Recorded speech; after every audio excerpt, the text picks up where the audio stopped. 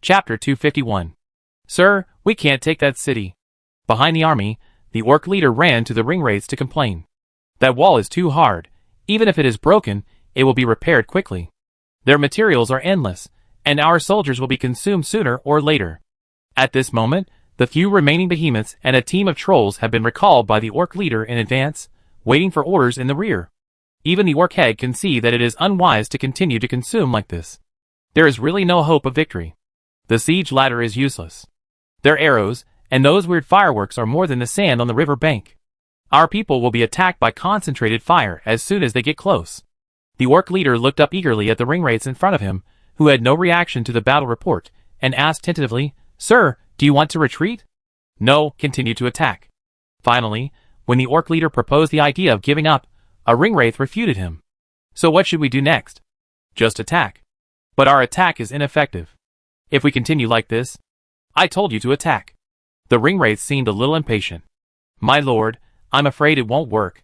You have to come up with a solution, otherwise all the orcs in our army will just be sent away in vain." "Uh-huh." Just as he was speaking, the orc leader's neck was suddenly grabbed and lifted into the air. "Who gave you the courage to oppose my orders?" "I just think that your orders are unreasonable." The orc leader struggled to squeeze out this sentence from his throat. "You should execute, not question." Seeing that the orc had been strangled to the point of foaming at the mouth, the ringwraith loosened his grip slightly. Then he heard a sentence that made him regret doing so. "You are not our master." "Including your master, that is just your master. Our master is much stronger, he is great," blazing from the ground. Crunch. Before he finished speaking, the neck of the orc leader was crushed into slag by a huge force. Snap. The neck fell to the ground first, followed by the unsupported body. The other two ringwraiths had no reaction to his behavior. The orc leader died silently, and the ringwraith who strangled him immediately grabbed a passing orc soldier from the side and said, "You, take the position of leader." "Me leader?" The orc who was missing an eye and didn't look very smart pointed at himself, a little unbelievable. "Yes, it's you." The ringwraith looked at him and nodded. "Now lead the army to attack." "Yes, sir." The orc immediately bowed his head, and half knelt on the ground in response. Apparently, his intelligence and size were not big enough for him to think about complicated things. "Kill!" The new leader shouted and rushed to the front, bringing new orders to the army. And the ringwraiths did not just stand there and watch. "Launch a general attack," one of the ringwraiths suggested. "The sooner the matter is done, the sooner we can go back." The other two ringwraiths nodded, and the ringwraith who spoke the least stepped forward, looked up at the sky, and raised his hand. There was a ring shining on it. He was the only ringwraith wearing a ring on his hand. Boom! Thunder exploded in the sky, the starlight slowly disappeared, and a dark cloud was pulled in by some force, covering the entire land in shadow. At this moment, except for the riverside castle, everything outside the city wall became invisible and fell into pure darkness. Only some vague moving outlines could show that something was still moving outside.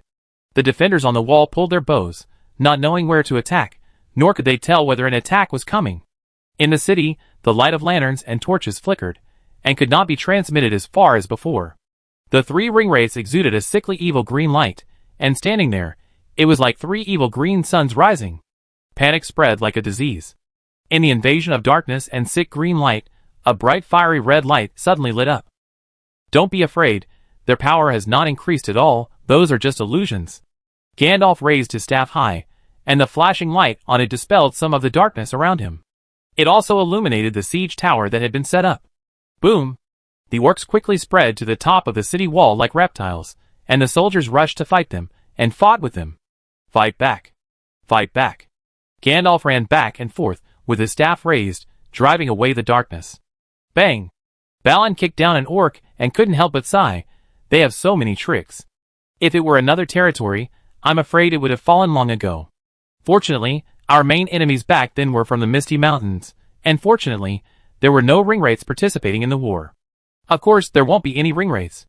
Gandalf then used his staff to knock down another orc and said, "You should thank Elrond, Lady Galadriel, and Saruman. It was they who drove away the ringwraiths and the great enemy together, so that these things did not appear on the battlefield. This is the first time I've heard of it. Whether you have heard of it or not, it's time to end it all." "Huh?" Gandalf took a deep breath and said to Farad'n on the other side, "Leave these black magics to me. Watch my signal later and prepare to command a counterattack." "Okay."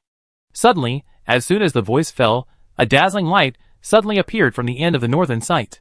Fireworks, a white firework exploded in the air, briefly illuminating things in the distance. There, a man stood on the high ground.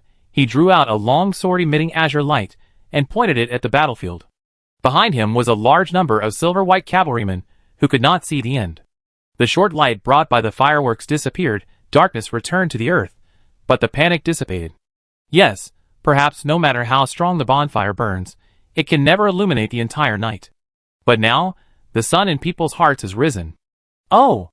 The soldiers were no longer confused, and everyone seemed to have an endless amount of strength. At this moment, let alone the orcs crawling up in front of them like cockroaches, even the 3 ringwraiths in the distance, who were emitting a terrifying aura, no longer looked so scary. The shadow shrouding the sky was broken by a certain power that burst out from his heart. Faradin couldn't help but praise, "Your signal is really useful, Gandalf." Gandalf, who was still holding his cane, was stunned. "This is not my doing." Rumble. In the darkness, a huge noise came from the north, and the orcs looked around in confusion, not knowing what new changes had happened.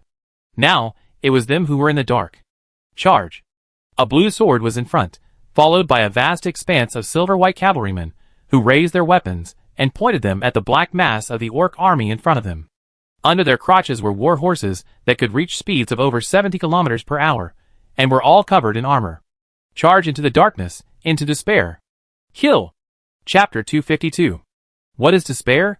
The omnipresent darkness, the terrifying screams, the endless enemies from all directions, or the drowned light. Perhaps these are enough to make people feel terrified, but they are not enough to explain despair, because people still have the strength to fight. Even if the light no longer appears, they will not necessarily fail. The ones who feel despair at this moment should be the orcs, who are still attacking outside the city. The wilderness, the plains, the cavalry against the infantry, the surprise attack.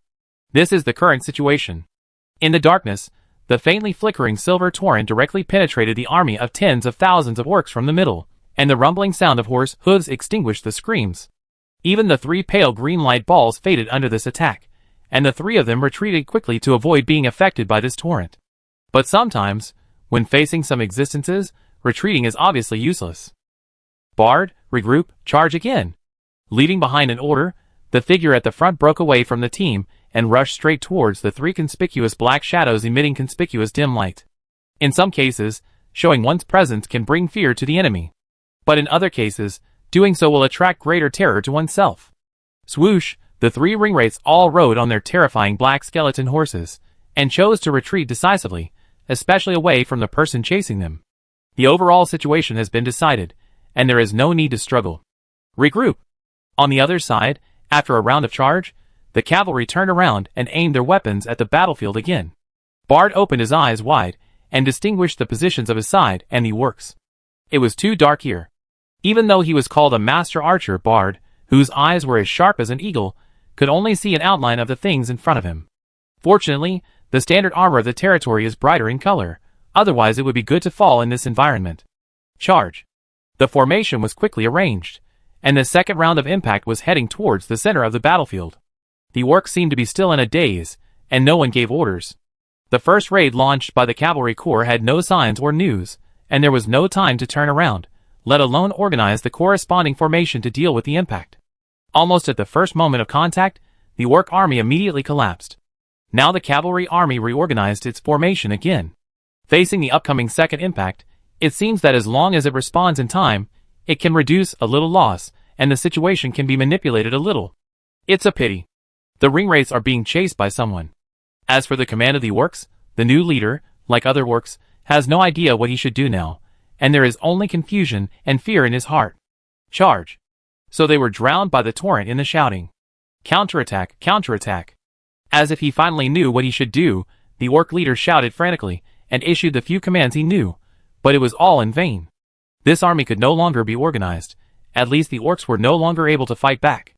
Only a few ogres whose skin was so hard that it could bounce off knives, or even produce sparks when chopped, had some resistance.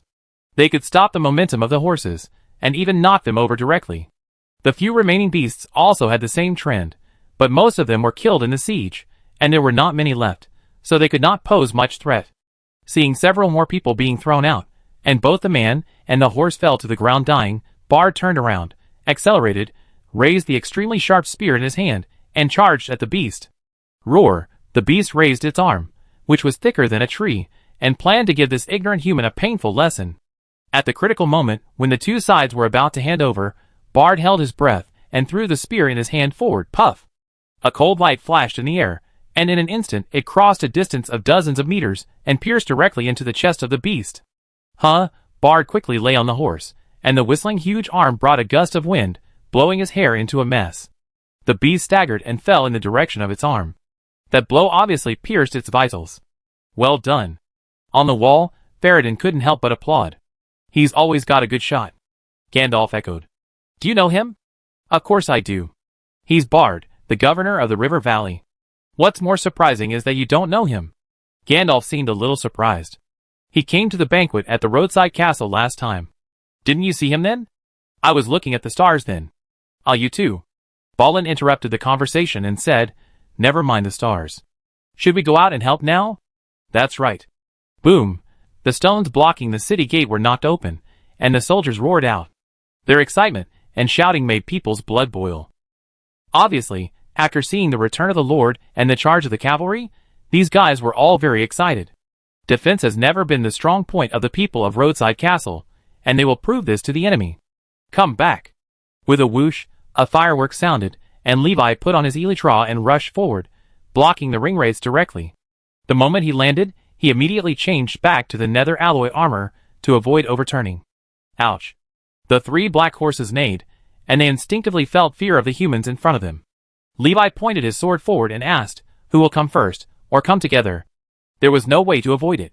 The ring wraiths looked at each other in silence. Let's die once, anyway, the mission is completed.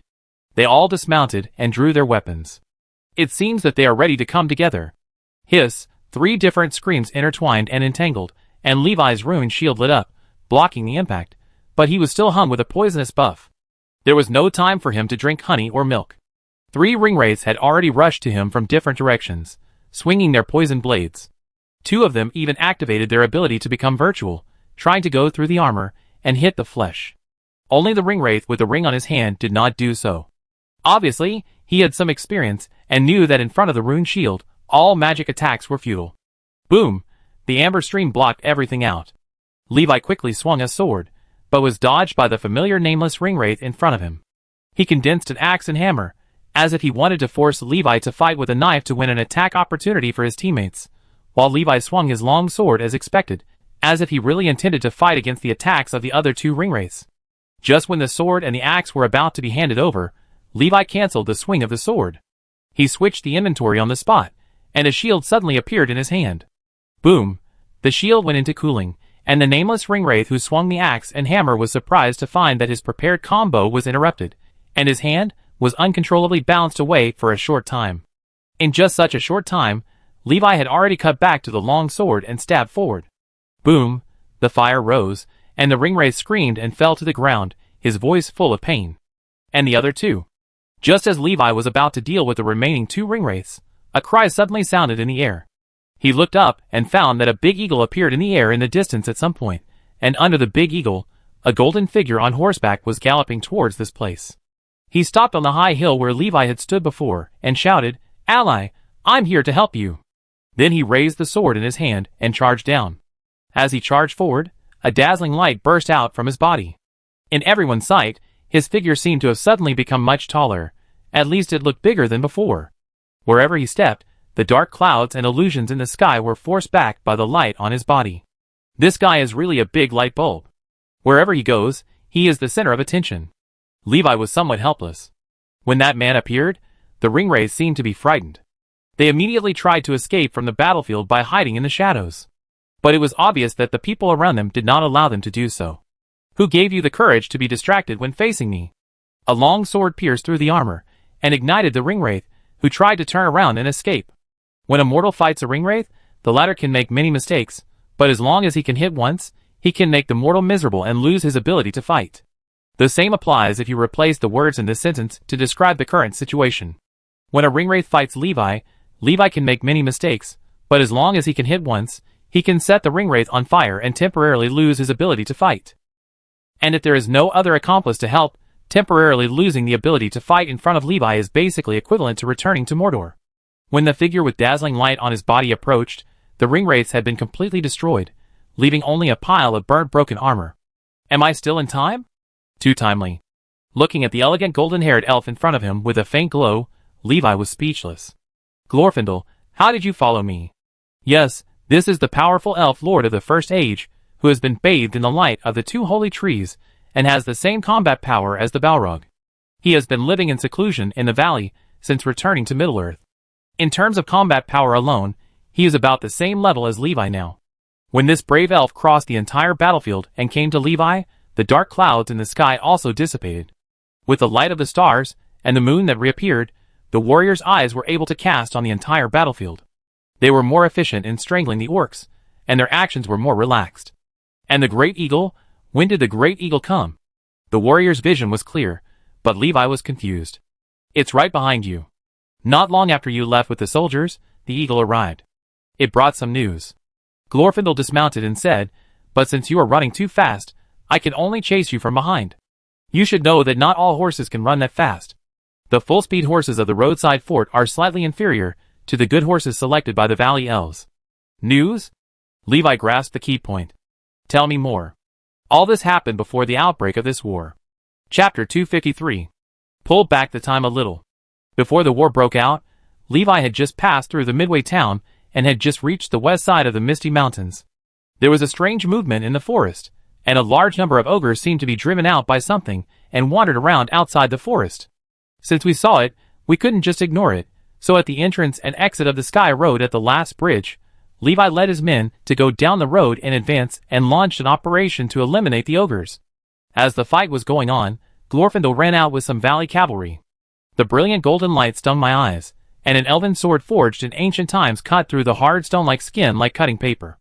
Under the huge force of the swing, the ogres were almost cut in half. Boom! When the ogres fell to the ground, Glorfindel, who swung the sword behind them, also showed up. I didn't expect you to come here. Levi kicked the ogre's corpse on the ground, but it didn't move.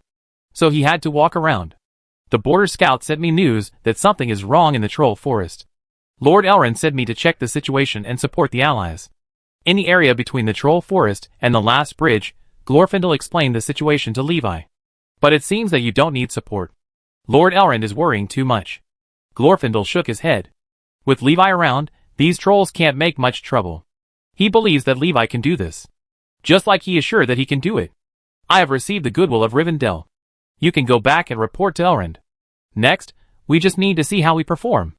As he was talking, there was a little noise behind him. 1, 2, use force. Ha! Not far away, a large number of elite soldiers in full armor launched a siege on the remaining ogres. Although they used some means such as ropes to restrain the ogres, making them unable to make effective attacks, they still had a hard time fighting. They were really too tough. A bunch of weak bugs. The ogres shouted angrily, and with a sudden force, they almost pulled the people holding the ropes away. Clang! The standard roadside fortress sword chopped on the ogres, but it made a crisp sound like using a pickaxe to mine, and some people's weapons were bounced off. Not many people can cause damage to ogres with ordinary weapons.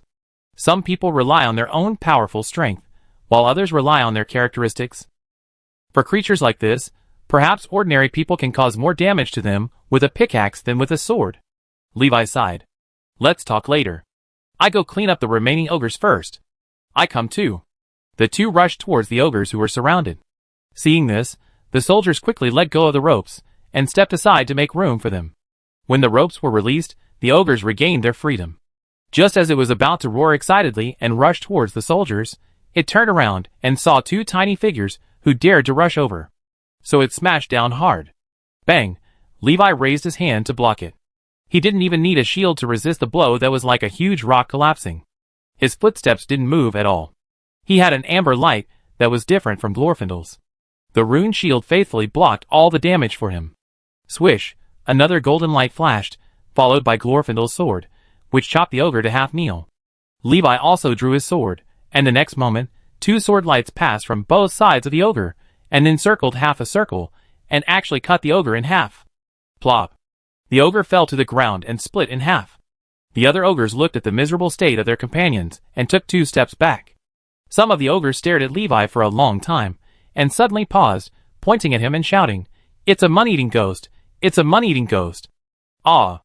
It ran towards the forest, but as if it had thought of something, it temporarily changed its route to the north when it approached the forest, trying to return to the Eton wasteland, the ogre's hometown.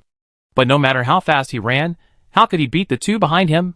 Glorfindel leaped suddenly, jumped directly onto the ogre, raised his sword and stabbed it downwards, and executed the fleeing ogre on the spot. He landed on the ground with light steps, and only the armor on his body made a slight sound. When he looked up again, even his hair was not messed up. Seeing this light step and figure, the soldiers watching on the side began to discuss in a low voice. Who do you think is better at fighting, the Lord or him? Allies. Glorfindel turned his head, and found that Levi was chasing two ogres at the same time. What's wrong? Is there anything wrong? I just dealt with twice as many enemies as you. Click. After executing the ogre, Levi turned around and responded. His expression was always serious. Glorfindel smiled politely, and said helplessly, "It's okay. I just want to say that we have to speed up. The group of ogres are fleeing to the north. Okay, let's see who kills more." Leaving a word, Levi mounted his horse and galloped towards the group of ogres. After a while, Glorfindel looked at Levi and said a number, 9. Levi's face froze, and he put on his elytra and flew north. After a while, he flew back again. What a coincidence, I killed just one more than you. You won. Glorfindel blinked, and said nothing more. Oh! The victory was decided, and the soldiers behind him cheered. The elves remained silent. Strictly speaking, both of them had to add half a point to their record. Yes, that was the ogre who was cut in half by the joint forces at the beginning. But these details are no longer important, and the matter here is temporarily over. Under Levi's leadership, the army immediately changed direction, and did not go to the Sky Road, but marched directly to the direction of the Riverside Fort in the south. Anyway, this section of the road is not too rough, it is all plains and wild land. As for Glorfindel, and the group of elven cavalrymen behind him, they prepared to march eastward and return to the valley after cleaning up the battlefield. But when they finished the aftermath, and were about to mount their horses to return, a cry suddenly came from the air, and attracted their attention. A big eagle was circling and falling. Glorfindel took the initiative to step forward and wave to it. Messenger of the King of Arda, what news do you bring? Huh? The big eagle slowly descended, blowing up some sand. It told the news east of the Misty Mountains. A network of movements formed in Glorfindel's mind. It's not too late, I go after Levi now. When he understood the seriousness of the news conveyed by the big eagle, Glorfindel immediately mounted his horse, and galloped south. But as he said, not all horses run as fast as the horses in the roadside fort. The horses in the roadside fort are all of the Horse King level. In Valinor, this kind of thing is normal, but it is a bit outrageous in Middle-earth. Glorfindel was a little embarrassed. After thinking about it, the big eagle followed and flew south with Glorfindel in the sky. Chapter 254. In time. In the Hall of Erebor, Legolas asserted. Thorin had some other opinions. But Levi has been on the road for a long time, and the battlefield over there also needs support. How can he make it in time? Don't worry, Legolas, son of Thranduil, the dwarf warriors of Erebor will protect this land. We will let those who dare to come here, and make an aggressive move know that no one here is easy to mess with. You may have the courage. Orohir suddenly said, but those armies composed of dark humans, and Uruk are not weak people. From the information I have received, their number is not small, at least tens of thousands in total. Let's not talk about where your information comes from, but you have to know that there are not only dwarves from Erebor here, but also from the city of Dale. The garrison soldiers of Chonghu Town and Dalu Town. Even if the main force goes to the west side of the mountain range, these remaining soldiers are still a considerable force. Thorin opened his arms, looked out of the gate, and said loudly, Do you think that without Levi, the people here are nothing? Then you underestimate the people here too much, and you also underestimate Levi too much. After all, this is his territory. I agree with this. Legolas nodded and said, and the Black Forest is right next to here, and the army there will not sit idly by. Thorin glanced at him and said, I have to reserve my opinion on this view. Who knows if the old drunkard and the home elf king will be willing to move their butts. Although the Lonely Mountain and the Black Forest have reconciled, they have been out of touch for too long, and they have not contacted each other much after reconciliation, and they don't know what the other party thinks specifically. Prejudice can't be removed in a short time. Orohir was a little confused. Can you send someone to talk to the Woodland Kingdom? I won't. Thorin's answer was obviously louder than before, so loud that the hall echoed. When he thought of Thranduil sending reinforcements here in a condescending manner, Thorin began to have a toothache. Even if it was to help Levi, he would definitely say something like, "It seems that our dwarf partners are not enough to deal with this crisis, so Levi's more powerful allies have to take action. I go." Legolas took the initiative to make a proposal. "I will inform them, and Levi, I have a way to let him know the news immediately, and his allies are not just us." "Then it's up to you." Thorin nodded. Legolas left first. Seeing that the messages that should be delivered had been delivered, Orather also stood up and prepared to leave. But he was stopped by Thorin. Apparently, he seemed to have some unfinished business. "Who are you?" "I think I have introduced myself clearly before. My name is Orather, a winery owner from Dorwinion, and I am a friend of Levi." "Are you doubting what I said?" Orather said in a very steady voice. "No, of course I don't doubt it." Thorin gestured to invite him to sit down, and after he sat down, he continued, "Of course you can be a winery owner named Orather from Dorwinion, an elf who has lived peacefully for 2 epochs just to grow grapes and make wine. But in addition to these, you could also be something else you didn't mention, such as..." "For example?" Orather seemed a little curious, as if he had never expected Thorin to say that. "For example, a lord of some place in Dorwinion, or a king or something like that." Thorin just looked at him. The hall fell silent for a while. "I don't quite understand what you mean." Orather still maintained his usual calm tone and politeness.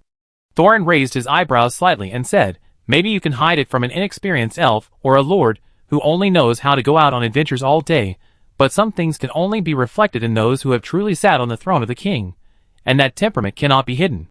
Whether it is Legolas or Levi, these two are not suspicious people. It doesn't matter to them what the other party's identity is. After all, it is the most useless to tell them the identity. So they will not take the initiative to identify such things. In their opinion, Orather is indeed an elegant and luxurious manor owner, which is not surprising. But Thorin is different. He deals with all kinds of people all day long, doing business in his kingdom, and is particularly sensitive to things like identity and temperament. Especially people of the same status as himself. He may be hiding very deeply, but it is definitely not as deep as the pit dug by the dwarves. "It doesn't matter." Thorin expressed relief. "At least I can confirm that you are not an enemy, right?" "Of course we are not." A dwarf and an elf stood up and shook hands. "I hope you have a good time.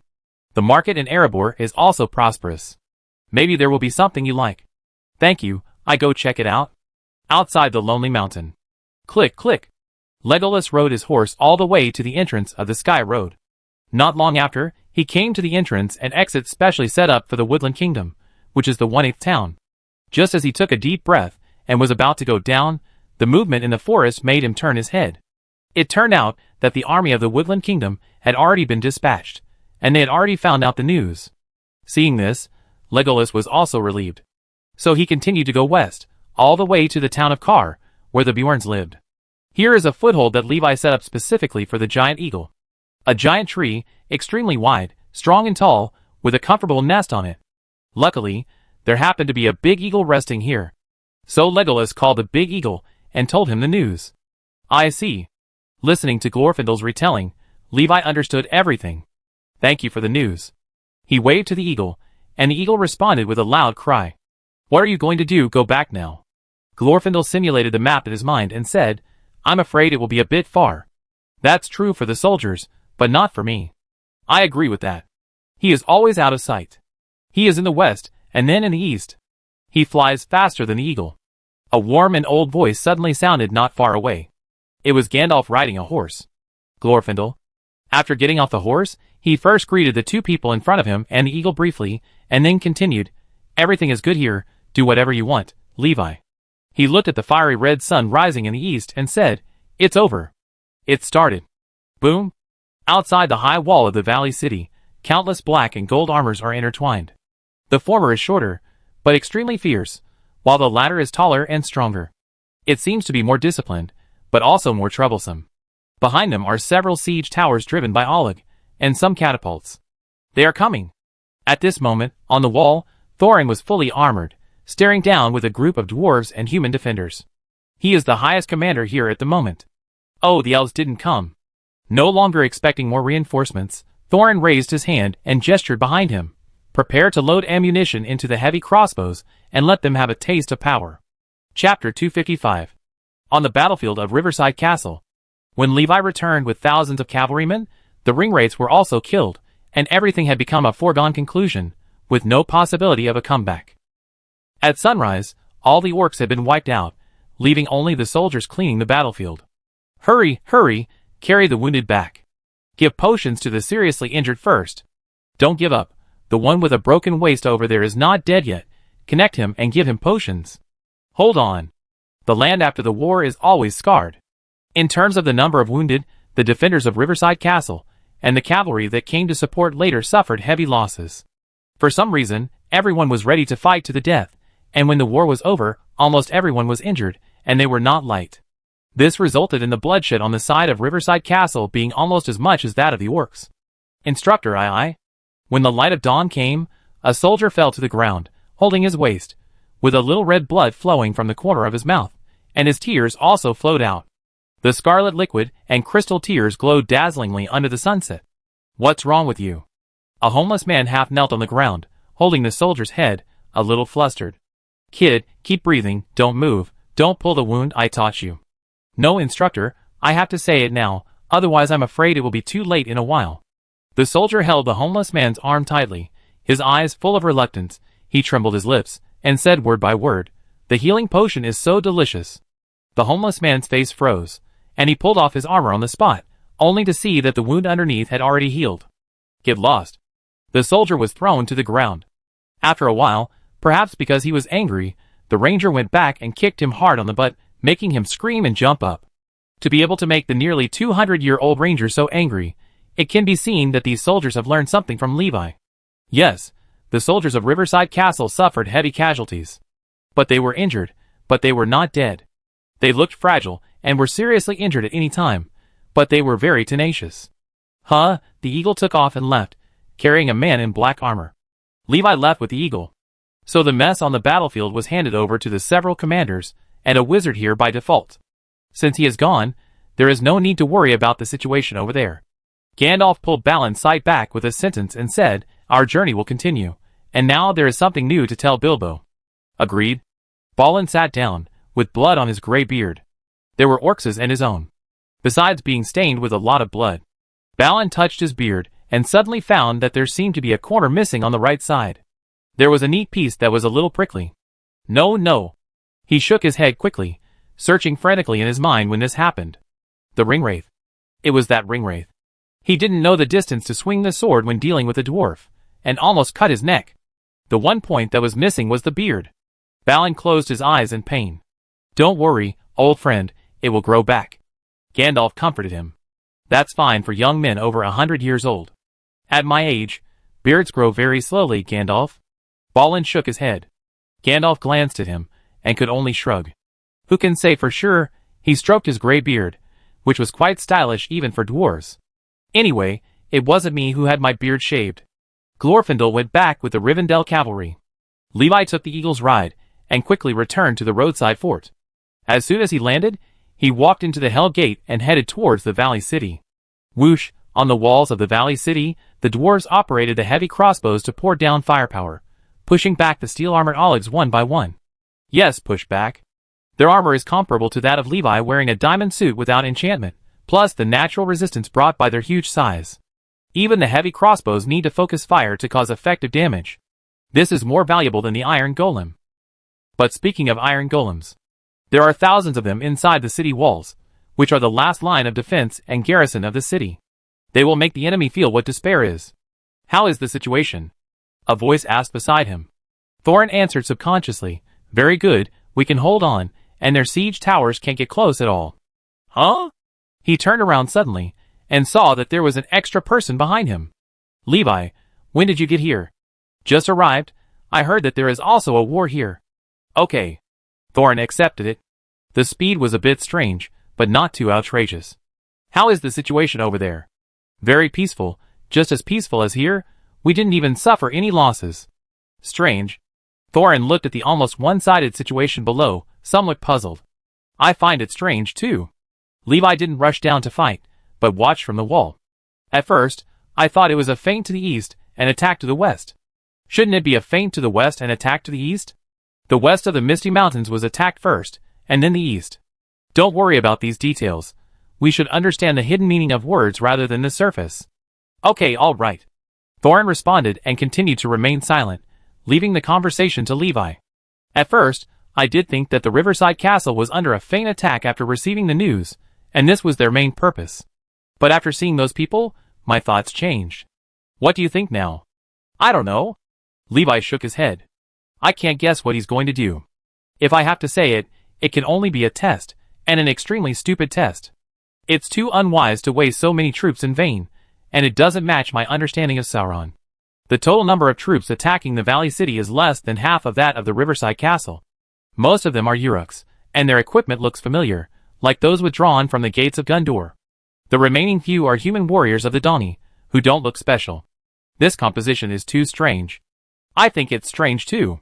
The attack has been launched for a long time, but our people have not been damaged at all, but they have been consumed. If these are the only means they have, it doesn't matter if you don't come back. Are these two places our west, and there are other places that are the east they really want to attack? Thorin began to use the words he had just learned from Levi. I don't know. I asked the eagles. In addition to Riverside Castle and River Valley City, they also sent an army to Long Lake Town, but that army was stopped by the elves. Now the elves are fighting with the sailors of Long Lake Town. Except for these places, there is no other place. Is that so? Thorin understood. I thought those elves didn't move. You should give your allies more trust. I believe in them, just as I believe in you. Okay. Thorin lowered his head, as if he was reflecting on something. Recently, the reputation of the elves in the tribe has actually improved slightly, and he is almost done with it. It's time to end it. Levi drew his sword and walked to the city gate. So the city gate opened wide. When the city gate opened, there was a flash of excitement in the eyes of the Uruks. And when the people inside walked out, the excitement in their eyes turned into fear. Chapter 256. Roar! Oleg roared loudly, but no matter how much he shouted, he could not avoid the fact that he was about to die. Dark blood gushed out of its neck, and its body was on fire, scaring the surrounding Uruk away. The giant beasts died one by one, and the siege towers were all demolished. This army no longer posed any threat to the Valley City. The situation was determined. At the edge of the battlefield, seeing that all the powerful means of his army were eliminated by just one person, the Uruk leader, who was in charge of leading the army, suddenly woke up, and his breathing stagnated. Then his eyes became clear. It's that lord. He shouted as if he had just woken up, but the surrounding Uruks acted as if they didn't hear him and continued to attack forward. Damn it, are you crazy? I'm your leader, and now I order everyone to retreat. No one paid attention to him. Are you all deaf? He grabbed an Uruk and stared into his eyes. The eyes were bloodshot, without a trace of rationality left. The other Uruks around, even the Dani people, were the same. Something is wrong, you are all wrong. What's wrong with you? Why am I here? He thought. The last scene in his memory was in Minas Morgul. As the newly promoted Uruk leader in recent years, the Witch King seemed to value him very much and allowed him to enter the Tower of Hex. He always thought that everything he did was perfect. He hooked up with Levi on the front line and worked for Levi. In the rear, he was the leader of Uruk and directly served the Witch King. It was not until he was summoned by the Witch King that day that he realized that he might still be too arrogant. Do you think you are smart? In the Tower of Hex many days ago, the Witch King grabbed his head, and a terrifying sound came from the dark helmet. You, and all the cowardly scum you led who betrayed their master, should die. The memory ends here. When he woke up again, it was here. The leader's heart was cold, and cold sweat broke out. I didn't betray my master, he shouted, but obviously no one believed him, and no one heard him. Buzz, a loud horn sounded from the south. Turning around, I saw a large army of elves with dazzling golden light advancing here. Some of them were stained with blood. It was the army of the Black Forest that came. At the same time, the mobilization horn was blown in the Valley City, followed by the dwarves, who rushed out one after another. The elves, dwarves, and humans fought together again, but this time, they were the dominant side in the form of absolute crushing. Is it that serious? Let alone the three-party coalition army, the adult who was still wreaking havoc in front of the battle. If he was given enough time, he could crush everyone present by himself. Confused, the Uruk leader instinctively retreated, protecting his many subordinates and a few Dani friends in front of him. No, the situation is very wrong.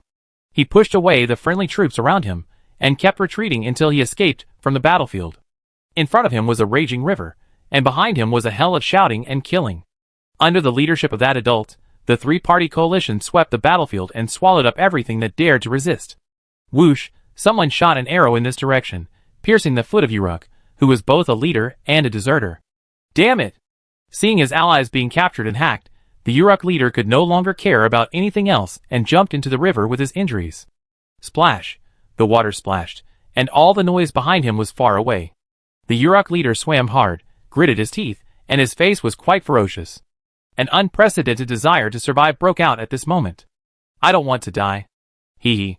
I must live. The sun rose in the riverside castle, and the crisis in many towns in the valley area was quickly resolved. Almost a perfect victory.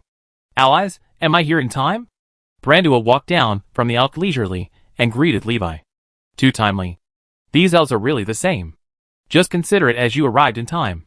Thorin habitually kept a stern face, and under Thranduil's gaze, he squeezed out a sentence after a while. Well done. Oh? Thranduil couldn't help but raise his eyebrows. It's rare for this guy to say such a thing. The warriors left the city one after another, and cleaned up the messy battlefield. In the city, a figure sneaked towards the manger, but was soon discovered. Orohir. Levi waved his hand and shouted. Orohir's figure froze suddenly, and he tried to pretend that nothing happened and continued to move forward. I saw you, what are you doing? But Levi shouted again and pulled him back. Now he had to turn around. Long time no see. It's been a long time. I heard that it was you who conveyed the news of the enemy's arrival in advance, and I have to thank you for this. It's just a small matter, don't worry about it. Orohir waved his hand. Thranduil followed on the other side.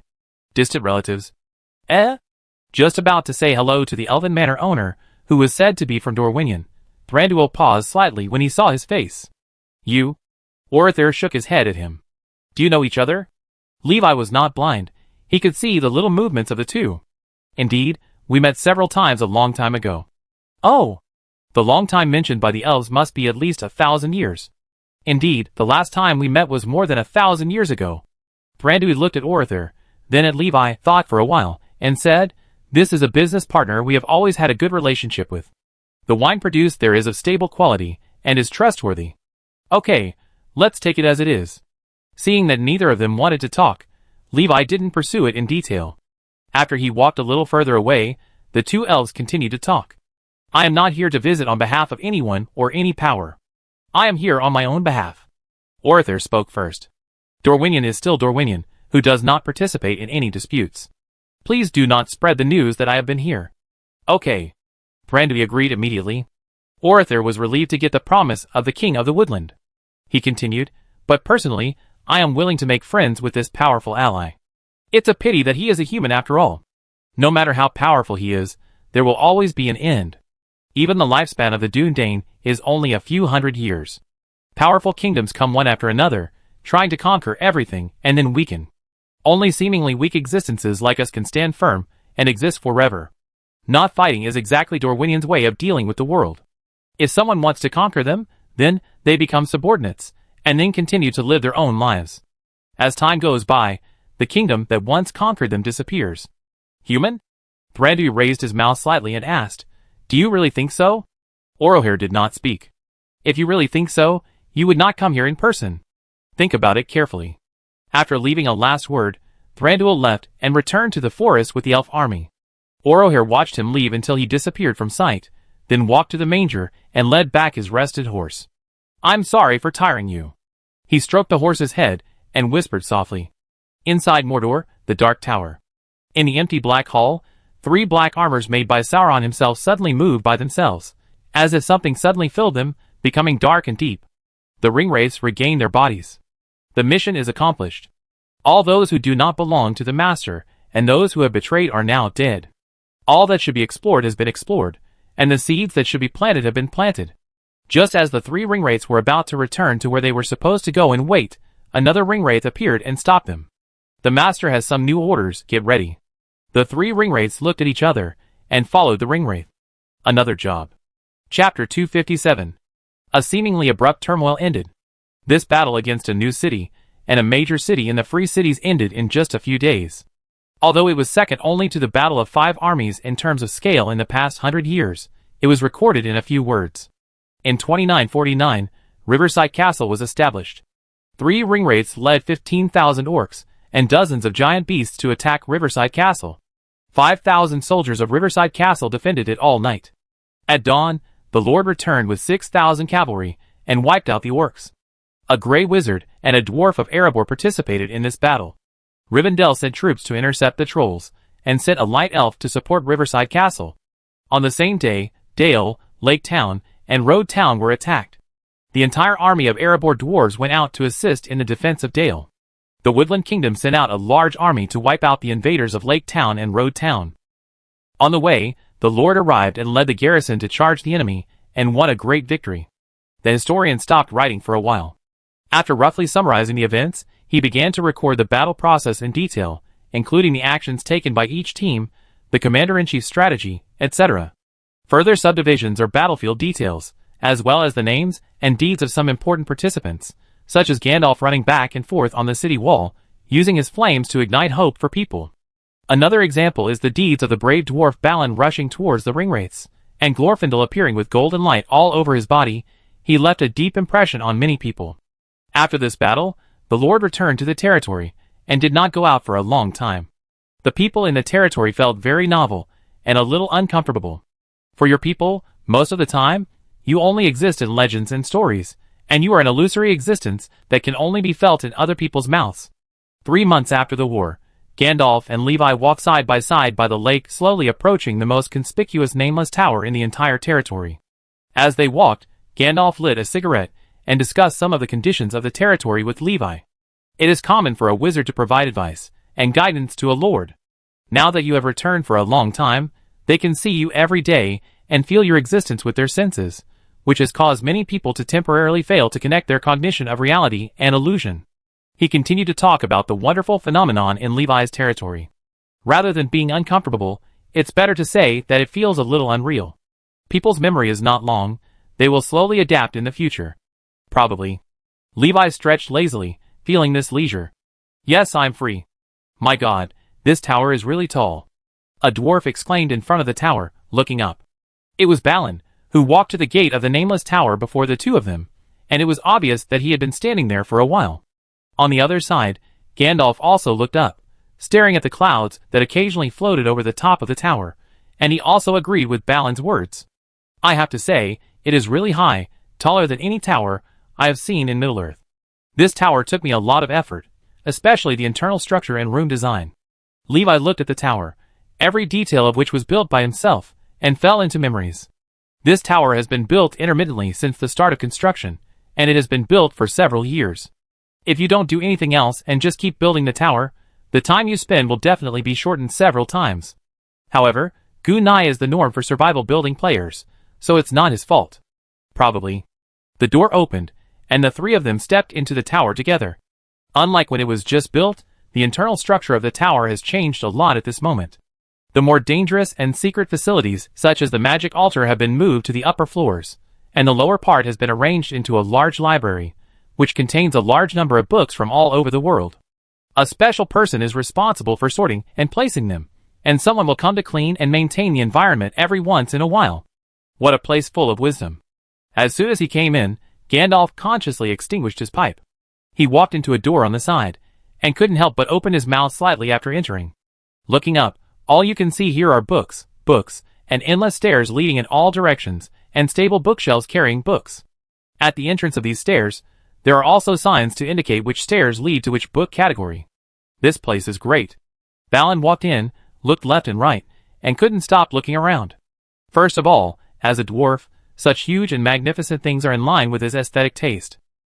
In addition, as a scholar among the more studious dwarves, the think tank of Erebor, books are also his favorite things. The two together stimulated his nerves, making him feel happy from head to toe.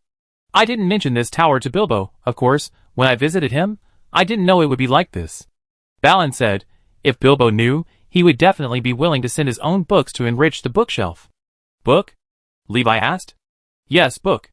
Bilbo said he plans to write a book, but he hasn't even decided on the title yet. It will probably take some time before he actually starts writing. Then I'd be looking forward to it. As the two chatted, Gandalf raised his eyebrows, and suddenly saw a relatively new book placed on a counter alone. This is... He picked up the book, and saw that the title on it was A General History of Wayside Castle. Judging from the appearance of the book and the handwriting on it, it is obvious that someone has moved it recently, and some new things have been written. This is one of the few books that are being serialized in the library. Seeing Gandalf's interest, Levi mentioned it. It was specially written and revised by the historian of Wayside Castle. Gandalf nodded and opened the book. In the year 2940 of the Third Age, the roadside ford was built, and then a miracle happened. Levi walked on the earth and knocked off a piece of the first oak tree he saw. He gave the oak to his people and told them that it was the length of a grid, and a new measurement word appeared. Later, Levi corrected it to 1 meter and continued to subdivide it into centimeters, millimeters, and other units. Is that so? Gandalf looked up and asked. Well, just take it as it is, but the people are still used to saying grids verbally, and only the more strict written records use meters. Well, using 10 as a whole unit, this measurement method is quite good. Gandalf approved of this method and continued to turn the pages. He finished reading this history book in a short while. The most recent major event record is the battle 3 months ago. A brave Erebor dwarf. Isn't this talking about me? Balin looked at the record above and smiled crookedly. This trip was really worth it. Unlike Balin's simple appreciation, Gandalf looked at the library and the various facilities in the tower and thought a lot. What about the higher floors? That's a secret.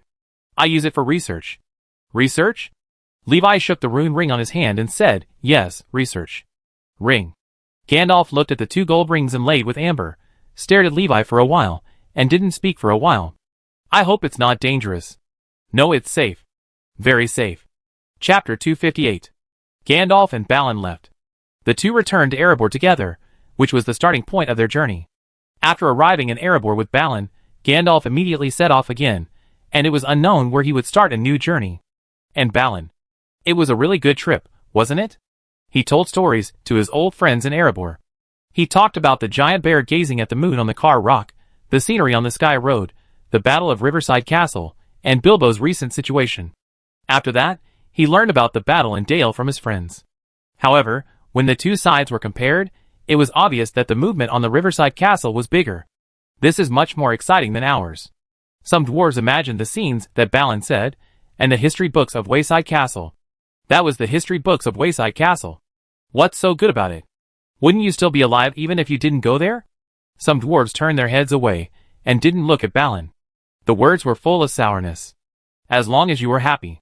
Thorin was really happy for his good partner, his most capable assistant and think tank. It was indeed unkind of him not to take him with him on the previous group outings. But Balin, why is there a pointy part in your beard? Balin's face suddenly froze. This is the proof of my battle with the ringwraiths, Thorin. You shouldn't ask this, and you guys, you are not allowed to laugh. He almost cut my neck with that damn sword. It was my beard that saved my life. It is the best beard. Oh yes, the best beard, it used to be. Someone added fuel to the fire, and Balin almost died of anger. Okay.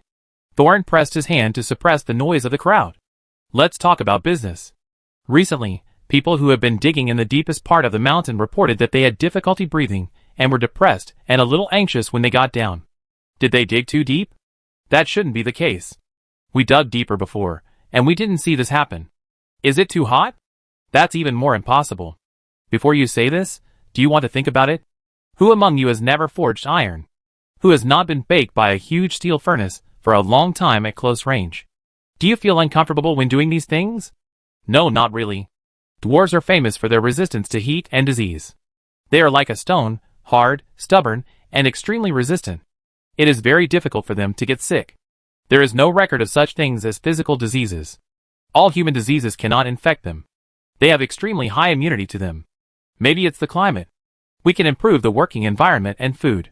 How about sending some ice and cold beer down? Maybe it will help. The few people continued to discuss various things in the mountains, and soon put the topic of the previous chat behind them. Everything is fine. On the other side, in Riverside Castle, Levi has lived here for a long time since returning to the territory. By the way, he also joined the construction team of the territory citizens, and took the lead in building various new buildings. City walls, houses, shipyards, docks. Various new things are carried out in an orderly manner, and the progress is accumulated bit by bit. Manpower, materials, technology, and various reserves are quite sufficient. As for some less suitable terrains, Even with the various tools and permissions provided by the territory, it is still difficult for the people to directly transform the terrain. But it doesn't matter. Levi's figure began to appear at the forefront of the construction. He became the biggest foreman of Riverside Castle. He did the same work as several construction teams every day, and he worked day and night, and he would not stop until the work was completed. The people in the territory felt a little distressed and a little distressed. Seeing Levi working day and night, many people couldn't sleep well. Why don't you take a rest? Finally, out of concern for the Lord, a representative offered care. Rest? Levi was a little confused. I'm taking a rest. As he spoke, he built another block. The people in the territory were speechless for a while. That day, he thought a lot. Yes, in many territories, no one has ever forced them to do anything, nor has there been any pressure forcing anyone to make an unwilling decision. All of this is everyone's own choice and interest. The fire in my heart has been ignited.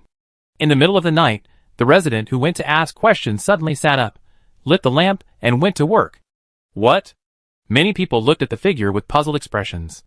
In any case, the construction and development of Riverside Castle can be said to be booming, and every day is a new look. Construction, boats, command fortifications. And go to the Gate of Moria for nothing. Since the war, Moria has been much quieter, and almost all the orcs in it have been killed. Those earthworms also went deeper into the ground, even deeper than the depth that the dwarves dug to the Balrog. They completely disappeared, leaving only various mysterious holes. When the project was not so urgent, and there was no need to make decisions, Levi took time to come to the west gate of Moria. He walked from west to east along the gate without any obstacles. There were no orcs or the breath of Balrog. Maybe it's safe. After some consideration, Levi walked the road again and left some marks to facilitate the identification of directions and roads for travelers who might come later. A year passed so uneventfully, although it may not be so uneventful to the outside world. A brand new, large-scale shipyard is not a trivial matter. Whether it is an ally or an enemy, all forces pay great attention to this place. Even those places that have always been peaceful and do not participate in disputes can always hear news here and mention it as a casual talk after dinner. In a blink of an eye, it is the end of the year. Apart from this new shipyard and the war that followed it, nothing major happened in Middle-earth. If I had to say, at the crossroads where the dispute between Mordor and Gondor was the most serious, there was some new movement among the Uruk group on the east side. We haven't seen you cripple.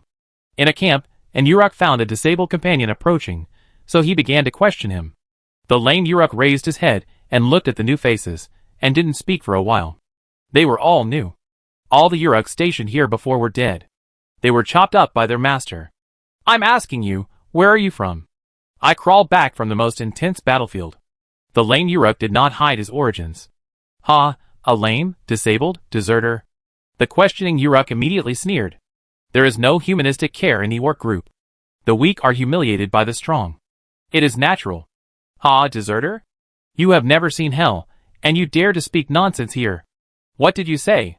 Seeing that the weak in front of him dared to resist, the Uruk immediately raised his knife and chopped down. The lame Uruk was angry. He immediately rushed up and grabbed the knife in the hand of the Uruk who humiliated him. He took it away despite the cut, and then waved it wildly in his own hand until the Uruk was chopped into meat scraps and the armor was bent. Who else is not convinced now?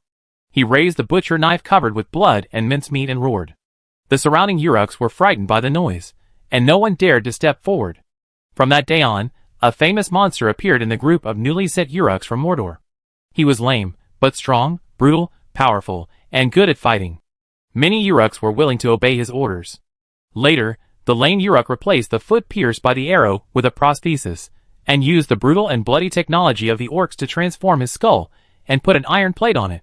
During the transformation, the lame Uruk screamed quite miserably, but he survived with his willpower.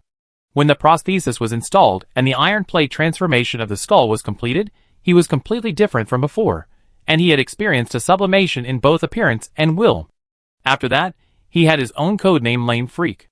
It originated from his appearance that was too out of place and his lame leg before. Lame Freak conquered all the camps of Uruk and Orc one by one, and was called the boss by these orcs. His reputation grew, and finally one day, he was noticed by the ringwraiths. You will be the leader. Yes, master. After walking out of Minas Morgul, Lame Freak showed a hideous smile. My lord, I am back again. An order was issued. Back off, Don't mess with the monster under the crossroads. Chapter 259. Peace and tranquility are always hard won. People who have experienced war and suffering enjoy this time and cherish every second of the peaceful atmosphere. Peace. Yes, peace. People who like and enjoy peace will not think of breaking it unless it is necessary, and this idea is also seen by some people with ulterior motives. In 2950, a small team of orcs from Mordor secretly moved under the cover of some black magic, successfully crossed the Brown Land and the wild land south of the Anduin Valley, and quietly entered Moria. This migration began to occur frequently. They hid there, lived secretly in various dark corners, developed, and expanded their tribe. This time, even the Balrog could not control them. They all have the most solid imprint of the Lord of Demons in their minds. Hiss, in the dark valley behind a mountain barrier in the north of Mordor, a ferocious creature screamed, and the cry made the orcs in charge of guarding it panic. A winged giant beast emerged from the hatching pool. Its body was shaped like a dragon, with fine scales and spikes on its back. Not bad. And Uruk pushed aside the frightened orc next to him, and took a few steps forward to check the situation. This is what Lord Sauron wants. He began to carefully examine the newly hatched creature. This strange-looking beast looked like a dragon, but it was not a dragon. It could fly, but it was not a bird. It was bigger than all birds and smaller than all dragons. It was bald, with neither quills nor feathers. The wings on both sides were more like a membrane than wings. A membrane stretched between sharp claws. Zira, a few drops of saliva flowed from the mouth of this ferocious beast. When its saliva touched the ground, even the charred earth of Mordor became visibly darker. It had no vitality to begin with, and now it was dead. Uruk, who was responsible for the breeding of the beasts, looked at this scene and couldn't help but open his eyes wide. Too evil, this is simply a species that is born evil. Very pure, more evil than himself. Lord Sauron said that this creature should feed it with carrion. Uruk ordered the orcs beside him. Yes. A large amount of rotten meat and bones were transported in. As soon as it smelled the rotten smell, the ferocious beast in front of it seemed to have turned on some kind of switch. It became excited and began to swallow the large pieces of rotten meat on the ground. At the same time, in Nirn, located further south of Mordor, a dull green land that occupies half of the entire Mordor, new arable land was developed and cultivated by human slaves captured in the past and provided by the Haradrim and pirates in the south. The population of orcs and Uruk began to grow rapidly, and the number of behemoths and trolls also increased day by day. In the same year, the reinforcement and restoration of the Dark Tower was put on the agenda, and many mines and quarries appeared in Mordor. The huge losses suffered by the far eastern countries due to the shadow of war were slowly recovering, and the nobles of the Dongi expressed their loyalty to Mordor, and presented a large amount of materials and treasures every year. The Eye cult in Umbar in the south became stronger and stronger, and many young people joined it, and swore an oath to the Eye. The Khund, who was sandwiched between these forces, had an ambiguous attitude towards their king. Although he still presented treasures and various materials to Mordor every year, he always ignored many orders intentionally or unintentionally, or simply ignored them. However, Sauron obviously didn't care about the cold violence of the Khand king. On the one hand, he was very busy recently, and on the other hand, such a small place was not very eye-catching. No matter how hard they tried, they couldn't turn the world upside down. No matter what their attitude was, they had to be honest, and use it for their own benefit. Yes, Sauron didn't put too much thought into this place, that he had to firmly control even if it rebelled. But another place was different. Sir, I must remind you that some great nobles have become suspicious of this place. I'm afraid you have to leave. In the military camp in the Harnan River Basin, the commander spoke to the blue-robed wizard in front of him very politely. 3 days, I must find out some things, and I will leave by myself after 3 days. I will cover for you. The commander nodded in agreement. The blue-robed wizard, Aladar, sighed and looked to the north. You helped me again. The next year, the initial expansion of Barad-dûr, the evil Black Tower, was completed, and some defensive fortifications were added around it. The Dark Road connects Mordor from east to west and north to south. The Sauron Road, which has been abandoned since the Second Age, has been repaired, and the overall transportation efficiency of Mordor has been improved. This year, 3 ringwraiths walked out of the Black Gate and headed straight for Dol Guldur in the south of Mirkwood. Due to the attack by the elves and white-robed wizards many years ago, this place is extremely desolate at the moment, without a single orc. Because there is still some residual power and breath, even the spiders and various small reptiles in the forest are unwilling to approach this place. Of course, No elves or other people would have nothing to do and approach this place. So the three ringwraiths easily reoccupied Dol Guldur, and the evil creatures hiding in the surrounding Black Mountains sensed their breath and moved over one after another. From 2950 to 2951, Sauron no longer concealed his existence. He built various projects in Mordor with great fanfare, and secretly sent three ringwraiths to reoccupy Dol Guldur and operate in it. However, the latter incident was not publicized. For some reason, once the news of Dol Guldur's reoccupation spread, it would most likely provoke someone, so the ringwraiths did this secretly and low-key. Even during the march, they refrained from slashing at the travelers passing by. After occupying Dol Guldur and recalling the surrounding dark creatures, the abandoned fortress was rebuilt soon. Mordor's power gradually grew, productivity increased, transportation efficiency strengthened, the evil Black Tower was repaired, the population grew, and two more absolutely loyal territories were added. On Levi's side, the Riverhorn shipyard was officially completed. Splash! White waves hit the stone wall, leaving a water stain on it. Various ships of all sizes stopped at the dock, and batches of students boarded the ship in an orderly manner under the guidance of the elf instructor and began their first internship. The ship moved forward steadily, with the tower standing behind it, and the fluorescent stone on the top floor never extinguished. In the middle of the wide river, a huge shadow swept over, almost covering half of the city, and also shrouded the castle by the river. In front of it, even a dragon with a length of 100 meters seemed eclipsed, and looked a little small. This behemoth that is bigger than a dragon and longer than a ground worm is the flagship built by Levi himself. Practice is the only criterion for testing truth, and it is also the fundamental purpose of cognition and learning. Levi stood at the bow and announced to the people the name of the first flagship of the Riverside Shipyard, Practice. Chapter 260. When the Practice was launched, its template was also saved by Levi and marked as Practice Grade. This will make it much easier to build it in the future. However, so far, Levi is the only one in the entire territory who can build this kind of flagship. Others are still learning, and no one can reach this level for the time being. It is comparable to the largest ship in my memory, and even more sophisticated. When the practice was officially completed, Levi stood on the bow to announce it, and Certain also stood below as one of the witnesses. In addition to him, there was a very conspicuous gray hat in the crowd. It is indeed large enough. The number of people required for its startup and maintenance alone can form a full-strength commando team. Gandalf looked around the ship, looking at the beam of light that broke through the sky, and couldn't help sighing. I heard from Levi that every practice-grade ship must be equipped with at least one beacon, which is simply a huge mobile fortress. Looking at it, old Gandalf fell into memories. The last time I saw such a big ship was a long time ago, but that ship sank, along with the throne on it, and the country of its owner. Trust Levi, Certain reminded the old wizard. Of course he knew who Gandalf was talking about, and which ship he was talking about. Alcaranda's Sea Fortress was the flagship that Ar-Pharazôn, the last king of Númenor, took when he attacked Valinor. Of course, everyone knows the consequences of attacking Valinor. The invincible fleet and the entire country of Númenor sank and disappeared completely from this world. Of course I believe it. I just think. Forget it. Halfway through his words, Gandalf shook his head again. It's a good thing after all. The news of the birth of the practice spread quickly, and soon spread to faraway places. For example, Gondor. When the messenger returned with the actual news, many high-level officials felt their scalps tingling. And Turgon suppressed his subordinates and stopped some of their small thoughts. Open the port of Pelargir, and allow the fleets of the free cities to pass through. But someone tried to express his concerns. And then he was pushed back by Turgon. If he has other ideas, does he need to use any tricks? The whole room was speechless. After the meeting, Turgon dragged his increasingly weak body back to the palace, picked up a pen and started writing a letter.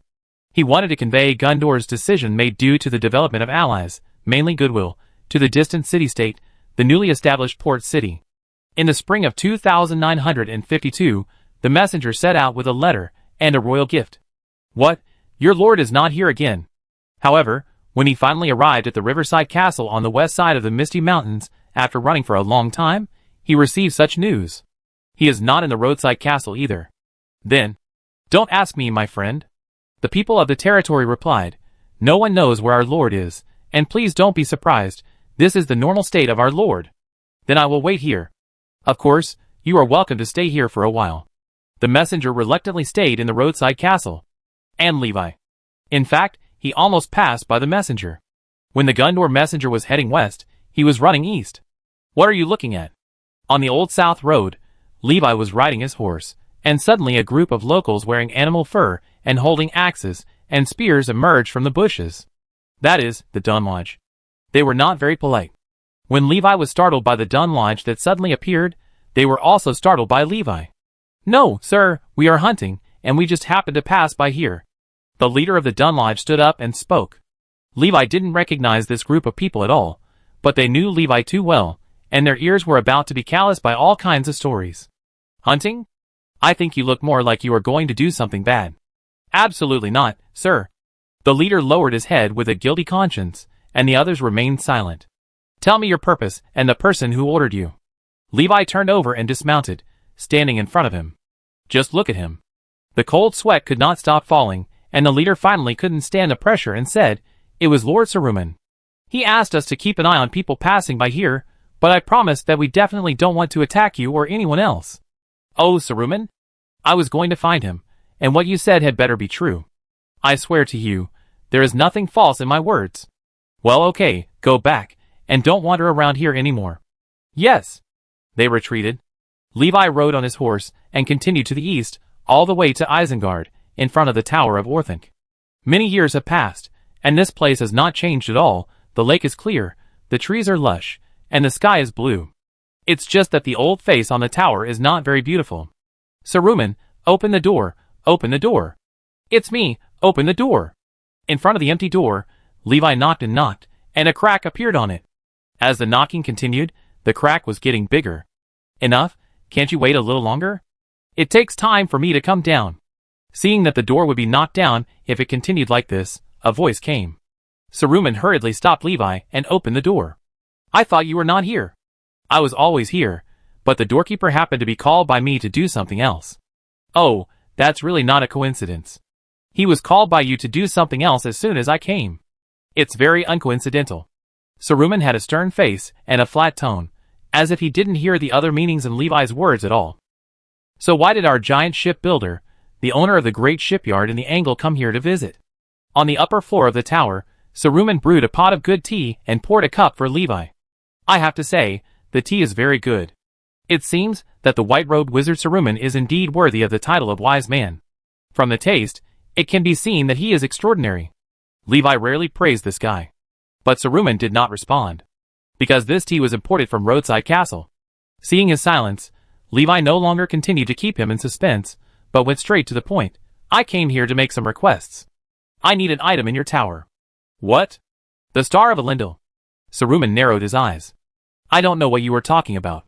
"No need to hide, I know it's here. The visitor is not friendly." "So?"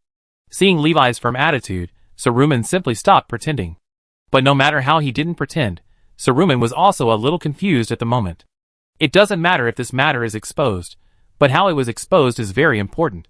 The news that Elendil's star was picked up by me has been unknown for thousands of years, and no one has ever suspected it. As for the saying that someone sneaked into the secret room of Orthanc and saw the gem, it is even more impossible. The key to the secret room has never been given to anyone, and there is a magic guard on the door. Not to mention ordinary people. Even the ringwraiths can't break it. How do you know? I guessed. Hearing this answer, Saruman's hand froze, and he almost crushed the teacup. "It's not with me. I was just talking nonsense." "It must be there." "No. It is." "I said it's not there."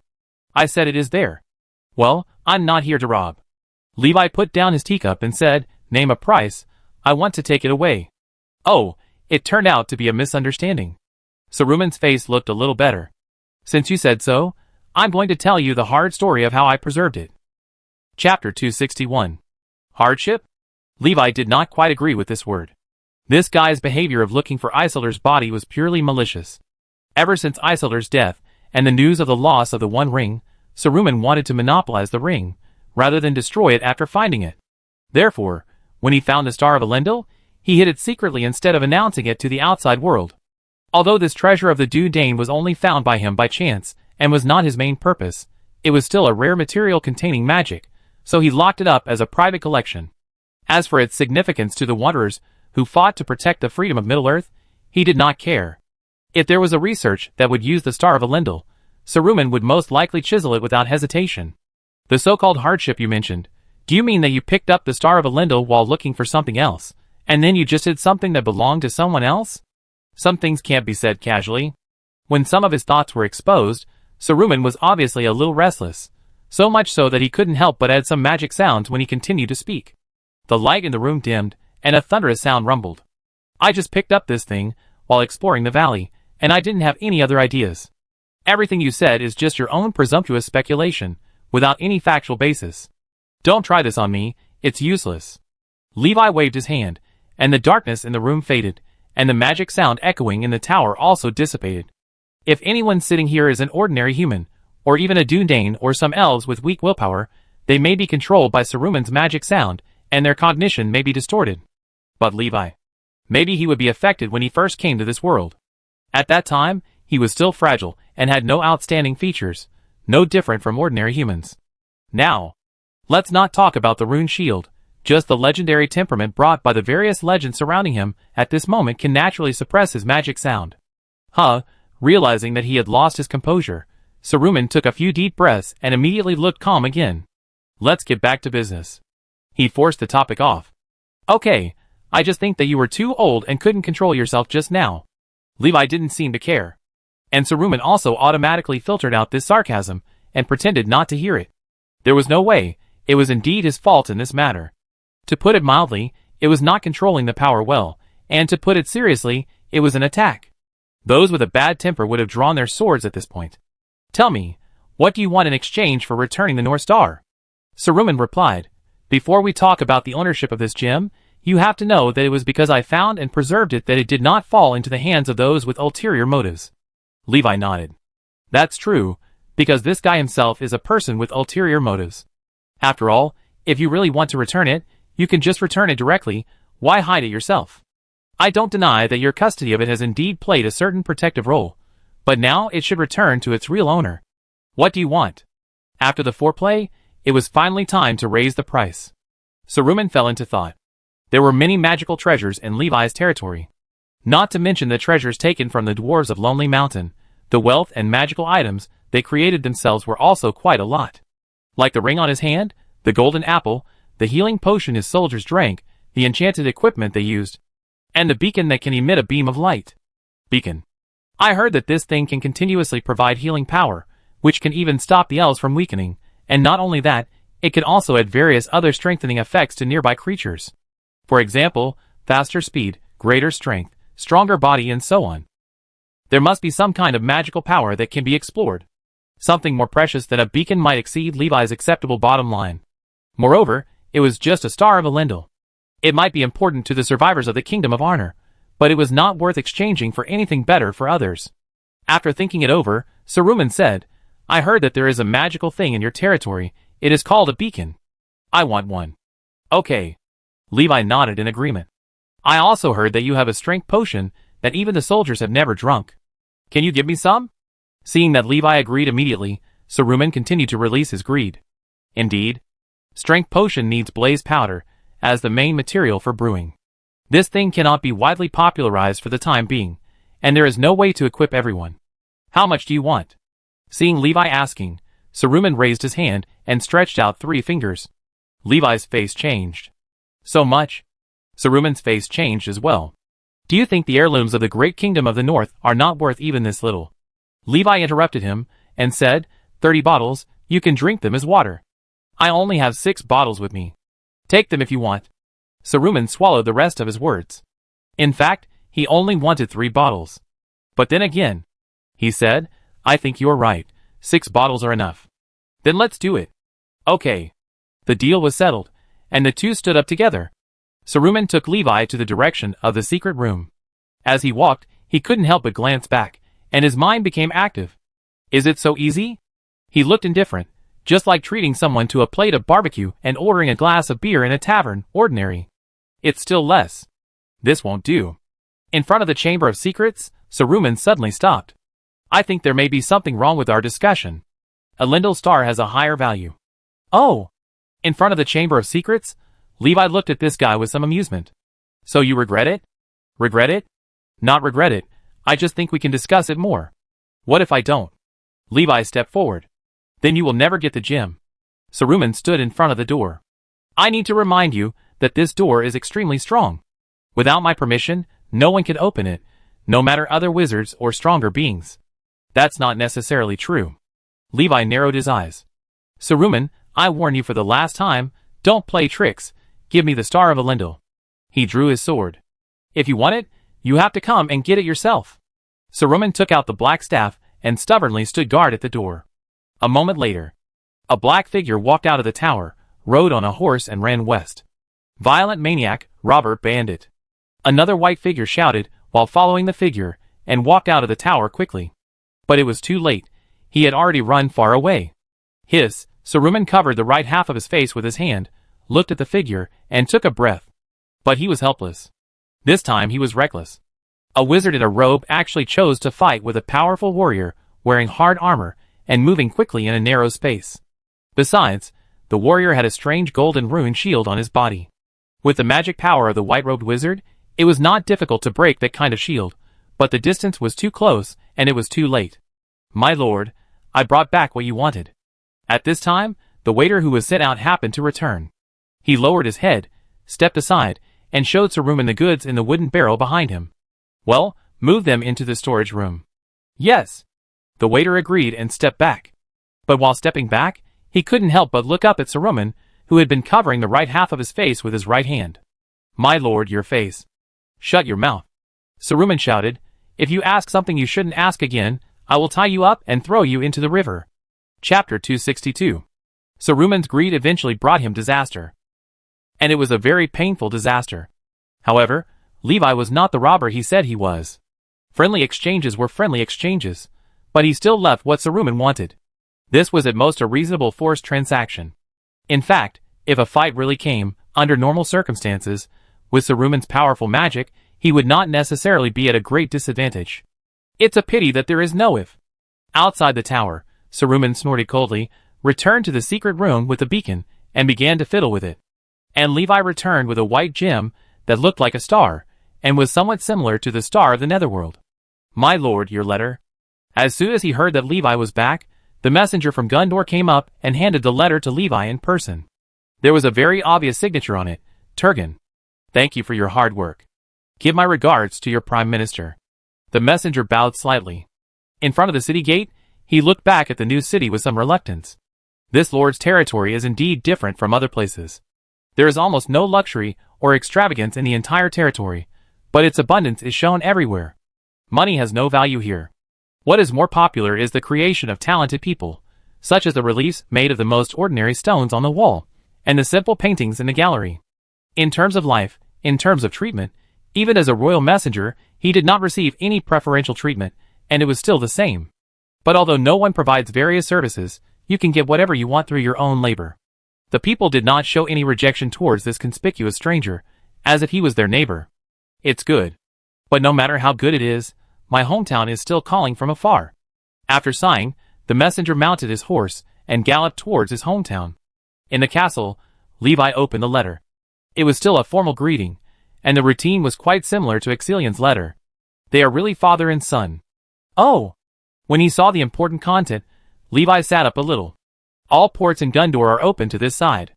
In this way, a new fixed sea trade route can be planned. By the way, the young men who graduated from the navigation major can also try their hands, run over there when they have nothing to do, and exchange experiences with the old predecessors in Gondor. This matter will be left to. Levi instinctively wanted to call a few familiar names, but suddenly froze. The few people he was familiar with, like the original community representative Wade, and the first president of Roadside University, Tabor, are now retired. They are too old, and they are no longer able to cope with the increasing number of affairs. Okay. Let these roadside fort elders take a break. They are all very simple people. They have been diligently contributing when they have the strength, and there has been no trouble. It's time to go and see. Levi packed the letter, and put it in the corresponding classification box. Then he went to Roadside Fort to visit the two people he was most familiar with. Long time no see, I heard you retired? In the backyard of Wade's house, Levi sat on a chair and talked to the old man opposite, who was obviously much older than 10 years ago. Yes, sir, I retired a year ago. Ved stood up with a cane and wanted to salute Levi. No, sit down. Ha ha ha. Ved sat down with a smile. Time is really merciless, sir. In the blink of an eye, I even have trouble standing up. He looked at Levi's face that had not changed at all, a little absent-minded. And you? The same as always. Levi shook his head and smiled. I don't know what he was laughing at. After a long silence he said, relax and enjoy life. I'm very happy, sir. Wade said, this is the most relaxing time in my life. That's good. Levi suddenly asked, do you have anything you want to do? Things you want to do. Wade looked at the golden giant tree next to the roadside fort, thought, and said, nothing, sir. If I must say something, then I hope I can see more of everything here. And you? Levi nodded silently. After a while, he left Wade's house, and went to Tabor's house, but there was no one in the house. After asking, I found out that this guy had been tinkering with something in the school, whenever he had free time recently. Although he is retired and is no longer the principal, his contributions from the founding of the school to the present are there, so everyone followed him. Swish. The books in the school library were turned over, and an old man wearing glasses stared at the words on them with difficulty. What are you doing? In the silent library, this familiar voice seemed quite abrupt. Tabor looked up, instinctively wanting to warn the young man not to make loud noises in the library, but when he looked up, he suddenly forgot what he had just thought. Sir, why are you here? Tabor pushed the stool away and stood up, making a much louder sound than Levi's voice. Okay, nothing, just came to see how you've been doing lately. I'm flattered. Tabor bowed slightly, still a little stunned. The two sat down. I've been doing very well recently, sir, but I'm a little restless. I'm not used to the days without books around me, and I always have to read something to sleep well at night. That's good too. What's that over there? Tabor looked along Levi's line of sight. Oh, that's my diary, which records some impressive trivial things. He stroked the diary and said, you know, I have spent my life alone. This kind of thing never appeared in my mind before, but now, I always want to leave something behind. Then do it, just do it. Tabor smiled. That's great, I can write one more thing. Tabor, Wade. They are the oldest people in the territory, and also the oldest people. After standing at the school gate for a while, Levi walked towards the military camp and various training grounds. He's not here. This guy, Faradin, likes to run around when he has nothing to do. The only difference is that if you really need to find him, you will definitely find him. He will appear at some fixed places every once in a while. Forget it, let him see it himself. Shaking his head, Levi took the Star of Elendil and rode eastward. Straight to the valley. This year, Aragorn is 21 years old. The boy who refused to be hugged is grown up. And some things are about to be revealed. Chapter 263. You came at a very clever time, ally. In the valley, Elrond came out to greet Levi in person after hearing about his arrival. Clever, what do you mean? Levi handed the horse to the groom, and again told the groom to put the horse in the manger, and not to take care of it, and then went for a walk with Elrond. Elrond said slowly, Estel has grown up, and he is about to set off to the outside world for real training. Before that, I planned to tell him his real name, life experience, and everything about his family. Yes, Aragorn doesn't even know his real name now, and everyone he can contact calls him by the nickname Estel, Hope. This is a kind of protection. But now he has grown up, and it's time for the protection to fade away. It's time. Levi agreed. Some things can only be faced by him himself. Indeed. The two said something that few people could understand, like a riddle. Where is he now? Maybe in the garden. I take you to see him. Levi nodded. The last time I met him was more than 10 years ago. Let me see how much taller the young man has grown, and whether he has become stronger. Not only taller. Elrond said this inexplicably and sighed slightly. Oh! In the garden, the young chief of the Dúnedain walked lightly, his eyes moving slightly, as if he was looking for something. Esther. Suddenly, a clear voice called him from behind. An elf girl appeared silently behind him. Aragorn turned his head, and his eyes lit up. There was a noble girl there, as hazy and beautiful as a star emerging in the twilight. Arwen. Aragorn immediately walked over and took her hand. Arwen chuckled, and the two kept a distance, sitting together on the chairs beside the fountain, enjoying the tranquility of the moment. This kid has really grown up. On the high platform in the distance, Levi commented on the intimate behavior of a man and an elf holding hands, while Elrond rubbed his temples. That's what I said. The old father sighed again, and had a headache. The end of the love between elves and humans will only be endless sadness. As a father, Elrond obviously didn't want to see his daughter fall into this situation. Happy times are always short, and in the long years after that, what can fill her empty heart? Elves will die if they are too sad. And Arwen, a girl who could even be described by the elves as beautiful as a star, did indeed give up her life out of sadness and die like a human. Not necessarily. Life always has its meaning. If there is only a long life, but there is nothing special worth caring about in life, then is this long life really meaningful? She still has family affection, me, and her 2 brothers. But now she has met someone she cares more about, right? How can you say that? Things have not been finalized. We have lived together for thousands of years, and they have only met for a year. Elrond shook his head. Maybe it was just an impulse. He comforted himself, although he didn't quite believe it. The 2 continued to mutter on the platform, pointing and talking about the scene below. But Aragorn and Arwen had no idea. After discussing for a while, the 2 on the platform felt that it was not good for them to do so. Let's give the child some privacy. So only Aragorn and Arwen were left here. After a while, the 2 people beside the fountain said goodbye to each other. A short tryst ended like this.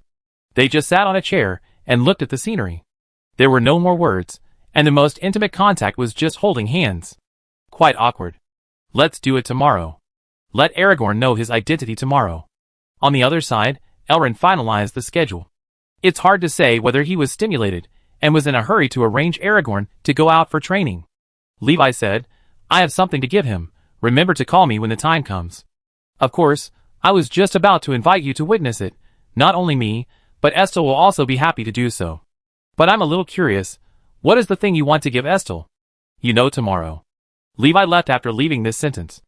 Elrond stopped and thought, shook his head after a moment, and gave up speculating on Levi. As for Levi, he went straight to Agger's house, had a light meal, and then made some food for himself, which was considered a small gathering. In the valley, time always passes quickly, as it fast-forwarded. Whether it is moving or not, there will be no change in hundreds or thousands of years. If you stay here, if you don't deliberately remember, it is difficult to judge how long it has passed by the things around you. In the blink of an eye, it was the next day. On this day, Levi and Elrond walked side by side into a hall. Before them, someone was waiting here. Uncle Levi. As soon as he saw the newcomer, Aragorn immediately shouted and walked over to greet him. Long time no see, Estel. Elrond, who was originally smiling, suddenly turned his head and looked at Levi with some doubt. I don't think I said Estel's real name yesterday, was it? An illusion just now. Without noticing Elrond's strangeness, Levi patted Aragorn's shoulder and couldn't help sighing. It seems that in just a blink of an eye, you have grown taller than me. This guy is at least 1.9 meters tall. In my heart, you will always be the one who needs to look up. Aragorn responded modestly. Who can say what will happen in the future? After all, your journey has just begun. Well, I'm ready. Aragorn nodded. At this moment, Aragorn only knew that he was about to go out for a long training. As for other things, he didn't know much. I didn't expect you to come here in person. I feel very honored. He was still talking to Levi. Levi said he had something to give you. Elrond spoke to attract Aragorn's attention, but because of the content of his words, Aragorn turned his head to Levi again. But after this matter. Elrond's words drew his attention again. This matter? Yes. Esther, are you ready to know everything about yourself? Aragorn's eyes became serious. Everything about me? At this time, Aragorn's mother also came to the hall and stood quietly not far behind him. Elrond said, Your real name is Aragorn. Your father is Arathorn, the 15th chief of the Dúnedain, and you are the 16th, and the current chief of the Dúnedain. In addition, you have the blood of kings flowing in your body, both from Arnor and Gondor. Chapter 264. For Aragorn, this news was too explosive, especially the following news. He could still accept the title of chief of the Dúnedain. His mother had said many things to him over the years, and hinted that his identity was not ordinary. In fact, even if Elrond didn't say it, he had already guessed something. But the following news. Arnor, the ruined northern kingdom, its survivors are now nomads, and the chief of the Dúnedain is actually a descendant of the royal family of Arnor. At the same time, because the last generation of Arthedain, one of the 3 Dúnedain kingdoms split from Arnor, kings married the royal family of Gondor. Their descendants also have the blood of the royal family of Gondor. In other words, every generation of Dúnedain chiefs is actually qualified to compete for the throne of Gondor. It's just that for various reasons, from the time Gondor lost its last king 2050 to the present 2952, for more than 900 years, they have not set their sights on the throne of Gondor, but have been fighting the evil forces in the north. When Aragorn's identity was officially revealed, the hall fell into a brief silence. Aragorn lowered his head and thought for a moment. In the end, he chose to accept the existing facts. Swear on my name, from now on I will think about my people wholeheartedly and fight for all free people. Yes. Elrond smiled, and Aragorn's mother nodded behind him, obviously quite relieved. Levi also looked optimistic, which gave Aragorn considerable confidence. I'm ready to go. The world is right in front of us. Before you leave, I have something to give you. Elrond took out a golden apple. This is a gift Levi gave you 10 years ago. Now it's time to give it to you. Aragorn's eyes were drawn to it. Elrond continued to explain. The golden apple has the power of protection and healing. It can pull life back from the brink of death. Thank you. Aragorn took the golden apple and thanked Levi. Don't worry, Aragorn. Elrond glanced at Levi and said, Your uncle Levi has something to give you. You can look forward to it, because I don't know what he is going to give you. Under the curious eyes of the two, Levi stepped forward. He took out the white elf gem that shines like a star. So the pupils of everyone present were reflected with dazzling light. This is... Aragorn was still a little stunned, but his mother Gilrian came over first and took him to solemnly salute Levi. The Star of Elendil, a treasure passed down from generation to generation by the Dúnedain, is also a symbol of the kingship of Arnor.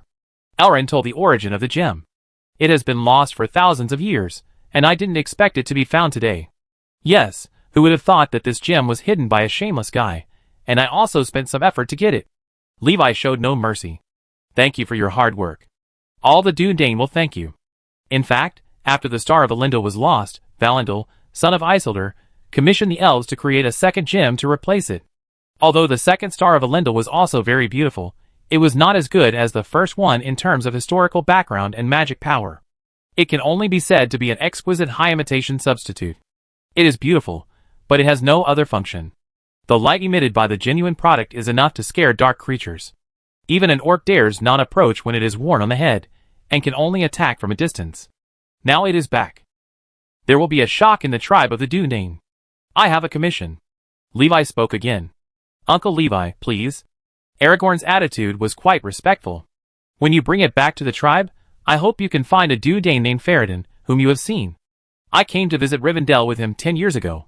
It was he who mentioned the Star of Elendil to the Wanderers and his team that made me notice it. I am afraid they will miss this news. I will. Aragorn agreed immediately.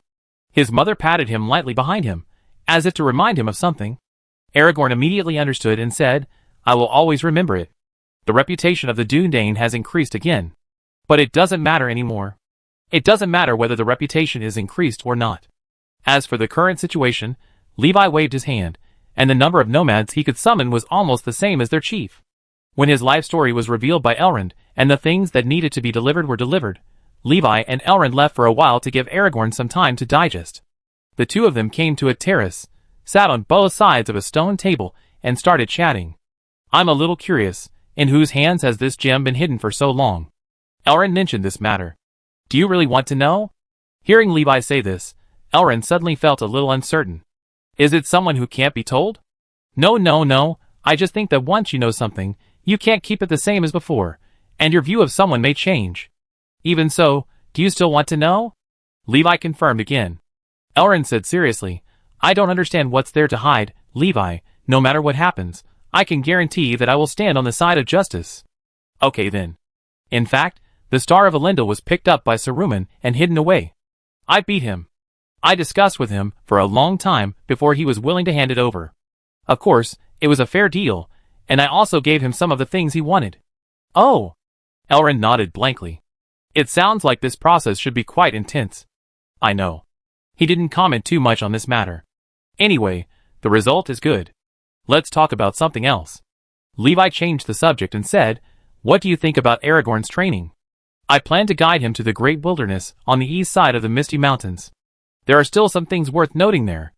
As for the lonely land on the west side of the Misty Mountains, and even the entire Eriador, this has become Levi's home ground. Even if he doesn't say it, or even if he may not notice it, in this area, many things are no longer decided by others. Why don't you let him be an intern ranger for a while? Levi made a suggestion. The rangers in the lonely land are still fighting against enemies that may appear at any time every day. They have never relaxed for a moment. Elrond thought for a moment and said, "This is also fine. I will ask him later." Serving this legendary lord for a while can be used as training, and it seems to be a good qualification. Elrond began to think about Aragorn's future. Then it's settled. Let him go to the roadside castle directly. Okay. When the matter was finalized, Levi did not stay for long. The next day, he went back. On the same night, Aragorn stopped in front of the garden fountain, staring at the quiet water, mesmerized. The light footsteps came from behind. Aragorn's mind moved slightly, and he immediately turned around, but what he met was a face that was neither old nor young. Elrond. Aragorn was a little disappointed, but he quickly adjusted himself. But before he could say anything, Elrond said straight to the point, "I know your feelings for Arwen. But I won't allow this." The words came too suddenly, without the slightest preparation. Young Aragorn was stunned on the spot. For the first time, he felt that his kind adoptive father was so ruthless. But Elrond's majesty, like that of his biological father, did not allow him to resist this matter. Unless, just when Aragorn was heartbroken, Elrond's words showed a glimmer of hope. "Unless you can become the king of Gondor in honor, then I will allow you two to be together." Aragorn fell silent. "King, this burden is too heavy. You already have the Star of Elendil, and now I will give you another item." Elrond waved his hand, so Aragorn followed. After a while, the two came to a statue. The statue held a stone platform in its hand, and on the platform was a broken sharp blade. That was Elendil's sword, Narsil, the sword that cut off Sauron's finger. The Star of Elendil and Elendil's sword Narsil, these two holy relics left by the High King of Mankind, are enough to represent the kingship of Arnor and Gondor. Aragorn also realized this. He did not sleep all night. The next morning, Aragorn said goodbye to Elrond and his mother and headed west. He will do an internship in the Wayside Castle. Chapter 265. Before Aragorn left Rivendell, when Levi expressed his intention to leave, Elrond stopped him and told him another piece of news. Around this time next year, the Council of the Wise, White Council, will be held again in Rivendell. I hope you can attend then. I have a feeling that the situation in Middle-earth will change greatly. Levi agreed, with a lot of thoughts in his mind. Next year, that is, 2953, a lot of things will happen this year. Elrond is right. The situation and development of Middle-earth are about to enter the next stage. If this period must be named, Levi is willing to call it the prosperous transition period. The countries of the various free camps are prosperous and developing, and the evil forces are constantly increasing. The two sides are fighting, but there will be no large-scale war in the short term. Some things are brewing, and some things are advancing. At the same time, on the other side, there is another person who received the news almost at the same time as Levi. In the Tower of Orthanc, a gray figure walked to the door and said a few words to the waiter. The gatekeeper nodded respectfully and walked into the tower to make the announcement. After a moment, he opened the door and welcomed Gandalf in. "Gandalf, why are you here again?" In the hall, a white figure with a back raised a question. "Saruman." Gandalf greeted him as usual, maintaining the proper etiquette and respectful attitude, and there was nothing wrong with it. "I'm here to tell you some news about the convening of the White Council. Can you turn around? I don't mean to offend or blame you, but in my opinion, it's quite impolite to keep talking to someone with your back to them." The hall fell into a brief silence. Gandalf did not speak for a while, just waiting. When he is right, he should be tough, and old Gandalf is not weak. "Humph." Saruman snorted coldly, and turned around slowly. Half of his body was in the shadow, and difficult to see clearly, and the other half was exposed to the light and shadow, and his appearance could be seen. Gandalf narrowed his eyes. "Excuse me, of course this may be my illusion. Is there a different color on your face? What is your purpose for asking such a question, Gandalf?" Saruman almost jumped up as if his foot was stepped on. "Nothing, just concern." "Then let me ask you, if you were to be shown so-called concern by others, would you be happy?" Saruman said gloomily, "Old friend, if you listen to my advice, then don't pry into other people's privacy at will, just take care of yourself." "Of course, yes, I won't ask you again." The bad old man Gandalf smiled innocently, looking quite honest. "I ask someone else. I've heard about the White Council. Do you have anything else to do?" "No, I just want to come and remind you, so as not to miss the time. Such an important meeting, the wise Saruman can't be absent. Of course I will be there. I just hope that some people who always like to run around will not be late. Your suggestion is worth referring to." Gandalf bowed slightly, and wisely chose to turn around and leave directly. After all, looking at Saruman's appearance, it doesn't seem like he is in the mood to entertain him. In this case, let's leave first. Outside the gate, Gandalf rode away, and no one knew where he was going. Transfer student? Wayside Castle, Ranger Camp. An outstanding ranger graduate from Wayside Castle looked at the Dunedain, who was half a head taller than him, with unstoppable curiosity in his eyes. Still a Dunedain? As soon as this was said, the trainee rangers next to him looked over. A young Dunedain who was about the same age as him. This was too rare. Dozens of eyes were cast at the same time, and Aragorn felt as if there were needles pricking his back, and he was quite uncomfortable. Facing the ranger captain of Wayside Castle, who was said to have been an outstanding graduate, he smiled stiffly and nodded as a response. Yeah. Indeed, you are as quiet as the instructors. Then you will be a member of our team from now on. The outstanding graduate ranger who talked to Aragorn introduced himself. My name is Arwen, and from today on I will be the captain of you and the dozens of people behind you. Hee, it's rare. I didn't expect that I could meet a Dunedain younger than me. If what you said is true, then I am 7 years older than you. 7 years ago, I was also an intern ranger. Time flies, and I have become the captain. By the way, don't think that I will give you special treatment just because you are a Dunedain. In Roadside Castle, everything is equal. Aragorn nodded seriously. Ah, you? Arwen scratched his head. This guy is too dull. Why is he so introverted? He just nodded when I said a lot. But it's not Aragorn's fault. It's not that he is introverted, but the atmosphere of Rivendell is like this. Now he is suddenly in such a lively place, and he is not used to it. Introduce yourself. I need to register. Aragorn thought for a moment. Before coming out, Elrond had given him some advice. It is best not to reveal your identity easily, even among trusted allies. On the one hand, revealing your identity will cause many inconveniences, and on the other hand, you cannot predict what your bloodline will bring. Thorongil, this is my name. Aragorn chose to use a pseudonym. Thorongil, which means Star Eagle in Sindarin, will accompany him for many years. The roadside fort is only the first stop of the journey, and the future days are still long. Okay, Thorongil, from now on we are comrades in the same team. Arwen looked at Aragorn and said, but I must confirm your level. Those present are all warriors, who have undergone the most rigorous and cruel training. Let me see your ability, don't hold back. The competition is coming. Arwen picked up his weapon. Aragorn also drew his sword, looking quite serious. The noise here immediately attracted a large group of onlookers. They immediately surrounded the place, and started cheering after leaving enough space. They looked quite skilled and professional, and the atmosphere was instantly in place. The noise even attracted 2 vagrant instructors. But when they saw the Dunedain named Thorongil in the middle, the 2 vagrants suddenly felt a sense of déjà vu. Wait, what is that? They exchanged glances, and saw what the other person meant. Just keep silent. Ding! In a blink of an eye, the 2 people in the center of the field were already competing with each other, and the swords crossed, making a crisp sound. Oh! Arwen was a little surprised that the fledgling Dunedain on the opposite side was so strong. This sword was really steady and accurate, and there was no shaking when it was cut down. I have been training like self-mutilation for more than 10 years, but I almost couldn't beat this guy. It's worthy of coming from the instructor's hometown.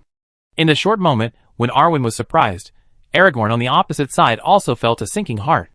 It was obvious that he was not relaxed. The 2 separated and fought several times again. The fight was hard to tell, and no one could break the opponent's moves. In a sense, they were from the same source. Swish, the sword light flashed. Aragorn suddenly bent down, showing super high flexibility, and turned around again. But a sword light enlarged in his eyes. Zizla, Aragorn raised his sword in an instant and blocked Arwen's attack. The 2 were deadlocked here and entered into a strength competition. So strong. Aragorn took a breath and stared at Arwen, who was also grinning, but even raised his eyebrows when he saw that he was looking at him. I don't know if it's an illusion, but I always feel that I can see some shadows of Uncle Levi from the man opposite. No, not only him, but also the people watching nearby. It is a wonderful temperament, and it is difficult to find a specific word to describe it. The competition was deadlocked, and just when Aragorn was about to take the initiative to admit defeat, Arwen on the opposite side suddenly relaxed his strength and waved his hand. No more fighting, you are really capable. The captain lost? The dishonest team members next to him immediately started to chatter. What do you mean by lost? When Arwen heard this, he was not happy. His face turned red, and then he said stop at a certain point and friendly competition, which made everyone laugh. Seeing this, Aragorn couldn't help but smile. He raised his hand and said, I lost. It's a draw. Let's call it a draw. Arwen took the initiative to suggest. That's fine. Aragorn had no objection. You're quite capable, new guy. It's not ordinary to be on the same level as the Ranger Captain right after debuting. Especially since that was the Ranger Captain from Roadside Castle. As for what's special about the Rangers of Roadside Castle, you have to ask about the healing effect provided by the beacon, and the brutal daily life of training to death as long as you can't die. Okay, go get your equipment. We're ready to set off to the wilderness hideout. Aragorn did it immediately. So he received a set of well-made standard equipment, as well as some regular supplies, including some food, milk, and a bottle of healing potion. You didn't graduate from Roadside Castle, so you may not know some things I have to tell you. The captain explained to him, and told him the effects of everything. This really surprised Aragorn. He thought that the bottle of milk was for nutritional supplements. This healing potion can help you at a critical moment and heal your wounds. But we don't usually use it unless it is really fatal or extremely dangerous and urgent. Because we heard that every time a batch of potions is consumed, the Lord has to go to that hell to collect materials for making medicine. It doesn't sound like a good place. I understand. Aragorn nodded. Then let's go. Our journey may be a bit far. A stronghold near the Etten wasteland in the northernmost part of the Lonely Land has been exposed. I heard that trolls and orcs roam together at night. Be prepared, that's our enemy. Troll. Upon hearing the news of this monster, Aragorn's hand holding the sword tightened. His father, Arathorn, the 15th chief of the Dúnedain, was killed by a mountain troll. It is a powerful monster that is extremely difficult to penetrate with ordinary swords and knives. A common person would be seriously injured if they were touched by it. Then let it come. Chapter 266. Time flies. This year, a stronghold near the Etten wasteland in the north of Roadside Castle was exposed. The rangers fought with the nearby orcs. In one battle, a troll came down from the mountains and caught the rangers off guard. At the critical moment, an apprentice ranger named Thorongil stepped forward and bravely fought with the troll, almost knocking it down by himself. Later, he was nominated as an outstanding graduate by his captain, and the other team members agreed unanimously. There are very few people who can be awarded the Outstanding Ranger Graduate Medal by Roadside Castle. Take Aragorn's Ranger Captain Arwen as an example. He fought against the corpse demons, saved the villagers, participated in countless orc extermination operations, and escorted the caravan all the way to Gondor. After the Lord personally added points, he got the Outstanding Graduate Medal of Roadside Castle. This shows how valuable this medal is. High in every sense. Although this medal looks gray on the outside, it is pure gold inside.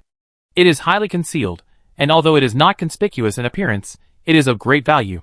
In 2952, apart from some trivial matters that can be directly skipped, the only major event worth mentioning is that Levi found the Star of Elendil that had been lost for thousands of years.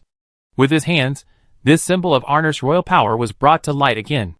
However, for safety reasons, both the Star of Elendil and the fragments of the Sword of Nasir were entrusted to be kept in the valley and guarded by the elves. After visiting the valley, Levi has been staying in his territory peacefully, and the people in the territory often see him talking to some people.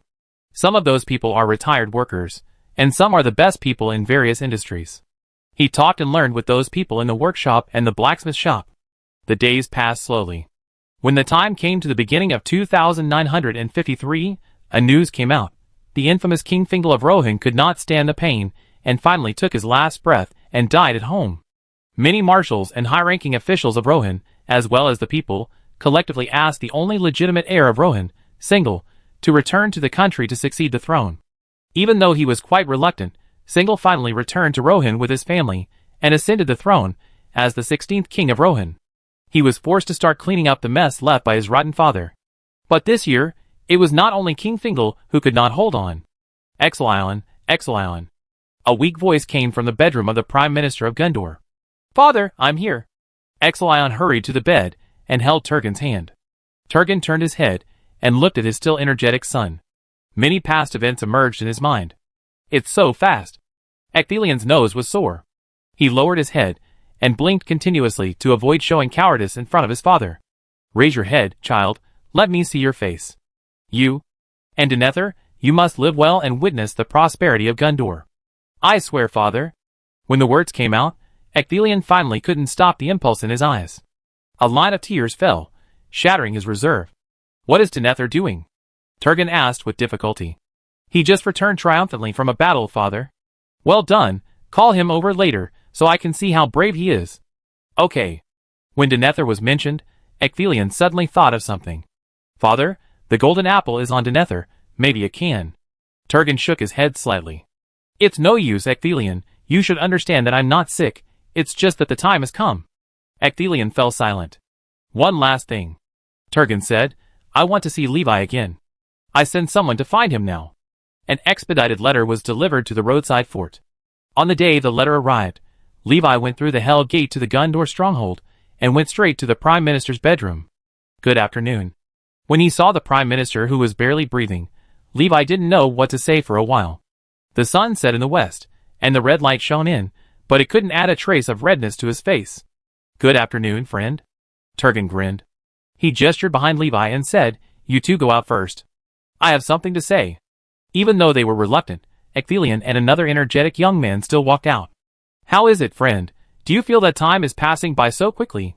Turgon looked at the closed door, then at Levi, and said, Denethor is already a brave warrior. He just killed more than a dozen orcs with his own hands. I have to say, he is indeed excellent. Levi answered sincerely. He will be very happy to hear this. Huh? Turgon breathed a sigh of relief. A new era is about to begin. We old guys should always make way for the young. But you are different. You seem to have never changed in the past 10 years. Levi remained silent. As if thinking of some past events, Turgon suddenly laughed. I actually thought of making you surrender, but I was probably not as clear-headed as I am now. Thanks to Ecthelion, he stopped my paranoid and stupid behavior. He is a good boy, right? He is indeed a good person. Levi gave a pertinent answer. Turgon nodded and said, I believe Gondor will prosper more under his rule, not only Ecthelion, but also Denethor. For thousands of years, our family has protected everything in Gondor, and never had any intention of usurping the throne. The throne is beside us, and our eyes are always on the people under the throne. I don't know what the future of Gondor will be like, nor do I know what the end of this world will be. I only know that for us, nothing is eternal, and everything will end, whether it is life, prosperity, or anything else. After saying this, Turgon took a breath and rested for a while before continuing, I want to ask for your forgiveness here. Levi shook his head and said, It was a long time ago. I didn't remember it, and forgot it the next day. No, I'm not talking about this. What I want to say is that in the future, the rulers of Gondor may accidentally do something wrong. I want to ask for your forgiveness in advance. Forgiveness. Isn't it just tolerance, not even forgiveness? I promise you. Turgon smiled slightly, and his body relaxed, as if he had finished all the important things in the past, and could finally rest. After a moment, he suddenly said, My time has come to an end. So, good night, friend. Good night, friend. The sun set. Turgon closed his eyes. In the year 2953 of the Third Age, Turgon, the 24th Prime Minister of Gondor, died. He was 98 years old. During his reign, Gondor was peaceful. The tall malong trees moved with the wind, and golden flowers bloomed between the branches. Spring has also arrived in the roadside fort. A new small earthen grave was built next to the golden tree. Little Pink lay beside the small earthen grave in the sun, looking lazy. Few people know what is buried in the small earthen grave. Only the cook who had been in charge of Sheofin's meals planted a yellow dandelion flower there, letting it sway in the wind. The cook still performed his duties, calling Sheofin every day and serving her favorite food, but most of the time Sheofin just moved her tail, sniffed the food on the plate in front of her, and continued to lie still. There was no longer a figure who always liked to play around in the territory. More often, it liked to coil up somewhere and close its eyes for a whole day. A hand patted the dragon's head and touched the scales that were as hard as iron. Sheofin opened her eyes, rubbed it upwards, and finally had the appetite to stick out her tongue to lick the food brought by the cook. Dragons and people just sat on the grass, watching over this land. Chapter 267. Soon after Gandalf left the Tower of Orthanc. Lothlorien. The gentle golden light enveloped the entire forest, soaking the air with golden color. Gandalf. Lord Celeborn and Lady Galadriel walked out of the hall and met Gandalf. Greetings to both of you. Gandalf bowed slightly. Lady Galadriel spoke softly and asked, What news do you bring? The White Council. Gandalf told the news of the meeting. At the end, he asked again, By the way, madam, do you know what happened to Saruman recently? Galadriel and Celeborn looked at each other, and both saw confusion in each other's eyes. I haven't heard any new news recently. "Oh, that's my fault, please forgive me. I just came from the Tower of Orthanc, and saw that his right face was a little red and swollen. I was very worried." The three talked about this topic. A few months later, the same scene happened in London. "I don't know." Círdan also shook his head. After asking around for a year, Gandalf finally came to Wayside Castle. "Yes, I beat him, he deserved it." Buzz, Levi stood in front of the enchantment table, enchanting the standard weapons of Wayside Castle one by one, while responding to Gandalf. "What happened?" "He picked up the Star of Elendil, and kept it in the tower for thousands of years. I originally planned to trade with him normally and exchange the gem, but he was too greedy, and I had no choice but to communicate with him in a friendly manner." "Friendly? Well, relatively speaking, it is very friendly. Really unfriendly, my bones have turned to ashes. However, has the Star of Elendil been found? What about the other item that was lost with it?" Both of them knew what the so-called other item was. "It's not with him." Levi made an assertion. "Okay." Gandalf sighed. Perhaps he was also relieved at the same time. He asked again, "The wise men from all sides are gathering in Rivendell. What do you say?" Levi stopped. "Elrond has already told me about this. I will be there." Gandalf nodded. "It's about time. We can set off together." "Then let's go." After enchanting another sword, Levi hung it on the weapon rack, called Gandalf, and said to set off. Middle-earth was still peaceful this year. Both Rohan and Gondor welcomed their new rulers. The 25th ruling Prime Minister Ecthelion, and the 16th King of Rohan, Thingol. Two wise rulers will usher in a new era. Perhaps sensing the arrival of a new era, the wise men once again proposed to convene the White Council, so they all went to Rivendell. In the spring of 2953, the latest meeting was held. This meeting was still led by Saruman, and the main participants were Gandalf, Galadriel, Elrond, Círdan, and Levi. Of course, there are more members of the White Council than these people. They are just the main members. In addition to them, there are some lords, who are also nominally members of the White Council, but most of these lords do not directly participate in the discussion, and only listen to the content of the meeting as a suggestion worthy of attention. After all, even if the members of the White Council are all heavyweights, it is still just a loose organization that meets irregularly, with little binding force, and the various organizations are not obliged to obey the call of the White Council. Oh, but this time it may be different. The new member can really call a large number of people with a wave of his hand. In a sense, his appeal is even better than that of the High King of the Second Age. When the members of the Parliament gathered in Rivendell, everyone looked at Saruman's right face at the same time. After so long, the bruises on it have long recovered, but this action made Saruman feel greatly offended. He glanced at Levi, but Levi didn't look at him, just tilted his head to look at the clouds in the sky in the distance. "This cloud looks like a cloud." Looking at Gandalf again, Gandalf was also looking at the sky, as if he was distracted.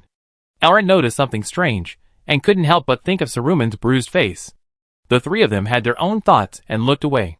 Only Lady Galadriel and Círdan had high enough chi cultivation skills, and their appearance was the same as usual, and it was impossible to tell what they were thinking.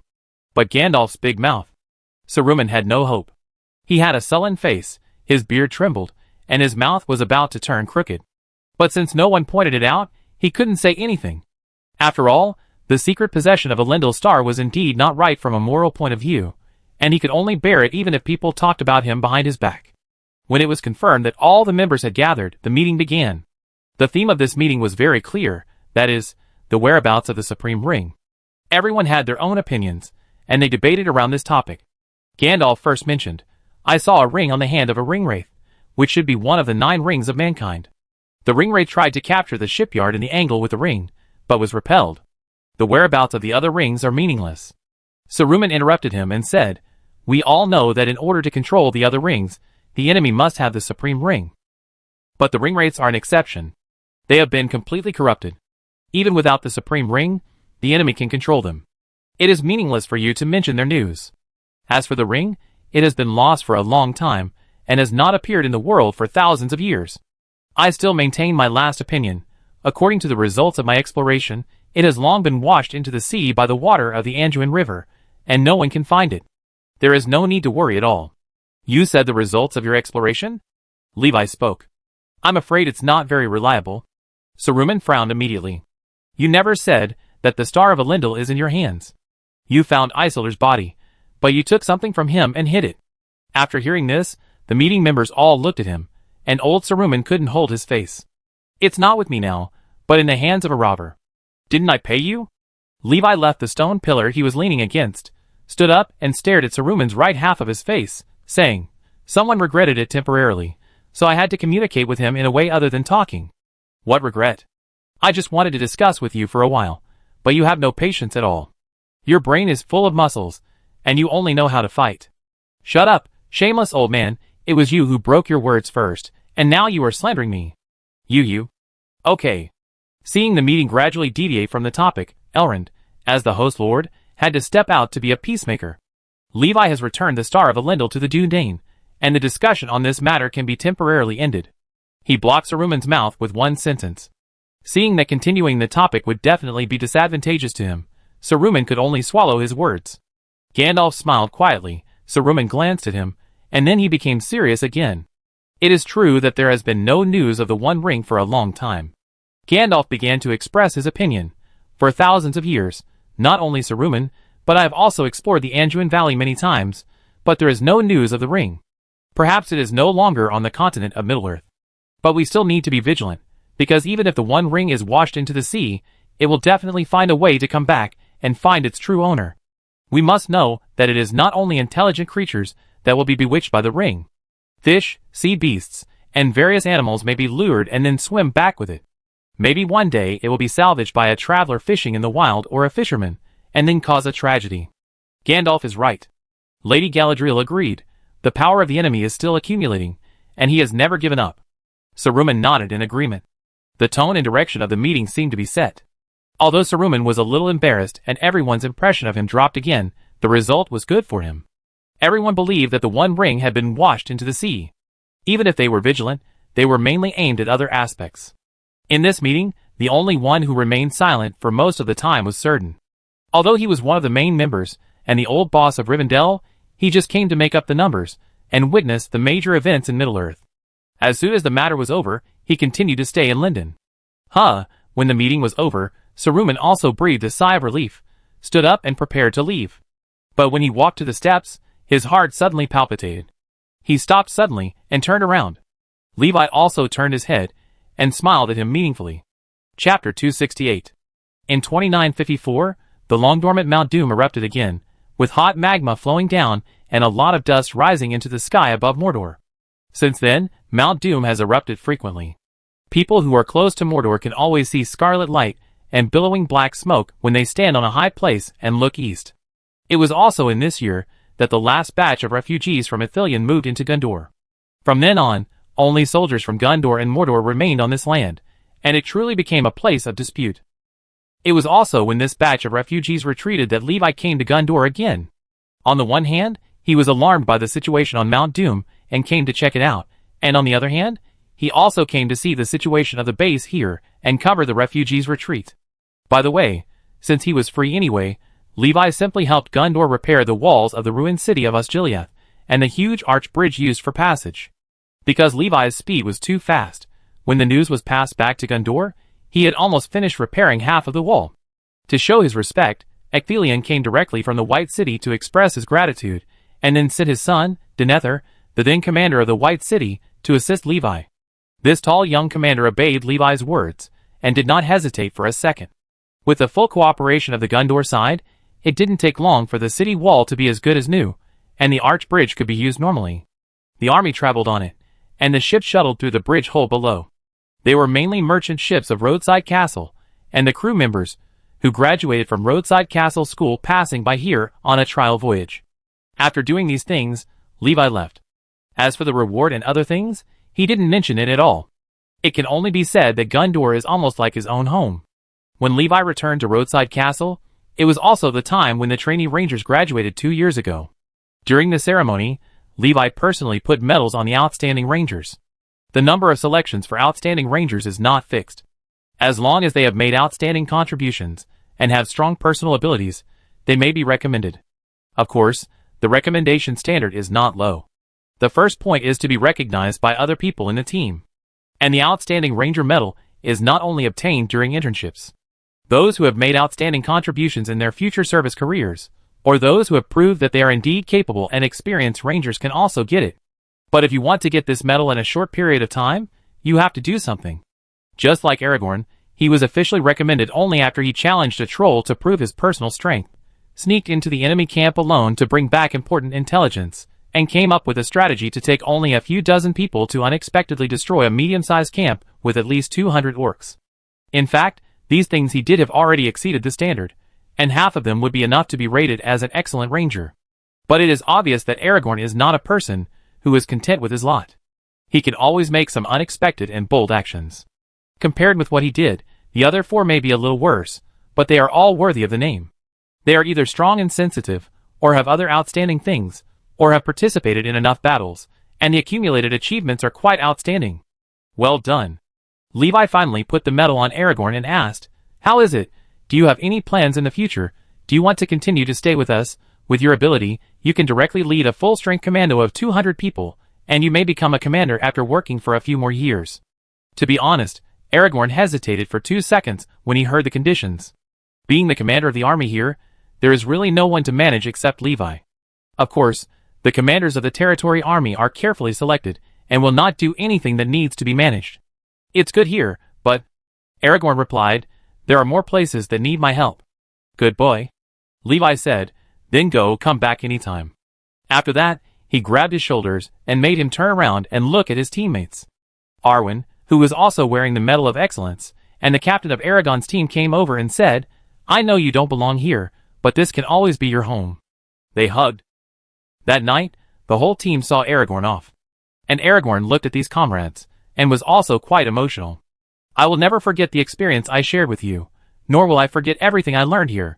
He raised his eyebrows at Arwen. Arwen couldn't help but raise his eyebrows. "That's all you learned?" Isengard. Compared to the White Council a year ago, this place has changed a little. The most obvious point is that there are more people guarding the tower, and the entrance to Isengard, that is, the wall and iron gate on the south side of the valley plain, have also been reinforced. The owner here seems to be guarding against something. Orcs. Dirty and ignorant, without any advantages, like reptiles useless. At night, at the edge of a forest, a conspicuous white figure stood on a high ground, looking down at the group of orcs with their heads down. "You guys want to work for me?" Saruman looked at the group of orcs with disgust. "We can swear to you." The orc leader prostrated himself on the ground. "Your will is our goal of action. We will do whatever you want us to do, as long as you can protect us." While making promises, the orc leader felt bitter in his heart. Didn't those damn barbarians say that the white wizard would accept us? A bunch of liars. Can you do anything? At this moment, Saruman's words showed a turn for the better. "Even if you disobey the orders of the Dark Lord?" The orc leader froze. Although Sauron is nominally the master of all orcs and wargs, his control over this place is not as strong as that of the orcs in Mordor. The difference is that the leader in Mordor is recognized by Sauron only, but the orcs in the Misty Mountains can give birth to their own leaders, and even if the leader is strong enough, they can bargain with Sauron to a certain extent. Sauron directly controls the orcs in Mordor, but indirectly controls this side. Their ideological imprint is not so strong. "We are willing." The orc leader made a decision. Sauron was too far away to protect them, but Saruman was right in front of them. "Humph, maybe you are not useless in this way. Go live in the dark, you must follow all my orders, and you can't touch the places I forbid, understand?" "We understand, master." The orcs left. Saruman looked at the group of orcs, and narrowed his eyes slightly. Now, the people of Dunlodge and the orcs near Dunlodge are all used by him. The Dunlodge obeyed Saruman because he did not care about their entry into Rohan territory, condoned them to cross the border through Isengard, and even supported them to take back the land. The orcs, however, were protected by Saruman and worked for him in secret. Of course, whether it was the Dunlodge or the orcs, they would never dare to extend their malice to the Lonely Land or even the entire land west of the Misty Mountains. They would set foot on Rohan territory in the name of revenge and taking back their homeland. The border dispute was about to begin. Chapter 269. Shire.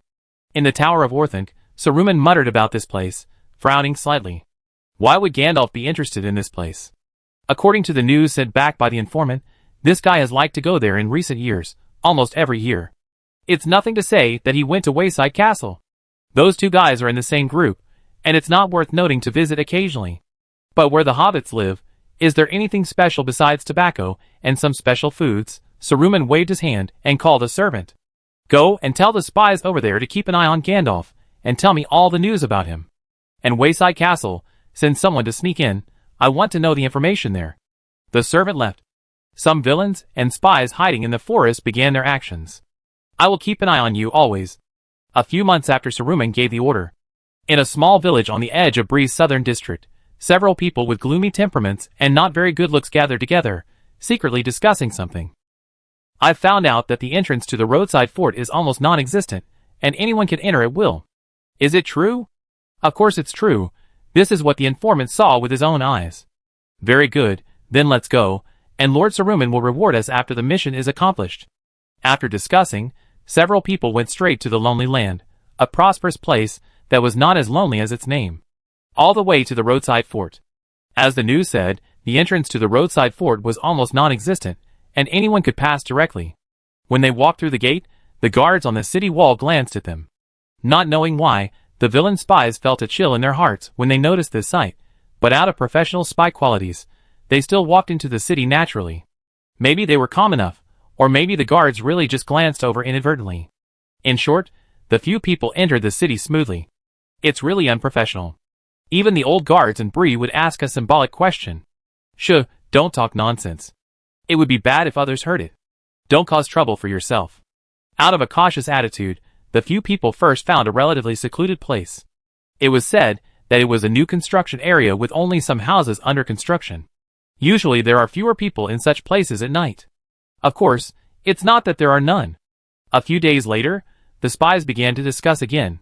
One of them said, I have confirmed that those iron golems will not go here at all. There are no guards in the city, and the management is very loose. The other nodded. That's easy.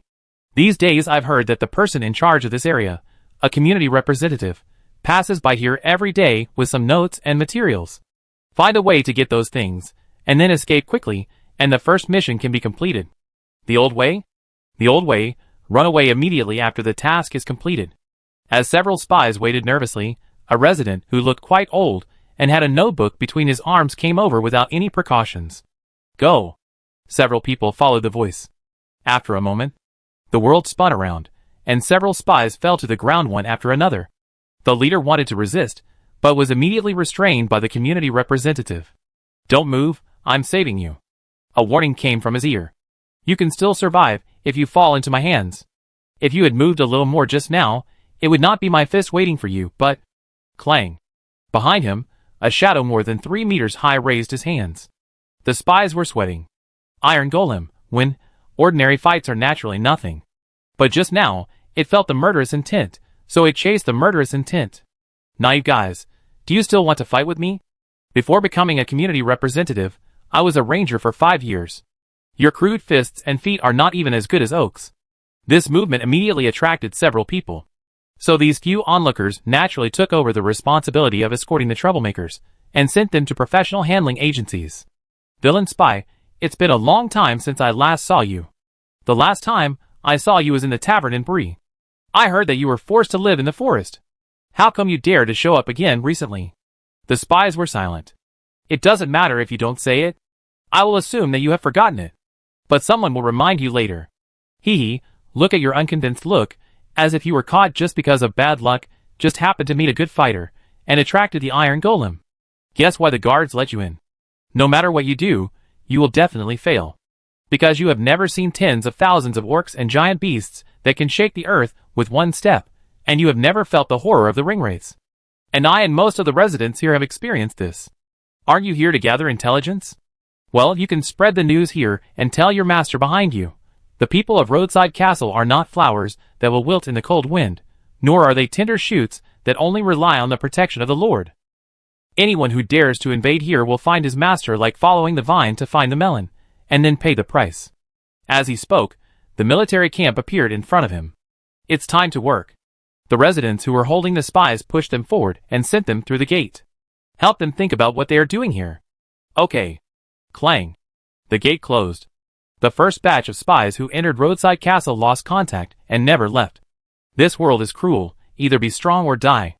This sentence is widely circulated among the spies. But no one told us that it's hard to die here. Stop, I said. Soon, a document was mixed into the daily report. And then it was handed to Levi. He probably wants to be beaten again. Any other news? Yes. A ranger reported. There are more idle guys in the southern part of the Shire, not like locals. They look evasive, sometimes looking at passing vendors, sometimes squatting in the corner to eavesdrop on other people's conversations. When our people passed by, a few brave ones even dared to follow us, but usually they were followed in return. Levi asked, did they do anything? They bought a lot of tobacco leaves and food. Huh? Levi raised his eyebrows. To be more specific, they bought a lot of long grain leaves produced in Changgu, as well as cheese from Green Hill and sausages from White Hill. As he spoke, the ranger took out a long list and handed it to Levi. All the things taken away by people with suspicious behavior are on this list. Levi read the list from top to bottom. How come there are only food besides tobacco? Are these guys here to travel and buy goods? What do you think? Levi casually asked the ranger in front of him for his opinion. The ranger thought for a while and said, in fact, many years ago, there were similar people who bought lungu leaves in large quantities, but we regarded it as normal business trade and didn't pay much attention to it. Now that I think about it, they may be the same group of people. As for whether they are spies or just spies who come to find out the business intelligence of Shire, this matter is not easy to judge.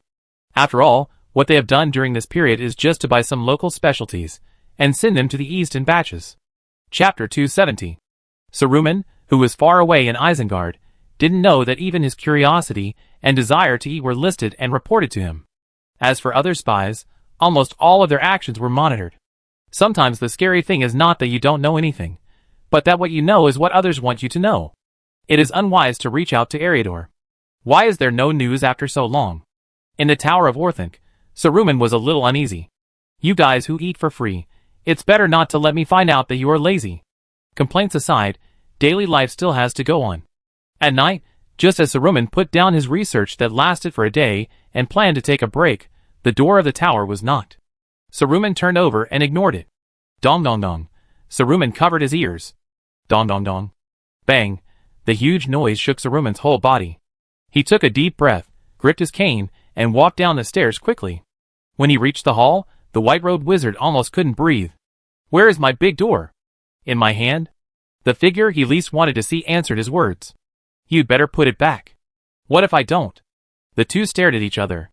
In the end, perhaps out of some sense of guilt, Saruman softened a little, and he said word by word, don't ever think of touching my door next time. It's just a door. I can always change you a better one, but I'm not here to discuss this with you this time. The cold wind blew in through the door, bringing some bad premonitions. What are you going to do? You have to ask the spies you sent. Levi approached Saruman step by step and said, I never wait for revenge overnight. So this is why you demolished the door at night? I don't know what hatred we have between us. Saruman said angrily, you have been abusing me unilaterally all along, and I haven't asked you to settle accounts.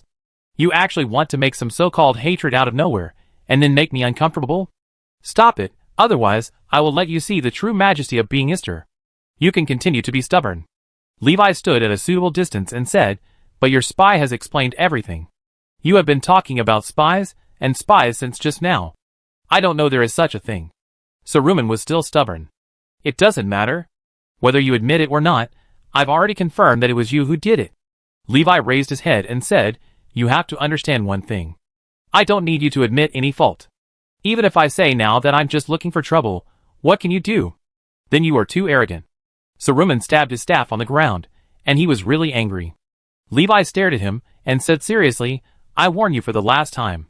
If you admit your fault now and promise not to do such a thing again in the future, then I can forgive you. Today, I will treat you as a visit.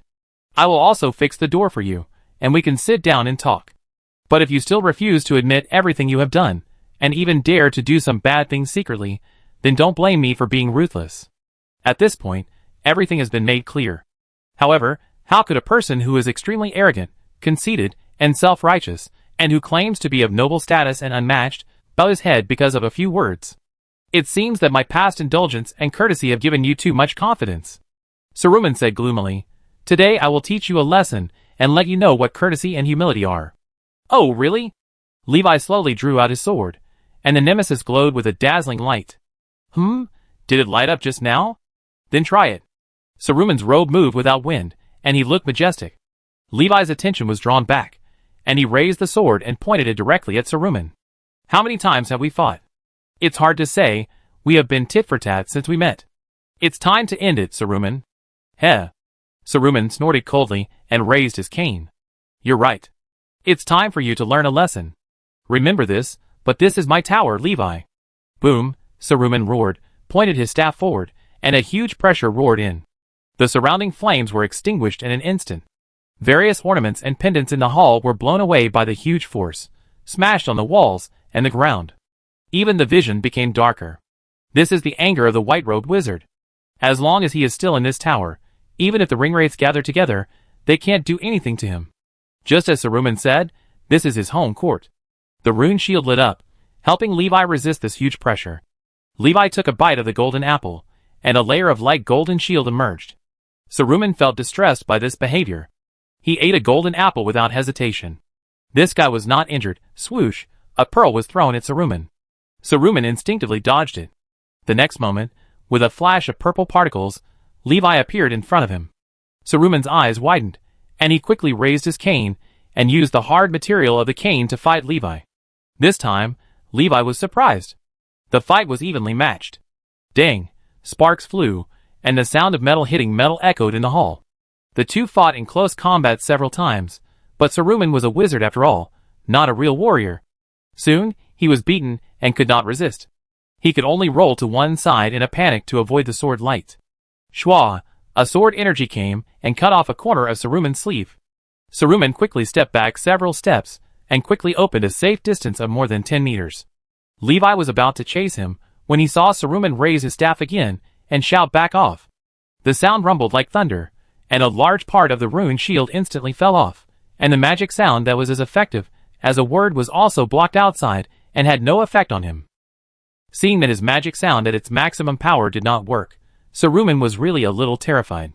Seeing Levi approaching, he quickly drew out a dagger to block his sword. Seeing that the sword was about to press on his face, a heat suddenly rose in the air, and flames swirled around him, and with a bang, Levi's last shield was shattered, and he successfully retreated half a step. Seeming to realize that he had broken something, Saruman hurriedly chased again, raised his staff and shouted, "Raise it for me." So Levi felt an upward pressure, and the force forced him to rise. But it was useless. The emergency shield was activated and successfully blocked the sudden attack of telekinesis. Why is that damn shield still there? Saruman was a little anxious. Boom! He summoned a fireball that was half the size of a person's body and shot it towards Levi. The flames that came towards him exploded directly on Levi's body, igniting everything around him. The rune shield was completely broken. For the first time in a long time, he was injured. You are proud of this. Levi walked out of the flames, with orange flames still burning on his body, and the flames burned his life. A bottle of fireproof potion was swallowed, extinguishing the troublesome fire on his body. Oh, really? I have more than this ability. Saruman's face became more gloomy. A wizard is a wizard after all, and he is the most powerful white robe. He did have some capital to be proud of. If it were an orc, he would have been shattered here long ago. Even a troll would have been on his knees with only his breath left after such a round. Wizards are fundamentally different from mortals. Gandalf the Grey could die with a Balrog, but Saruman the White had higher authority and greater magic power than him. His direct combat power was stronger. Squeak! What's going on? Saruman suddenly raised his head and saw a small crimson creature flapping its wings above Levi, flying towards him. Bat? Nine Hells Flame Bat. Levi corrected. Saruman waved his cane disdainfully, and knocked the Nine Hells Flame Bat that rushed over to the ground. Bang! The bat exploded, but the power was only better than nothing.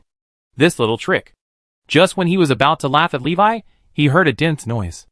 In just a short while, Levi had cut several staffs and summoned hundreds of Nine Hells Flame Bats.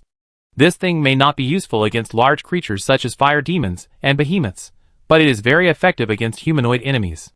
You evil guy, too evil. Saruman widened his eyes, raised his staff, and pointed at the Nine Hells Flame Bats. Get out of my way. Boom! Then hundreds of Nine Hells Flame Bats exploded at the same time, and were swept away by a shout. Levi quickly threw out an ender pearl. He had to throw it. Without the protection of the shield, the shout just now pushed him back several steps. This was because the armor had knockback resistance. If it were someone else, he would have flown directly. Where is the person? When hundreds of Nine Hells Flame Bats exploded, the figure behind them disappeared. Saruman's heart tightened. Wait, that purple particle just now. Here. A sinister voice came from behind. Click. A hand was placed on Saruman's shoulder. It was hard to break free. If I catch you, you be in trouble today, Saruman. Wait, Levi, we can discuss it. As he was talking, Saruman suddenly turned around and attacked Levi. The huge mental power attacked, making Levi's feet almost off the ground. Fortunately, the rune shield was replenished in time, and the replenishment temporarily blocked the mental power for him, allowing him to launch a sprint sword skill and rush directly in front of Saruman. This time Levi didn't dare to be careless anymore and showed all his skills. The Orthanc Tower was not quiet tonight. There were many movements inside, including fire, thunder, light, explosions, and the sound of something breaking. It must be said that a wizard in his home field is indeed difficult to fight. But unfortunately, the wizard's opponent has the ability to change the terrain of his home field. As long as there is enough time, he can gradually turn the enemy's home field into his own home field. Bang! In the end, the white figure was knocked to the ground by a punch. Looking at the interior of the tower again, from the gate to the stairs, the entire hall has become unrecognizable, with traces of burning flames and thunder everywhere, and many temporary blocks built for tiptoeing or shielding defense. In 2954, Saruman made a promise that he would no longer send spies to the roadside fort and all cities in the free cities, nor would he do anything that threatened the free cities as a whole. In the following years, even the Dunlending people became cautious and did not harass the border of Rohan through Isengard. Chapter 271. Old friends gradually withered away, like leaves falling in the wind. In 2955, old Vader finally couldn't hold on. He was 80 years old this year, which was considered a long life for an ordinary human being. In the last moments of his life, Levi stayed by his bed and talked with him. They talked about what happened in the past, about the refugees' experience of rushing to Roadside Castle from the Anduin River, and about life outside the wall, and the amazement of coming to Roadside Castle for the first time. Both of them were very calm, just like in the past. What I have seen and experienced in the past few years is more exciting and rich than the past few decades. Ved sighed and said, My lord, the only regret I have is that my mind is no longer always clear, and my body is gradually decaying and weak, so I can't help you much. As if sensing the arrival of a certain moment, Ved turned and said, A few days ago, I went to the school to find an elf and learned a sentence. Listen to me, and see if it is up to standard. May the gods bless you on your journey in the world. I heard that this is what they say when they say goodbye. My dear lord, I really hope we can see each other again, but I'm afraid I can only say goodbye forever. May all the luck in the world be with you. Ved slowly closed his eyes. It's nice to meet you, Ved. Levi spoke. Goodbye. The living said goodbye, and the dead smiled. There is a new grave in the roadside fort. Levi planted a flower in front of the grave. He looked up at the clear blue sky, wondering how long this kind of day would last. In 2956, after Wade Tabor, the first principal of Roadside Fort School, could no longer hold on. Levi held Tabor's notebook, sitting quietly in front of the two graves, flipping through the pages one by one. As Tabor said, there were mostly records of trivial matters in Roadside Castle, and some daily conversations with Levi, which accounted for a considerable part. Reading it, Levi seemed to be back to those times. The afternoons when they sat together in the library to mark students' homework, when they occasionally discussed the content of the lectures, or the happy dinners during festivals. It also includes the banquet when the Sky Road was built. Lords and vagrants, elves look up at the stars on the dark walls, with brilliant lights and celebrating people behind them. It turned out that he had been watching these things all the time.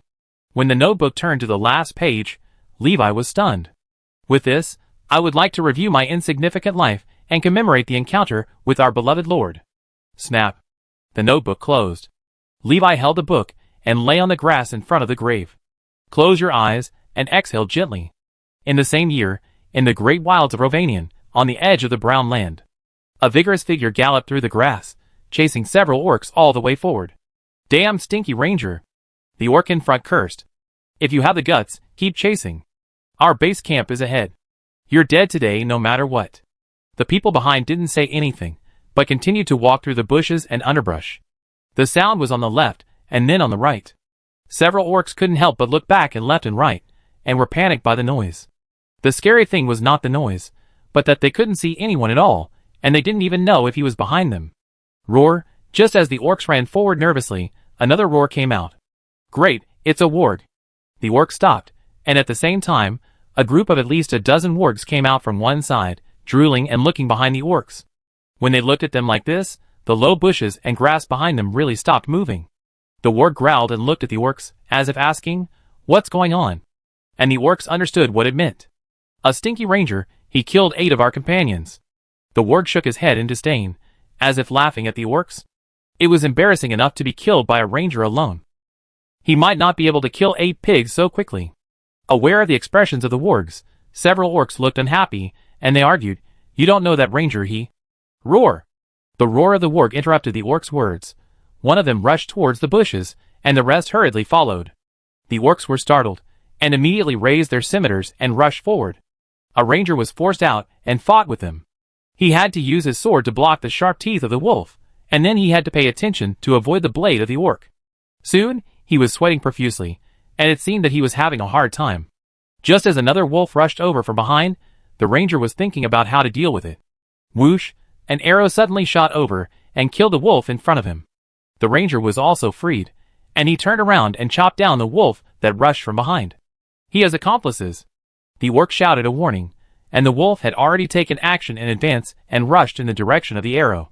It was immediately knocked down by an arrow shot at close range, but with its death, the helper hiding in the dark could no longer hide.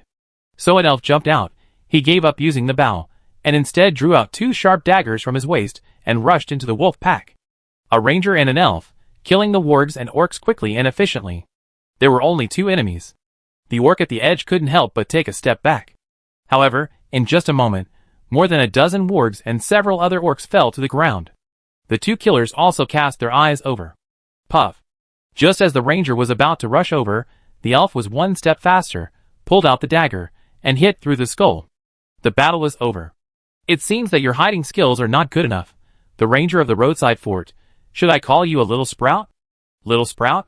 The ranger smiled. He took out a medal and showed it. "Look, this is the outstanding ranger badge. Uncle Levi put it on me personally." "Oh!"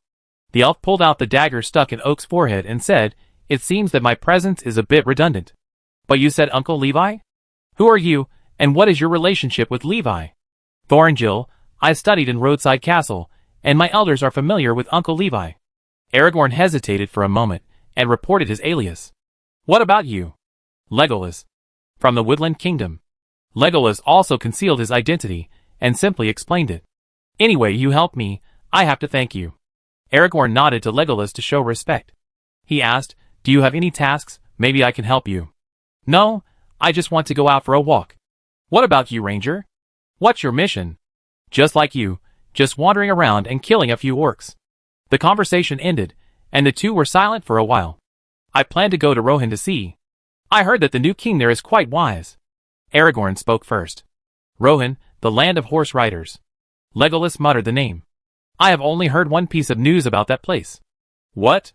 "Their previous generation king was beaten up by Levi." Hearing this news, Aragorn was silent for a while.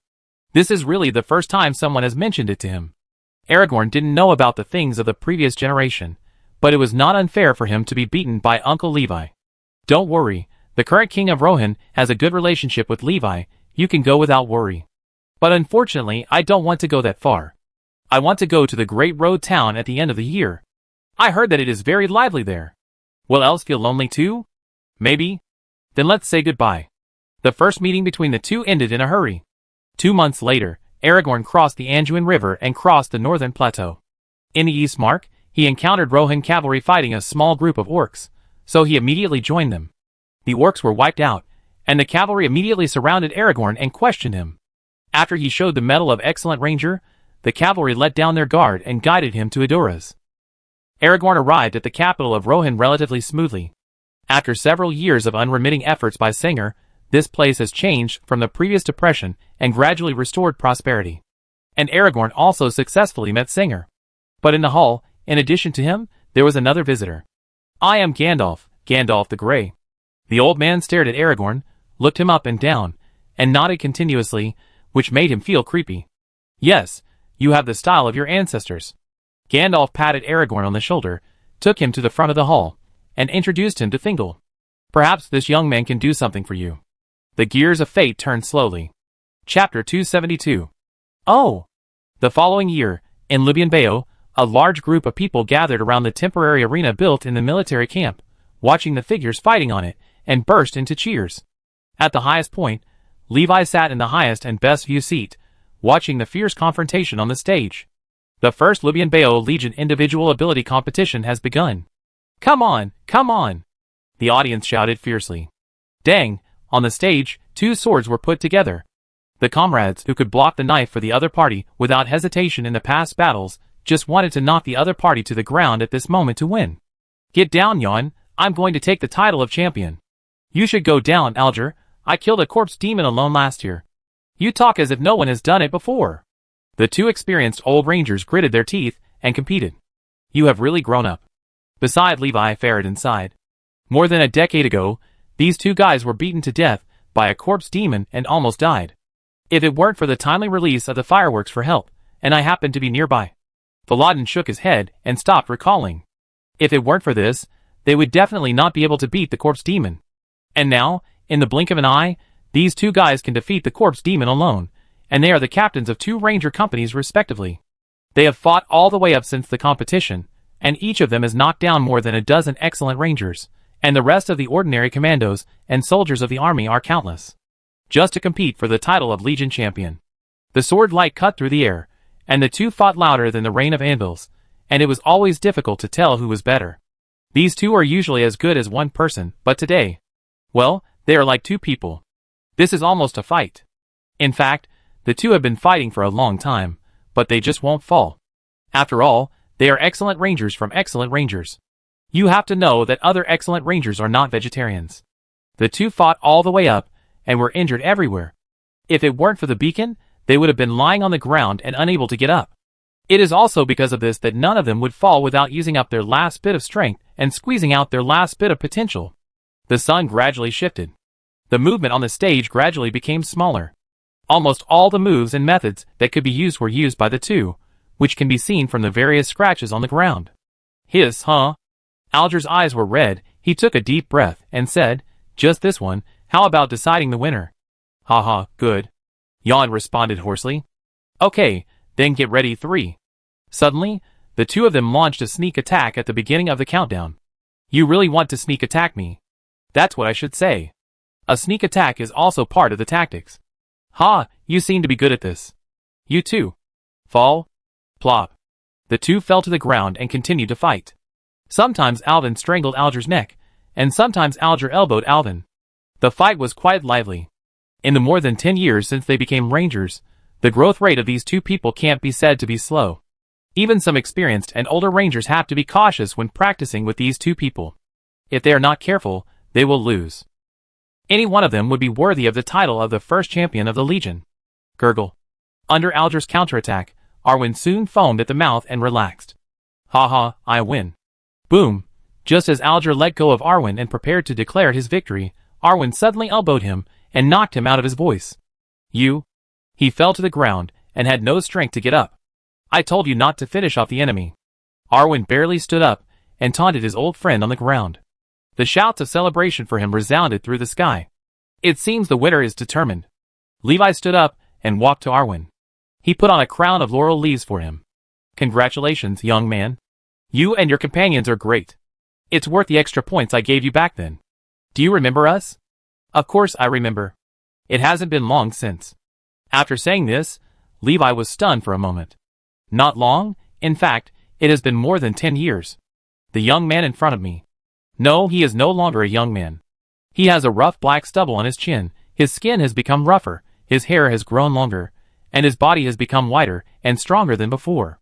It's just that the eyes looking at me are still clear, which gives Levi the illusion that he is still a young man who has just started out. Levi sighed here, but Yon, who heard this, didn't feel much wrong. He just thought it was the Lord's modesty. He can remember the little things from more than 10 years ago so clearly. He is worthy of being the Lord. Have a good rest, I wait for you. What? Yon, who was still smiling crookedly, didn't quite understand. I wait for you to challenge me.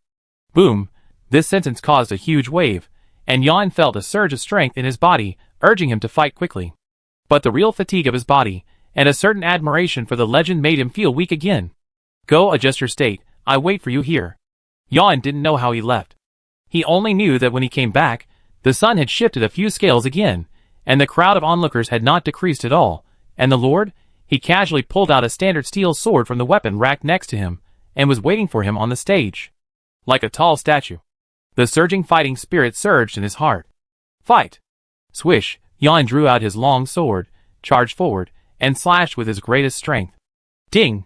The swords almost rubbed against each other, and Levi subconsciously counterattacked, but was immediately neutralized, and even hit a gap, almost causing an accident. No, we can't be careless. These guys are no longer the young men they were back then. Levi immediately adjusted his posture and fought with Jan again, and the result was evenly matched. This was a duel between warriors, and also a competition between the most outstanding and the most experienced. When Jan slashed again, Levi couldn't help but block and disarmed. In a moment of carelessness, Jan's sword was snatched away, and the crowd screamed. But Jan didn't panic, and he reacted almost instantly, immediately drawing out his dagger and skillfully blocking, neutralizing Levi's attack. Pay attention. After Levi's reminder, Arwen suddenly felt something was wrong. The next moment, Levi made an upward thrust and knocked him flying unbelievably. Then, he slowly drew out his bow and aimed at Arwen. He kept aiming until he landed. You lost, kid. No. Arwen stood up and refuted boldly. I didn't lose, sir. Try again. He smiled confidently and looked at Levi. Oh. So Levi knocked him flying again, drew the bowstring, but this time out of trust in Arwen, he shot the arrow. At worst, he could give him a bottle of healing potion. Ding! A crisp sound came from midair, and Arwen threw out a dagger, hitting the arrow accurately and blocking it. This move really shocked Levi, because he himself might not be able to do it. Plop! Arwen landed, and Levi immediately shot the second arrow. At this moment, Jan had no weapons on him, so it was difficult for him to. Snap! This arrow was blocked again. Almost at the moment of landing, Jan quickly drew his bow and shot an arrow. That arrow hit the arrow shot by Levi and blocked it. Oh! Jan! Jan! Interesting. Levi couldn't help laughing. This accuracy is almost comparable to Bard. And it seems that quite a number of experienced and excellent rangers have such skills. This guy is really tricky to fight with the normal method. Yes, tricky. Levi threw the sword he surrendered to Jan, and Jan caught it steadily. Come on, continue. Jan smiled. The two continued to fight together. This time, Levi's attack was much more fierce. He gave up the disarming and sword-raising skills that others could not master, and only used his normal wild fighting style. Boom! Jan felt a kind of pressure, because every sword of Levi was his greatest strength, and he didn't know what it meant to save strength. In battle, saving strength to deal with the enemy is to make the most of your physical strength and use it where it should be used, so that you can kill with one blow at the critical moment. But Levi doesn't need to. He can use all his strength every time. Zila, the sword rubbed against the floor, scraping sparks towards Jan, compressing his space again, and Jan could only keep moving and busy dealing with it. Many times, he seemed to find an opportunity to attack, but he always felt something was wrong and retreated abruptly.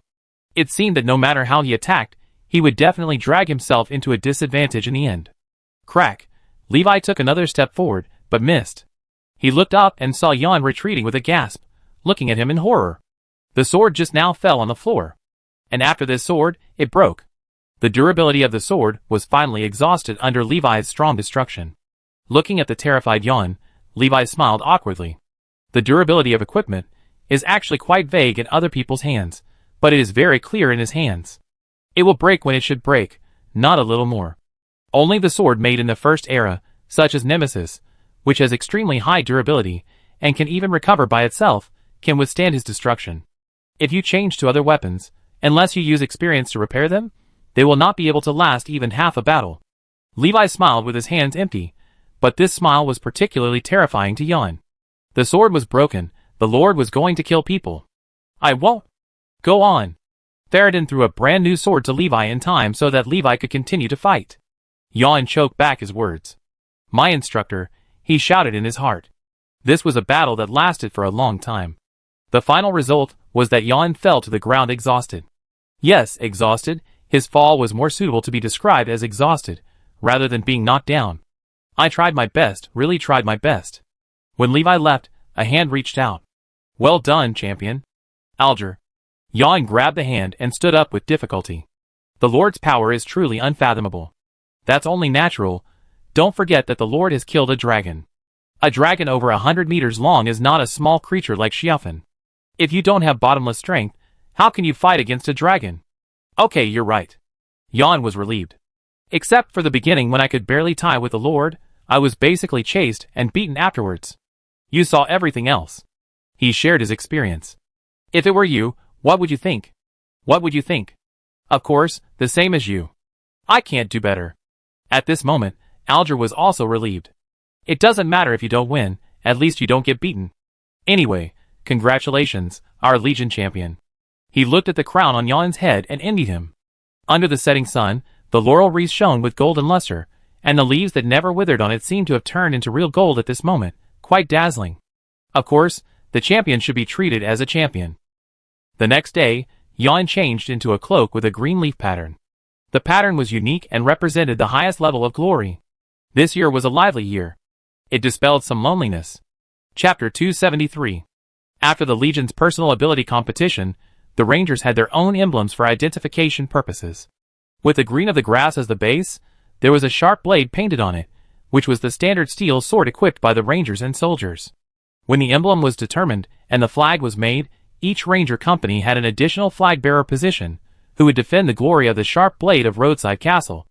At the same time, they would also prove to the world that this army, which had been developing for more than 10 years, was no longer the so-called Sprout of Roadside Castle, but it was the sharp blade of Roadside Castle.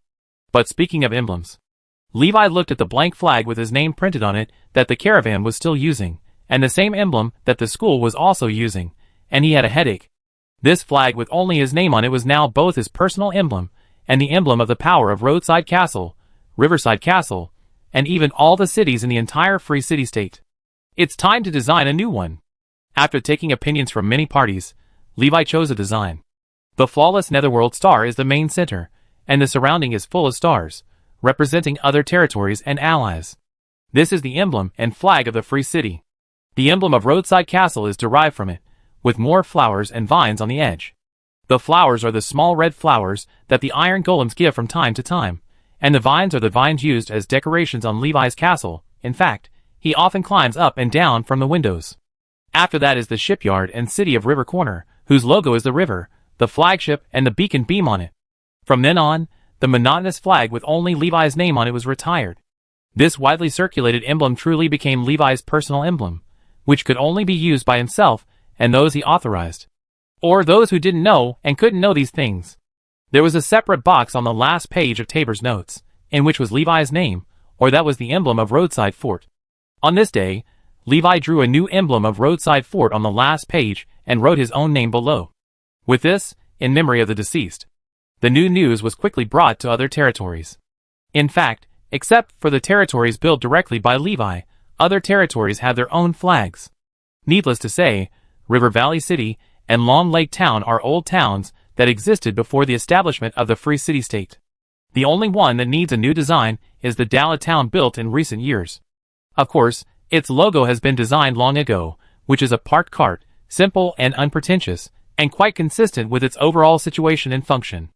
River Valley, Long Lake Town, and Road Town all have their own emblems, and the entire River Valley Administrative District also has its own emblem, which is a sword and a bow connected on a flame, which has great commemorative significance. The sword is the elven sword used by Levi, and the bow is the Yuid bow used by Bard. Finally, there is the town of Kar where the Bjorn family lives. The symbols of this place are a fat bee and a giant bear. The emblems of each territory seem to be very diverse and troublesome, but usually these emblems are only used privately when they need to distinguish territories. In any case, the emblem representing the highest authority has now appeared, or it should be said that it has been replaced.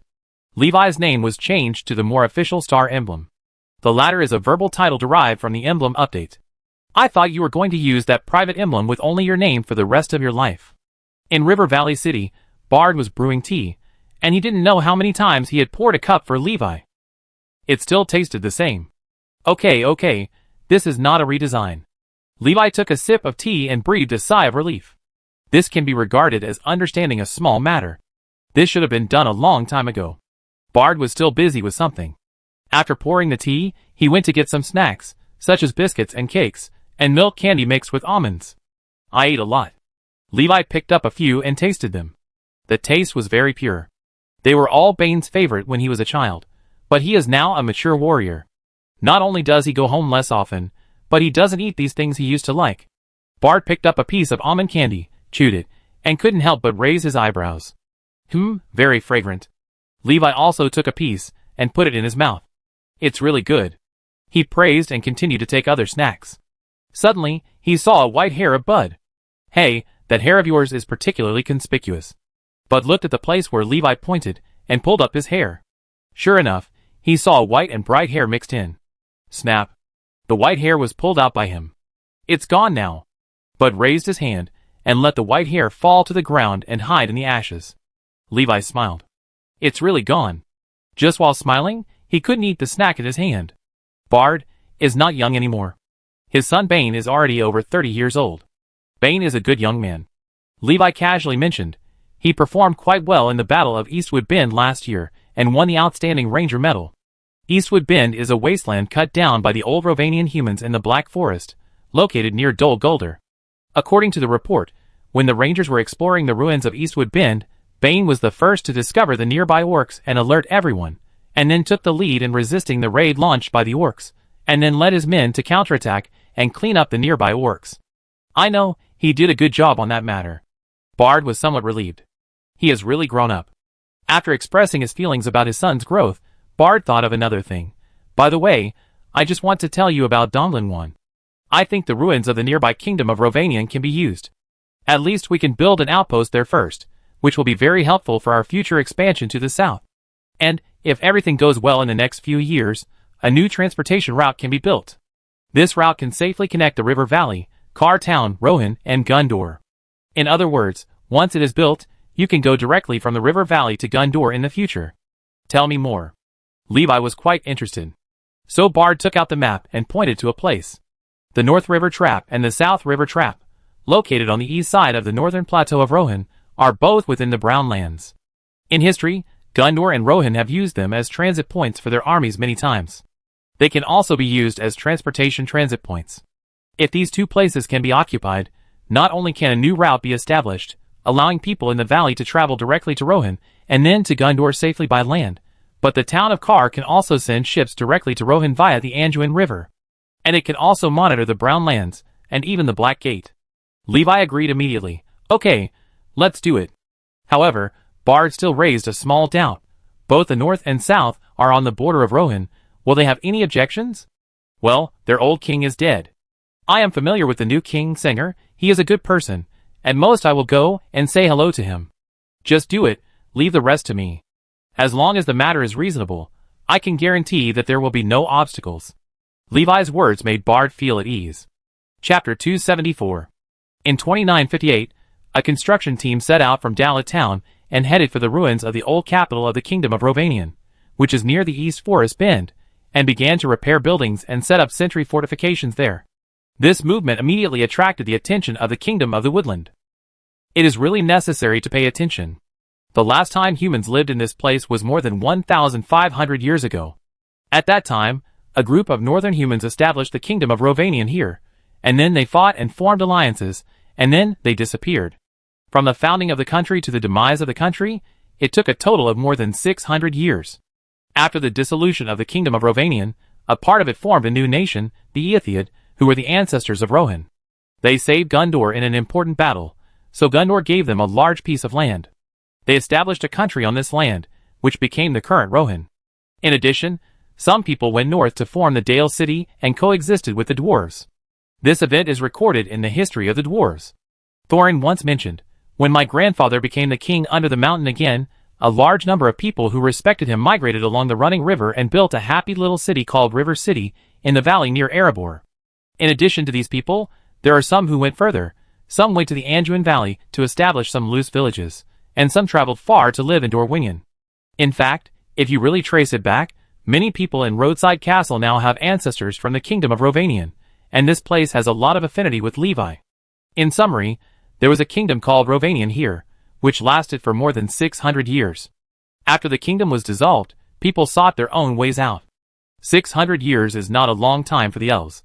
In their eyes, it may be that there is a human kingdom next door as a neighbor, and then many things happened, and they disbanded after fighting. The elves of this era have long lost their previous activity. They like to find a place to hide, and they can stay for thousands of years. What happens in the outside world does not matter as long as it does not affect them. No matter what happens, they are too lazy to care. But when the kingdom of Rovanian was developing, they lacked materials, especially wood.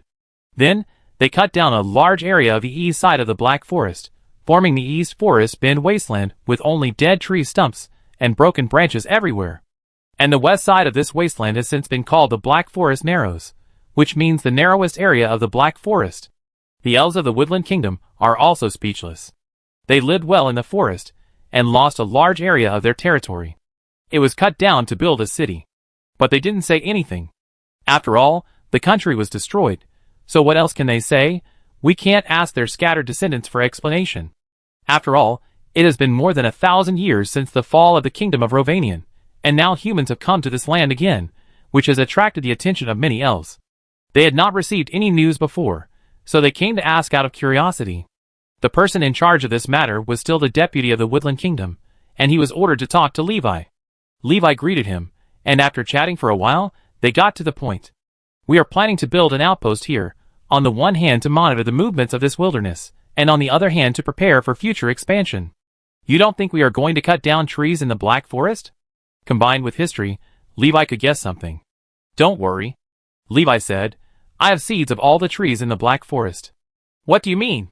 The deputy was a little confused. Why did the topic suddenly jump to seeds? Look! Levi pointed to the junction of the wasteland and the forest in Donlin. I saw that the trees belonging to the Black Forest there not only did not decrease at all, but there were some new local tree species growing on the wasteland next to it. They covered the wasteland again. Life revived on it. The deputy opened his eyes wide. The forest is being repaired. He looked at Levi, and his mouth was like a mute, and he couldn't say anything for a long time. You are the first Lord who can make me admire so much. This year, Levi brought the reclamation team to the ruins of the old Rovanian kingdom near Donlin, so various buildings were repaired, and the abandoned wasteland in Donlin was gradually covered with trees and green grass. It is foreseeable that in the near future, the so-called Eastern Forest Bend will completely disappear, and the name Black Forest Narrows that appeared because of it will also disappear. They will all become history, and a complete forest will replace them. Elves are naturally close to nature, and they can always feel something different from nature. It is for this reason that the Ents, tree people, are on good terms with them. Because the Ents could not speak at first, it was the elves who sensed them and communicated with them, which made them want to speak and create their own language. Don't worry too much, after all, I didn't come here specifically for this matter, I just did it by chance. Levi said something that was quite elf-like. It was just a matter of convenience. Yes, it was convenient, just like the main purpose of the elves sending troops to the Valley City was not to rescue the humans there, and bringing them a large amount of supplies was just a matter of convenience. After talking with the deputy of the Woodland Kingdom, and walking around the construction site to make sure that everything was going smoothly, and there were no other problems, Levi rode on his horse and ran away. Continue to go south. In this way, he came to the river and took a boat to the northernmost part of Rohan. North Plateau. There are only a few small towns scattered in this place, and the population is quite sparse compared to the place where the capital is located in the south. But fortunately, there are. In a relatively crowded town, Levi saw a seemingly long avenue. From the residents of the town, he learned that this is Boulder Avenue. As long as you go south along this road and cross the second bridge, you can reach the capital of Rohan. This distance is not close. Levi looked at the map.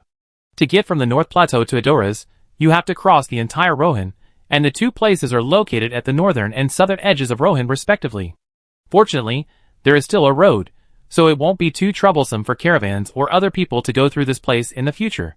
In this way, after a few years, Levi came to the capital of Rohan again. In the hall, Sanger was holding his head and discussing things with many Rohan high-level officials with a headache, until a guard broke in and interrupted the meeting. What makes you so anxious? Sanger frowned. We are discussing important things, and I hope you bring more important news than this. After receiving the king's order, the guard hurried over and whispered a few words in his ear. The meeting is suspended, everyone leave, and discuss it tomorrow. The king made the announcement quite abruptly, and many high-level officials looked at each other, all a little confused. Chapter 275. Levi. Outside the Golden Palace, Sanger shouted and ran towards the figure. Long time no see, You look as good as before. You too. Levi wanted to be polite, but when he saw Singer's haggard face, he couldn't say the rest. You look a little busy. Yes. Singer smiled and took a breath. There are too many things to take care of in Rohan, and I finally cleaned up those legacy issues. The previous king must have left a lot of messes, and you've worked hard. It's okay, at least it's all internal affairs. Singer didn't care too much. The people of Rohan are very united.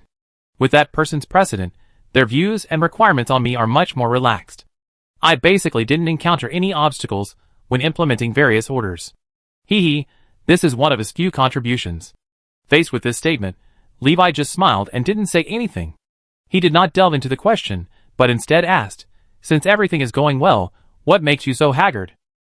Faced with Levi's question, Singer was somewhat helpless. Internal problems are easy to deal with, but in addition to internal problems, there are also some problems on the border. Those Dunbarians seem to have reached some kind of cooperation with the Oaks, and have been frequently harassing the border since a few years ago. Oh! Levi raised his eyebrows. But in the past year, they have been much more obedient. Both the Dunbarians and the Oaks have retreated very suddenly. It's really strange. Yeah. Levi nodded and silently crossed out his schedule. That sounds good, peace inside and outside. Is there anything else? Singer paused for a moment and did not answer for a while. After sighing, he said, yes, peace inside and outside, so those people in the hall set their sights on me.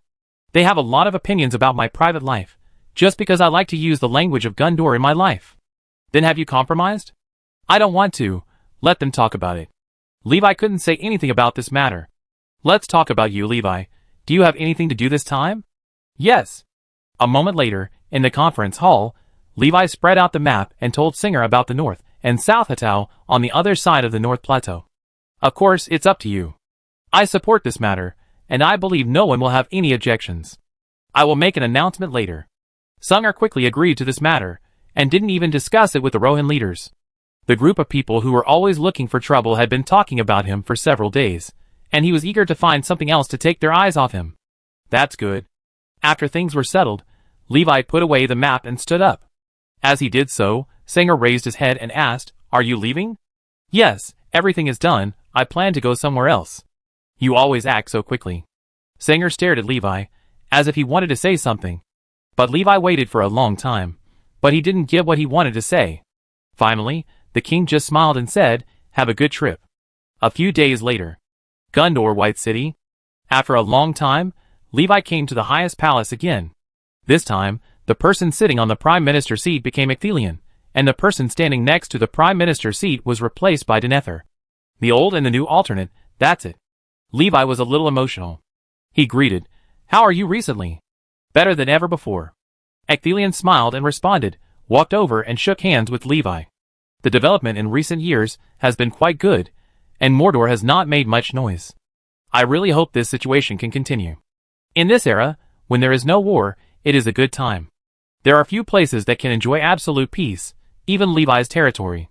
Although it looks peaceful, no enemy dares to approach. That is all earned by the sharp blades of Roadside Castle, who walk on the edge of danger every day with swords and blood. If there were no such people, it would be a different situation. At this moment, Exilion was also emotional. Many years have passed in the blink of an eye. I really envy you, Levi. You can walk around without restrictions, and I have to keep an eye on everything here to prevent any accidents. Even if it is peaceful now. After a while, the two of them took Denethor to the garden, drank afternoon tea, and talked about some trivial things that happened recently. At this time, Exilion and Denethor listened very seriously. Opposite them, Levi was talking about the First Legion competition of Roadside Castle. When they heard that the Legion champion was fighting against him, especially the various thrilling evasions and counterattacks of Yon, they were amazed. Ecthelion was amazed at Levi's powerful strength. As always, as a lord, he had overwhelming strength, and anyone in front of him could only be a challenger.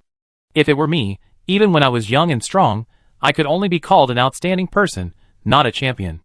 An almighty ruler with power and absolute strength is really enviable. Different from Ecthelion's focus. The first thing Denethor paid attention to was the various operations of the Legion champion, Arwen. Very strong. Even the most outstanding members of the Ecthelion Commando may not be able to do that. After talking about the grand occasion of the roadside fort, Levi mentioned the movements of Rovanian, such as the new outpost, and the North and South rivers, and the road from Rovanian to Gundur. River and ocean transportation. When it comes to this, Ecthelion is interested. I am planning to strengthen the defense of Pelargir and rebuild Caer Andris. Caer Andris, a small island in the Anduin River north of the White City, is an important place to defend against the invasion of Mordor. Many years ago, when Levi led the roadside caravan to Gundur to the city of Dale, he passed by there. Two places, a royal shipyard and a defensive fortress in the river. It seems that Ecthelion pays great attention to this aspect, and this era is indeed a time when pirates are more rampant. His precautions are correct. Levi also expressed his support. Why don't we go and take a look? Ecthelion took the initiative to make a proposal, which surprised Denethor on the side. Of course. Levi accepted it happily. For some reason, Denethor always had a bad premonition. That day, the three of them set off on horseback, heading north all the way to the island in the river. The next day, the three arrived. This incident did not attract much attention, and people just thought it was an ordinary territory inspection and investigation. Until the three people were watching and suddenly disappeared. Chapter 276. A few days later, Edoras, the capital of Rohan. The river environment is also part of the investigation. Now I am sure that this river can go directly to Edoras, and its defense is indeed very important. Ecthelion said seriously. Denethor hesitated. At this moment, the three of them were rowing a rectangular boat, slowly moving forward in the river near Edoras. Is it really okay for us to do this? Denethor was a little worried. Ecthelion said loudly, Put down your hanging heart, Denethor. Didn't I leave a message in Caer Andris? Are you referring to the note saying that the three of us went to the wild land around the island to investigate? Across Levi, Denethor responded loudly from behind. The definition of surrounding is too far away. It's as far as Rohan. When did you become so timid? No, father, I just... Okay, since you are here, just relax. Levi ended the conversation between the father and son. It's just right, we can visit Singer on the way. I can see that he misses the life in Gundur very much. He usually speaks Gondorian at home. Is that so? Ecthelion was quite emotional. Singer left Gundur only in recent years. Even for humans, it is not too long, and it is still fresh in their memory. Gundur will remember his contribution, and I believe we will always maintain friendship. Levi smiled and said, I believe this too. Denethor looked at the scenery on both sides of the river absent-mindedly, and nodded unconsciously. Denethor, who was only in his early 20s, didn't know what the future would be like. He only knew that the scenery of this land was also good. Although the terrain was relatively flat and monotonous, this was also its characteristic. It was such an open plain that could breed the horses and cavalry that were famous throughout the Middle-earth. Rohan's horses were considered to be spiritual and handsome, compared to those of the roadside fort. What? In the Golden Palace, Singer looked at the visitor in astonishment. Old friend, you look a little haggard. Ecthelion greeted him first. Out of politeness, Singer responded first. Indeed, there are many things that bother me recently, and I just don't want to stay here. But let's not talk about this for now. Why are you here? Did Mordor launch a general attack? No. Ecthelion waved his hand, and said seriously, We came here to investigate the terrain. Investigate the terrain of Rohan? Investigate the wild land and rivers near Caer Andris. But this is Rohan. But you can't deny that the river does flow here. Then I would also say that it is connected to Levi's territory. Good idea, we can go and see it together. You? Singer frowned and was about to say something. But he suddenly stopped. It's indeed a good idea. They looked at Levi at the same time. The three of them exchanged glances. Denethor, who was not aware of the situation, felt bad. I'm afraid this field trip won't be completed in less than a month. Luckily, it's a peaceful time now. Only in this relatively peaceful time can the rulers go so far without worrying about anything happening. Speaking of this peace, it is largely due to someone in the team. 3 days later. Hey, guess what I found? In the wasteland near the northern plateau, Singer shouted to the three people behind him. At this moment, he was no longer haggard as before, and the whole person was in a cheerful state, and the wrinkles on his face seemed much less. On a high hill, after shouting, Singer raised the fresh mushrooms he had just picked. Levi's face changed.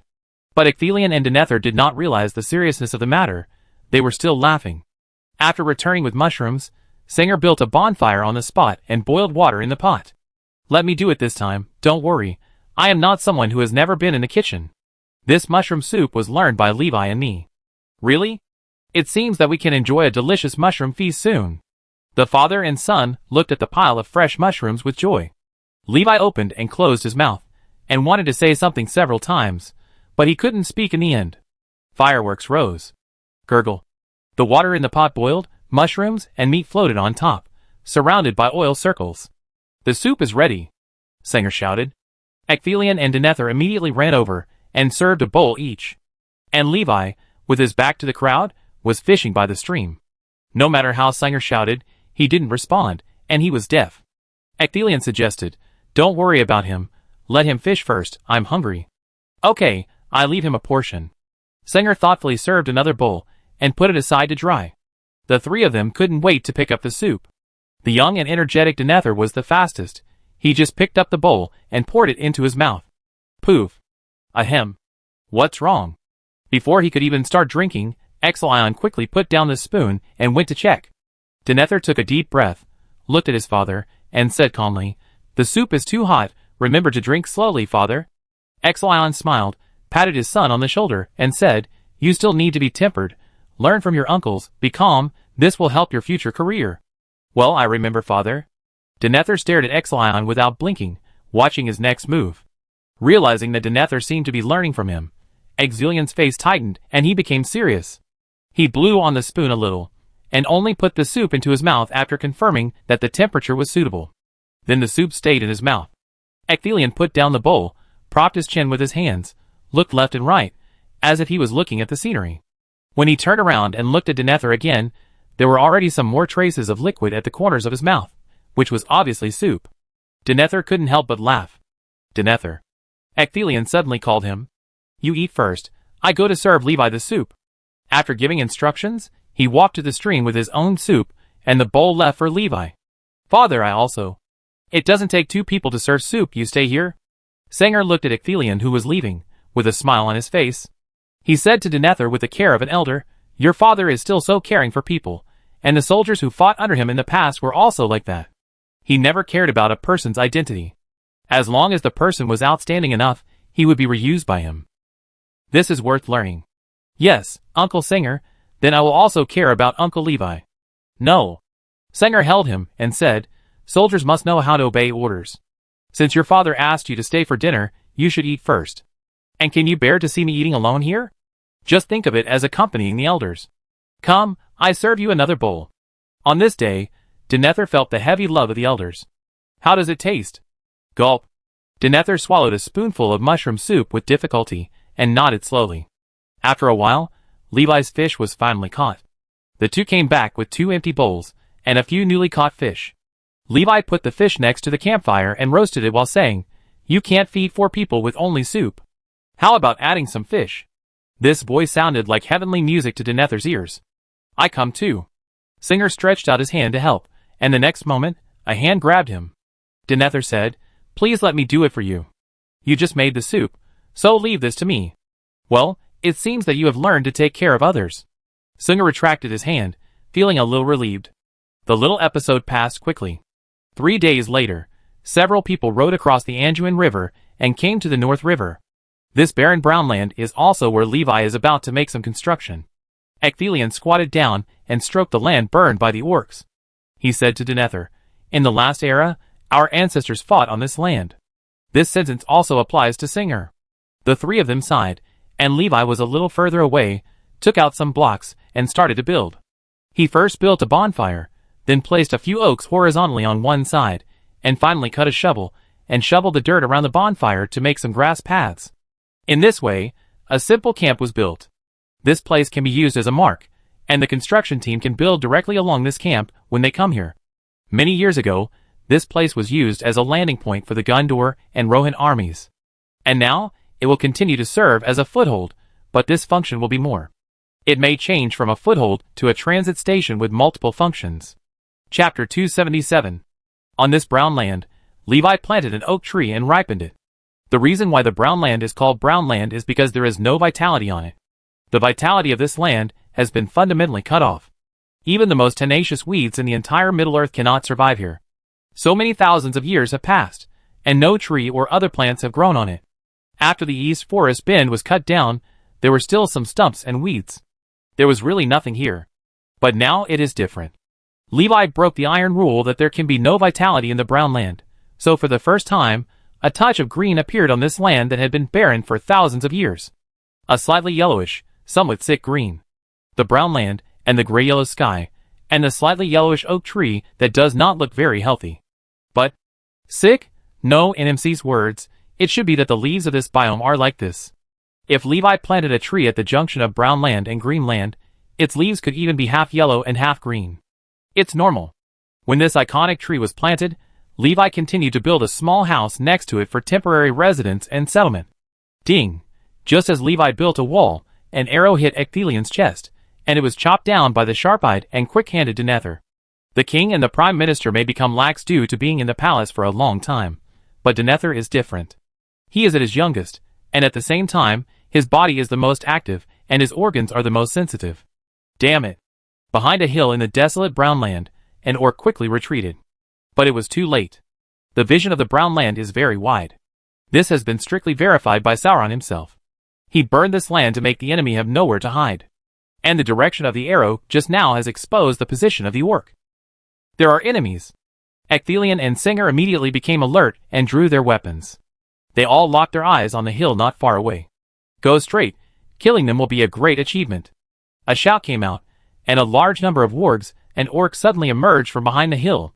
17 wargs and 15 orcs. Denethor only took a quick glance to see the total number of enemies. This is a standard looting team. He held the iron sword tightly in his hand, and a sense of crisis emerged in his heart. As long as there are 5 commandos around him, he dares to fight the opponent. But behind him now was his old father and Uncle Singer of Rohan. They. Swish, the two of them stepped forward simultaneously, changing their previous calmness and stability, showing an indomitable spirit, as if the whole world belonged to them. Denethor was shocked. Don't look at us like that. We are just a little older, and our strength has not declined yet. Study hard, child. Swoosh, an orc shot an arrow, but Singer dodged it with a flash. Just when the orc was about to shoot another arrow, his eyes suddenly trembled.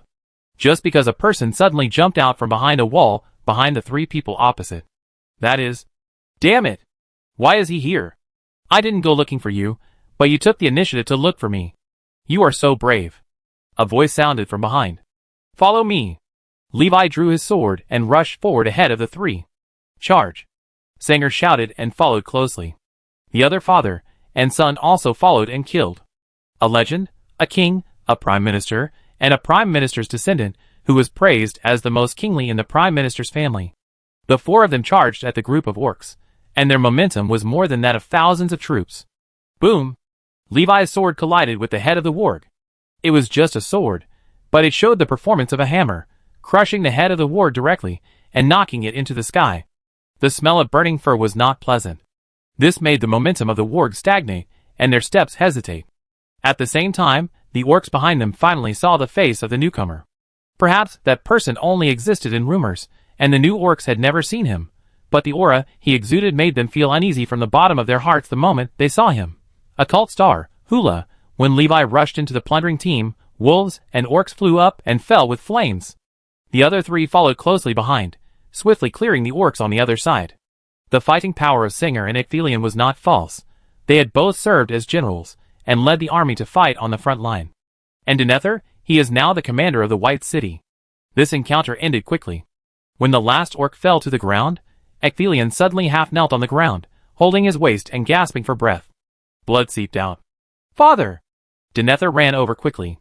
Haha, you're still getting old. Ecthelian smiled. He is already over 70 years old this year. Although he fought so hard just now, it was mostly because his son was watching him. Even if he was tired, he couldn't show his weakness. As a result, he was injured by carelessness. The father and son came out too hastily, without any plan, and they were all wearing light armor. Levi came over and fed Ecthelian a bottle of healing potion. Huh? Ecthelian touched his wound that had recovered as before and said, I feel a lot healthier. It's a long lost and good exercise. The sun set. The 4 of them gathered around the campfire, eating barbecue and drinking a bucket of cold beer that Levi took out from nowhere. It was quite refreshing. In the next month, the 4 of them visited the outpost and the road town along the old Rovanian road, and then went to the long lake town and the river city, where they stayed for 2 days, and saw the prosperity of Erebor. Regardless of how the three people reacted, Bard and Thorin were shocked. But despite being shocked, they still expressed their enthusiasm and did their best. Coming out from here, it is naturally the Sky Road. The four of them went west along the Sky Road to the town of Kar to see the big square bees. At night, they squatted on the Kar rock with Bjorn, who turned into a giant bear, quietly looking at the moon and thinking about life. Next is the roadside castle. The tall golden tree, the giant tower that pierces the clouds and can't see the end, and the dazzling library inside. All the grand scenes in the territory are impressive. At that time, the champion of the Legion, Arwen, happened to be in the territory. Denethor boldly challenged him. Unexpectedly, the young son of the Prime Minister persisted for a long time, and was defeated after a while. Not bad, young man, you are comparable to the best Dúnedain in my team back then. It's a pity that you are not a ranger from Roadside Castle, otherwise I would definitely nominate you as an outstanding ranger. Hearing Arwen's praise, Denethor was not happy. Only he knew how much he was inferior to this old ranger. If it was the champion of the Legion, he would be more careful in dealing with it, and maybe he could kill the orc raiding team of more than 30 people alone. He was still a little short. Denethor's mentality was more correct. During his days in Roadside Castle, he learned a lot from the rangers. The end of the journey was Riverside Castle.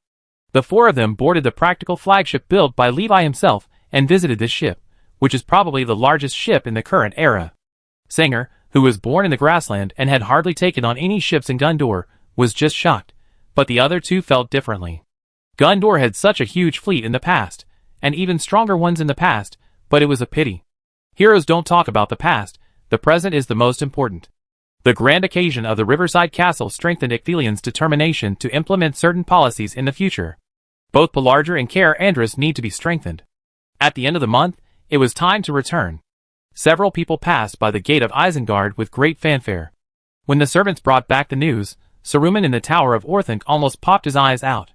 He looked at the pass of Isengard in the south, and almost thought that what he had done was exposed, and these heavyweights formed a coalition to attack him. Fortunately, it was just a false alarm in the end, and there was no movement over there. The journey, which was neither long nor short, ended. In the end, Sanger returned to the Golden Palace of Rohan and continued to be his king, handling various matters, while Ecthelian and his son also returned to Caer Andris, riding their horses to the White City as if they had just returned after an in-depth survey of the terrain. It was peaceful, and nothing happened. In 2958, Levi visited Rohan and Gondor successively, and discussed border and road-related matters with the rulers of the two countries. When Levi arrived in Gondor, the ruling Prime Minister Ecthelian and the Prime Minister's son Denethor went to Caer Andris with Levi and conducted a terrain survey in the nearby wilderness. However, this statement is questionable, because Rohan seems to have records of the visit of the ruling Prime Minister of Gondor, and no one in Gondor knew about it. In the same year, King Sindri of Rohan and Levi jointly inspected the situation of the Vold Road. They traveled all the way to the northernmost plateau of Rohan, and stayed there for a long time. However, this statement is also questionable, because the dwarves in the valley and the lonely mountain seem to have records of the visit of the King of Rohan and the Prime Minister of Gondor, but Rohan and Gondor were unaware of this. Only the parties involved, and a few close confidants knew the specific itinerary of that year. Chapter 278. A new year has arrived. In the second year of the king's tour, at the beginning of the spring, the old Rovanian outpost was built, the East Forest Bend was covered with green plants, and the gap in the forest was filled. From then on, the name of East Forest Bend became history, and the world map ushered in an update. The Black Forest was complete. However, the people who redraw the map at this time did not understand one thing, that is, when a certain lord wants to do something, the map will be updated very quickly. After the Rovanian outpost, the construction team continued to advance southward along the old Rovanian road, and while walking, they refined the road and made the old Rovanian road look like a free city. People passing by here in the future can see at a glance where this road leads to. In the middle of the year, the construction team found a campfire camp, a tree with yellow leaves, and a small house in the North River Trap. This is it, the mark left by the Lord.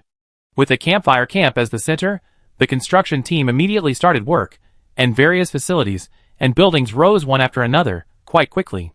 Not long after, this place became a large gathering place, but unlike other places, the facilities here are more functional, basically for transportation and engineering construction services.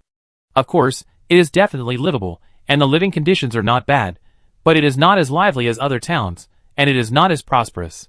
When the Behito camp had a certain scale, and the bridge from Behito to the North Plateau of Rohan was built, some orcs came here. They monitored Behito for a while, and after finding that the man was indeed not here, some orcs began to plan. There are only civilians here, no army at all. Haha, there are only some people building houses and repairing roads. Let them repair in my stomach. I can't stand it anymore, kill them. After confirming again that the man was not here, and that there was indeed only a construction team in Behito, without even a guard team, the orcs launched a night attack. Then, they saw that all the people in the construction team put on armor, and picked up weapons in a very short time. They turned into a well-trained army on the spot. And the person in charge of the project turned into a talented army commander. That night, the orcs screamed miserably. Retreat quickly, we've been tricked. Tricked? No. The person in charge of the project, or the temporary commander of the army, shook his head, and refuted what the orc leader said. This is just the most basic quality of being a resident of a free city. Everyone listen up, counterattack. The engineering team chased the orcs, and chased them across the South River until they stopped at the rugged hills near the King's Twin Pillars. This terrain is really not suitable for pursuit. Across this rugged hill is the Death Swamp, which is too dangerous and unnecessary. Retreat. The engineering team retreated, and the orcs were really stunned. Who are those people? Information update about the people in the territory. When launching an attack on any resident of the free cities, preparations must be made according to the standards of a formal battle. Every resident must be treated as a regular soldier. After a battle in the North River, the orcs calmed down. From then on, the North River was included in the territory. By the end of the year, a new town with city walls and various defensive measures had been formed there. Many trees grew in and around the town, and from a distance, they looked lush and green, like an oasis in the desert. Although the color was not very healthy, and the leaves and grass were slightly yellow, it also had a unique flavor. At the same time, the bridge to Rohan was also opened, and the camp in the South Hatal began construction. Some residents proposed to rename the two places. The North Hatal was called Hebei City, and the South Hatal was called Hunan City. Hebei and Hunan. Hearing these two names, Levi, who was drinking tea, almost choked. Seeing that Levi was probably not satisfied with the two names, the renaming of the North and South Hatal was temporarily shelved, but the namers could not figure out why the Lord would not use these two names.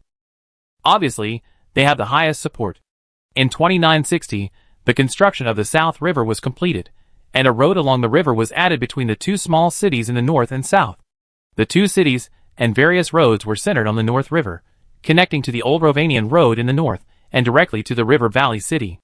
To the south, there is a bridge directly to the North Plateau of Rohan, which is connected to the Vold Avenue of Rohan, and this road directly leads to the capital of Rohan. Later, this sturdy bridge connecting the North Plateau and the North River was called the North Bridge. After crossing the North Bridge and entering the North Plateau, it is the territory of Rohan. Construction here may be a little more difficult, but fortunately many things here are ready-made and do not need engineering teams to repair. When the bridge is connected, the gap between Rohan and many areas in the north is also opened, and the flow of people has become extremely smooth since then. The first caravan crossed the bridge in the river, climbed up the northern plateau, headed for many small towns in Rohan, and then went south along the Vold Road to the capital of Rohan. When the caravan went around, everyone knew the existence of this new passage. And the Vold Road, a road connecting the entire north and south of Rohan, was also frequently used. Perhaps there are still many people who have never been abroad, who don't know where the many cities in the free cities are, but they know that they have to take the Vold Road to get to the North Bridge. After the North Bridge is one of the many cities in the free cities. With the establishment of the two small cities of the North and South Rivers, and the old Rovanian outpost, the land from the Valley City to the edge of the Brown Land was included in Levi's territory. The free cities also gained a new ruling district, the Rovanian district. This area mainly refers to a small piece of land in the east of the Black Forest, and two cities in the Brown Land. Anjuin Valley, Riverdale, Rovanian, Wayside Fort, Riverside Fort. Since then, the overall territory of the free cities has been no less than that of Gundor and Rohan, or even larger. Unconsciously, it has surpassed both and become the largest human force in Middle-earth. Perhaps it is the same if the two qualifiers human are removed. Levi also has a new title, Lord of the North. Under his protection, the northern humans live a prosperous and peaceful life, and his allies also benefit from their prosperity, at least no longer have material troubles. In fact, due to his high reputation, Some people secretly call him the High King of the North, but because he has never shown any interest in being crowned king, this title is just called privately by everyone and has not been spread too much. This is really quite reassuring. In the palace of the Woodland Kingdom, Thranduil looked at the new map and nodded slightly. Now, everything east of Mirkwood and west of Dorwinion is Levi's territory. In this territory, there are Road Town, Long Lake Town, and River City to the north, and Rovanian Outpost to the south. Actually, its scale is comparable to that of a city, and its garrison is more than that of an ordinary city, as well as 3 fully armed cities in the north and south of the river. Whether it is Mordor or Dani who want to attack, they must face at least 3 of these 6 extremely strong cities before they can threaten Mirkwood or Lonely Mountain behind. But how easy is it to capture these 6 cities, let alone its outrageous defense? Don't forget that there are many allies nearby. Apart from those who are too far away to provide support, there are these nearby: Mirkwood, Erebor, Rohan, Iron Hills. Once the fight starts, no one will sit idly by. And the support speed is amazingly fast, and it can reach the front line within a few days. If the enemy does not take the city to be attacked in the first time, then wait, he will suffer a lot. Chapter 279. 2960, Behido. Levi, I really think the names Habe and Hunan are very nice, both in terms of geographical location and their own characteristics. And they are easy to understand and meaningful. By the river, Bard kept muttering. And Levi sat on a small bench with his back to Bard, fishing silently. If you mention this again, I will be angry with you. Okay. Bard sighed and had to give up. No matter how hard he scratched his head, he couldn't think of what was wrong with this name.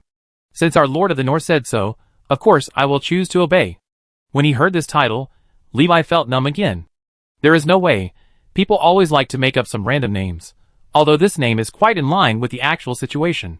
In fact, if you were to directly crown yourself as the High King of the North, no one would say anything. You don't have to worry about this, Bar. Gandalf? Levi suddenly turned around and saw an old man in a gray robe standing behind him. Plop. A sound came from the water, and Levi lifted the rod and found a salmon. The fish was thrown into the bucket, and the bucket became a fish bucket. It's a nice day today. Gandalf sat down next to him and greeted him formally. Good afternoon. It's a nice day? Levi and Bard looked up at the same time, and saw that the sky was full of gray-yellow clouds mixed with unclean things, and the sun was blurred, as if it was separated by a layer of not very transparent curtain. This is the norm in the Brown Land. There is no bright sunlight, and there will be no clear sky. Because of this, the orcs can run around unhindered on this land, and their movements are quite convenient. This is also within Sauron's expectations, or this is the purpose of his burning the land. Gandalf smiled and said, I believe the clouds will dissipate.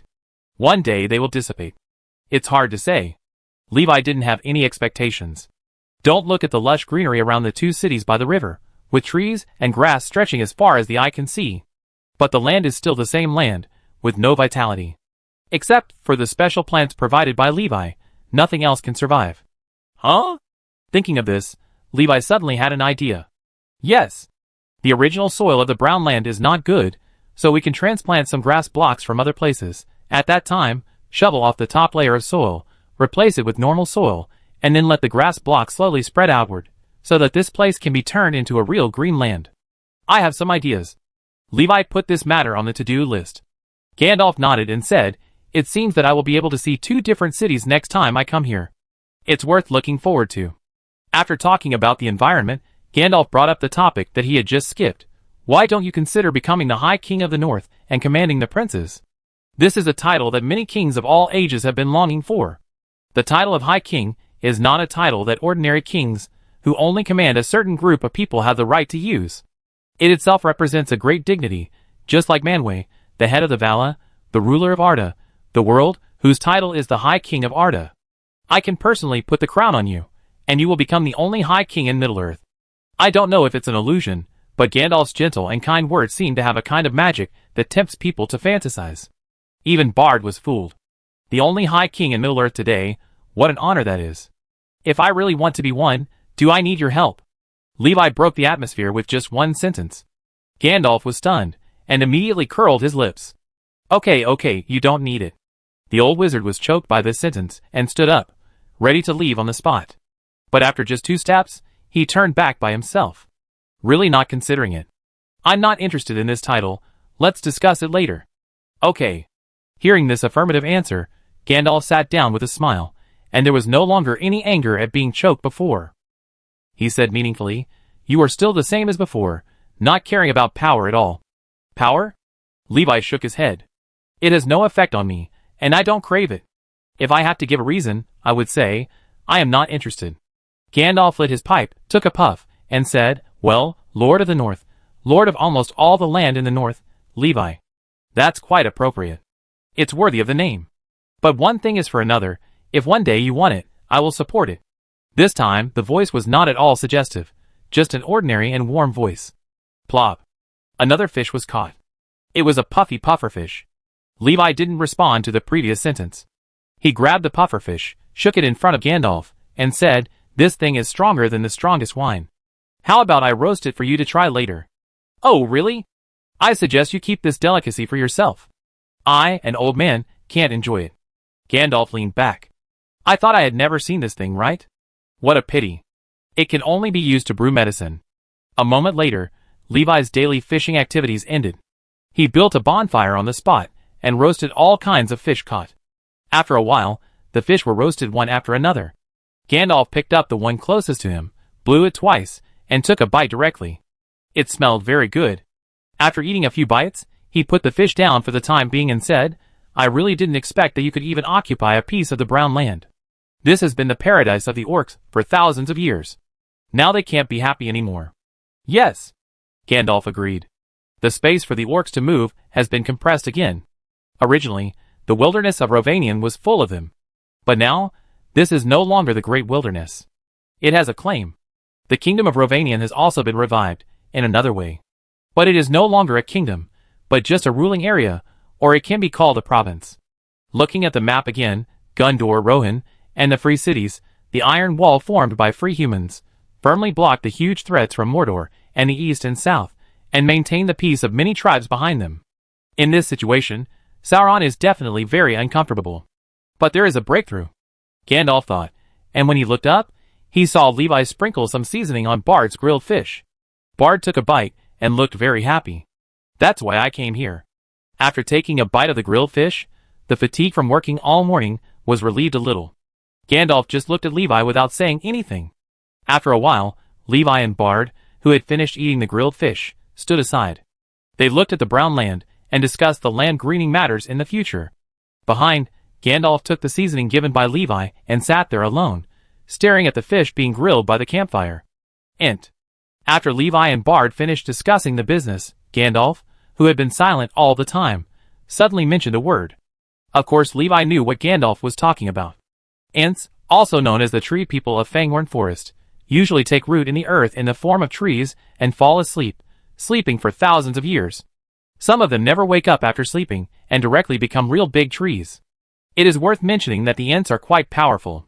They are stronger than ogres and behemoths. They can easily crush hard stones, and it is common for them to break iron with one punch. In fact, ogres are the poor results created by Morgoth imitating Ents, just like orcs to elves. The gap between the two is quite large. After attracting Levi's attention, Gandalf continued, "Although I know this is not your main purpose, and you may not even notice it at all, I want to say that some good things will always have good results. The Ents will know your actions from the earth. They will be delighted." Chapter 280. After a simple meal of grilled fish by the river, Gandalf walked back with Levi and Bard. They crossed the outermost high wall, passed the cordon of heavy crossbows and sentry towers, and headed straight to the center of the city. The first bonfire. This was the name given to the bonfire that Levi had set at the beginning by the construction team and residents. Bard looked at this simple little camp that was still exactly the same as a few years ago and said, "I heard that you were ambushed here, with a king and a prime minister in power." Hearing this, Gandalf looked over with some surprise. "When did it happen?" Levi responded, "A few years ago, we were investigating the road from Dale to Gondor and happened to meet some blind orcs." Gandalf frowned and said, "Fortunately nothing happened, and you guys are really tight-lipped. I never heard of it. Now you have heard it." "Yes, now." As they chatted, the three of them walked up to the city wall again and looked at the land.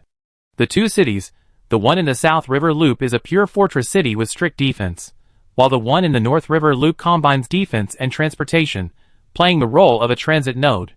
The flow of people and goods between the North and the South basically cannot bypass this city, including Gandalf. In fact, his main purpose of coming here this time was not to find Levi. He just used this place as the best route for traveling between the North and the South, and simply passed by. Meeting Levi was purely a coincidence. On the wall, Gandalf chatted. The Angel and Ecthelion too, they are both good rulers. Thunder governs very wisely. Except for his private life, which is often discussed by people, everything else is good. As for Ecthelion, he recently issued a new order. All talented people, regardless of their status, can go to serve Gondor, and he will give them generous rewards and due respect. For those who are truly talented, his attitude has always been quite open-minded. In the North, there is the impenetrable defense line of Levi, the Lord of the North, which is a hopeless defense for the enemy. In the South, there is an enlightened and wise Prime Minister, and in the middle, there is the wise Thungar, who has a young man named Thorongil to assist him. The situation in Middle-earth is getting better again. Gandalf thought so. But the garrison ringwraiths and orcs in Dol Guldur don't think so. In recent years, because Levi and his subjects have built too fast, when they reacted, they suddenly found that it was broken and the way back to Mordor was cut off. One careless dumpling was wrapped. However, despite their panic, the ringwraiths never stopped developing. Dol Guldur's power grew just as fast, and large units such as trolls and oligs were cultivated one after another. Some of them were naturally poisonous, combining the characteristics of local species. In addition, as mentioned before, the local species, those big spiders, are quite unique. Inspired by Sauron, the ringwraiths went to catch a bunch of spiders. As they belonged to the Dark Camp, the power of spiders was not as strong as that of the ringwraiths. Naturally, the ringwraiths successfully tamed a group of spiders, and made them work for them. Thus, a new type of soldier was born. Spider Army and Spider Riders. These giant spiders have a very strong climbing ability. Even if they carry an orc, facing a smooth 90-degree angle wall, they can climb up a long distance directly. If there is no orc, they can climb even higher. The cancer is spreading secretly in the Black Forest, silently. Anduin Valley, Car Town. This small town located between the Eagle's Nest and the Woodland Kingdom has expanded a lot compared to 2 years ago. The most obvious point is that it has expanded to the riverside. At the widest part of the river, a dock was built, and many ships were stationed here. There are cargo ships and frigates for maintenance. There are also some merchant ships. These merchant ships go south along the Anduin River, passing through the Golden Iris Swamp, passing through the Golden Forest of Lothlorien, and directly reaching the North Bridge between the North Plateau of Rohan and the North River. The North Bridge was designed with ships in mind. The space below it is quite large. Except for Levi's huge flagship, other ships can pass through without any pressure. But that flagship can't get here. So far, the final route is completed. From the outer Belagair Sea route to the inner river transportation, and the sky road across the mountains, there is no obstacle to the entire Middle-earth. As long as it is not to Mordor or further away, there is a safe and smooth route available no matter where you go. The previously closed camp has also become a little more active due to the influence of the caravans running around. Needless to say, the road to the Woodland Kingdom has been built to their doorstep. They originally had a lot of exchanges with the people of the valley. In recent years, affected by the development of Levi's territory, their various exchanges with the outside world have become more frequent.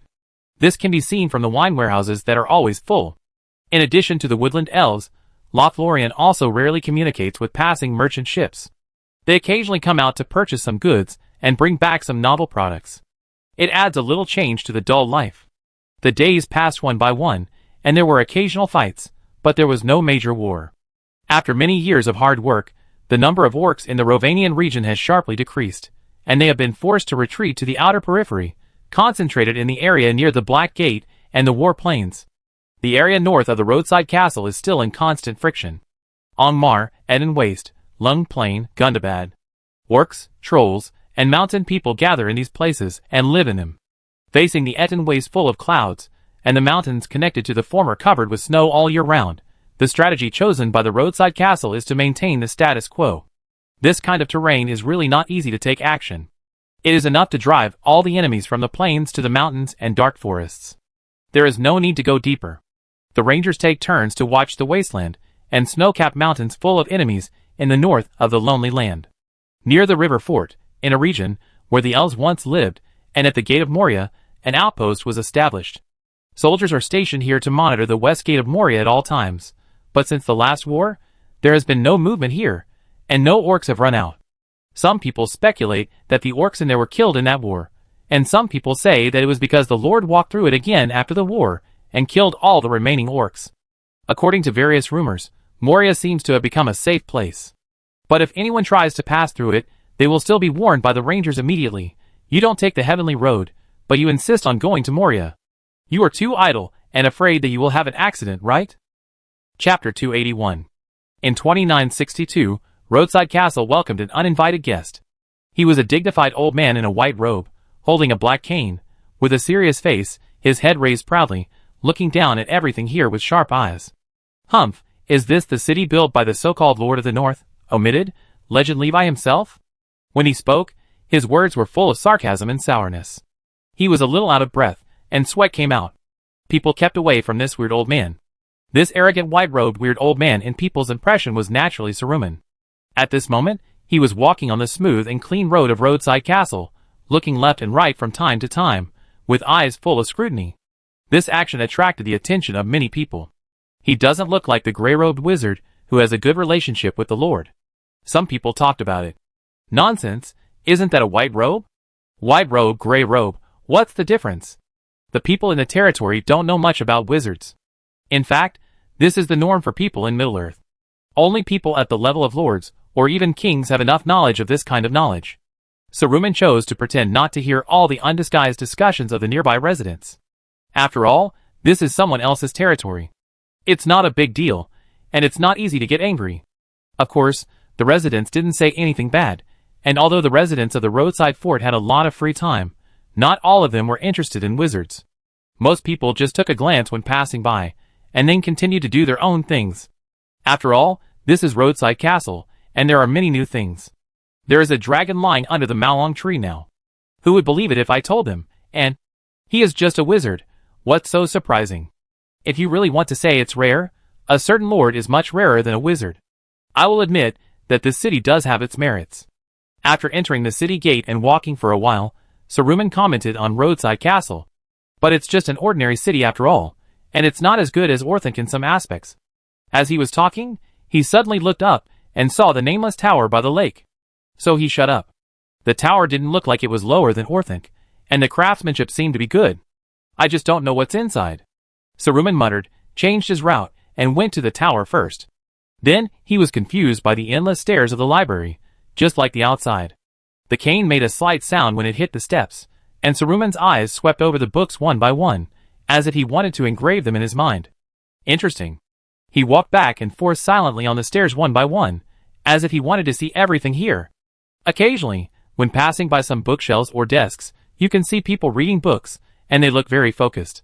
Saruman did not disturb these people who were thirsty for knowledge. His movements were silent and steady, and many people did not even notice that someone was passing by them. Although he had many unpleasant things with the owner of the tower and his temperament was not very harmonious, as a rather proud wizard and a powerful leader, he still had to have the most basic demeanor. This has nothing to do with a good or bad nature, nor is it a deliberate disguise, it's just a habit. When Saruman returned to the starting point of the great library in the tower again, a book displayed alone suddenly attracted his attention. It was a history book of Wayside Castle. Saruman picked up the book and started reading, but soon he turned to the end. A short history. Shaking his head, he put the book down. Then he found another book next to it. A general history of the free cities. This book has a background. For the purpose of investigation, Saruman opened the book. After a while, he found a place to sit down and read for a long time. It was not until the sky changed that he finished reading the whole book. Obviously, this book records much more than the history of Wayside Castle. It records the development of all the territories of the free cities, and even records the predecessors of the territories, and how the territories came under the control of Levi. Interesting. What an enviable power. However, it is not unattainable. The research on the beacon has yielded considerable results. The most critical issue now is the lack of understanding of its origin and fundamental nature. Thinking of this, Saruman couldn't help shaking his head. He didn't visit this library for nothing. One of the main purposes of coming here was to search for information about the beacon and the planet of the Netherworld. However, after reading all the books in the library, at least the titles, he couldn't find any records about this item. It was as if they were all taken out of thin air by Levi. Oh, it seems that you also have a side that is not generous. You are reluctant to show even a little information. The knowledge of the Orthanc Tower is completely reserved for you. As mentioned above, Saruman has already thought of the greetings for the next meeting with Levi. Yes, if you just say that, he will definitely have nothing to say. Putting down the history of the free cities, Saruman walked out of the nameless tower and returned to the city. He went straight to the roadside fort, the residence of the Lord, which seemed a little inconspicuous among many prosperous buildings. When he walked near the roadside fort, his footsteps stopped again. Malum tree? I didn't expect to see it here. It seems that he has won the trust of the elves of Lothlorien.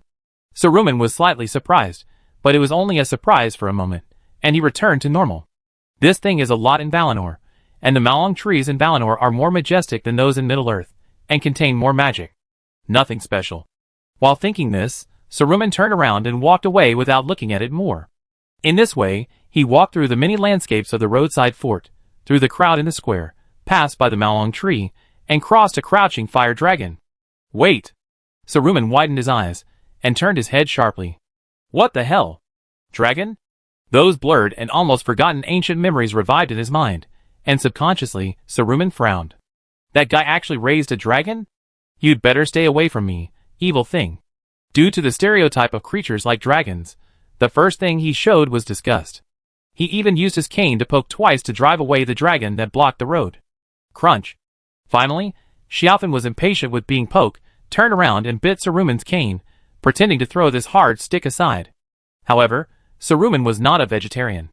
To reiterate, the wizard only looks old, but his strength is not inferior to those experienced warriors. He grabbed the cane with both hands and pulled it back. Let go, dragon, don't touch my cane. Xiaofan also wanted to compete with him, so she got up on the spot and bit the cane and refused to let go. Chapter 282. Come on, come on! The shouts came from the window. What's going on? Inside the castle, Levi, who was reading a book comfortably in a chair, suddenly turned his head and frowned. He closed the book and put it on the table, walked to the window, stuck his head out, and looked in the direction of the sound. When he saw the scene below, Levi's face was dazed. I saw Saruman and Little Pink, one on the left and one on the right, wrestling with the two sides of their canes, and a group of residents gathered around to cheer them on. It's quite lively. After recovering, Levi nodded, leaned on the window frame, and watched with relish. When the wrestling reached the white-hot stage, mainly because Saruman was tired and his face turned red, he stretched his hand out of the window and started to applaud. Levi! Saruman almost fainted. You are still watching there. Take care of this rude dragon in your house. What? Levi was a little confused. Why, you want me to make a false whistle? I say, take care of your dragon, that's my cane, mine. Levi suddenly realized. He jumped down from the window and waved at the crowd. Disperse, don't gather here for no reason. So the residents stopped talking and dispersed. Little Pink also spread his cane and panted disdainfully at Saruman. Saruman also snorted disdainfully. He protected his cane and said, You should know what a dragon is. I hope you have made sufficient preparations when you train this guy. Little Pink is not those evil dragons. Levi refuted what Saruman said. I don't believe you can't feel the difference between Little Pink and those evil dragons. After Levi's reminder, Saruman finally came to his senses. Indeed, this dragon is different. If it were those extremely evil dragons, especially this little dragon that has not grown up yet, biting the cane for fun, I'm afraid it would bite directly on the head, even if its owner is around. Of course, under normal circumstances, people who can tame evil dragons are basically more brutal and violent than evil dragons. As for this dragon called Little Pink, Saruman narrowed his eyes slightly. It's really strange. For a dragon, its emotions are too stable, and its personality is too gentle, so that he subconsciously treats it as a small animal, even though it has grown bigger than a bison. Of course I can feel it, but I suggest you keep an eye on it to avoid any trouble. You don't need to remind me of this, and Xiaofan has been to school, and is a civilized and cultured dragon. Levi touched Xiaofan's iron-like scales, and Xiaofan also put his head close to rub his hand. Looking at Xiaofan's body, that has begun to grow, Levi suddenly felt a little emotional. He also remembered something. Has Xiaofan grown a fire-breathing organ? We have to look into this later. Levi returned his attention to the present and asked, Let's talk about you. What's the matter with you coming here? Saruman asked back, Does it have to be something for me to come here? I'm just doing what you promised. You said that if you want to know something, let me come and see it myself. So I'm here. I went around the nameless tower, but I didn't find what I wanted. At this point, Saruman finally said the words he had prepared for a long time. Oh, it seems that you have a side that is not generous, and you are reluctant to show even a little information. What information? About the beacon, and the mysterious objects on you. This. Levi shook his head, and opened the castle gate. Come in with me first. Standing at the door is not a big deal. Unlike Saruman's residence, Levi's castle is a bright and warm atmosphere, and the lighting is also very good. The furniture is all made by himself. It may not be gorgeous, but it must be comfortable and beautiful. As soon as Saruman sat down here, he knew that some hard chairs in the Tower of Orthanc should be replaced. It is definitely a comfortable thing to sit on such a chair, to read a book or do research. When entering the quiet and warm castle, some words can be said directly. Levi explained, I don't want you to understand, but some knowledge is dangerous in itself, and knowing it will bring disaster to yourself. I call it forbidden knowledge. Even if you are Istar, it is better not to know this knowledge. At least I won't recommend you to learn it when you are in Middle-earth. Of course, the harm itself is not too high.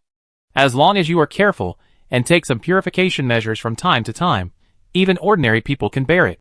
But I don't know whether the more evil existence has cast its eyes here, and whether it has really disappeared, so I usually don't let people know these things. Sometimes, not knowing is a kind of protection. Saruman could understand these words to some extent. Even if we don't mention the exiled Morgoth, the Vala who sang against the creator god.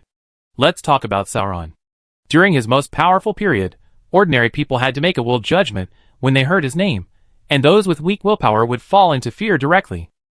Even now when Sauron is at his weakest, people will try to avoid mentioning this name. It's just, is the knowledge about the beacon and the star in it also taboo? Oh, that's not the case. Levi waved his hand. I'm simply too lazy to write them down.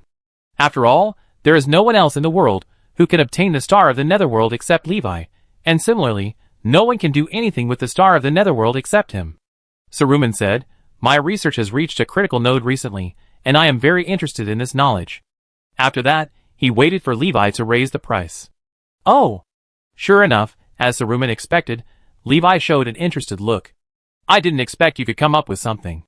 Did you melt it into liquid and make cloth, or did you develop some magic with it as the core, or did you analyze something from it? None of them. Okay. Levi was a little disappointed. He didn't keep anyone in suspense, and went straight to the point and began to explain, regarding the beacon and the nether star in it, they all originated from an extremely powerful monster, which I call the Wither. According to my understanding, the Wither is a residue polymer of some powerful undead master. Although it is just a residue, when it revives, the whole world can hear its roar accompanied by a huge explosion that can blow down the Tower of Orthanc. It has the power to make life wither. All life is its enemy. A black rose will bloom on the life killed by the Wither. Anyone who approaches that rose will quickly fall into withering. Listening to Levi's story, Saruman was a little surprised. On the one hand, he was surprised by the exaggerated content of his story, and on the other hand, he didn't expect Levi to directly tell such a secret without mentioning anything like reward. It doesn't sound like something from this world. It's not. Levi didn't explain the specific origin of the Wither. On the one hand, he himself was not sure, and on the other hand, there was no need. Saruman could understand it. After all, there was an intruder who did not belong to this world in the history of Arda, that is, the spider-shaped evil god from outside the domain, Ungoliant. This big spider evil god is even more heavyweight. It can beat Morgoth so loudly that the group of Balrogs sleeping underground were awakened. In the end, it was only with the timely rescue of the Balrog army and the attribute restraint that it was forced to retreat. No one knows the end of Ungoliant, and no one can explore it, but it has not appeared for several epochs. Everything I have said now is still within Saruman's cognition. Levi continued, The star of the Netherworld is the object condensed after the death of the Wither. It's amazing, isn't it? The powerful undead monster that controls the power to make life wither away condenses a flawless, pure and vital star like crystal after disappearing. Chapter 283. Listening to what Levi said, Saruman replied, The nature of things is not always single, and no one can understand everything about a thing just by its appearance. Looking at a thing horizontally, vertically, inside or outside, different perspectives may reveal different things, not to mention things like death and rebirth, which are more mysterious and contain huge wisdom. People are always unable to understand things beyond their own cognition. Eyes can only see the surface, ears can only hear sounds to a certain extent, and noses can only smell things that can stimulate it. That's why we have to use various means to understand more properties of things. things that cannot be understood by our senses alone. Only in this way can we control more powerful power. This time it was Levi's turn to be slightly surprised. I didn't expect that this old man, who was deeply immersed in power and desire, could have so many insights. Something. Well, I probably understand. Saruman muttered to himself. Sometimes, in research, the origin of an object is very important, which is related to many things. Then I take my leave first. I still have some things to do, Saruman said, and was about to stand up. He was very enthusiastic when asking and listening, and he stood up and left after asking what he wanted to ask, without mercy. As for giving back, don't even think about him taking the initiative to mention it. Look at the Ents in Fangorn Forest. These poor tree people were taken advantage of by him for thousands of years, and they taught him countless ancient knowledge. Not only did he not give anything in return, but he also chopped them all down and burned them into charcoal. In fact, the Ents were relatively good. Saruman would not provoke them directly when it was not necessary. At least, he was polite when they were face to face. The tree felling was also calculated because the Ents liked to stay in the deep forest and sleep. If no one woke them up, they might be chopped down while they were sleeping. In other words, only people with great power can make Saruman sit down and talk peacefully. Just like Levi. If it were a weaker person, he might not even have the opportunity to have an equal dialogue with Saruman.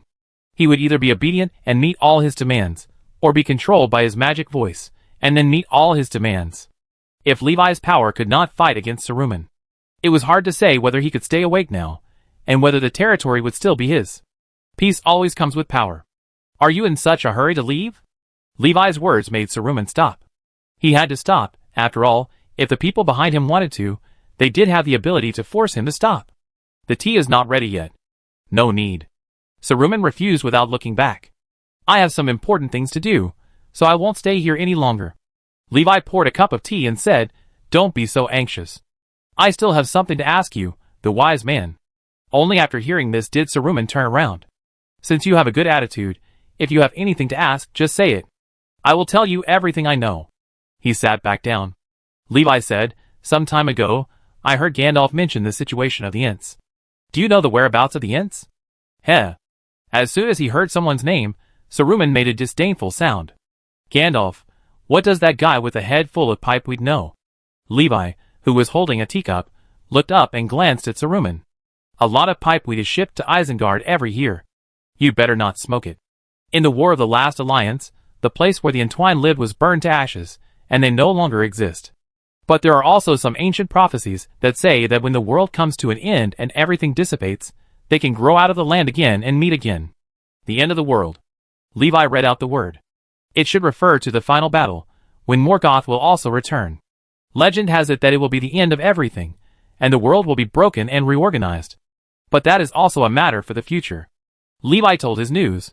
I heard that there are some rumors among the hobbits in the Shire that some people have seen walking trees in the northern wastes, and there are also some tree people in the old forest. Rumors. Saruman denied it quite straightforwardly. There is no way that tree people exist in the northern wastes. There is no living condition for them there. As for the old forest, there are some evil-minded trees in it. You can say that they are alive and thinking, but they are far inferior to the Ents in terms of strength and wisdom. The Ents gave these ignorant species that are neither Ents nor trees a name, and they are called Huorn. There are also many Huorn in Fangorn Forest, but they are better, and they are all controlled by the Ents. It's different in the old forest. Huorn without control will only be some savage and dangerous guys. Some hobbits will scare their children with the story of Huorn's cannibalism. But this is not a story. Many years ago, the hobbits fought them fiercely.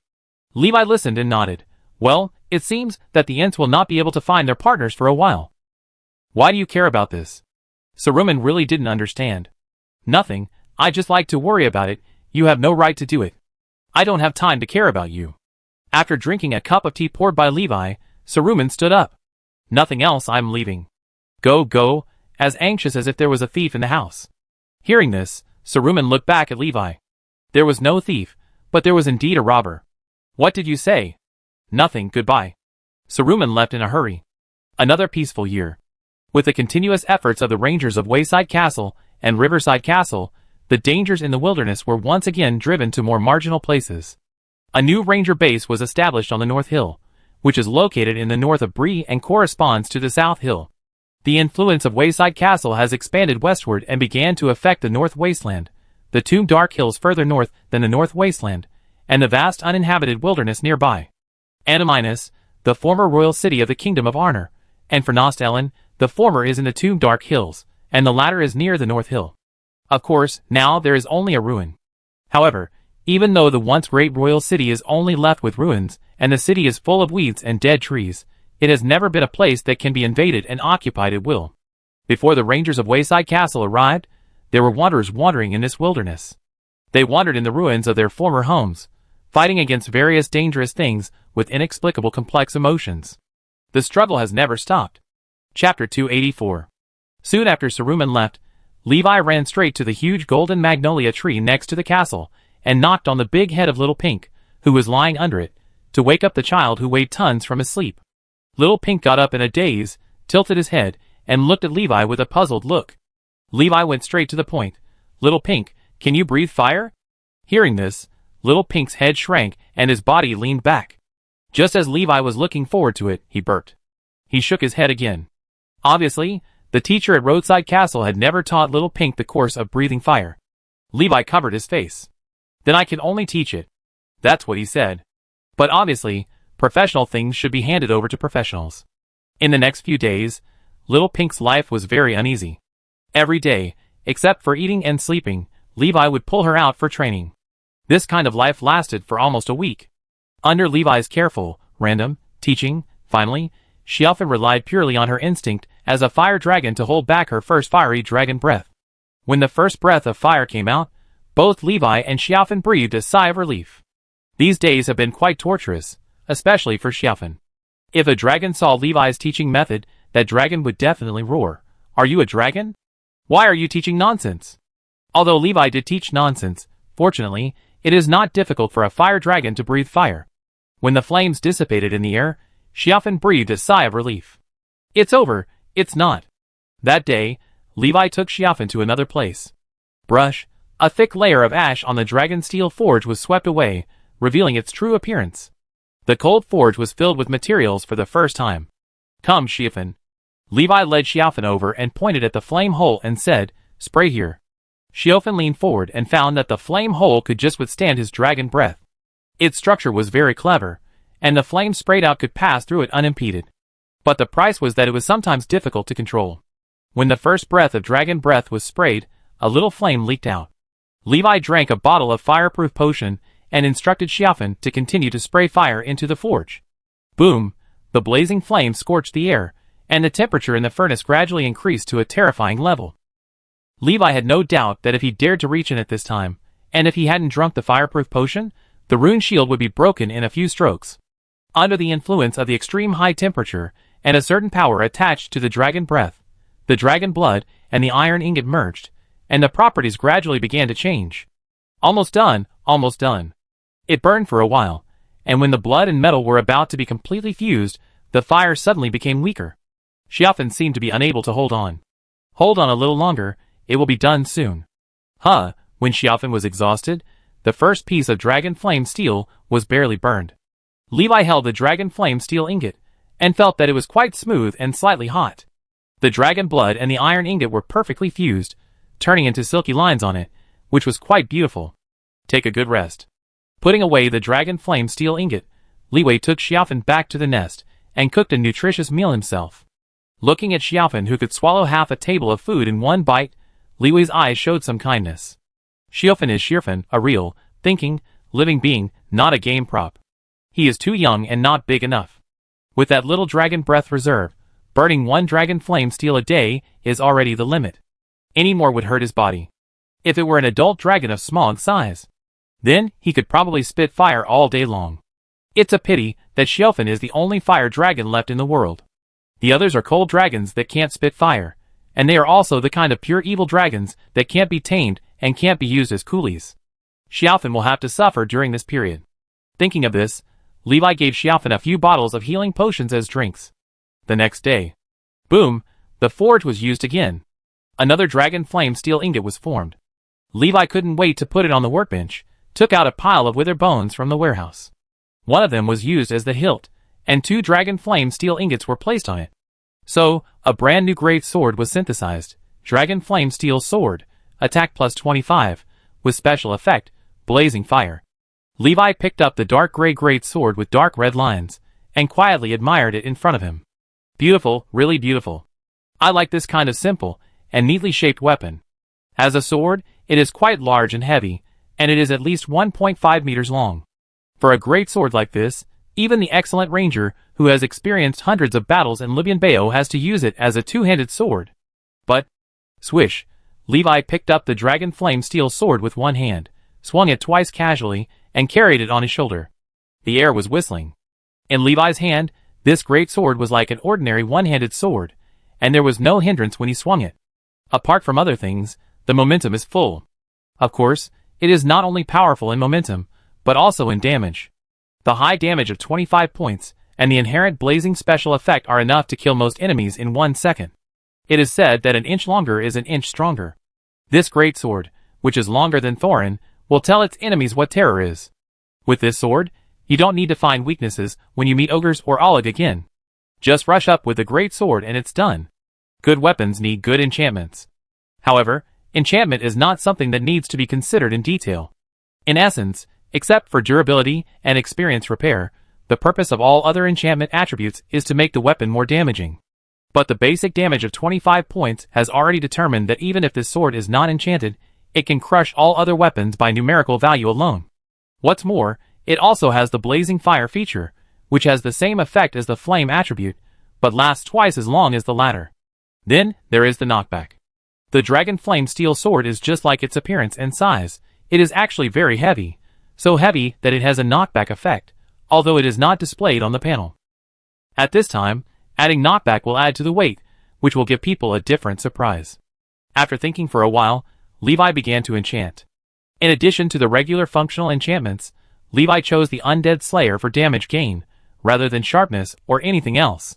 The full-level sharpness enchantment can only increase 3 points of damage, but the full-level Undead Slayer can increase 12.5 points of damage to the undead.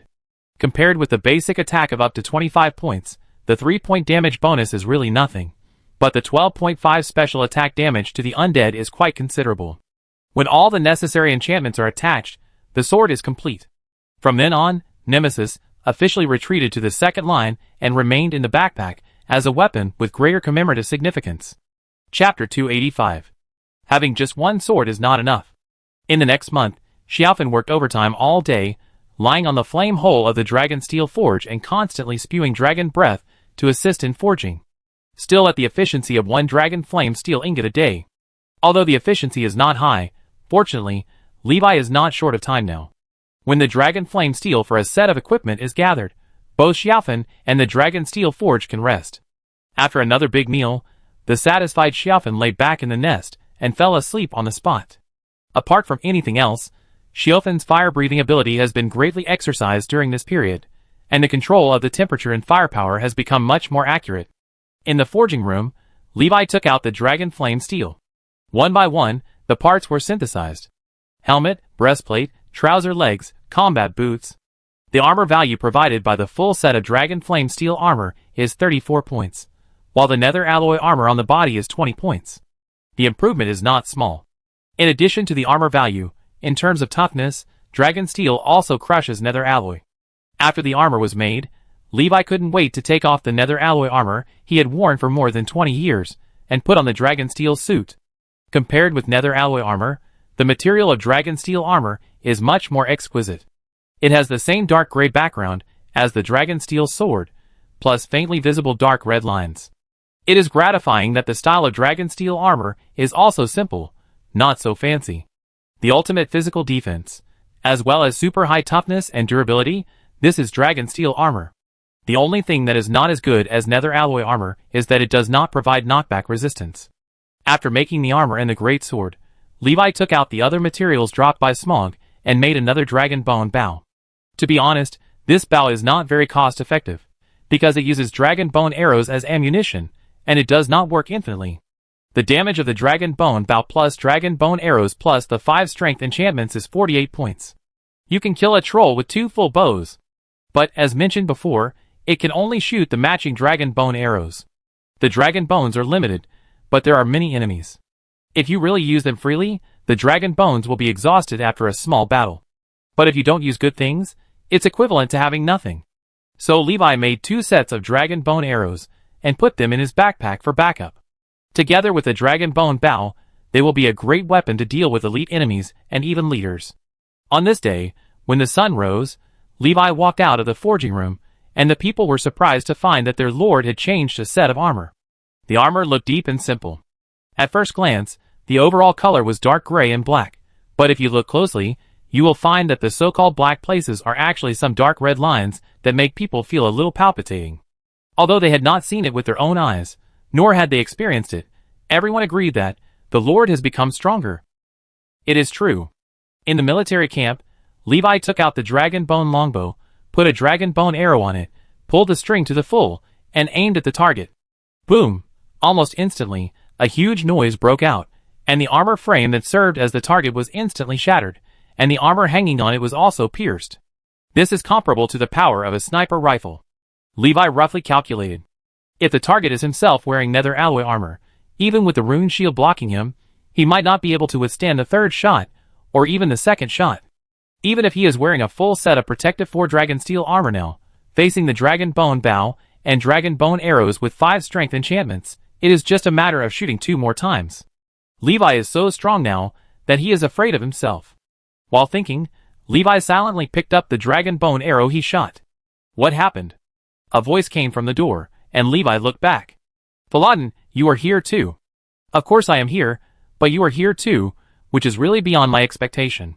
As Faladin said, he walked to Levi's side, and couldn't help but look him up and down carefully. Your equipment has changed, and this thing gives me a special feeling. In addition, Faladin looked at the pile of debris on the ground again. Did you cause this too? Levi nodded. Faladin became interested at once, and he continued to ask, what magic did you use, Fireball? Not really, I think this trace looks like lightning, or the kind with strong penetrating power. The vagrant still believed that Levi would use some magical magic, as he did 20 years ago. None of them. Levi denied it. It's this kind of arrow. Levi took out a few dragon bone arrows and explained, arrows made of dragon bones are strong, sharp, and have certain magical powers. Just like you said just now, they have strong penetrating power. Just right, I give you some. This kind of arrow cannot be used with ordinary bows. It's best to use a crossbow. The power of a dragon bone arrow shot by a crossbow is equivalent to a TNT exploding in front of you. I believe you will use it well. Oh! Faladin took the dragon bone arrows handed over by Levi and felt quite novel. Arrows made of dragon bones are really luxurious. I guess this kind of thing is quite rare. 1 less is 1 less. Levi replied, but it's worth it. Faladin looked at the exploded armor rack and the armor shot through the ground, and agreed with this statement. It's worth it. He put away the dragon bone arrow properly and said, I'm glad to see that you have made a new breakthrough. Are you free now? I'm free, what's wrong? I'm fine, but when I passed by the castle just now, I found a dwarf waiting at the door. He seems to have something important to ask you. Do you want to go and see it now? Dwarf? Levi was a little confused. After a while, in front of the castle, Levi saw the dwarf that Faradin mentioned. Balin, why is it you? Oh, Levi, I'm glad you're here. As soon as he heard Levi's voice, Balin immediately turned around and greeted him. Levi asked, what happened? It's Erebor, recently. Wow, your armor, what is it made of? Just as he started talking, Balin himself led him astray. He opened his eyes wide, stared at Levi's armor and said, Can I touch it? Levi was a little helpless. He opened his arms and said, As you like. So Balin completely abandoned his reserve. Oh my beard, Durin! He kept exclaiming. Light, tough, even better than Mithril. It's really unbelievable. If this material is made into a weapon, it will definitely be a weapon with unparalleled performance that will neither rust nor curl. I guess you must have it, right? Balin asked him in a low voice while touching Levi's breastplate. Before Levi could answer, he suddenly looked at the dragon steel breastplate he was touching. It's not a hot season now. Is the temperature on its surface always this high? Yes. Levi nodded. Then it looks like there should be a layer of lining inside your armor to protect yourself from being burned. The material used for the lining must be unusual. Am I right? Well, it's generally right. I said. Seeing that all his guesses were true, the old dwarf Balin showed a smug expression. He then couldn't wait to continue what he had just said. Let me see your weapon. Levi had no choice but to take out his dragon steel sword. Then, He stuck it into the ground with a clang. With this action, the floor shook, and Balin's beard trembled. "Oh, this is a really big thing. It's taller than me." The tallest dwarf, such as Thorin, is only 4.5 feet, 1.5 meters. For them, this sword is really taller than the whole person, a real giant. "Let me see how heavy it is."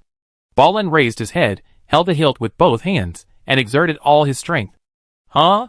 So he lifted the big sword. "Huh, this is really hard." "Good, really good. It's a really good sword." The old dwarf's eyes showed admiration. "I smell it," he said.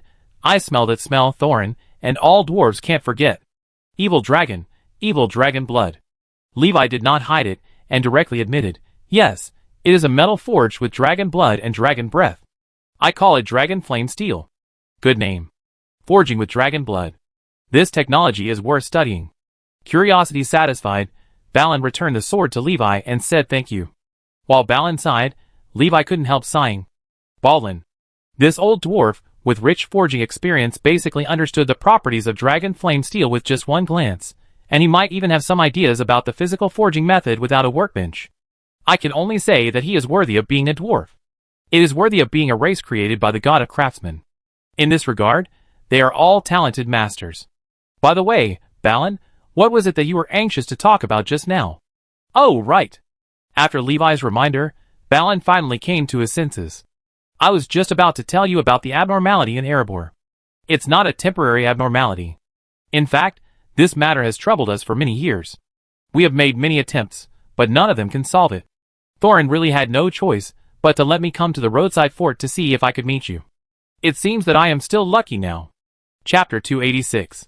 Gandalf, this guy, sometimes you feel like you can see him everywhere, just like one day when you ordered a glass of ale in the tavern, and he might be sitting opposite you when you put the glass up and down. But sometimes, you can't find him at all. Alas, wizard. Click. While complaining, a cup of brewed tea was gently placed in front of Balin. Thank you. Balin picked it up and tasted it, and returned to the topic. Regarding the abnormality of Erebor, we think it has deviated from common sense, and it is very likely to involve some mysterious events. Perhaps we need the help of wizards to find out something. Hearing Balin say this, Levi also showed an interested look. So what mysterious event can make you so anxious? Tell me in detail. Balin sorted out the information in his mind and replied, the first signs of this matter began to appear more than 10 years ago, specifically in 2949, just after the Battle of Riverside Castle.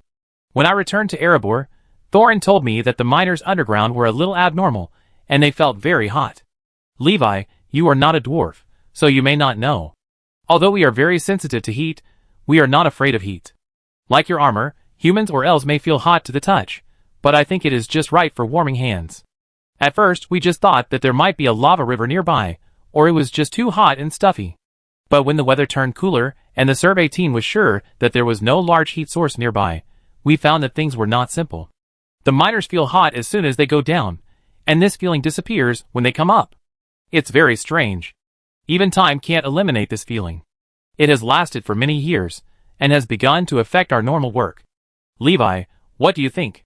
In my opinion, Levi thought about it. Isn't it that some radioactive material was dug up? That's a bit scary. He temporarily suppressed this speculation and said, it's better for me to go to the scene to take a look. I can't hear anything just by listening. If there is really any dangerous material that will cause harm to the people around, the buff column will be displayed. This is called physical detection. It's like an old electrician can tell whether a wire has electricity by touching it. The difference is that Levi can touch it many times. That's right. Bahrain nodded and drank the rest of the tea. So the two of them set off immediately. But in addition to digging up radioactive materials, there are still some other possibilities. Just like Balin said, the abnormality happened right after the war. Maybe it was someone's fault. A few days later, Levi and Balin came to Lonely Mountain. But before entering the mountain, in River Valley City, he unexpectedly met two people who were gathering together. Bane. It's Rare. What are you doing? Near the shooting range, Levi greeted the father and son. Bade raised the bow in his hand and signaled to Levi. I am competing with Bane in archery, and the current result is tie. Oh! Levi gave Bane a thumbs up on the spot. Good job. Hearing Levi's praise, Bane, who was already in his 30s, smiled like a child and patted the Excellent Ranger medal on his shoulder. You are worthy of the title of Excellent Ranger. Bard also patted his shoulder to encourage him, but at the same time reminded him, "Don't be too happy too soon, Bane, the competition is not over yet. Next, I will increase your intensity." Bard stretched his muscles. He was still the high-spirited archer. In terms of strength, accuracy, control of details, and perception of the environment, even if he was compared with the Legion champion of Roadside Castle, he was still a little bit worse. As for Levi himself, he was even worse. In terms of archery alone, he was just the average level of an excellent ranger, and he was not outstanding compared to those who were slightly better at archery. It was accurate, but not necessarily detailed. "Then you guys keep working hard. I'm going to Lonely Mountain to do something." After hearing what Levi said, Bard was a little curious this time. "What? You can do serious work?" So he paused his competition with Bane and chatted with Levi for a while. "Oh, so it's about this." After listening to Levi, Bard showed a look of understanding. "I've heard about this too. It's really strange. Maybe only people like you and Gandalf can solve it. It's just that these two people are a little hard to find. As for other wizards that can be found, the brown rogue Radagast who lives in the Black Forest is not professionally suitable, and is not easy to do. The other white robed Saruman is a heavyweight, like a big Buddha. It's not clear whether he can be invited, and even if he is invited, it will cost a lot. However, nominally he is Rohan's advisory wizard, and he should be able to get the King of Rohan to help him, but he can only be a backup that will not be used until it is necessary." After a short chat, Levi stood up and looked at the arrows in the shooting range, and suddenly remembered something. "Speaking of arrows, it's just right." He took out a handful of dragon bone arrows and handed them to Bard. Dragon bone arrows, similar to black arrows, have certain magical powers and strong penetration. But be careful, if it is lost, it will not be found by itself, and you know, there are not many dragon bones. Of course, don't be stingy when you need to use it. Listening to Levi's story, Bard couldn't help but draw out an arrow and put it on the bowstring. But as soon as he finished this action, he frowned. "I'm afraid this bow can't play its full performance. I need a bigger and stronger bow, or a crossbow."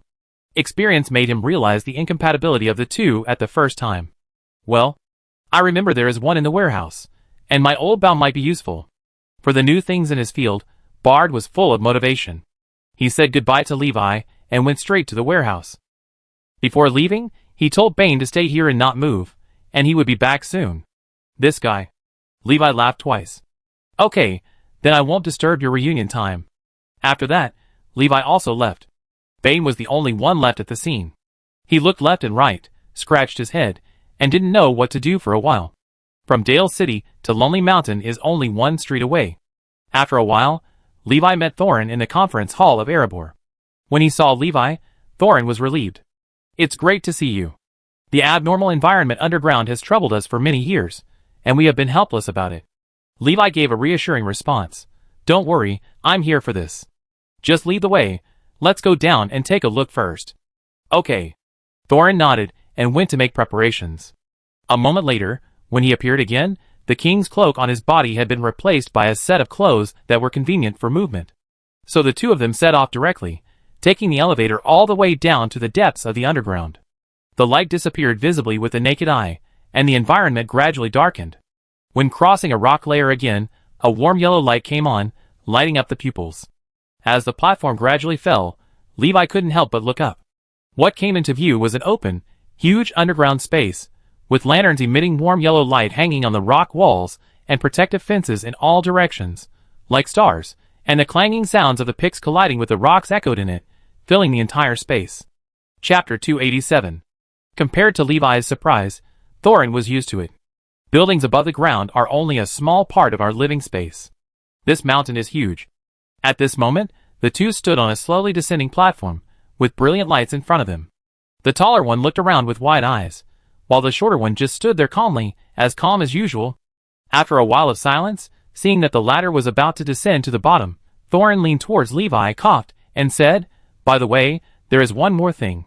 I noticed when you came here, did you change your armor? Can I touch it?" Levi's mouth twitched. "Okay. These dwarves are really the same. This feel, this material. It seems that you have mastered some forging methods that no one can match." Thorin praised the armor in front of him without hesitation. "It's perfect." Clang. With an exclamation, the elevator landed. Thorin retracted his gaze, and immediately returned to his usual state of majesty. The two moved deeper underground, passing by fenced roads and bridges, passing by dwarf miners working hard, until the lights became scarce and there was no sound of digging. Thorin stopped and turned to look at Levi. Did you feel it? What? Levi was a little confused, but he felt that everything was normal. He glanced at the status bar, and there was no prompt.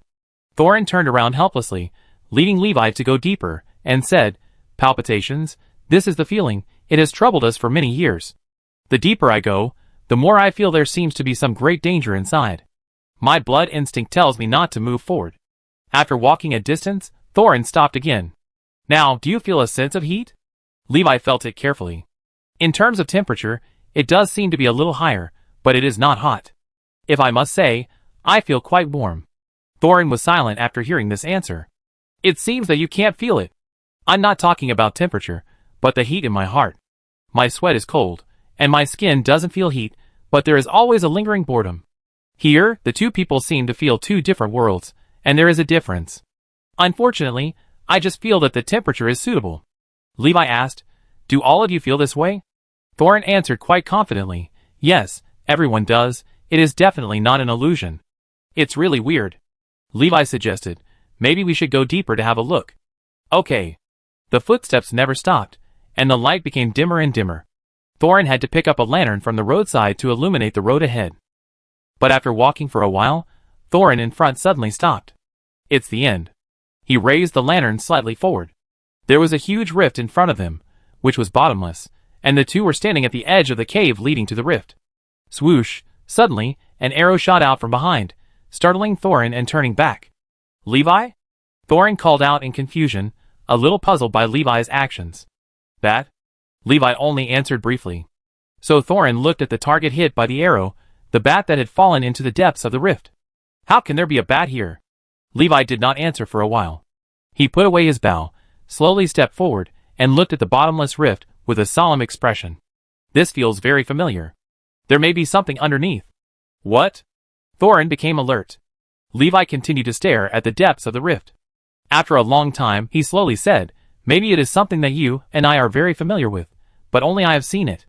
Back off, go out, Thorin, take all your people, and go to River Valley City for refuge. What is likely to happen here next, but don't worry, just let me deal with it. What did you find? Thorin was more and more confused. But when he raised his head again, he suddenly found that Levi had taken out a dark sword as tall as him, and carried it on his shoulder. To be honest, I'm not sure if it is, but even if there is a slight possibility, I don't recommend you to stay here. Balrog. Levi uttered a word. Thorin was shocked, and there was an indescribable emotion in his eyes. Why do these things always target us? Although he complained, he did not question the accuracy of Levi's words. Be careful. After leaving a word of advice, Thorin immediately ran back along the original route to carry out emergency evacuation and war preparations. The big bell of Erebor rang. All the dwarves immediately stopped their work and hurried to put on their armor. The noise also alarmed the river valley. Bard hurried out of the warehouse and looked towards the lonely mountain. Father. Bane ran over and called him, also with a confused look on his face. Seeing Bane coming, Bard stuffed the two bows in his hand to him and said, Hold them for me first, I go see what's going on. That's what he said, but before Bard reached the gate of Erebor, Thorin ran out with a large group of dwarves. Bard. Thorin saw him from a distance. What's going on? Bard was a little confused. Why did the dwarves march towards the river valley fully armed? Even if they believed that the dwarves had no ill intentions, the residents in the city couldn't help but worry when they saw this huge posture. Including Bard. Some things are just for the worst. Seeing Bard coming, Thorin took a breath and said quickly, Forgive me for not telling you in advance, it's really too late. Levi, and I found a powerful monster underground. What should we do? Should we form a coalition to defeat it next? Bard asked. No. Thorin shook his head. We are here to seek refuge. When the bat was shot down and Thorin left, Levi continued to explore downwards. A bucket of water was poured on the edge of the rift, flowing downwards, and Levi followed the flow downstream. It took a long time to swim to the bottom. After landing, Levi put the lantern in his hand into his backpack, and the surroundings went dark. In the darkness, Levi opened his eyes wide and looked around carefully. Finally, after he walked for a while by feeling the stones, a faint and strange light appeared at the edge of his sight. A glowing stone? No, that's not right. Levi took out the lantern again, and the entire appearance of the stone appeared before him. It was not a stone, but a small box with some disturbing characters engraved on it. Wait, this font, black language. The flame of Yuden, the fire of darkness. The dormant disaster spirit returns to the world. Buzz, when Levi read these 2 lines of words, some changes occurred. The air condensed, and the evil power was stimulated from it, sweeping across the entire rift, swallowing up the light from the lantern in his hand. The vision became dim, and a strange fog composed of black particles rose around, making everything blurry. Darkness. Tens, there was a beacon buff in the status bar. Whenever the number was about to drop, it would immediately refresh once and return to 10 seconds. Levi held the dragon steel sword tightly and waited quietly. After a long time, when the terrifying darkness dissipated, a real feeling of heat came. Now he could empathize with Thorin. Because it really came. Chapter 288. Deep underground, deeper than the deepest point dug by the dwarves of Lonely Mountain, a huge sphere as silent as magma stretched out. Scarlet eyes lit up, followed by flames around the body, which ignited and became more and more intense as the eyes revived. Roar! The second Balrog in Middle-earth has revived. When the Balrog opened its eyes, it immediately looked up, where there was a dark force that made it feel familiar. That force kept calling from a distance, making it instinctively want to go up and find out. Boom! The rocks kept breaking. Like a meteorite rising from the ground, the Balrog broke through the layers of obstacles buried above the cave until the darkness became clearer and clearer. Finally, when this feeling reached its peak, the space above suddenly opened up. Whoosh! Levi raised his head, and his sight kept moving up with the big fireball that broke out. There were many thoughts in his mind. It shouldn't have appeared. There is no syllable belonging to it in this movement. As long as it sleeps quietly underground, even if the dwarves continue to dig, they will not be able to dig it up no matter how deep they dig. It should have staggered with the dwarves and slept until the end of the world. But now there is a dissenter who calls out this untimely noise. I can give you a chance.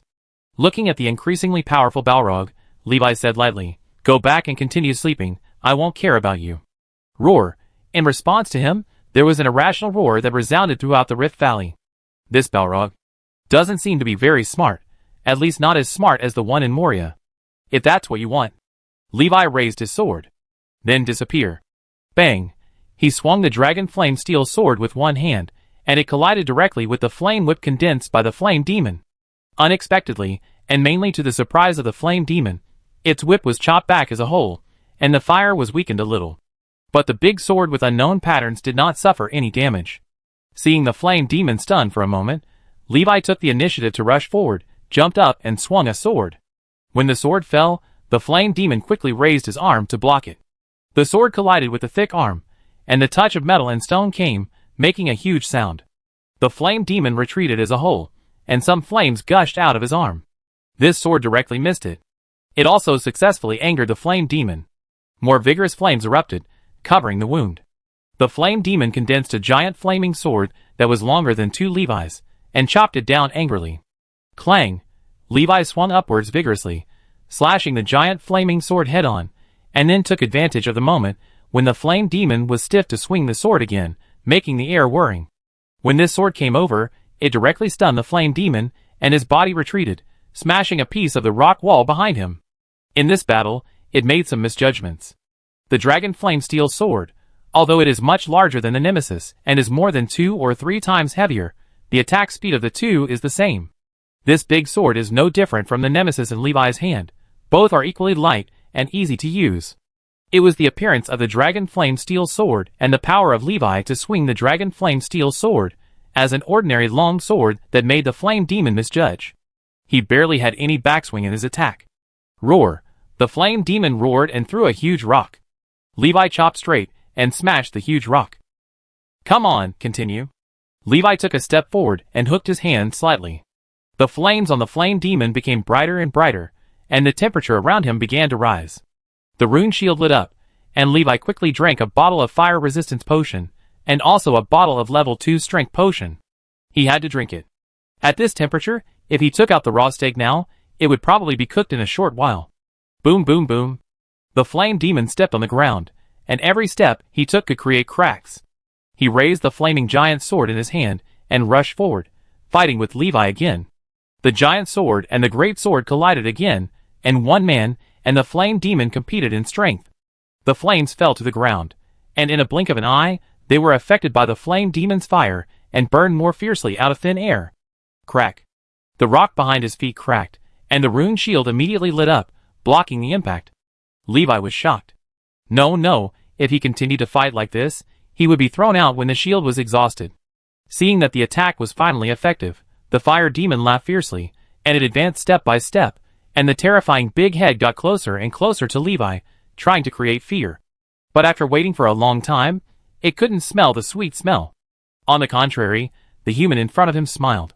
Levi raised his eyebrows. The fire demon suddenly felt bad. I won't play with you anymore. Boom! The dark red sword rose up and directly lifted the flaming giant's sword. Immediately afterwards, Levi rushed to the fire demon's eyes almost in an instant and chopped its left leg with a sword, causing it to leak fire, and at the same time knocked the fire demon to half kneel on the ground. Boom! Another blow. The Balrog's head was hit hard, but before he could recover, Levi caught him off guard and slammed him backward with another sword, then jumped up and smashed the Balrog's chest the next second. Boom!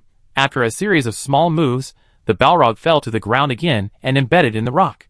Levi stood on his body, holding the dragon flame steel sword in both hands, pointing the sword tip below him, directly at the Balrog's chest. The dark red sword was raised high, and then fell down quickly. In the short moment when it approached the weak point of the Balrog's chest, the Balrog, who had just woken up a little, suddenly felt a breath of death. Death, approaching. Ah! Death, it may be a gift, a liberation, and the soul returning to the temple of Mandos for other lives. But for these polluted creatures, it is just endless emptiness, endless exile and torture. A strong desire to survive broke out. The mountain shook. A shocking and penetrating scream burst out, faintly reaching people's ears, making everyone's breath stagnate. The Witch King in Minas Morgul cast his eyes to the north, and let out a hoarse and unpleasant laugh from his armor. You should feel the anger of the fire spirit. Anger? The great rift deep underground was suddenly covered with flames, like a volcanic eruption. Caught off guard, Levi, who was at the eruption mouth, flew up directly, along with the pillar of fire. The fire demon roared at the bottom of the canyon, glaring at Levi, who was blown up by the flames. And Levi, he turned directly in the air, carrying the gushing flames and spiraling down. Like a meteorite, he smashed towards the fire demon who caused all this. Fire collided with fire, and under the huge impact force, a white light burst out from the middle, cracking the rock walls on both sides. The cracks spread rapidly to both sides, all the way to the end beyond the site. Huge rock plates fell one after another. Boom! The Great Rift Valley finally couldn't bear the pressure and collapsed completely. Chapter 289. Boom! The ground shook again, and the people on the ground became more and more uneasy. I'm really afraid that the ground will collapse suddenly. Thorin stood on the city wall and looked at the gate of Erebor. He felt that his hair seemed to have turned a few more white. Don't worry. Bard comforted him. The houses here are all built with Levi's magic.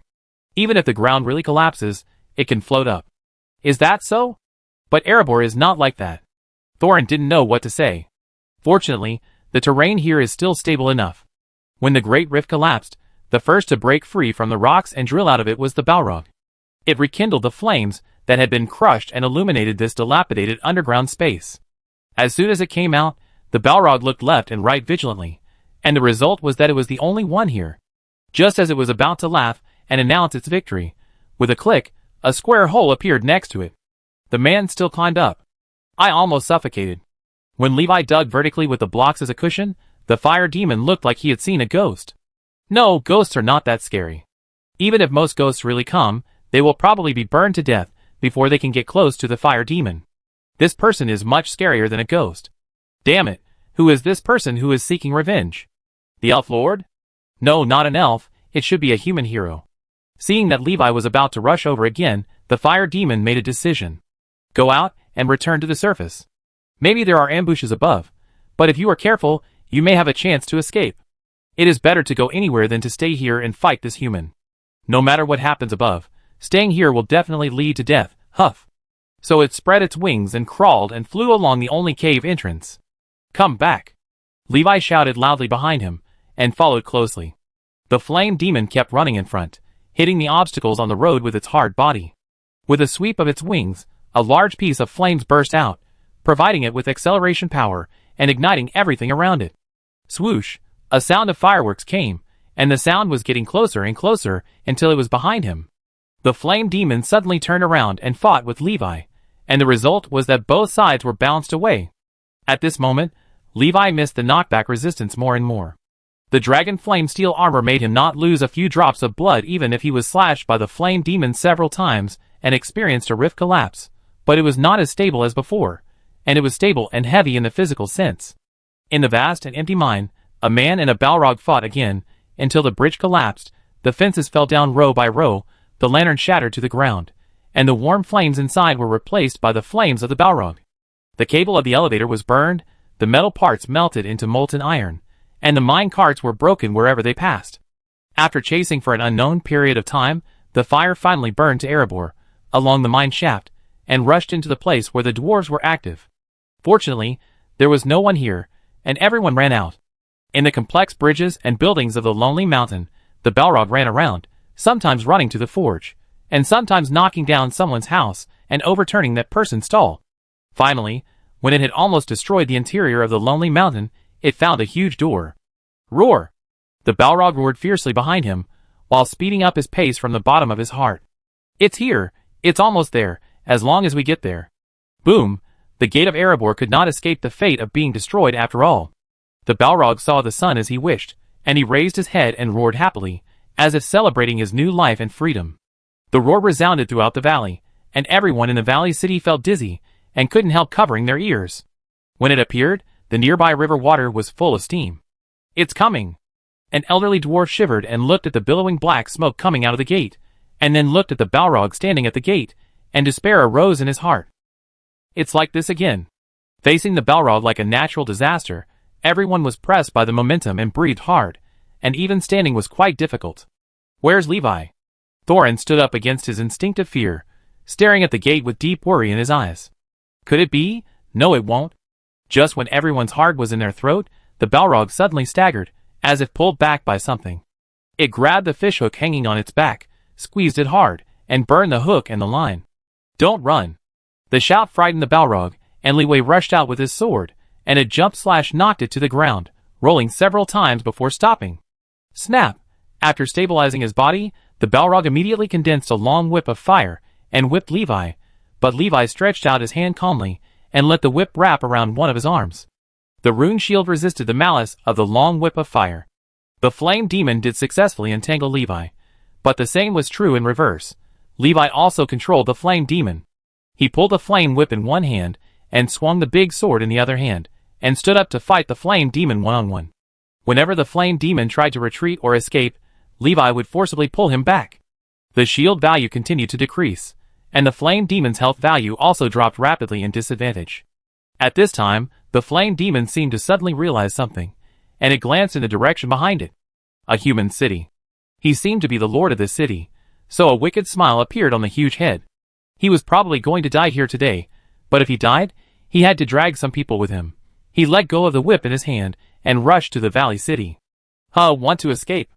But before the flame demon took a few steps, he was suddenly jumped up by Levi and chopped to the ground with a sword. They started to compete again. On the city wall, Bard couldn't help sweating as he saw the Balrog approaching. Even though it seemed to be being unilaterally suppressed by Levi, and it was difficult for it to resist, this battle didn't seem to be over soon. As the Balrog was almost about to hit the city wall, most people had retreated to the back, and only a few were still standing here watching. I finally know why the dwarves of Moria perished. It was not something that mortals could fight against. Taking a deep breath, Bard raised his head as he spoke, and was the first to break free while others were still dominated by fear, and took action immediately. He pulled up Bane, who was bent by the Balrog's terrifying aura, like a chicken, forcing him to stand up straight, and also took one of the two bows in his hand. Stand up, Bane! Facing his son, who had just recovered, the old father shouted, Stand up straight and raise your head. The second round of competition begins. He divided half of the dragon bone arrows, and handed them to Bane. Levi said to use them at the right time, and I think now is the right time. Father! His throat surged, and Bane reached out, and picked up the arrows. I don't know if it was an illusion, but at the moment, when the two of them came into indirect contact, Bane seemed to feel that his father Bad seemed to be shaking slightly. Archers are very sensitive to shaking. Boom! In the dried moat, a man and a fire demon were still entangled. Seeing that the fire demon was getting weaker, it suddenly spread its wings, and was about to cross the city wall and pounce into the city. Still thinking of something wrong, Levi took out the dragon bone bow. Just as he was about to put an arrow on the fire demon and shoot it down, suddenly, a big hole appeared on the left wing of the fire demon, and its attempt to take off failed, and it fell on the spot. Levi turned his head, and saw a dragon bone arrow stuck in the ground. The fire demon looked angrily in the direction of the attack. "I got 1 point. Bane on the sentry tower shouted excitedly under the angry gaze of the fire demon. His teeth were trembling. Being watched closely by a natural enemy, who was who knows how many levels higher than himself, this kind of thing was too exciting. It was so exciting that his hands trembled, and he couldn't pick up the second arrow. "Well done." Levi gave a thumbs up, immediately switched back to the dragon flame steel sword, rushed up, and cut off the other wing of the fire demon, and then jumped and chopped down, pressing the fire demon to the edge of the city wall. Under no choice, the fire demon raised his hand to condense a huge flaming sword.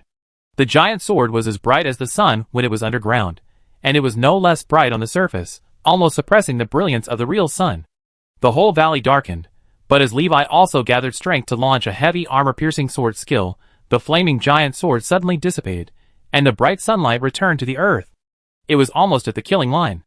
The blood volume of the flame demon was less than a quarter, as long as he could give it another set of combos. Thinking about it, Levi held the sword with both hands and stabbed it hard at the chest of the flame demon. But this time the flame demon was not defenseless. It blocked its arms in front of its chest, and exchanged its arms for a glimmer of life.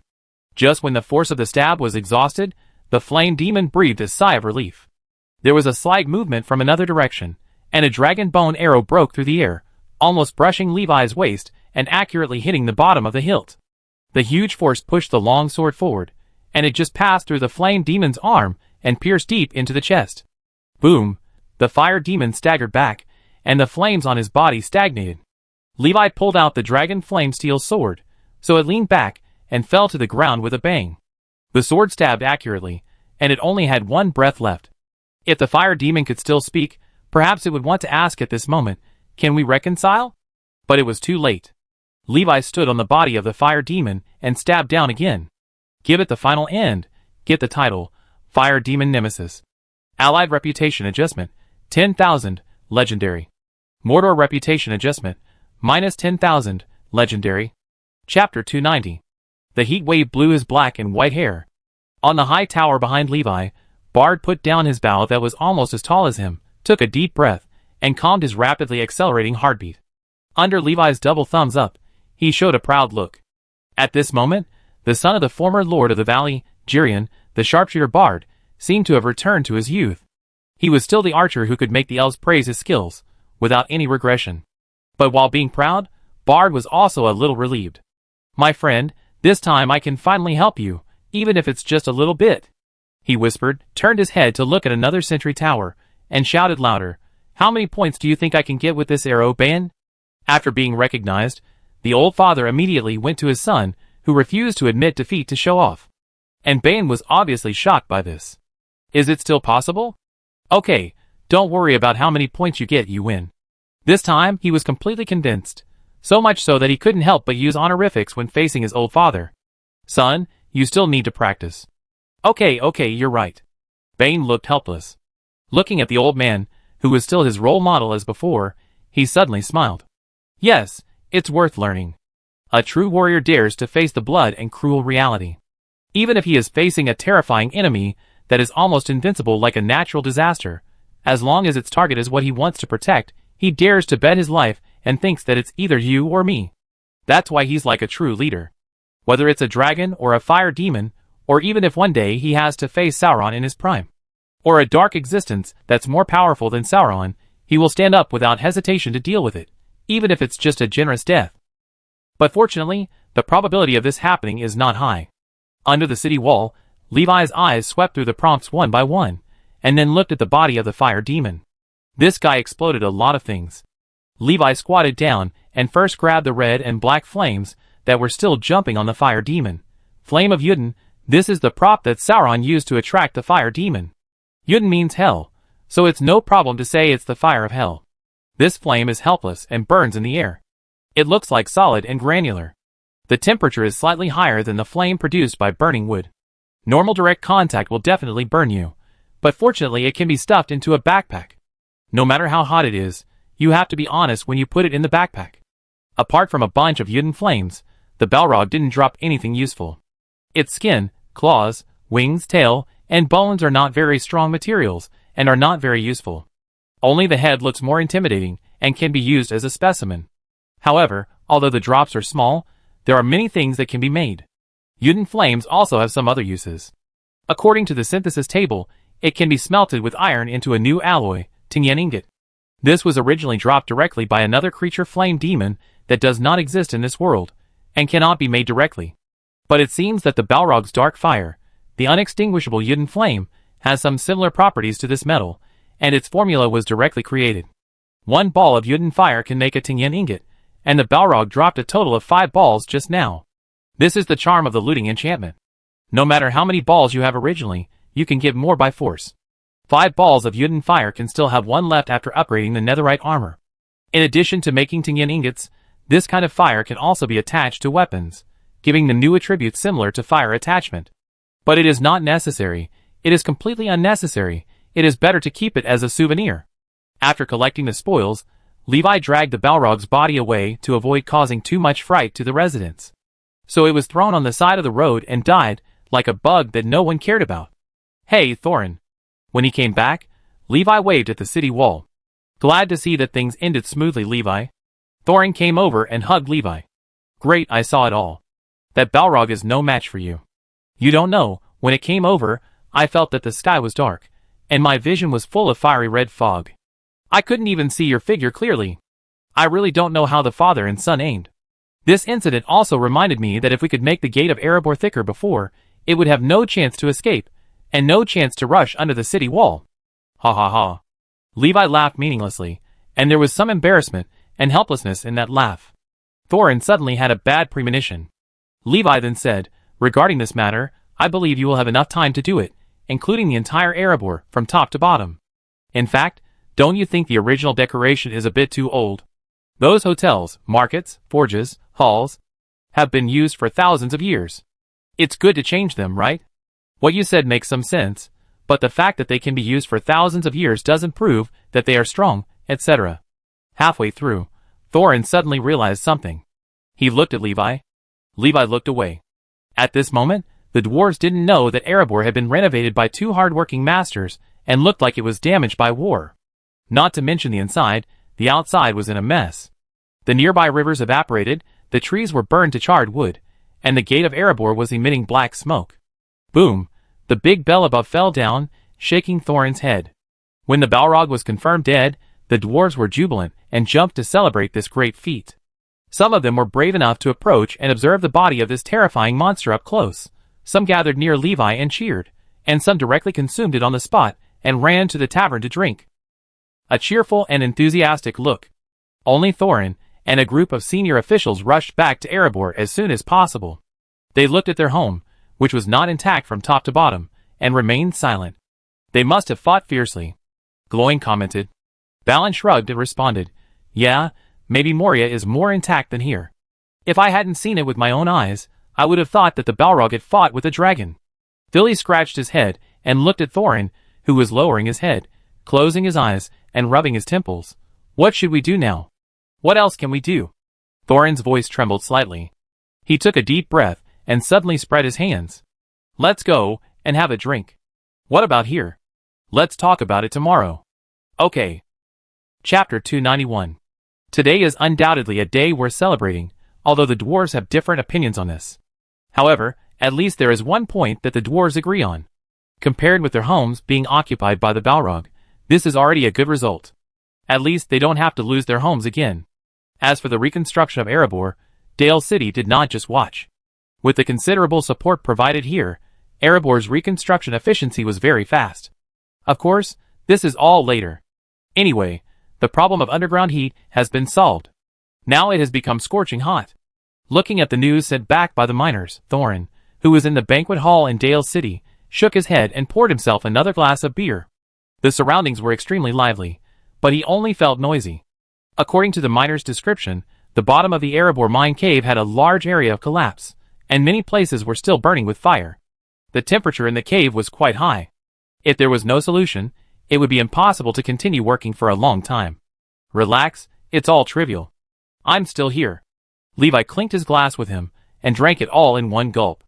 It was cool and refreshing. Huh? Don't worry about the fires. I can just go down and pour 2 buckets of water to put them out. I feel relieved when you say that. Thorin raised his eyebrows, and his appetite improved a lot. Obviously, he was not an ungrateful person. For the loss of Erebor, the king under the mountain, who was gradually entering old age, just complained, but if he really wanted to blame the careless guy next to him, he couldn't do it. Bard. At this time, Levi waved to the side again. It's really touching. After so many years, your arrows are still so accurate, and your hands are even steadier than before. Bard smiled and felt refreshed. This is really... I haven't exercised like this for a long time. I'm glad I can still help you in the battle. This is not something that ordinary people can do, sir. A voice that seemed a little old but familiar came. Alfred. Bard turned around and called out. At this moment, the former deputy mayor of Long Lake Town, who once claimed that not all men have the courage to wear women's clothes, is very different from before. Not only has his temperament changed a lot, but his reputation has also returned to normal. You know, his reputation was quite low back then. It seems that he has done a lot of work in these years. I don't know if you still remember him, Levi. Bud said, but whether you remember or not, I have to introduce him to you again. This is Alfred, the model worker of Chenghu Town for 5 consecutive years. Oh, Levi looked at the manly guy in front of him with curiosity, and was a little dazed for a moment. I remember there was such a person, but if you didn't tell me, I didn't recognize him just now. Seeing this guy become what he is now, Levi was quite interested. You are almost 2 different people from before. There is something called root nature, and a person's fundamental character cannot be changed just by saying so. There must be a lot of stories that happened in this. My lord. Alfred's expression became serious. Please don't be surprised, my lord. I just chose the former between life and death. I want to live, and Master Bud gave me this opportunity. I have missed opportunities like this time and again, and each time I missed an opportunity, I almost lost my life. But after each opportunity, I was lucky enough to be helped again. When I faced that hand for the last time, I probably figured it out. It was not a mockery of me, nor was it a kick when I was down, but it really gave me a chance to survive. Sir, you provided the conditions for me to get the opportunity, and Master Bud extended that hand. Alfred closed his eyes, and bowed slightly to the 2 of them. Levi nodded. It's good that you can change. I'm glad to see that you can make such a change. You have become a real man. Alfred straightened his chest and responded, This is the most valuable compliment I have heard in all these years. After saying this, he looked at Levi's face, was silent for a while, and then said, Time is always ruthless, sir, but it can't take away anything from you. You are still as strong and full of spirit as before. Ha! Levi didn't respond, just chuckled and drank a sip of wine. As time went by, more and more people noticed the abnormality in him. Strictly speaking, he is indeed a human, a very pure and ordinary human with only 20 points of upper limit of blood volume. The only difference from others is that his state is fixed. But although this difference was noticed, it did not attract much attention. Some people speculated that he was a young Dúnedain who would not age even after 100 years, and some speculated that he had some secret method to keep his body young forever. However, all these speculations were just rumors that people occasionally mentioned in idle chat after dinner, and there was no evidence to prove them. There are many explanations for this phenomenon, and there is nothing to be surprised about. The celebration lasted for many days. When the celebration ended, the dwarves immediately entered into the busy reconstruction work, and the humans in the Valley City kindly provided them with help. Everyone lived their lives as usual, but every time they had free time, people couldn't help but discuss the fire demon from underground. In 2962, a disaster that woke up from underground and spread up ended, and was ended by Levi himself. After the fire demon was completely killed, its head was hung at the gate of the city. Everyone who passed by couldn't help but look up at the huge and ferocious head with horns, and marveled at the truth of the rumors in their hearts. The river evaporated, the light from the sun was covered, and the whole of Erebor was almost destroyed. It is more powerful than the fire dragon. But there are people who are stronger than both of them. The historian started writing. There is one more major event that can be recorded in the history book, and its thickness is gradually increasing. After staying in River Valley City for a while, Levi set out to return to Roadside Castle, and came to the private forge underground. After putting the flame of Yuden and the iron ingot into the alloy furnace, a piece of metal with a fiery orange-yellow glow was burned out. Tingyan ingot. The nether alloy breastplate was upgraded, the armor value increased from 8 to 10, and the toughness became higher. After upgrading the nether alloy breastplate, Levi took out the elytra and fused the elytra with the breastplate on the forging table to make it the Tingyan elytra breastplate. When he put on the Tingyan elytra breastplate, Levi only felt the surroundings light up, and the cloak on his body suddenly burned and soon turned into ashes. Instead of the cape, there were 2 flame-made gliders hanging behind him. From now on, he could glide and fly with armor. However, looking up and down at his own appearance, Levi scratched his head and felt that it was too high profile. The appearance of Tun Yan's breastplate was a little ferocious, and it was a flashy style. The breastplate itself would burn and glow very bright, and the heat emitted from it was enough to make ordinary people dare not approach. In addition, there were huge spikes on the shoulder armor, conspicuous orange-yellow patterns, and 2 flame gliders with flames on the back.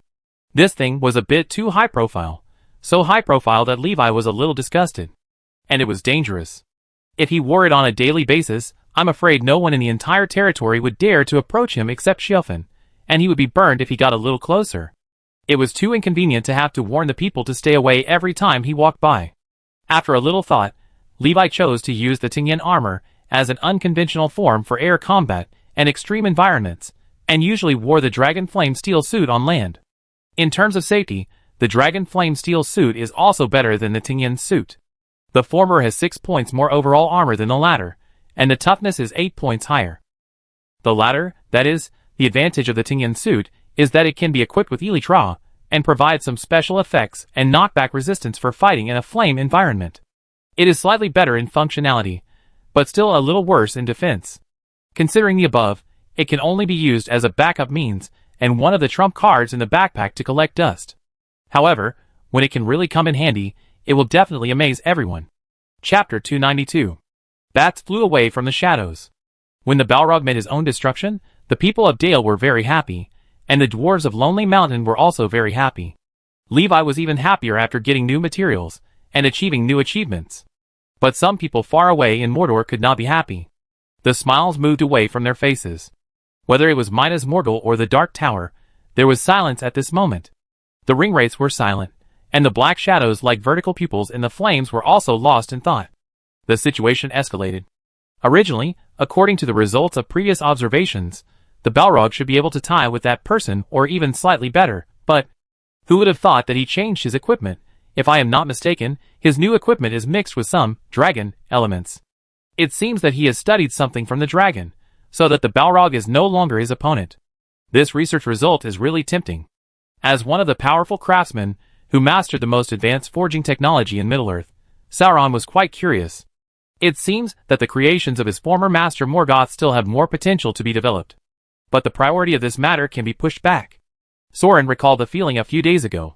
When Levi read the black language on the box, his power followed the sound of the black language in the world and descended to the fire disaster spirit Balrog deep underground. Yes, a Balrog was awakened and responded to his call. But there were more than one who responded to his call. In the deep underground of the snowy plains in the far north, there were many intermittent and noisy echoes that reached here. Those beings sensed the call of darkness, but because the distance was too far, and they were blocked by some solid barriers, they could not break through. This reminded Sauron of some distant memories. When Morgoth was attacked by the army formed by the Vala, he escaped with the Balrogs from the many fortresses of the Iron Mountains in the far north, which was crushed by the most powerful fire dragon in history, Ankra, and later sank to the bottom of the sea. Could it be? Master. At this time, the Witch King stepped forward and called out with his head down. The Balrog is dead. He made such a brief report. Evil whispers came from the Flame Phantom, and Sauron answered absent-mindedly, I already know about this. So the ringwraiths stopped talking. After a moment, as if thinking of something, the Flame Phantom issued an order again, conveying some information in the evil language he created. The ringwraiths looked at each other, their figures dissipated, and they all left the evil Black Tower. The Witch King continued to sit in Minas Morgul, on the one hand, monitoring and confronting Gondor, and on the other hand, covering up certain things. In 2963, 3 ringwraiths set out secretly from Mordor. They walked out from the north of the Ash Mountains in Mordor, bypassed the territory of the Free Cities, passed through the Easterlings, and continued to travel north until they arrived at the fold region of the northern wasteland, which was uninhabited and cold all year round and covered with heavy snow, further north than the Lonely Mountain and the Gray Mountains behind the Lonely Mountain. This vast expanse of white snow is a truly extremely cold place. Its formation is not due to any geographical reasons. The extreme cold above contains some malice, which is the remnant of Morgatha's power. However, this extremely cold wasteland is not without vitality. There are still some humans living in the Cape area to the west. They wear thick fur coats to prevent cold all year round, and have a relatively primitive lifestyle. For various reasons, they are also called snowmen in records. In Middle-earth, if you don't specifically look up books, few people know that there is such a nation. In the past 1,000 years, only the Wanderers have had a little intersection with them. The most recent event was that the Wanderers redeemed the ring of Barahir that Aragorn is wearing from them. Although it is called redemption, the process is actually very friendly. After all, this heirloom of the Isildur family, the ring of Barahir, was once given to them by the king of Arthedain to thank the snowmen for their help. Of course, the target of the ring race is not these snowmen. In fact, they may not know that there is such a tribe. Although the snowmen live not far from Ammar, they once collectively moved to a place where the Witch King could not touch them during the war because they were afraid of the Witch King. They escaped from his sight, and successfully avoided being affected by the war. Go north, enter the northern wasteland, and continue north to the deeper place where no one has set foot for tens of thousands of years. This is the order received by the ringwraiths. When they crossed the Grey Mountains, and climbed over a cold, snowy mountain range to enter the isolated northern wasteland, the ringwraiths had to change their way of action. Because they misjudged the coldness here, their horses froze to death. Looking at the stiff black horses on the ground, the ringwraiths were silent for a while. These were not ordinary horses. Strictly speaking, they were also one of the giant beasts cultivated by Sauron. They were very resistant, and not only were they not affected by evil forces, but they could also use this power to grow bigger and stronger than ordinary horses, and their faces were more ferocious. Flames came out of their eye sockets and nostrils when they breathed. Normally, these evil black horses would be fine even if they ran for a month or so on the snow-covered peaks of the Misty Mountains, but they froze to death in just a few days here. It seems that the closer you get to the center of the northern wasteland, the more severe the cold is.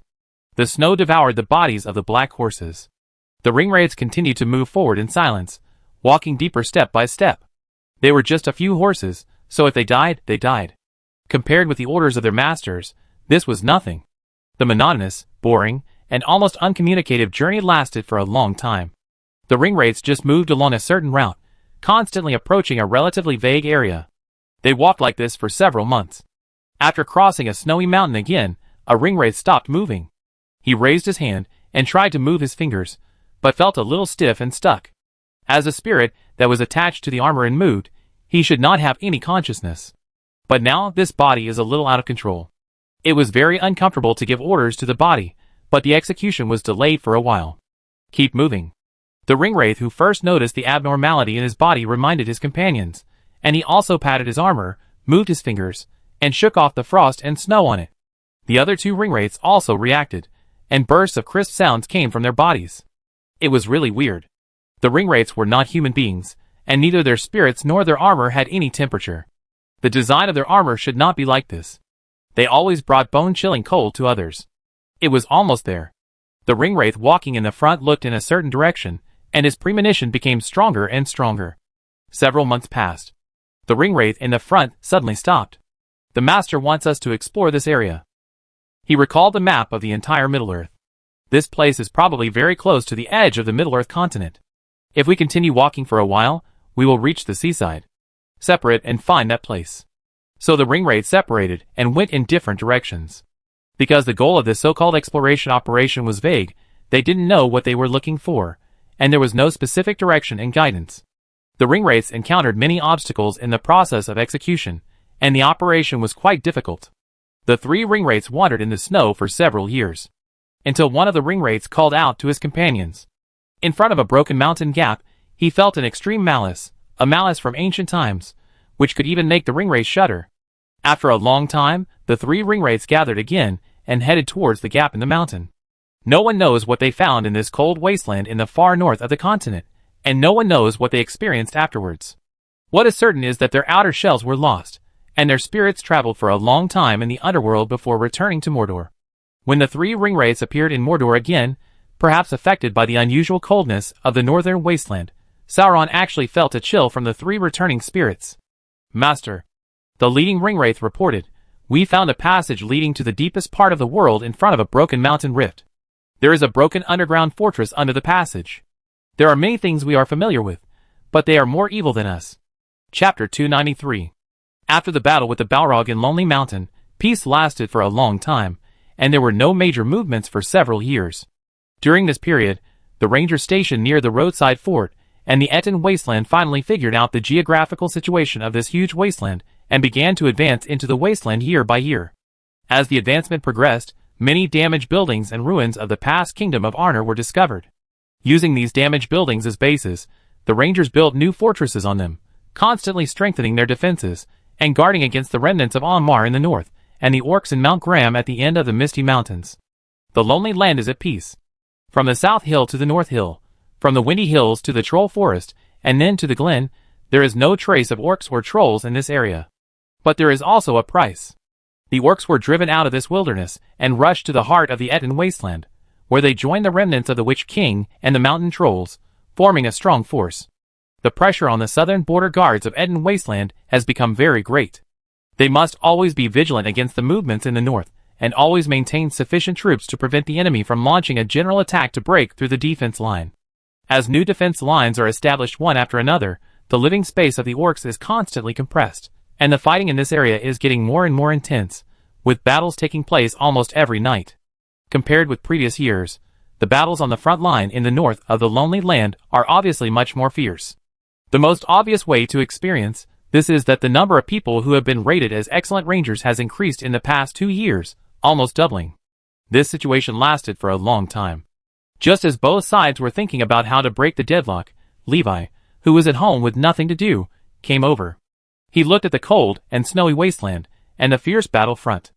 After a little thought, he took out the cube and connected the fortress built by the rangers on the ruins of the outpost of the Kingdom of Arnor, and then continued to extend it to both sides. This has been going on for several years.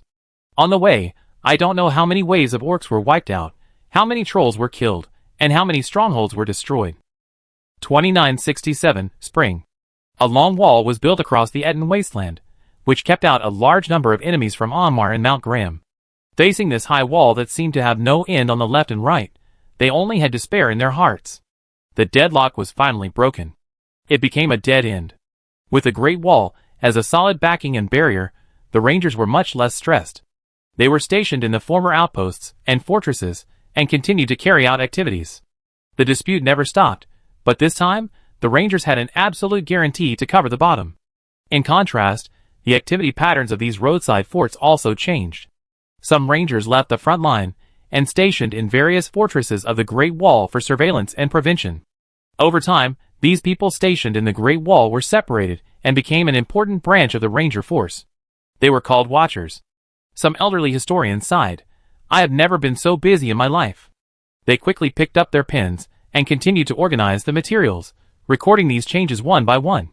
Residents from far away were amazed by the new miracles in the north, and the rangers who were close would never forget the scenes they witnessed with their own eyes. The figure who put down the blocks one by one and built the city wall continuously was imprinted in many people's minds and became a story. Another year passed. In the spring of 2968, Levi came to River Valley City to stroll around. As always, it was still prosperous. For the countless times, he sat on the chair by the window beside the table, waiting for Bard to make tea. Since he sat here every time he came, this seat had almost become Levi's exclusive seat, and no one else usually touched it. Including Bard himself, he sat on the seat opposite when he was doing things. In this way, no matter when, as long as Levi came, he could sit down directly without saying hello. If there was something, he would just talk directly, and if there was nothing, he would chat for a while, and have a cup of afternoon tea together. Sometimes Bane would join in. He would move a chair from somewhere else and sit on the side of this not-so-big table. While taking over part of Bard's work, he would listen to the two people's chat and occasionally say a few words. I was too naive. Bard, who was searching for snacks in the cabinet, said, I didn't expect that after a few years, there would be another building that can be called a wonder in the world. I really want to see how long the Great Wall is. Not that long. I don't believe that. Bard came over with a bunch of snacks and put them on the table. Levi didn't say more about this topic. He drank a sip of tea and asked about the situation nearby. How is Erebor recently? Bard, who had just sat down opposite, said while placing snacks, most areas have been repaired and look very new. You can go and see them later. That's great. Levi nodded and looked at Bane again. This young man, oh no, it should be said that this mature warrior has been stationed in River Valley City since he graduated from Roadside Fort, serving as the commander of River Valley City. Without any favoritism, he became the commander purely by his own ability and the recommendation of the residents.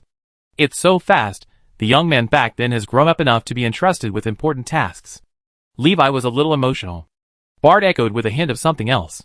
Yes, he does have to take on more responsibilities. Do you want to stay here for a while this time? Rarely, he invited Levi. Of course. Levi agreed happily, but he was also a little curious. He knew that this archer would not shoot without a purpose. Bader didn't keep it a secret. He patted Bane's broad shoulders and said, Our young man is getting married next month. He is in love with a kind and beautiful girl. Oh! Levi smiled and looked at Bane. Not bad, not bad. Congratulations. He put his hand on Bane's other shoulder and said, Then I will stay for another month to take a good look at this couple in love. Under the smiling gaze of the two elders, Bane seemed a little overwhelmed, and his hands were almost knotted. No matter how old he is this year, how powerful he is outside, he is just a young man here at this moment. However, facing the teasing of the two, although his expression was a little awkward, and he didn't know what to say, at this moment, Bane felt at ease from head to toe. The one in front of him was his father, and the other, although he had no blood relationship with him, was like a father, and he could feel his presence and his grace at all times. In front of these two people, Bane felt very warm. Especially when he thought about the most important moment in his life coming next month, he couldn't help but smile. The happiest moment in a person's life is now. Chapter 294. When the willow branches sprouted, the snow on the roadside completely melted, and the green grass appeared from underneath. River Valley City ushered in a festive day, and Bane's wedding was held in the palace. Under the witness of a group of relatives and friends, the tall and handsome man and the innocent and beautiful girl swore here, they exchanged rings and promised to be together for life. Beside the newlyweds, Bard, who was dressed quite formally, took the lead in applauding and showed a kind smile. Other relatives and friends in the audience and some residents, who were joining in the fun also followed suit and applauded, acting as an atmosphere group. It stands to reason that at the wedding ceremony, the newlywed standing in the most eye-catching position should be the focus. But there was a guy standing on the other side of them, who could not be ignored, and many people's eyes always drifted over there. Good, good, good. Levi also clapped his hands, and offered them blessings.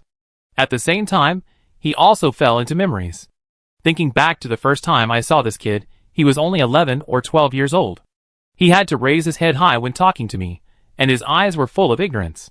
When this kid called me uncle for the first time, I stretched out my hand and could touch his head without raising it.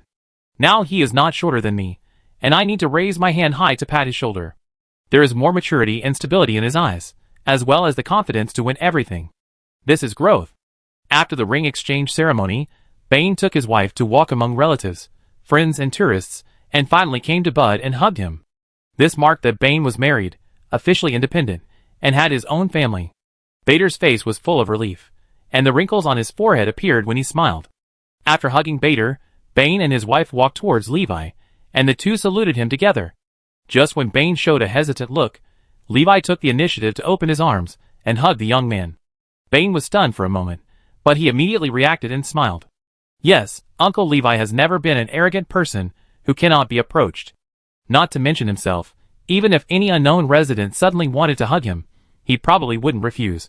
As long as that person didn't have ulterior motives. Hot, Bane quietly raised his hand a little higher. After the hug, Levi gently pushed Bane and his wife so that they could continue to move forward. Go live a good life. Levi instructed, come back anytime, we are here.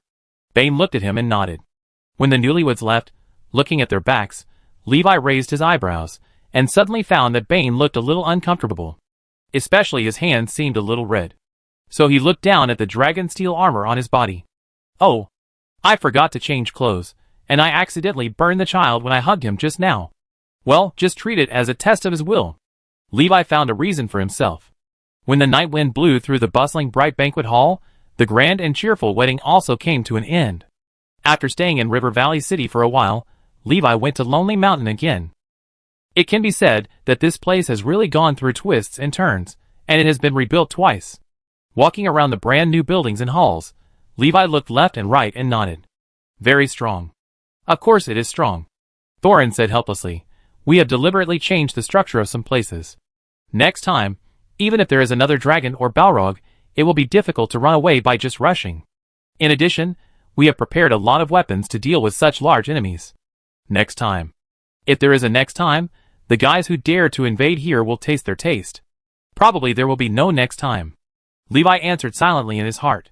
Since the death of the Balrog, the dwarves have never felt anything strange. Once its head is hung on the city wall, even if the cold dragons living in the northern wasteland suddenly have a brain twitch and want to fly over collectively to find trouble, they have to consider who is stronger between them and the Balrog. If nothing unexpected happens, the dwarves will develop steadily from now on. At least they will not encounter enemies beyond their ability to deal with. After walking around the Lonely Mountain, the short visit and territory inspection ended. Levi stepped into the gate of hell again and returned to the roadside fort. When the weather changes from warm to hot, and then from hot to cool and refreshing, people know that the autumn with both harvest and desolation is coming. In mid-September, Levi rode his horse westward, heading straight for the Shire. The destination was naturally Bag End in Hobbiton. Ding ding ding. The door knocked. Creak. Bilbo opened the door and looked up. Oh, Levi. Long time no see. He hugged him excitedly, and Levi quickly changed into another armor to prevent the elderly hobbit from getting burned. Long time no see, Bilbo. Levi bent down slightly and hugged him. I feel relieved to see that you are still so energetic and full of energy. I'm fine. Bilbo, whose face already had some obvious wrinkles, answered affirmatively.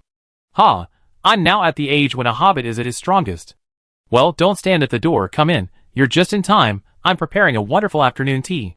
Bilbo said, and turned around and ran straight to the kitchen without saying a word. At your service. Levi nodded slightly, and stepped into the house. When he said this, it was obvious that Bilbo's body paused slightly.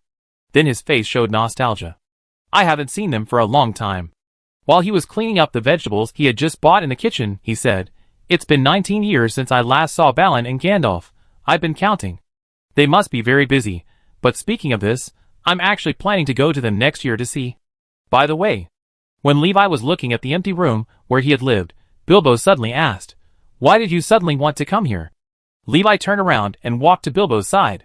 Guess. He just looked at Bilbo. Bilbo also looked at him with a tense face. The two of them just looked at each other for a long time without moving. Pfft. Ha ha ha. The first one who couldn't hold it back was Levi. He laughed.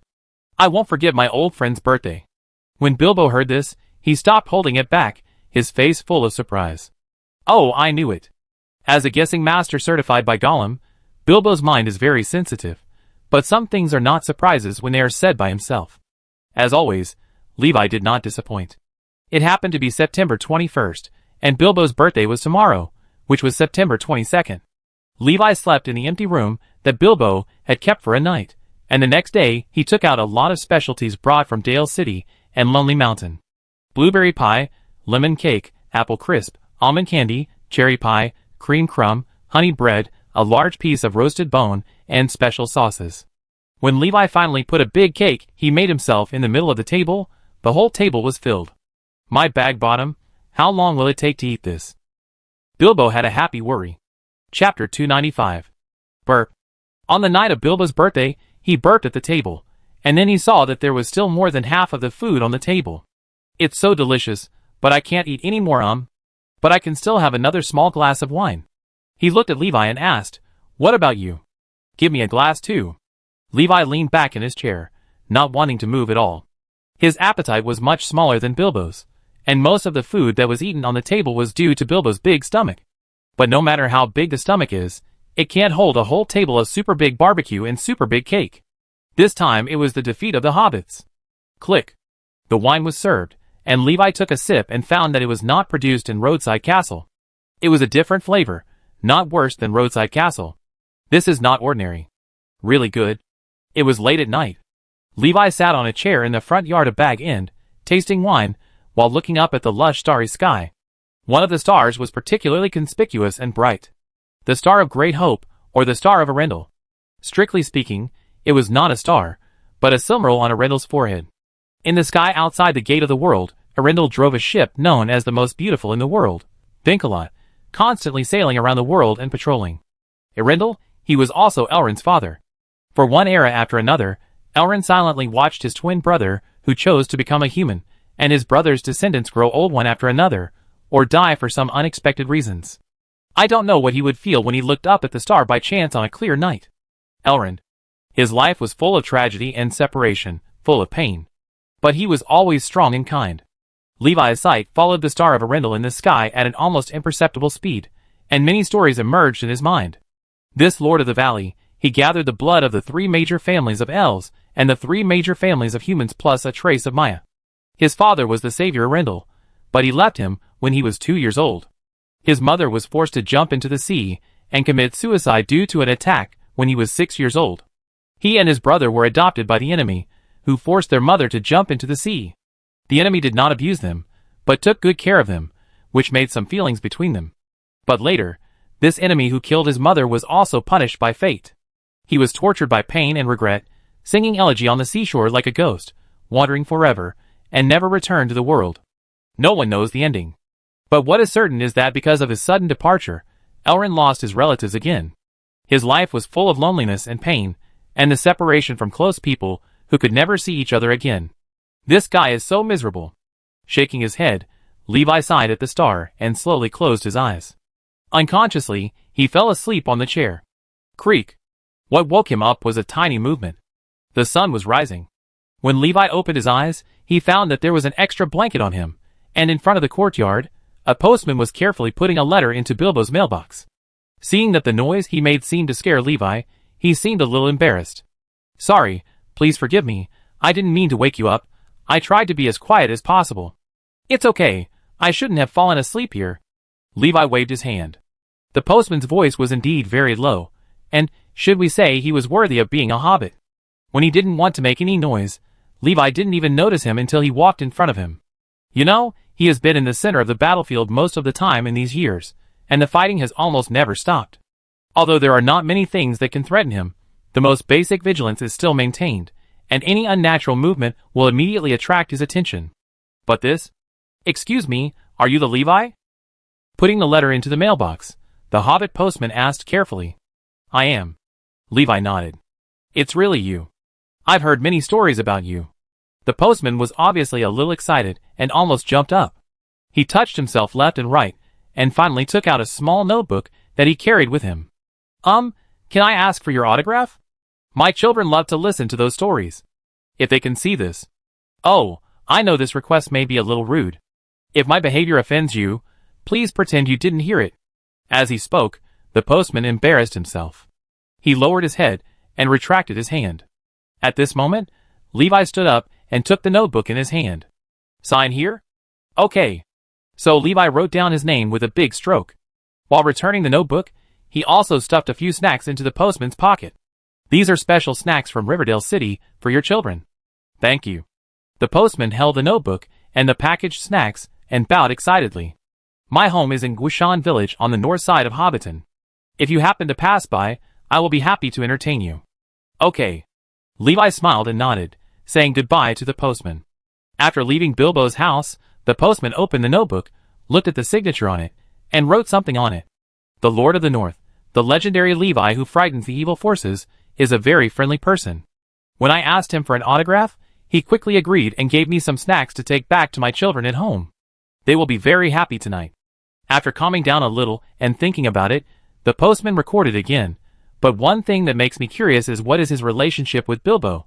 I heard that Bilbo participated in an adventure decades ago. Maybe they met at that time. In the Shire, Bilbo, who has endless wealth in Bag End, is a mysterious figure. Now there is one more mystery about him, and he seems even more mysterious. The postman thought, shook his head, stopped recording, and concentrated on his work. He looked at the small gift he got from Levi, and felt that today was also a day full of hope. And it was especially hopeful. Bilbo, your letter. In the courtyard, Levi opened the door and greeted the house. Wait a minute. Bilbo put the breakfast that had just been cooked in the pot on a plate, put down the pot, and walked over quickly. Let me see, huh? Drogo Baggins. Bilbo slowly read out the signature on the letter. From Brandy Hall, Buckstown. Oh! Bilbo showed an interested look while reading. After a moment, Bilbo nodded. Their family is still so hospitable and generous. What's wrong, Bilbo? Levi was a little curious about the content of the letter. A banquet invitation from my cousin Drogo Baggins, who has a good relationship with me. Just yesterday, his child was born. What a coincidence, this child and I have the same birthday. Bilbo's mood was a little subtle. They are planning to celebrate the birth of the child with a great feast at Brandy Hall, just as Gorbodoc Brandybuck did. Let me see. The child has a name. It says in the letter, his name is Frodo Baggins. What a great name. Chapter 296. Would you like to go with me? Bilbo waved the letter in his hand and invited Levi. Zogo's family is very nice. They won't mind if I bring one more guest. Not only will they not mind, they may even hope that the more people there are, the better. After all, the more people there are, the more lively it will be. Well, the letter also says, if you have friends and relatives who are willing to attend the banquet, please bring them along. In that case, I won't be polite. Levi agreed on the spot. It just so happened that there were still a few barrels of good wine in the backpack, which could be brought to Zogo's family as gifts. Great, then I go prepare it, and we set off in a while. After saying goodbye to Levi, Bilbo went into the house and began to pack up his things. Dignified clothes for formal occasions, some small souvenirs to express your feelings, and blessings to say after seeing Zogo, that's all. Of course, if you don't want to prepare, these things are unnecessary. According to Bilbo, even if you just wear casual clothes and bring nothing, just go there to eat and make up the numbers, the Drogo family will be very happy.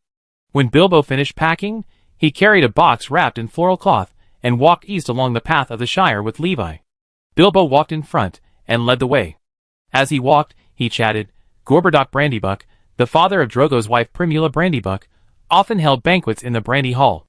Every time, the banquet hall would be filled with delicacies from all over the world. That old man is really a good person. We all call him Big Belly Gorbodoc, because he has a big belly and a big stomach. I heard that he held a food appreciation conference in Sci Fort a few years ago, but unfortunately I didn't go that time. Levi asked curiously, what about this time? Will he be in the Brandy Hall? No, he's not there, and he won't be there in the future. Bilbo shook his head and said regretfully, just 5 years ago he died. What a pity. Levi replied from behind. Everyone gets old, Levi. As soon as he finished speaking, Bilbo seemed to suddenly realize something and paused. Then he shook his head again, said nothing, and continued to walk in front. Hobbiton is not far from Bucktown, with only one town and 2 villages in between. Although the two did not walk fast, they arrived before the banquet started.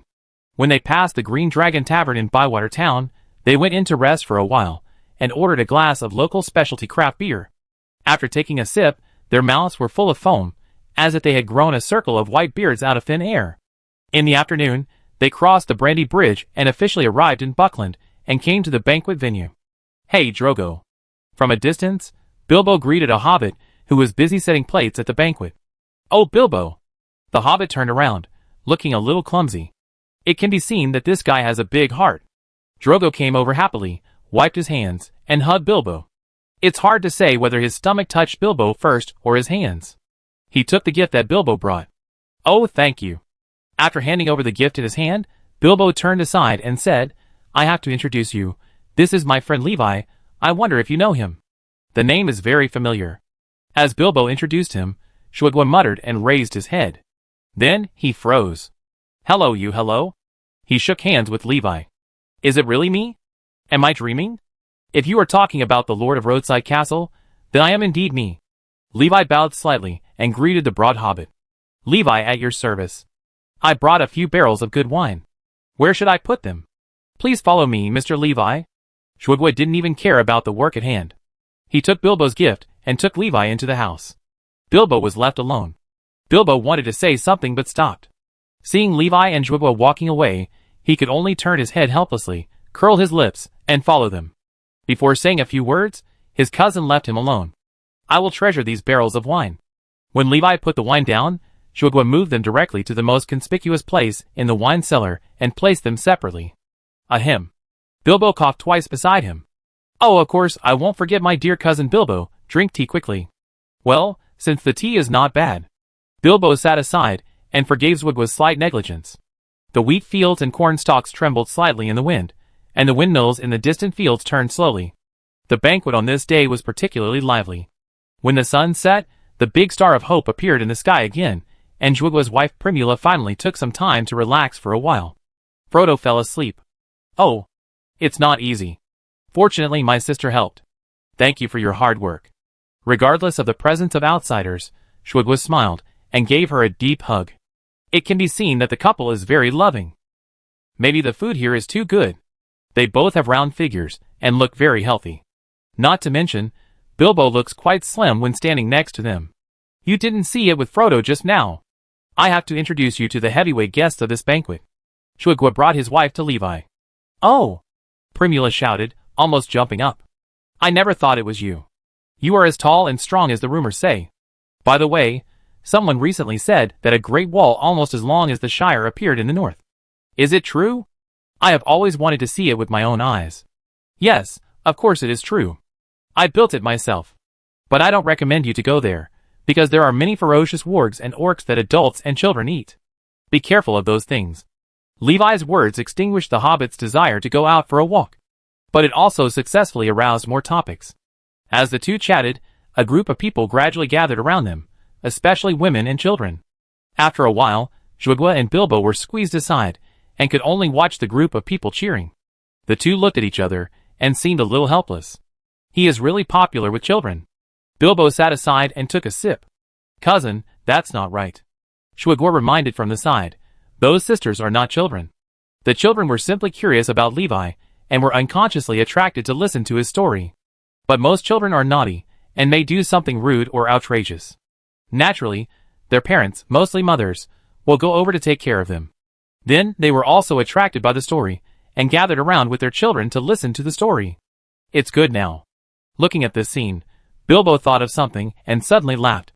"I'm afraid that after this banquet, Levi will have another new title circulated in the Shire. Friend of Women and Children." Chapter 297. After the banquet, Levi did not forget to take a look at Frodo. But this little guy was too small at the moment. Levi didn't dare to hold a newborn baby, for fear that he would accidentally touch him and cause him something bad. Let's put this matter aside for the time being, at least wait a few months. Amid the children's reluctance and retention, Levi waved his hand, stuffed a handful of candy into each child and left. Of course, Levi would not bring so many snacks with him. He used the stock of Jugua's family. "I have no objection." Jugua said so. Happy times are always short. At dawn, Levi sent Bilbo back to Bag End, and then said goodbye and left. Just staying in the roadside fort, a year passed unknowingly. When another autumn came, Bilbo took the initiative to visit for the first time. He stayed in the roadside castle for one night. The next day, Levi and him walked on the road to heaven, riding a carriage and running slowly eastward. After passing through Halfway Town, Car Town, and 1/8 town of Mirkwood, the two arrived at Dale. It had been several decades since Bilbo last set foot on this land. The elderly hobbit looked left and right with nostalgia, walked for a long time, and then continued to walk towards Dale and Lonely Mountain. The Lonely Mountain was quite lively that night, and Thorin came up and gave Bilbo a big hug. "It was another 20 years since we last met." The longest-lived dwarves were similar to the Dúnedain, and could live for more than 300 years. For these people, more than 20 years may be considered a long time, but it cannot be said to be too long. Parting always follows meeting in joy. After a while, the two walked back together, and when they passed by Buckland, they stopped by Drogo's house. This time, Levi held Frodo in his arms. The 1-year-old was very lively, and his smile was very beautiful, which made him very lovable. In this way, another year passed unknowingly. This year, the residents of Roadside Castle found that the Lord stayed at home longer. He no longer disappeared at every turn, and no one knew where he went on adventures. Once he went out, he would not come back for at least a few months, and sometimes it would be counted as a year. However, although he stayed at home, Levi did not do nothing. Sometimes he would go to Riverside Castle, especially to the 3 pieces of land corresponding to the delta, and walk back and forth, as if he was investigating something. Sometimes some architects would come to walk with him, looking around and chatting. The contribution required for this position is not low, at least 1,000 points. At this level, one is generally at least a construction company captain. They master all blocks and various tools, and the synthesis of machinery, and have great authority. In the second year, perhaps after enough investigation, Levi established a new construction project. He used stones to surround the land divided into 3 parts by the river, and completely surrounded the center, where the rivers meet and the rushing waters converge. Around this huge circle, the new expansion plan of Riverside Castle began.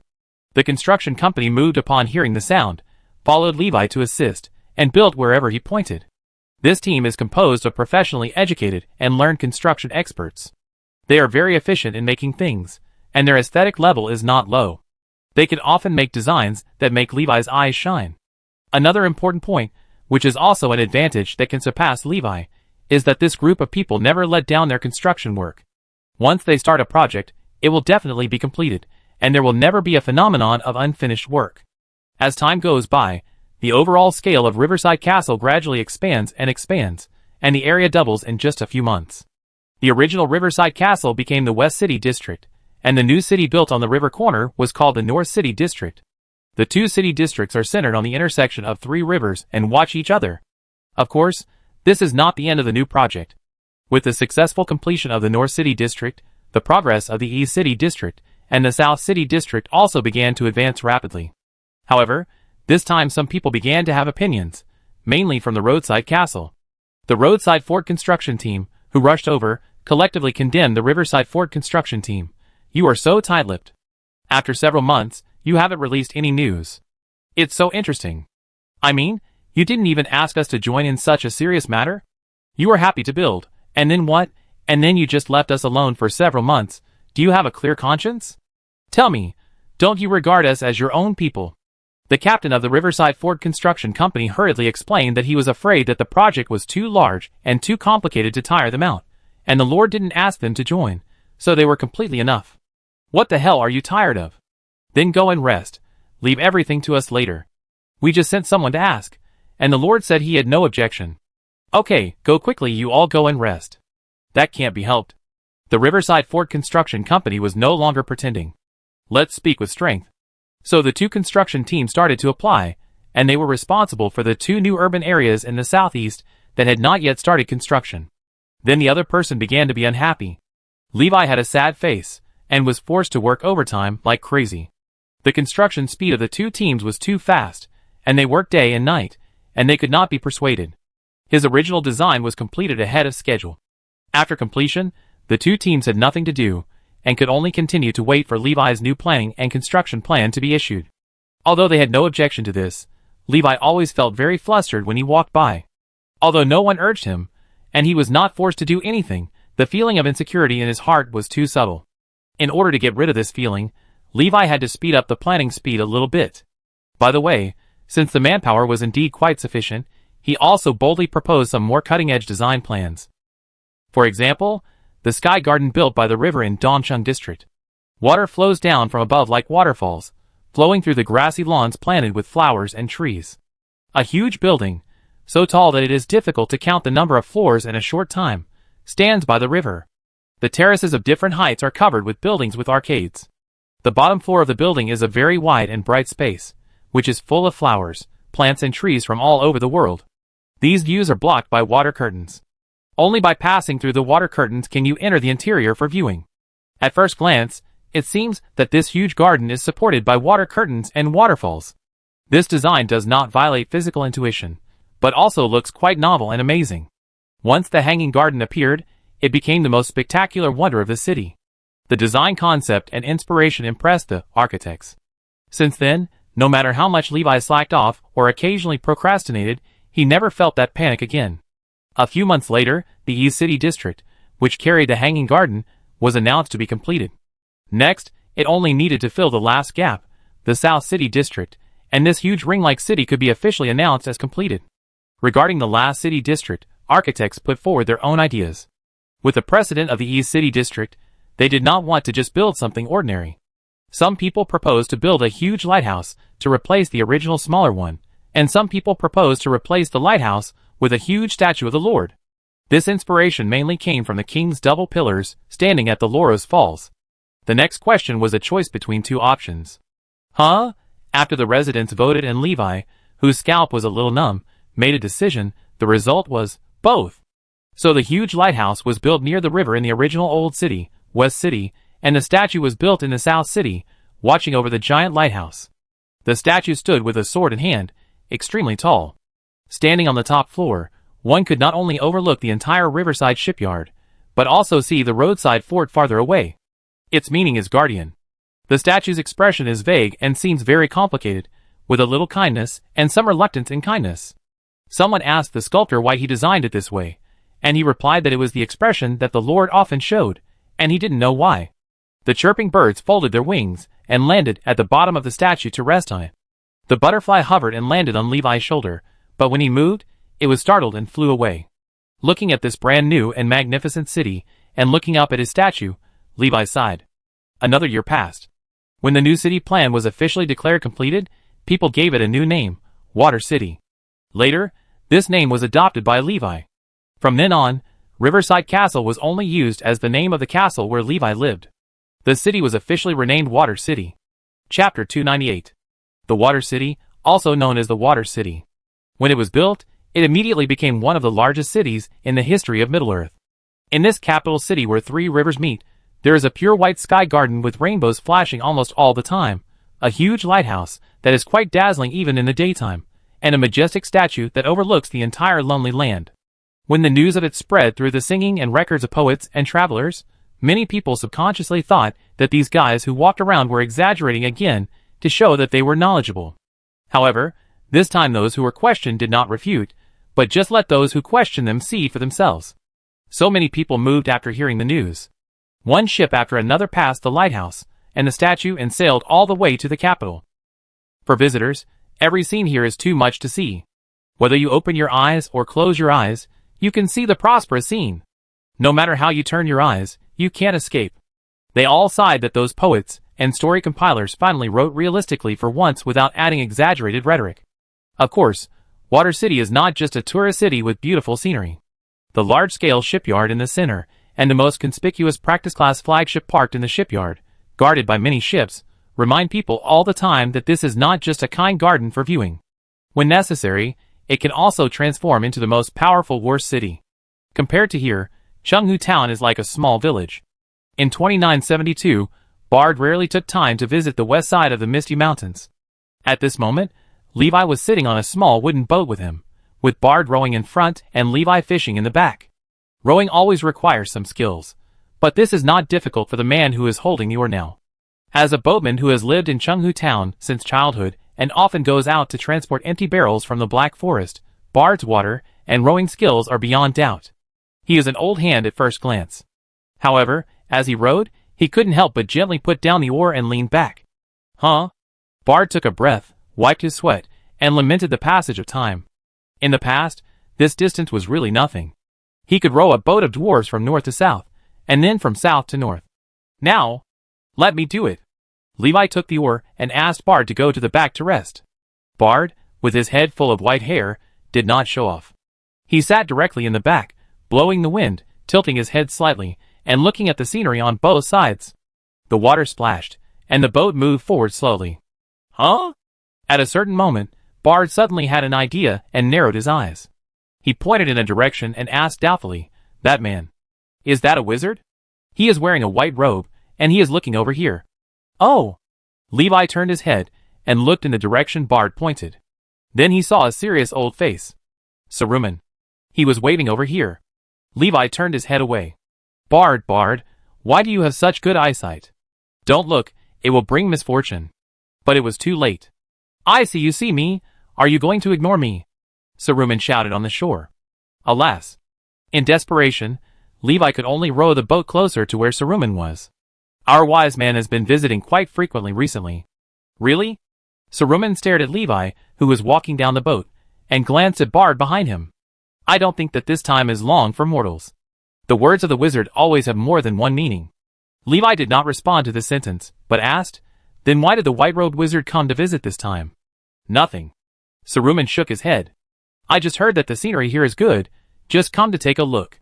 Listening to Saruman's words, Levi was a little skeptical. Could this guy's purpose really be so simple?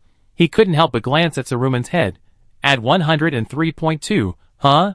This guy's contribution to the territory is actually positive. Interesting. This shows that he really did something beneficial to the development of the territory, and this number is actually not small. Thinking of this, the doubt on Levi's face faded, and his attitude was visibly better. Humph, that's how it should be. This is the right attitude to treat guests. Saruman raised his head proudly. You finally know how to treat people politely. You sound like I'm a barbaric person. I always know how to entertain guests. Really? Why do I feel like I haven't received much good hospitality? That's all your fault. Aren't you wrong? Neither of them gave in, and they argued as they walked. Bard was used to this kind of emergency. Let alone arguing with the old man, he wouldn't be surprised if Levi suddenly snatched the white-robed wizard's staff and ran away. Levi was arguing with Saruman in front, and suddenly his eyes blurred. He felt as if something had changed. He subconsciously raised his head, and saw that Saruman's contribution had decreased a little bit.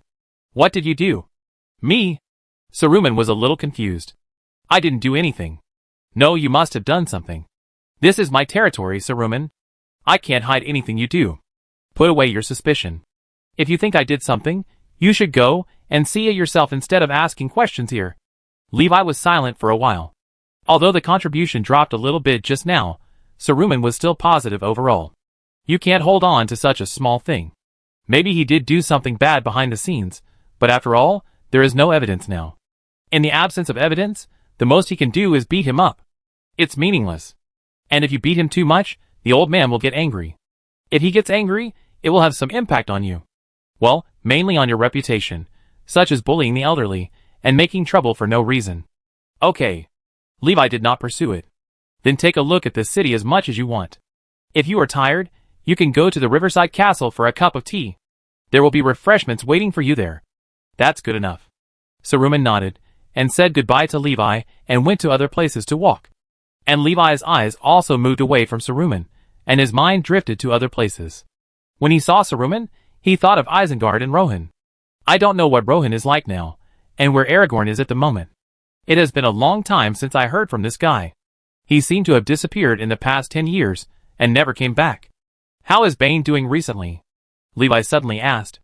Compared to things far away, he chose to pay attention to the people who are closer to him. He is fine. Oh, but there is one thing I don't think I have mentioned to you.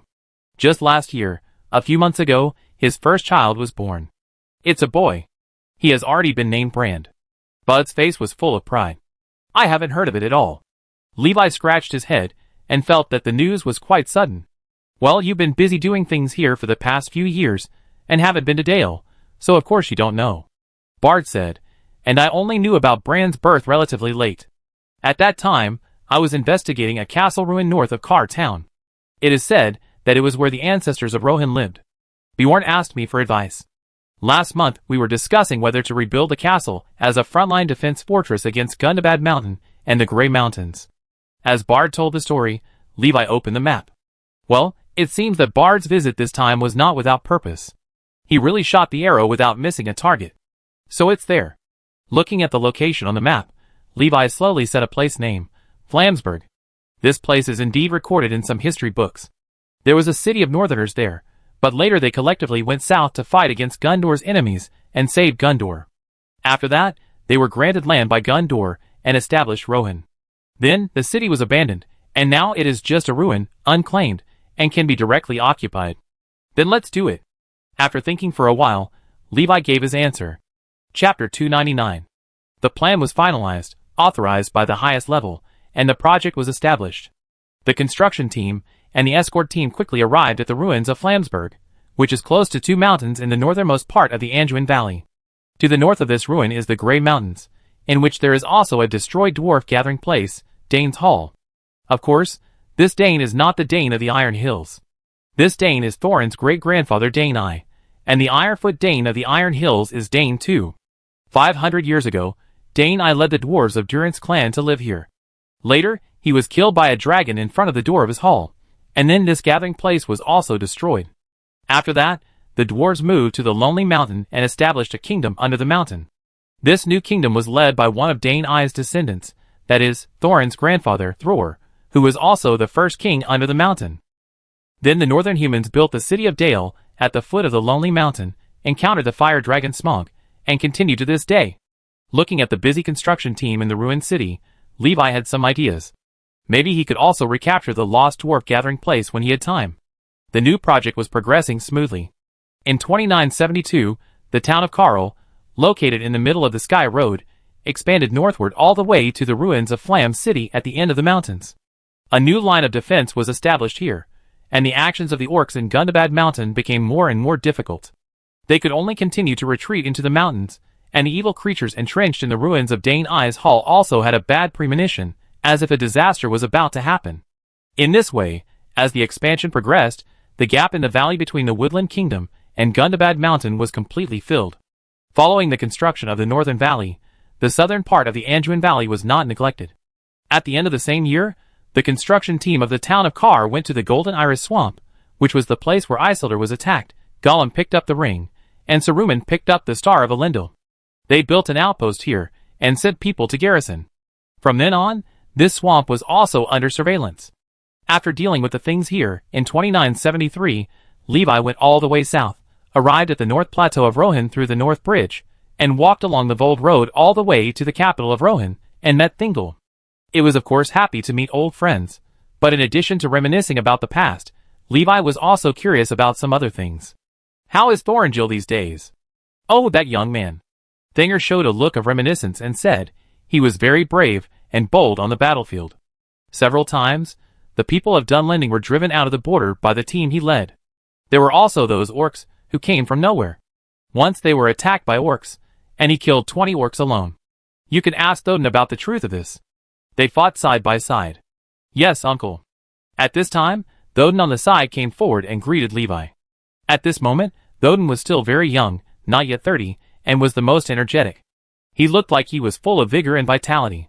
At present, he is serving as the Grand Marshal of Rohan. In fact, every heir of Rohan will first be trained in this position before succeeding to the throne. This is the inherent position of the heir to the throne. Sanger should have been the Grand Marshal first, and then succeeded as king, but he was really a little different. He ran away from home as soon as he became an adult, which led to the position of Grand Marshal falling into the hands of someone else. What about you, Thoden? Levi asked casually. This question made Thoden droop.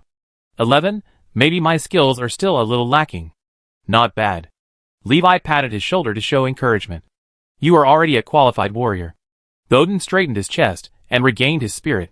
Oh wait, let me see that. Levi pointed to his chest. Thoden looked down, stunned for a moment, and took out the amulet under his clothes. Levi reached out to take it, and when the amulet touched him, the elements in the staff began to decrease, and the amulet gradually became brighter as the elements of the staff decreased. After a while, it was filled and radiated again. It looks like it suffered a little damage in the previous battle, but it's fine now. Levi returned the amulet to Thoden. Thoden looked at the amulet, which had obviously become much brighter, nodded, and kept it well. Levi continued to ask, where is Thorongil? I don't think he has seen him. He left. Then Jel answered for Thoden. The wars in recent years have not been so intense. Perhaps he also plans to rest for a while. Rest? Levi smiled and said nothing more. Aragorn is not a person who can rest comfortably. At this time, he is most likely to go to Gondor, and there may be an old man in a grey robe with him. Ecthelion welcomes Gandalf very much, and the two of them will have a lot of topics to talk about. Well, I'm going to go somewhere else and visit other old friends. Wouldn't you stay in Rohan for a while? Then Jel tried to persuade him to stay. I've been busy lately, so I've learned a few dishes, and I'm thinking of trying to make them myself.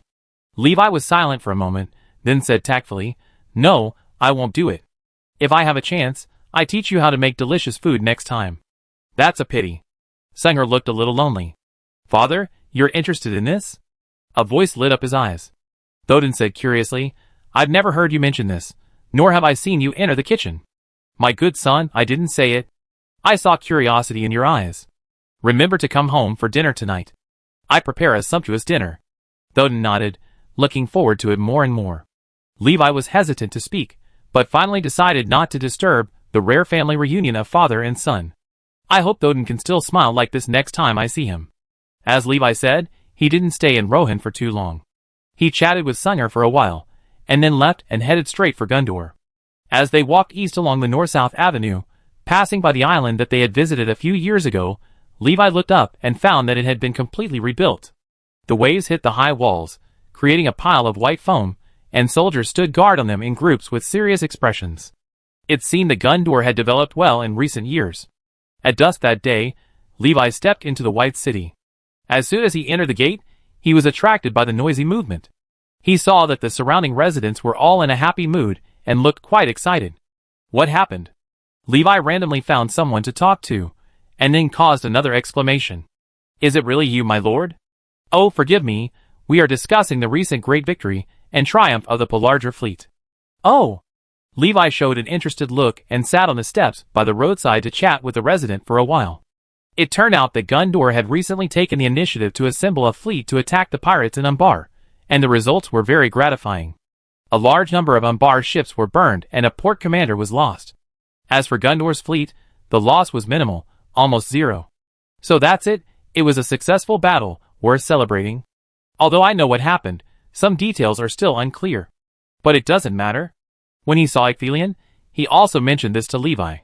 Oh, you said Thorangil? When he mentioned this person, Ecthelion smiled. This young man is quite intelligent and far-sighted. I have always regarded him as one of my most important advisors. As you know, I have been strengthening the defense of Pelarger and the river for many years. Thorangil and I think the same. We both agree that the pirates in the south are a huge threat to Gundor. The attack on Umbar some time ago was proposed by Thorangil. I allowed it and appointed him as the commander. I have to say that his plan and actions are indeed very bold. If he had attacked directly, the battle would have been more intense, but he took advantage of the night to gather a small team in advance and launched a surprise attack directly, unexpectedly burning a large number of pirate ships. The port commander of Umbar was also killed by him. Levi nodded, not surprised by Aragorn's amazing record. Umbar will be in chaos for a while now. Yes. Ecthelion agreed. This can be regarded as Gundor's greatest victory in recent years. What a pity. What a pity. What a pity. What a pity Thorangil did not return with the fleet, nor did he return to Minas Tirith to accept the reward. He left directly. Levi said helplessly, It seems that I am a step late again. This kid is really good at running. Can't he be quiet for a while? Who did he learn this from? Chapter 300. Are you looking for him? Ecthelion asked. No, not really. I just happened to pass by, and wanted to visit Thorangil, to see how he is doing recently. But you can see that I always pass by him. That's a pity, but as long as we are still in this world, our paths will always cross. Ecthelion said, I know something about his movements. After arriving at Pelarger, he crossed the Anduin River, and left Gundor from Ecthelion. Maybe he went south or east. Maybe he found something, and was going to explore the enemy's rear in depth. This is really... Ecthelion sighed, not knowing what to say. He had no complaints about Aragorn's departure without saying goodbye, but he felt that this young man who looked pleasing to the eye was really unpredictable, and did whatever he thought of. Both enemies and friendly forces would be surprised by his unexpected and bold actions. It's a pity that I couldn't keep him, Ecthelion said at last. Regret? Listening to what Ecthelion said, and looking at Levi who seemed to have come to find Thorangil, Denethor felt uncomfortable. Before Thorangil arrived, he was the most capable general in Gundor, and was known as the most kingly Gondorian in 1,000 years. He was welcomed wherever he went, which made him extremely proud.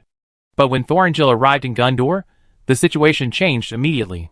Although he was not convinced, Denethor had to admit that this young man, who was 1 year younger than him, was indeed a military genius. He pushed himself aside as soon as he arrived and became Ecthelion's confidant, loved by Ecthelion and the people of Gundor. The love of his father and the support of the people were taken away. This sudden gap made the proud Denethor extremely uncomfortable, and he could not accept it for a long time. For many years, he had always been inferior to this stranger who suddenly arrived, and was overshadowed by the dazzling light he exuded. Under the influence of a certain mood, he began to secretly investigate the identity of Thorangil. This investigation was extraordinary. My father, he is not an ordinary person. The grey-robed wizard clearly wanted him to become the monarch of Gundor. Denethor was in a very complicated mood.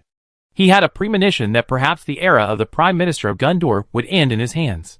Morally speaking, this is of course a good thing, but when it comes to himself, combined with many previous matters, it makes Denethor feel a little embarrassed. Not everyone can accept ups and downs calmly. For various reasons, Denethor did not feel sorry for Aragorn's departure at all, and even secretly rejoiced. Well, if you leave, then leave. Everyone has his own ambitions, and we can't force you to stay. Levi ended the topic with a sentence, turned around and said, Let's take a look at the tall and strong White Tower commander next to us. I have heard a lot about Denethor in recent years. The White Tower commander, like the Grand Marshal of Rohan, directly leads the army of the capital, and is usually always the successor of the Prime Minister. He has made many achievements, and is also very good. Right, our most kingly Gondorian. Levi raised his head, and patted the tall young man on the shoulder. This is really. Whether it is Denethor or Aragorn, these young people with the blood of the Dúnedain are taller than each other, and the average height is more than 1.95 meters. With this figure, which orc would not be scared? Imagine a strong man who is more than half a meter taller than you, wearing a majestic armor, holding a sharp blade and a shield in his hands and shouting at you. That would be too scary. Facing Levi's sudden change of topic, Denethor, with a complicated expression, was stunned for a moment, then stood up straight and accepted the compliment calmly. Levi looked at this qualified leader and nodded. I don't know if it's an illusion, this guy seemed to be much happier when I came here just now. It seems that Denethor also misses me after not seeing me for many years. Come on, little guy, I know you must miss me, hug your uncle. Levi opened his arms. This abrupt action directly made Denethor and Ecthelion at a loss. Especially Denethor, he is now over 40 years old. Although he is still young, there are already some traces of time on his face. Hearing Levi say such words, he almost choked on his saliva. Denethor lowered his head slightly and said quickly, You have to know that I am no longer a little guy, Uncle Levi. I have seen fire and blood, and valleys full of poisonous miasma. I have rushed to the front of the soldiers, and personally experienced the sharpness of swords and spears. Of course I know your experience, but in my opinion you will always be the young boy. Have you forgotten that I held you when you were a child? No, you didn't, I refused at that time. Oh, really? It doesn't matter. No matter how long it has been, you are still a child to me. Come on, let your uncle hold you. Levi approached step by step. No, wait, I said no. Denethor stepped back step by step, and at the same time cast a look for help in the distance. Ecthelion sat at the table and laughed awkwardly twice, without moving. Father, why are you just watching from the side? The reception room is not very quiet today. After a moment, Denethor walked out with an uncomfortable look on his face. That hug just now was too hot in the physical sense. Yes, Levi forgot to change his armor again. There is one more victim of the dragon flame steel armor. The only one who can hug Levi, who forgot to change his armor, without any obstacles is the dwarf. Although he was tense when he left, it was obvious that Denethor's steps seemed to be lighter. Seeing this change, the old father Ecthelion smiled, and lowered his head to drink a sip of tea. As the saying goes, no one knows a son better than his father, and no one knows a minister better than his ruler. Ecthelion and Denethor have both of these. They are both father and son, and ruler and minister. He has seen how Denethor has been over the years. But some things are not as good as they should be, and Ecthelion did not show partiality just because Denethor was his son. The important task and closeness to Aragorn were the embodiment of his fairness. After watching Denethor leave, Levi sat back at the table and continued to chat with Ecthelion. The topic went from south to north, from east to west, and it was a good reminiscence. As the people of Gondor said, it was not long before the triumphant return of the Pelargir fleet. East of Pelargir, south of Ithilien and at the border with Harrendir, Aragorn abandoned the boat and set foot on this land. The journey to Rohan and Gondor ended, and the next goal was the south and the east. Here, he would embark on a journey alone, exploring the right and wrong, good and evil of mankind alone. By the way, find an opportunity to see if he could detect some of Sauron's conspiracies, and collect some useful information. When Aragorn began to travel in the wilderness of Harrendir, some memories came to his mind. I heard that Uncle Levi had fought here. He beat the army commander of the Harnen River Basin to his knees, and forced them to retreat, to cover the retreat of a company of Gondor rangers. Heh. Thinking about it, Aragorn suddenly smiled. In a sense, he was following in his footsteps. It seemed that there were legends about that person everywhere. Chapter 301. After half a month of trekking, a river appeared in front of him. Aragorn looked at the river, and its name came to his mind, Harnen River. Perhaps the current ownership of Harrendir is still controversial, but this river is undoubtedly the boundary river of Harad. Crossing the river is the territory of Harad. Because of this, the Harad people attach great importance to the areas on both sides of the river, which can be seen from the position of Harnen commander named after this river. However, Commander, it's not like he hasn't killed before. Aragorn lowered his hood and mixed into the fleet. A few days later, some unusual movements came from the tent of Commander Harnen. Ding! A solid staff made of Malong would block the sword stabbing at Commander Harnen. Aragorn was obviously shocked when he saw this style of staff. He turned his head in astonishment and saw an old man in a blue robe who appeared at some point and looked at him with sharp eyes. "Do you know this kind of staff?" the old man asked, and at the same time reached out to stop the young Commander Hallman, who was about to draw his sword with cold sweat on his forehead. "Of course I know it." Aragorn looked at the two people opposite him vigilantly, holding the sword in his hand tightly. "Don't be nervous, young Dunedain." The blue-robed wizard put away the staff and introduced himself. "I am Alatar, a wizard." "A wizard is a wizard. I don't think I should explain it to you." Aragorn still held the sword tightly. "I know your people. He is a powerful Dunedain warrior. He defeated the Ringwraiths and left a deep impression on me. Oh, by the way, there was another person at that time. His name is Levi." Aragorn was very excited when he heard the name. "Do you know Uncle Levi?" "Uncle? Oh, of course, we are close friends." Alatar seemed a little emotional. "I was almost beaten to death by him at that time," he added in his heart. Hearing what Alatar said, Aragorn finally put away some of his guard temporarily, and put the sword back into the sheath. He asked, "What is the situation now?" "Well, this has to mention your Uncle Levi again." Alatar turned aside and pointed to the young commander of the Harnan River beside him, saying, "Don't worry, this is one of ours. His father swore allegiance to Levi, and this oath has been passed down to this day." "Hello to you." The young commander nodded slightly. Aragorn also nodded slowly as a greeting. "How is Levi doing recently?" The misunderstanding was resolved, and Alatar invited Aragorn to sit down and chat. He said, "I haven't seen him for decades. I don't know if he is okay." "He is fine. Maybe better than you expected." Aragorn said, "Do you know the Lord of the North?" Alatar frowned and shook his head. "I have been dealing with troubles here for many years. I have neither gone to the north nor heard any news."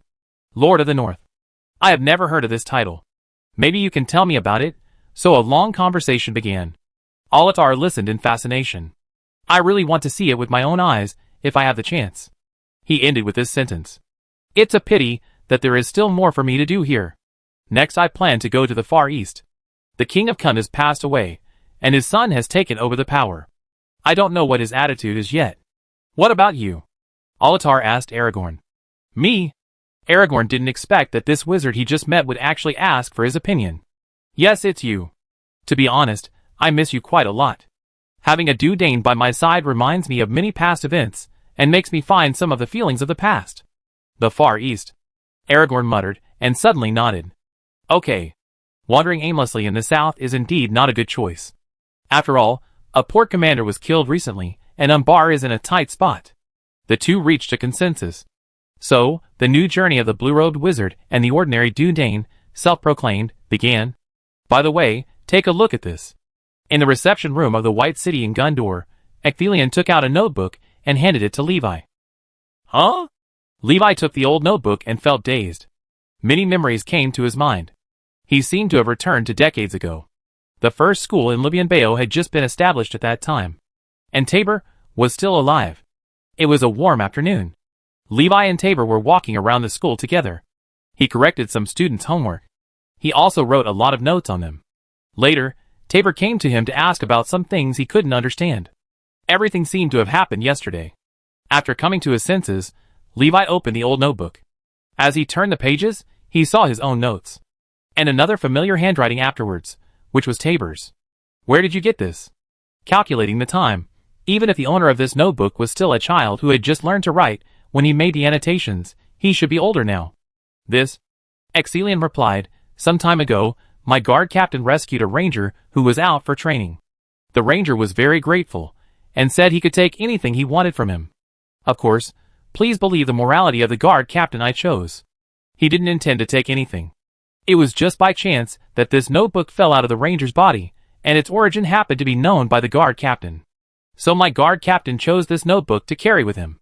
At this point, Ecthelion lowered his voice and said, "I heard that the child was very strong. Even if he had several broken bones and was seriously injured and dying, he didn't make a groan, but when this notebook was taken away, he almost cried. But in the end, the guard captain still brought it." Levi stared at the notebook, really confused. Why does he want such a notebook? Isn't this very normal? Ecthelion didn't think it was strange. "You probably don't know how many people were willing to pay a high price to collect this notebook before it was handed over to me. After all, in a sense, this is a decades-old lord's authentic work." "Oh." Levi smiled helplessly and said, "Let me take this notebook away. I exchange it with you for something else. For the person who lost this notebook, it should be very important. Perhaps it was given to him by his elders at home for safekeeping. It would be unpleasant if it was lost like this. Just take it directly. Just think of it as me picking up the lost items for your people. That won't do. We can't take it for granted that those who do good deeds are entitled to it." Levi shook his head, thought about it, copied a history of Libyan Bayo with a book and pen, stamped it with his own private coat of arms, and wrote a thank you. Then he put a small red flower in it, and put a heavy and exquisite gold coin with Libyan Bayo's coat of arms. "With this certificate, you can seek help from anyone in the free city. Do you still have this tradition?" Exilion took the book, gold coins and flowers handed over by Levi, and felt a sense of novelty. It didn't exist before. Levi leaned back and said, "But it exists now." Chapter 302. In 2973, Levi went out to visit Rohan and Gundur, and met two old friends. In the same year, Gundur commander Thorangil led his army to raid the port of Umbar, burned a large number of ships, and killed a port commander, greatly reducing the threat from the southern sea. This incident was known to many people, but what puzzled people was that Thorangil left without saying goodbye after making great achievements, and never appeared in people's sight again. Including in Rohan, the people of Rohan remembered that there was such a good general who fought side by side with the great Marshal Lodin to guard the border, and performed quite bravely. Some people tried to find the grey-robed wizard, who was always with the young general, and was both his teacher and friend, but then found that the whereabouts of the grey-robed wizard were more confusing than Thorangil, so they had to let it go. But even if Solanda lost contact, people still remembered that there was such an outstanding young man who made a great contribution to the human beings of the free camp. His achievements will be recorded and passed down.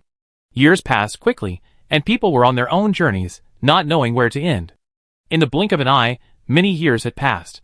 In recent years, Levi hardly went out.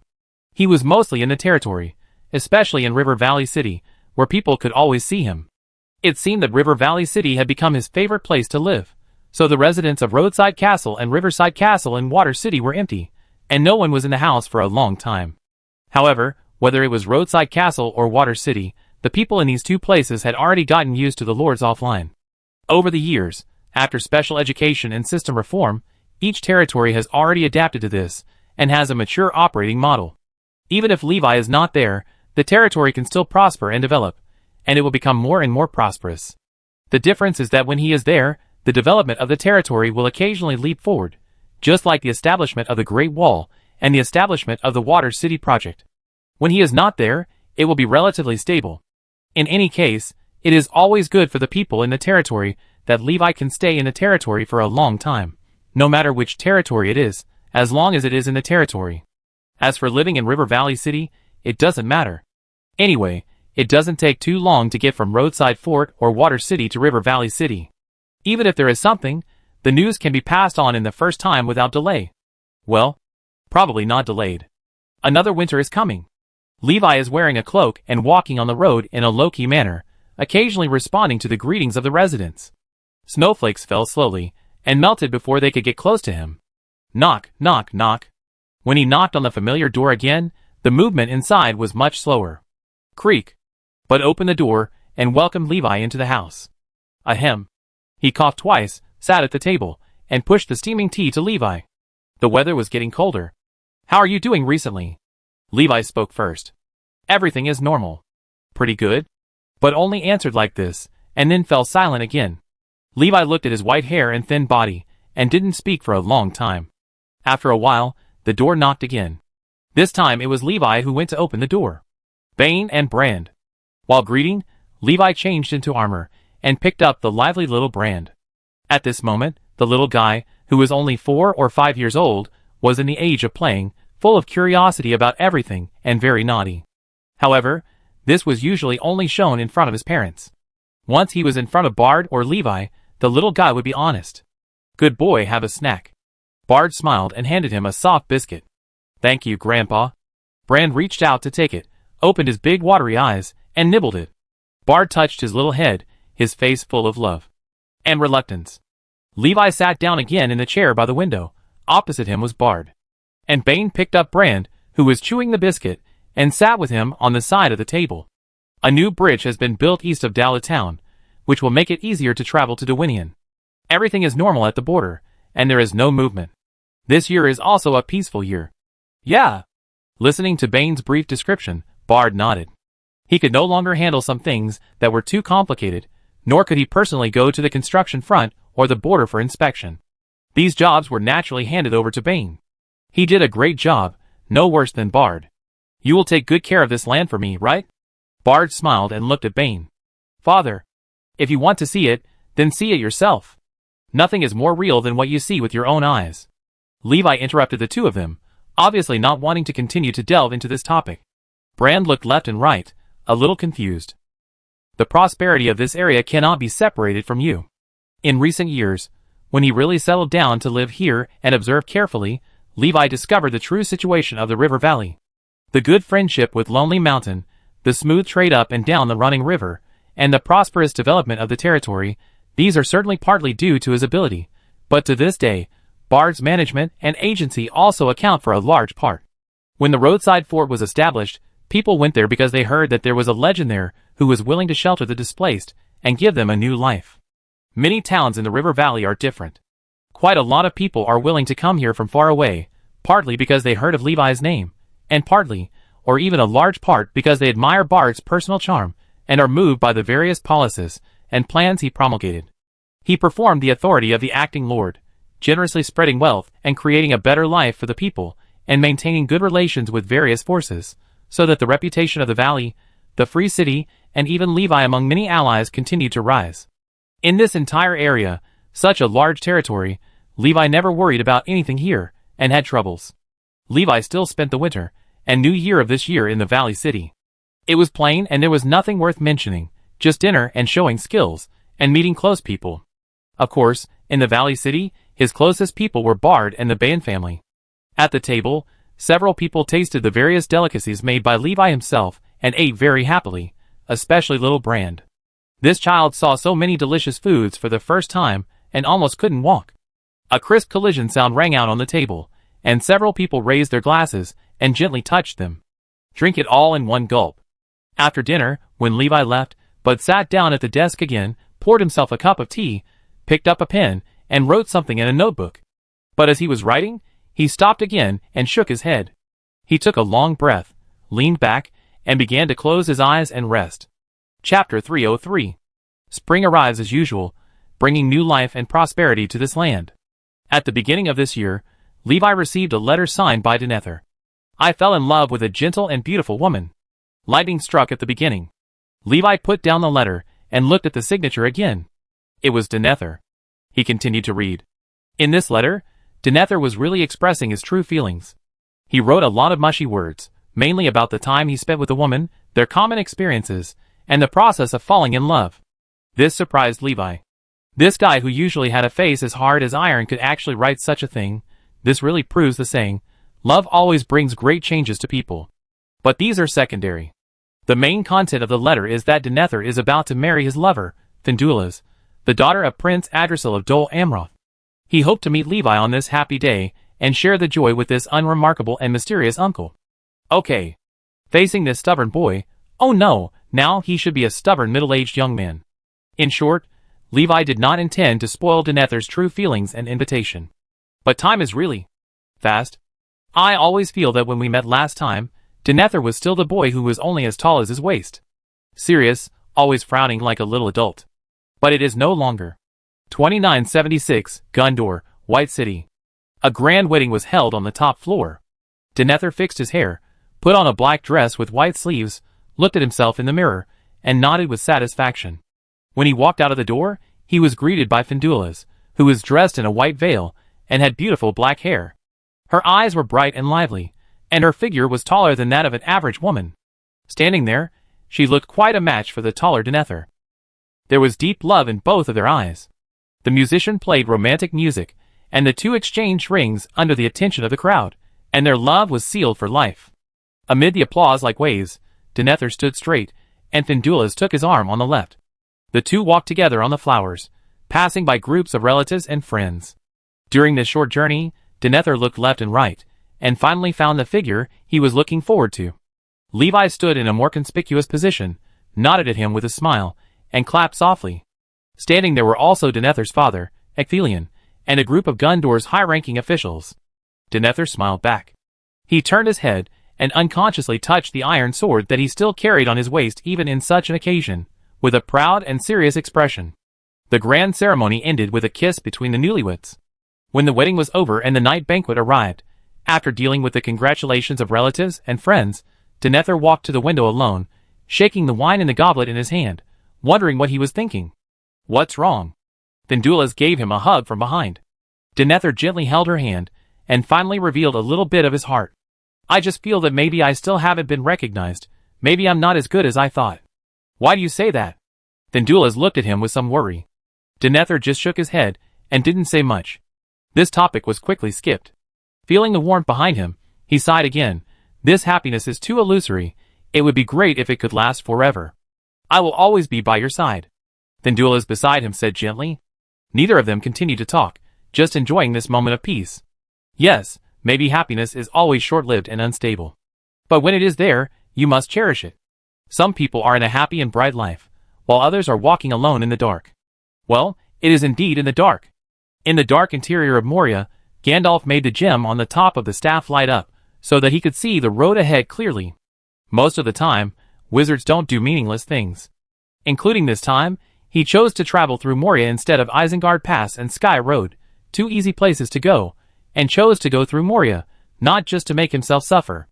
People say that the war decades ago had completely cleared out the evil creatures in Moria, but Gandalf always felt that this statement was not very reliable. So he chose to come to Moria to explore it himself. How do I get here? In this dark maze, Gandalf was a little confused. The structure of Moria is too complicated. Even if there are no evil creatures, the complex terrain here is a huge threat. Not everyone can dig out in any direction like Levi. Some roads cannot be avoided. In this huge, dark maze, perhaps because the surrounding environment is too quiet, or because of some psychological factors, Gandalf feels a little uneasy from the bottom of his heart. It's like being stared at by countless eyes. Huh? Just as Gandalf was thinking hard about the fork in the road in front of him, a light attracted his attention.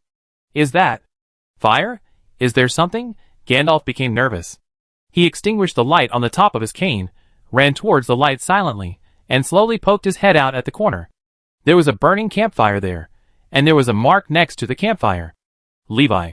Seeing this emblem, or this name, Gandalf suddenly smiled, and all the nervous emotions were thrown behind his mind. He recognized this kind of campfire, which was one of Levi's works. Just like the original campfire in the North River, even without fuel, it would continue to burn with a flame that was neither strong nor weak, unless someone took the initiative to extinguish it. After making sure that the surroundings were indeed safe, Gandalf sat down by the campfire, took out his water bag and drank a sip, then wrapped his robe and took a nap here with the slight heat brought by the campfire. The campfire occasionally made a faint crackling sound, which made people fall asleep. However, Gandalf did not seem to be affected. He just closed his eyes and rested for a while, then got up and continued on his way. Before leaving, he also left his own private emblem next to the emblem carved by Levi, an initial of his name G written in Tengwa letters. On the one hand, this was to show that he had been here, and on the other hand, it was to give a hint to possible later-comers, telling them that this location was indeed safe and had been double certified by the Northern Legend and the Grey Robe Wizard. The rest of the journey was smooth. There were no obstacles in this trip through Moria, especially in many places there were campfires and marks left by Levi, which made Gandalf even feel a little bored. There were no difficulties, no dangers, no excitement, no fun of adventure. Oh! When he walked out of the west gate of Moria, Gandalf shook his head and felt bored. Let's take a look at the water city in the distance. After choosing the next target, Gandalf raised his head and looked at the vast land, and the huge city with a corner faintly visible at the end of the horizon. He hummed a song and walked forward along the ancient road built by the elves thousands of years ago. Chapter 304. The spring of the new year does not seem so warm. Perhaps due to overwork or illness, Bard suddenly fell down. Bane quickly fed him milk and healing potion, but it was useless. He slept in bed for a whole day and ate very little when he woke up the next day. Although his condition was worrying, fortunately, after waking up, Bard returned to his previous state and lived a stable and regular life. These days, Levi often came here to visit. Many times, when he came to the house, he would always see Bard pick up a pen, as if he wanted to write something, but every time in the end, it seemed that he didn't write anything. Eat an apple? In this not-so-pleasant spring, Levi took out a golden apple and tried to do something. Faced with Levi's sudden gift without any reason, Bard just smiled. He did not take the apple. You know, I'm not sick or injured, but I just need to rest a little longer. As if he had noticed something, but suddenly sighed, an era is about to pass, Levi. I can feel that I am standing at an end and a starting point. I am honored to witness all this with my own eyes and experience all this in person. Across from Bud, Levi opened his mouth but couldn't say a word for a long time. Knock, knock. The door knocked. It was Bane who came with Brand. It was rare that there was nothing to do today, so the father and son came to spend a leisurely afternoon tea time with Bud. As always, Bane sat at the side of the table, quietly accompanying him here. Little Brand was as energetic as before. He hugged his grandfather Bud, talked to Bud for a few words, said hello to Levi, was patted on the head twice, and then went out to play. Everything seemed to be the same as usual, without any change. When the quiet and leisurely afternoon passed, Bane also left with Brand. Bud stood at the door and looked at their backs with a smile. There was kindness, joy, pride, and relief in that smile. Back to the table again, Bud leaned back in his chair and said slowly, "We did it, Levi." "What?" Levi raised his head. "Decades ago, you said that if everyone could value home more than gold and power, then the world would be much better. Is it what you want now?" After a short silence, Levi nodded slowly. Bard smiled again. He looked at the empty cup in front of him and said, "I feel a little thirsty. Can you pour me a cup of tea? I have always been the one pouring tea for you. Can you let me be a little willful and experience the Lord's tea pouring service?" "Of course, what's the big deal?" Levi turned around, picked up the pot of water that had already boiled on the fireplace, and brewed new tea. "I really don't want to say goodbye to you." On the chair, Bard looked at the busy back and muttered this sentence. He slowly closed his eyes, as if he was taking a nap. "Hua la la." The sound of running water sounded, and the teacup was gradually filled, emitting a wisp of hot steam. But the old man didn't open his eyes again. Levi put the teapot on the table, sat back on the chair opposite, and looked out the window for a long time without moving. Like a statue. The scenery in front of me became a little blurry. Snap! The rope was pulled, and a small gift box was opened. A candy popped out of the box. Time seemed to go back to the years when the Battle of 5 Armies had just ended. When River Valley City was still being rebuilt, a child running by the roadside stuffed Levi with a small gift he made himself. The young bard explained to him, "This is a specialty toy from Changhu Town. Just pull the rope, and you can open the package and the box inside directly. Usually this kind of toy will contain some small candies, or other small souvenirs. According to my experience, judging by the sound, the one in your hand should be—" "Stop!" Levi stopped him. "If you say it out loud, there will be no surprise. Let me open it myself." "Okay." Bard looked innocent at that time. He never thought that this small box would be stored in Levi's backpack for decades. But it's rare to find someone as calm as you. At that time, after stopping Bard's surprised destruction of the gift box, Levi put away the box and said, "If everyone can value home more than gold and power, then the world will be much better." Obviously, Bard agreed with this statement. He remembered it for decades. In 2977, Archer Bard, the acting lord of the Valley and Rovanian, died. During his reign, the territory developed rapidly, prosperous and peaceful. Uncle Levi. At the end of the year, it was also the last day of the year. When the snow covered the roof, it was still in this room, at this table, that Bayan saw Levi again. "I go make some tea." He got up quickly, fearing that he would miss his uncle if he was a step late. "You've worked hard during this period." Levi drank a sip of tea and encouraged Bayan. After Bard's death, Bayan took over Bard's authority and became the second acting lord after the collective recommendation and election of the people in the valley town. Although this title seems a bit ordinary, many people have regarded it as a position similar to the Prime Minister of Gondor, and value it very much. The difference is that one has a king, and the other has no king. "It's all what I should do." Bayan responded to Levi's words, and was a little dazed for a while. Since his father's death, his uncle has never come to the Valley City again, and it is quite rare to see him now. The room is still the same as before, without any changes. Levi sat in the chair by the window, and Bayan still sat on the side of the table. And the chair opposite Levi was empty. "Father, I brought some snacks." In the quiet atmosphere, the door suddenly opened, and little Bran came in with some newly bought snacks, and piled them on the table. "Good boy, you are getting stronger and stronger. Bane rubbed the boy's head twice, messing up his hair. Bran opened his big watery eyes, shook his head helplessly, and was about to sit on the empty chair opposite Levi. But he was pulled by Bane. He shook his head slowly at the somewhat confused little Bran. Although he didn't know why, Bran still chose to obey, moved another small chair from the side, and sat next to Bane. Don't worry too much. Levi smiled and touched Bran's head. The dead are gone. Since an era has passed, let it pass. People always have to move forward. This winter is getting colder.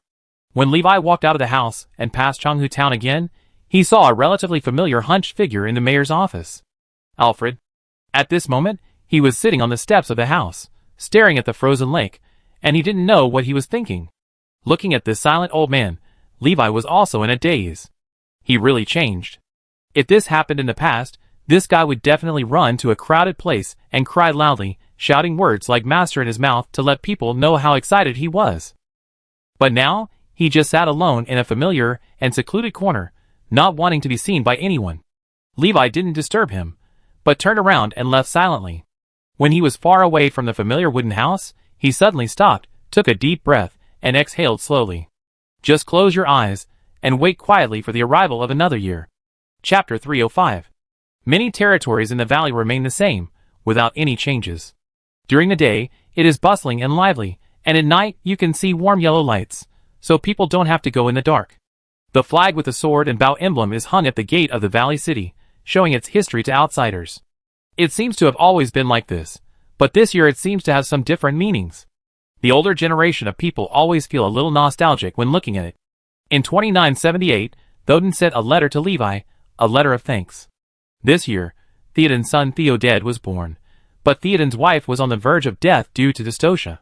At this time, a team of roadside rangers who happened to pass by the capital of Rohan heard the news and rushed to the scene to save her life. Under the effect of the healing potion, mother and child were safe. Théoden has also started a family. Looking at this thank you letter, Levi suddenly realized this. This guy didn't reveal any news from marriage to childbirth. No, that's not right. It seems that there was a little news, but I didn't feel like reading it at that time. After thinking about it, Levi packed up a little and went out again. With the mentality of taking a walk, he went to Rohan and Gondor to take a look. This time, there was another surprise. In the same year as Théoden, Denethor's first child was also born. Boromir. In the Prime Minister's bedroom in Minas Tirith, looking at Denethor's child, Levi couldn't help but smile and read a nickname in his heart, Big Pineapple. Without knowing Levi's psychological activities, holding his own child in his arms, Denethor's face was filled with unconcealed joy. The face that was always tense showed a cautious expression that was not appropriate, and the big hands were also quite gentle, holding his son like a plate. This behavior was reprimanded by his wife Finduilas, and she and the old elder Levi taught him how to hold the child in the correct posture. When Finduilas left with Boromir, Denethor was almost sweating. He said to Levi, "Do you see it? That's my son, Boromir, my first child. My child."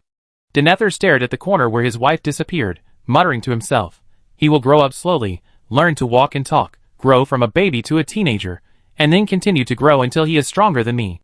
By then, I may have to bend down, my shoulders will droop, and my steps will not be as agile as they are now. But as long as I can open my eyes and see my child, as long as my hands have not completely lost their strength, I will keep watching him walk in front of me, watching him turn around and wave to me. Then respond to him. This is the love a father has for his children.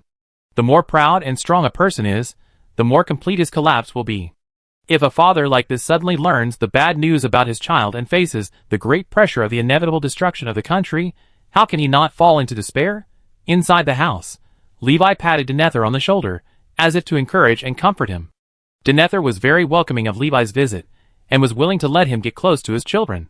But it may not be the same for others. Not long after Levi left, an old man in a grey robe came leisurely. Gandalf said with a smile, "I want to send you congratulations, Denethor too, son of Ithilien too, your child will grow up healthily." "Thank you." Denethor responded politely, but his face did not seem very happy. He did not let the wizard see his son. Influenced by Ithilien, Gondor's overall attitude towards Gandalf is very welcoming. Every time Gandalf visits, he will be well received, and Ithilien is willing to listen to his opinions on some major issues. Even so, things are not always smooth. For many reasons, such as knowing Aragorn's true identity and seeing through Gandalf's true intention of bringing him here, Denethor did not have a good impression of these two guys who once suppressed him in various ways. He did not really want to see them. Alas. Outside the house, Gandalf sighed softly and left silently. Of course, he had seen Denethor's attitude all along, but there was nothing he could do. Many things had to be pushed forward. If you are hated, then so be it. It won't hurt. Anyway, I'm used to it. I've been misunderstood, expelled, and scolded for so many years. Shaking his head, the wizard left Gondor and continued his journey in other places. At the same time, the adventures in some other places came to an end. In 2980, a dusty figure waved goodbye to Alatar at the border of Dorwinion, and after passing the Rovanian outpost, he headed straight to Lothlorien. At the border of the Golden Forest, facing the bows and arrows of the border guards, Aragorn took off his hood and revealed his true face. He began to talk to the guards in Elvish. After confirming that he was a friend and not an enemy, the elves also lifted their guard and welcomed him in. On an ancient hill in the center of Lothlorien, Aragorn met Arwen.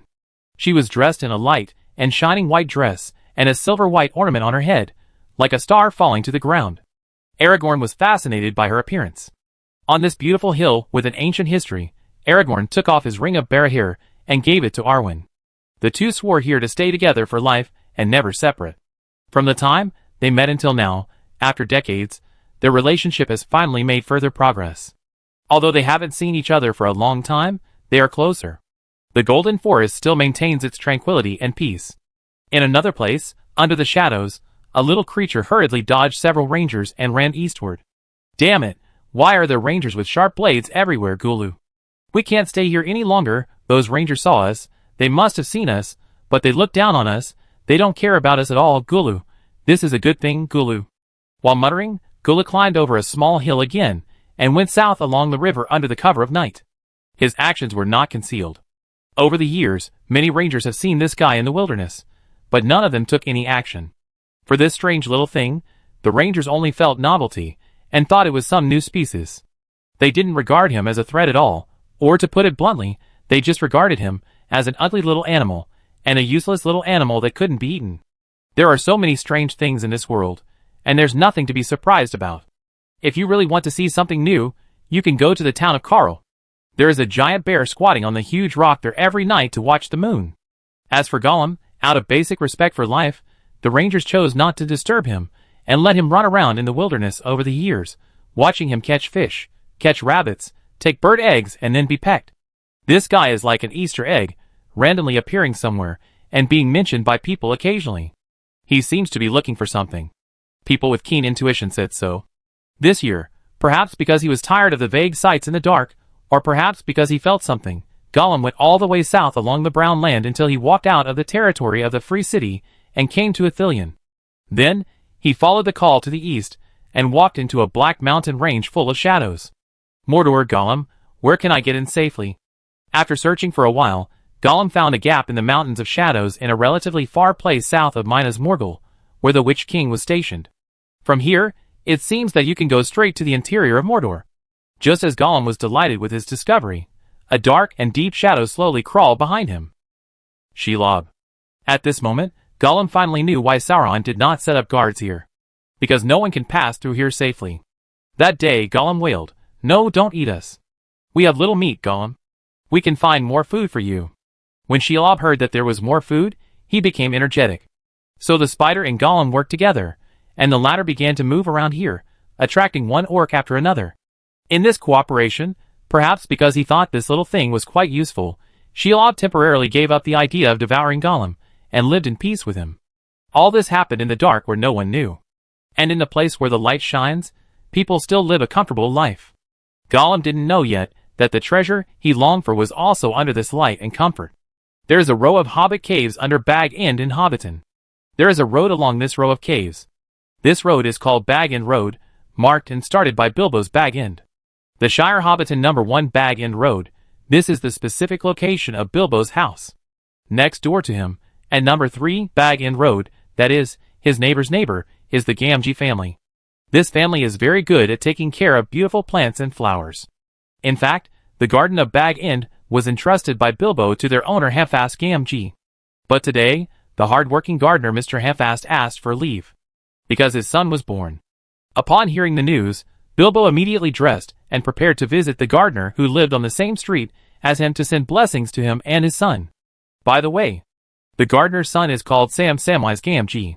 Chapter 306.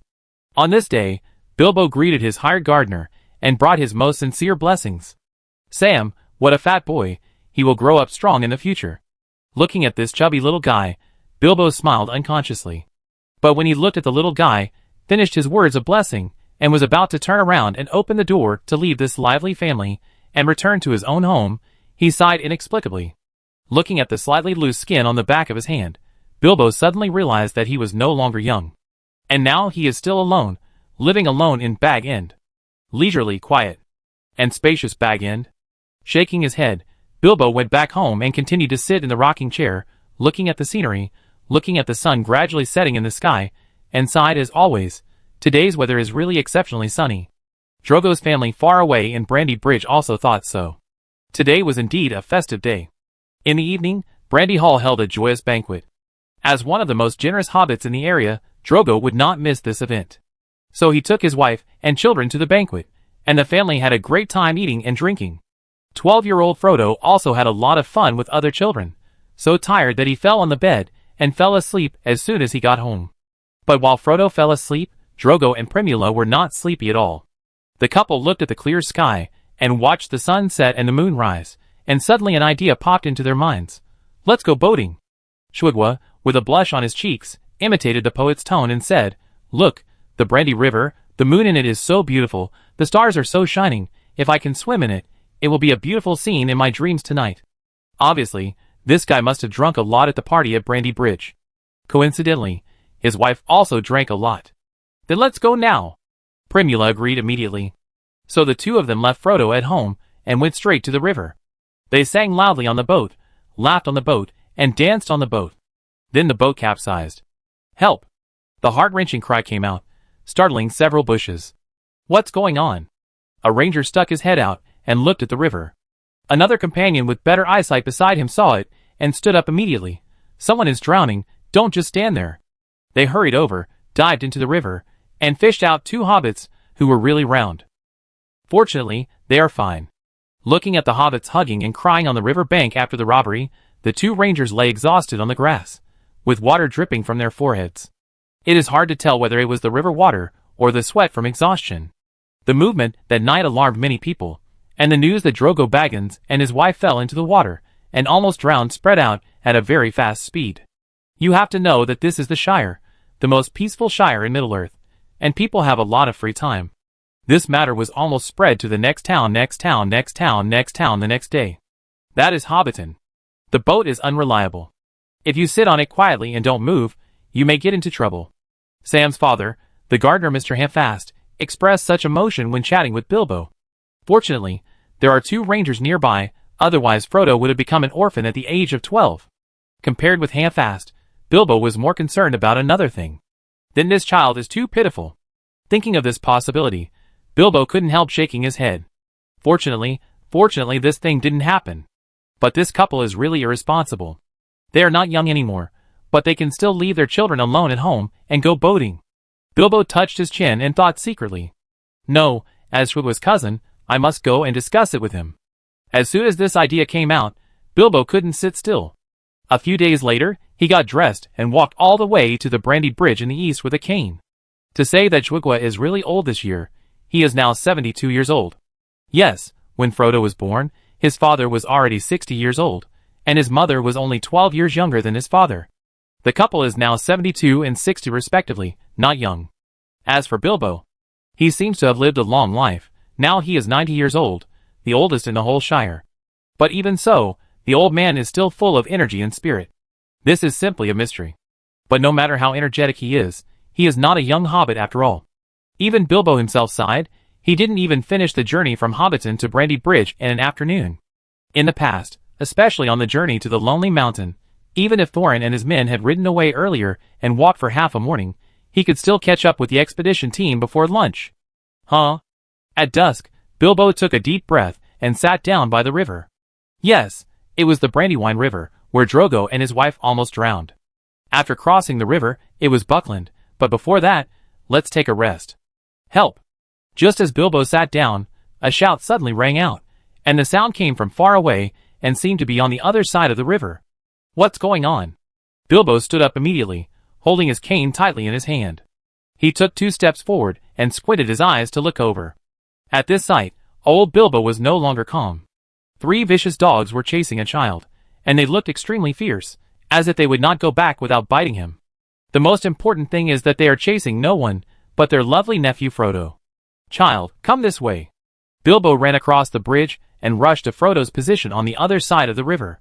When he heard the voice, Frodo rolled over and crawled over as if he saw a savior, holding Bilbo's clothes tightly. Uncle, hurry up, let's run. Don't be afraid of the child. Bilbo protected Frodo behind him, raised his crutches, and shouted at the 3 big dogs in front of him. Ha! You bad dogs, get out of here. I have even faced dragons. I am not afraid of you. If you don't want to be like a dog with your tail between your legs, wait, you seem to be dogs. Anyway, stay away from me. Don't say it. Maybe Bilbo really has a certain temperament. The 3 fierce dogs are actually a little afraid. They yelled and slowly retreated. After a stalemate, they turned around and ran back the same way. Humph, a few puppies, any enemy I face back then can scare you to death. Muttering, Bilbo squatted down to check Frodo's condition after making sure that the 3 dogs had left. Looking at it, Bilbo felt a little distressed. The child's feet were covered with mud, his clothes were torn, and his face was stained with dust, which was very embarrassing. At this moment, he was so scared that he was shaking all over, and he couldn't even stand steadily. It's okay, kid, it's okay, tell your uncle what happened. With Bilbo's comfort, Frodo finally came to his senses. He stretched out his hand and spread his palm. There were 2 mushrooms inside. Hiss. Bilbo frowned and found that things were not simple. Aren't these delicious mushrooms produced in Bean Garden? Did you steal mushrooms from Maggot's house? Frodo nodded. You kid. Bilbo nodded his head, looking helpless. The mushrooms produced in Bean Garden are very delicious and famous throughout the Shire, and Maggot is the owner there. In order to protect those mushrooms, he raised 3 fierce big dogs to deal with uninvited intruders. Although it was a bit unkind for a child to do this, Maggot could not be blamed for this. It's wrong. Ah. Looking at Frodo trembling and crying, Bilbo couldn't bear to continue talking. He sighed, turned his back, and squatted down. Come on, kid, I'm just going to visit your house, let's go. So old Bilbo carried little Frodo on his back, and walked east all the way. Uncle, you just said you faced a dragon, is that true? After walking for a while, perhaps he had slowed down, little Frodo asked curiously from behind. This question made old Bilbo unable to stop talking.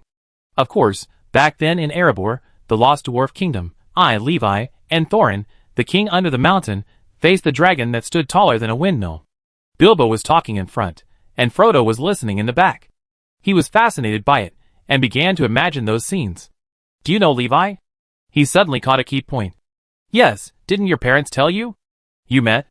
On the day you were born, which was also my birthday, Levi came all the way from Wayside Castle to visit me. Wayside Castle, I know it's where the 2 rangers who saved my father and mother live. When this was mentioned, Frodo stopped shaking and began to get excited. His parents really didn't tell him these things. Today was the first time he knew about the relationship between Bilbo and Levi. Can you tell me more of your story, Uncle? Next time. Seeing that Drogo's house was right in front of him, Bilbo put Frodo down and took a breath. Oh Frodo, dear Frodo, where have you been? We are so worried. As soon as they got here, a voice came quickly from far away. Drogo and his wife ran over together and hugged Frodo tightly. Your family, Bilbo said with regret. Come into the house. I want to discuss with you what you have done recently. Chapter 307. Frodo's parents were rescued, and he avoided the fate of becoming an orphan. When he heard the report from the rangers, Levi leaned back. A stone fell from his heart. Yes, those 2 rangers were arranged by him. Of course, the Shire region did not have rangers this year. Many years ago, when the influence of the roadside fort radiated to the entire Shire, naturally, there were more rangers on duty in that peaceful area where the hobbits lived. On the one hand, it was a routine to explore the situation of the forces near the roadside fort, and on the other hand, it was also to conduct counter-reconnaissance on the spies planted by Saruman to prevent them from doing bad things. While doing these things, by the way, or out of instinctive duty, the rangers were also secretly maintaining the safety of the Shire region without being known to others. It was not because of Levi's assignment that the rangers rescued the couple, but because the Rangers had been secretly on duty in the Shire for a long time, and it was only because Levi mentioned it that they paid more attention to the river this year.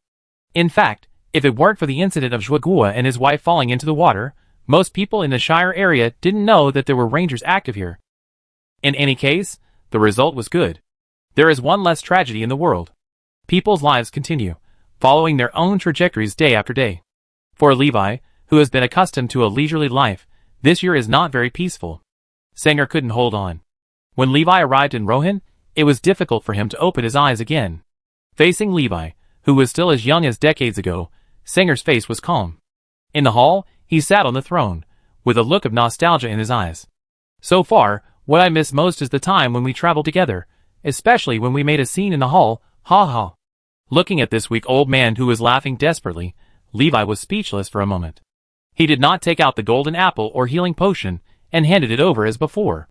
He had done this too many times in the past many years, but was rejected every time. There are some things he cannot change. People say that this legendary lord has a good medicine that can cure all diseases, and a magical healing magic that can make people with broken necks survive. This is indeed true. But that's all. Life? It's not a disease, nor an injury, it can't be retained. In the laughter of Sanger, Levi sat on the steps next to the throne, and then sighed, I miss those journeys too. The laughter gradually faded. Sanger suddenly said, I really want to drink the soup you made again. Actually, I know Levi. Before Levi could respond, Sanger changed the subject and said, I know the soup I made was terrible, and I also know that you actually poured out the bowl of soup that day. This is really sad, but it doesn't matter, I understand. Sometimes, maybe some people just can't do something well. I made soup many times afterwards, but every time only my wife and I drank it. Ah, Owen, only she is willing to tolerate my willfulness like this. I will go before her, but fortunately, we still have our children, and Morwen still has their company, so he won't be lonely. Levi lowered his head and stared at the floor, just listening silently without saying anything. The hall was quiet for a while. After a moment, a particularly obvious inhalation sound came. Levi raised his head and looked at the weak figure. Actually, I slightly improved the formula, and now it may be barely edible, but unfortunately, I don't have the chance to make it again. After saying this, Sanger let out a long sigh. At the same time, there was some movement outside the door. Thoden and Morwen are here. Let me talk to them again. So Levi stood up and left this last time to Sanger's family. When one foot stepped out of the door, another voice suddenly came from behind. Goodbye, old friend. Goodbye, old friend. Sanger's wife and children passed by Levi and walked into the hall. Levi didn't know what they said, nor did he hear it.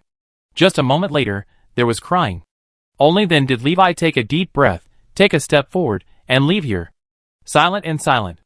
In 2980, the 16th king of Rohan, Sanger, died. During his reign, Rohan prospered and developed, and foreign enemies could not invade at all. Thoden ascended the throne and became the 17th king. Please wait a moment. In the capital of Rohan, outside the Golden Palace, just as Levi was about to leave, a voice suddenly stopped him. Looking back, it was a palace guard. He ran over with a bowl of soup and said, This is what King Sanger left for you. Levi took the bowl of soup in a daze, looked at the steam still rising from it, smelled it slightly, and suddenly smiled. There is no strange smell. It seems that Sanger has really tried to improve it. So Levi looked up, drank the soup and... puff. He was cheated. Time flies, and many days have passed in the blink of an eye. Whenever he looked up at the sky, Levi would stand still for a long time, and a sense of unreality would arise from the bottom of his heart, as if a year had passed in the blink of an eye, and then he went to eat, and another year had passed. If he continued to sleep at this time, and opened his eyes, it might be 7 or 8 years. There is a saying that the deepest impression is always the first one. Long ago, Levi had a doubt, why when the elves faced a dwarf or a human, they always thought of his ancestors first, as if they only knew his ancestors many generations ago, and didn't know him personally. Including Gandalf, he always liked to move his eyes forward instead of looking at the people now. Now thinking of this doubt again, Levi finally has some answers. When he saw Thoden, he would first think of Sanger and his infamous father Fingal. When he saw Denethor, he would think of Ecthelion and even Turgon, whom he had known earlier. When he saw Bane and Brand, he would think of Bard. These people from the previous era, or more accurately, the same era as Levi, left a deep impression on Levi and experienced many things with him, so that even after so many years, Levi's impression of their entire family is still mostly about these people. The younger generation has its own stories, but there is no trace of Levi in their stories. His perception of time has long been blurred, and it seems that only a moment has passed, and all his friends have left. Only their descendants are left standing in front of him, calling him uncle or grandpa. And I can only look at the familiar face of the younger generation in front of me and greet him like Elrond did when he first met Thorin. I know your ancestor, you have his style. Perhaps the younger generations will also make some earth-shaking achievements and make people remember them. Even so. But the most familiar and most interacted with in memory are still only the first batch of people. The further back you go, the earlier you know the people, the deeper the impression. Although they have long passed away. Chapter 308. Time always brings sadness to those who don't notice it. But some people never seem to pay attention to the outside world. Like the White Wizard Saruman. Levi sat in the castle, flipping through the report. According to the information provided by the Rangers, Saruman didn't seem to be very quiet in the past few decades. He has been wandering around Middle-earth, visiting the Water City for a while, and the Misty Mountains for a while. Last month, he was in the Golden Iris Swamp, and the next month, he ran to the ruins of a region. No one knows what he is doing. It seems that he is very active, but if you think about it, it doesn't seem to be. In fact, there were at least several years between these things. And recently, about 10 years ago, Saruman finally calmed down. This guy started to stay in the Tower of Orthanc and didn't move out at all. At the same time, the Rangers of the Shire noticed that Saruman was buying a large amount of various supplies, such as food and tobacco. Some people estimated that the supplies he bought now could almost feed a large army. But he continued to stock up, not only from the Shire, but also from Roadside Castle and even Water City, and the share was large. Saruman, he did have his own people to support. After all, Isengard was not just that tower, there were many servants and guards there, and it really took a lot of people to manage such a large piece of land.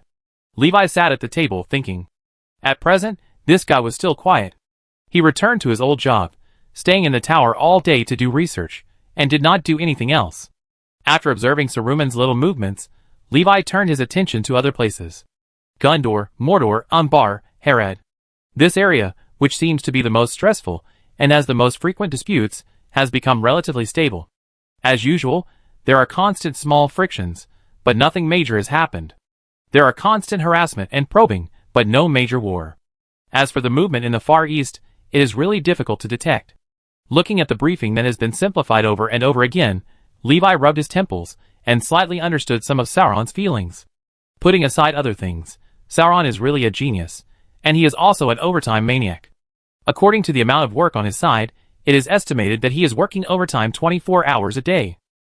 And not only does he have to deal with various things, play tricks to unite this and that, conquer this and that, but he also has to keep a close eye on internal development, personally issue various orders, and do various things. From national power development and internal management to the cultivation of ferocious beasts and the development of new species, military, economy, scientific research, diplomacy, almost everything is controlled by him alone. Others, such as the Witch King or other ordinary ringwraiths, can only be regarded as assistants at best, and all of them are mainly responsible for executing his orders. The purer the purpose of a person, the stronger the action force. There is no doubt that Sauron is a pure person. His purpose of creating Mordor and conquering the dark humans around him is to let darkness spread throughout the world and drag all beautiful things into destruction. Apart from this, there is no other idea. In addition to Sauron's specialness, he is like a player. Giving orders or developing anything will not be hindered by any hard conditions except resources and technology. He is extremely efficient, and all his subordinates are absolutely loyal. It's really a headache to face such an enemy. Not to mention Gondor and Rohan, even Levi felt a little unspeakable uneasiness. Sauron is not a guy who can live a quiet life. He has been too quiet in recent years. So quiet that Levi felt a little weird. Mordor has always been under a large fog, and its development has always been a mystery. Like Sauron, there is also the Balrog in Moria that seems to have disappeared. In comparison, this big guy makes people feel much more at ease. It really doesn't move at all. In recent years, not only Levi, but also a ranger expedition team went in when they were free, but they didn't see any trace of that guy. It's like it disappeared out of thin air. The Balrog, maybe it is indeed staying somewhere quietly. It is normal for this creature to sleep for hundreds or thousands of years. Generally, unless the stone on its head is blown up, it is too lazy to move. Thinking about it, Levi poured himself a cup of tea. This year, the territory was peaceful, and the surroundings were quiet. When another spring came, Levi stood on the military camp training ground, reviewing teams of soldiers. Among them, the team of rangers wearing gray medals standing at the front was the most eye-catching. Obviously, they were all the best rangers. After so many years of development, those who won the Outstanding Ranger Medal can be singled out to form a company of several hundred people. It can be expected that this company can break through even if it encounters an enemy 10 times its number. If the few Legion champions are also squeezed in, then this team may consider turning back to annihilate the enemy. The standards for excellent rangers are not uniform. On top of basic combat skills, some of them are better at strategy, some are better at fighting in extreme environments, and some are better at obtaining intelligence. But the Legion champion is different. They have only one standard, that is, he must be the best fighter among the rangers in this issue. Each of these Legion champions is equivalent to a normal Levi when his physical strength is not exhausted. He can fight him to a draw or even have a slight advantage. When another medal ceremony ended, Levi looked at this sharp-blade Legion and nodded. Now this Legion, let alone its enemies, even Levi himself would probably be tossed to death if he encountered it. It's so troublesome. Okay, disband. Levi waved his hand and announced the end of this medal ceremony. Snoring. Next to the castle, under the huge Malong tree, Xiaofan changed his posture and continued to coil on the grass.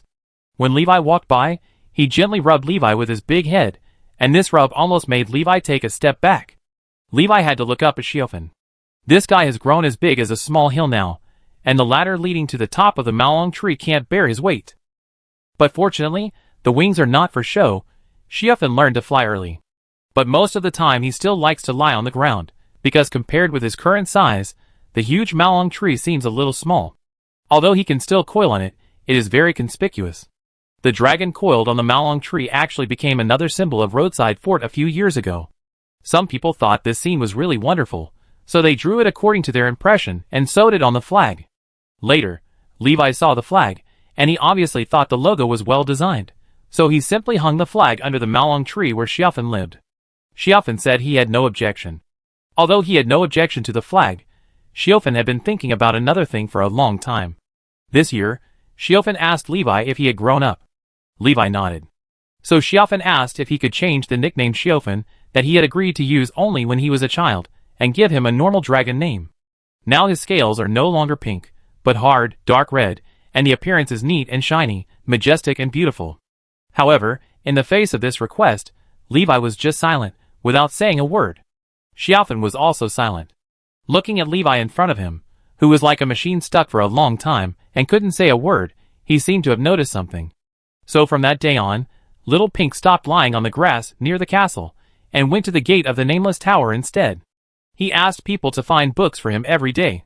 Sometimes, he couldn't see clearly what was written in the book, and asked people to read it to him. If you don't think for me, then I will think for myself. The child was forced to be independent.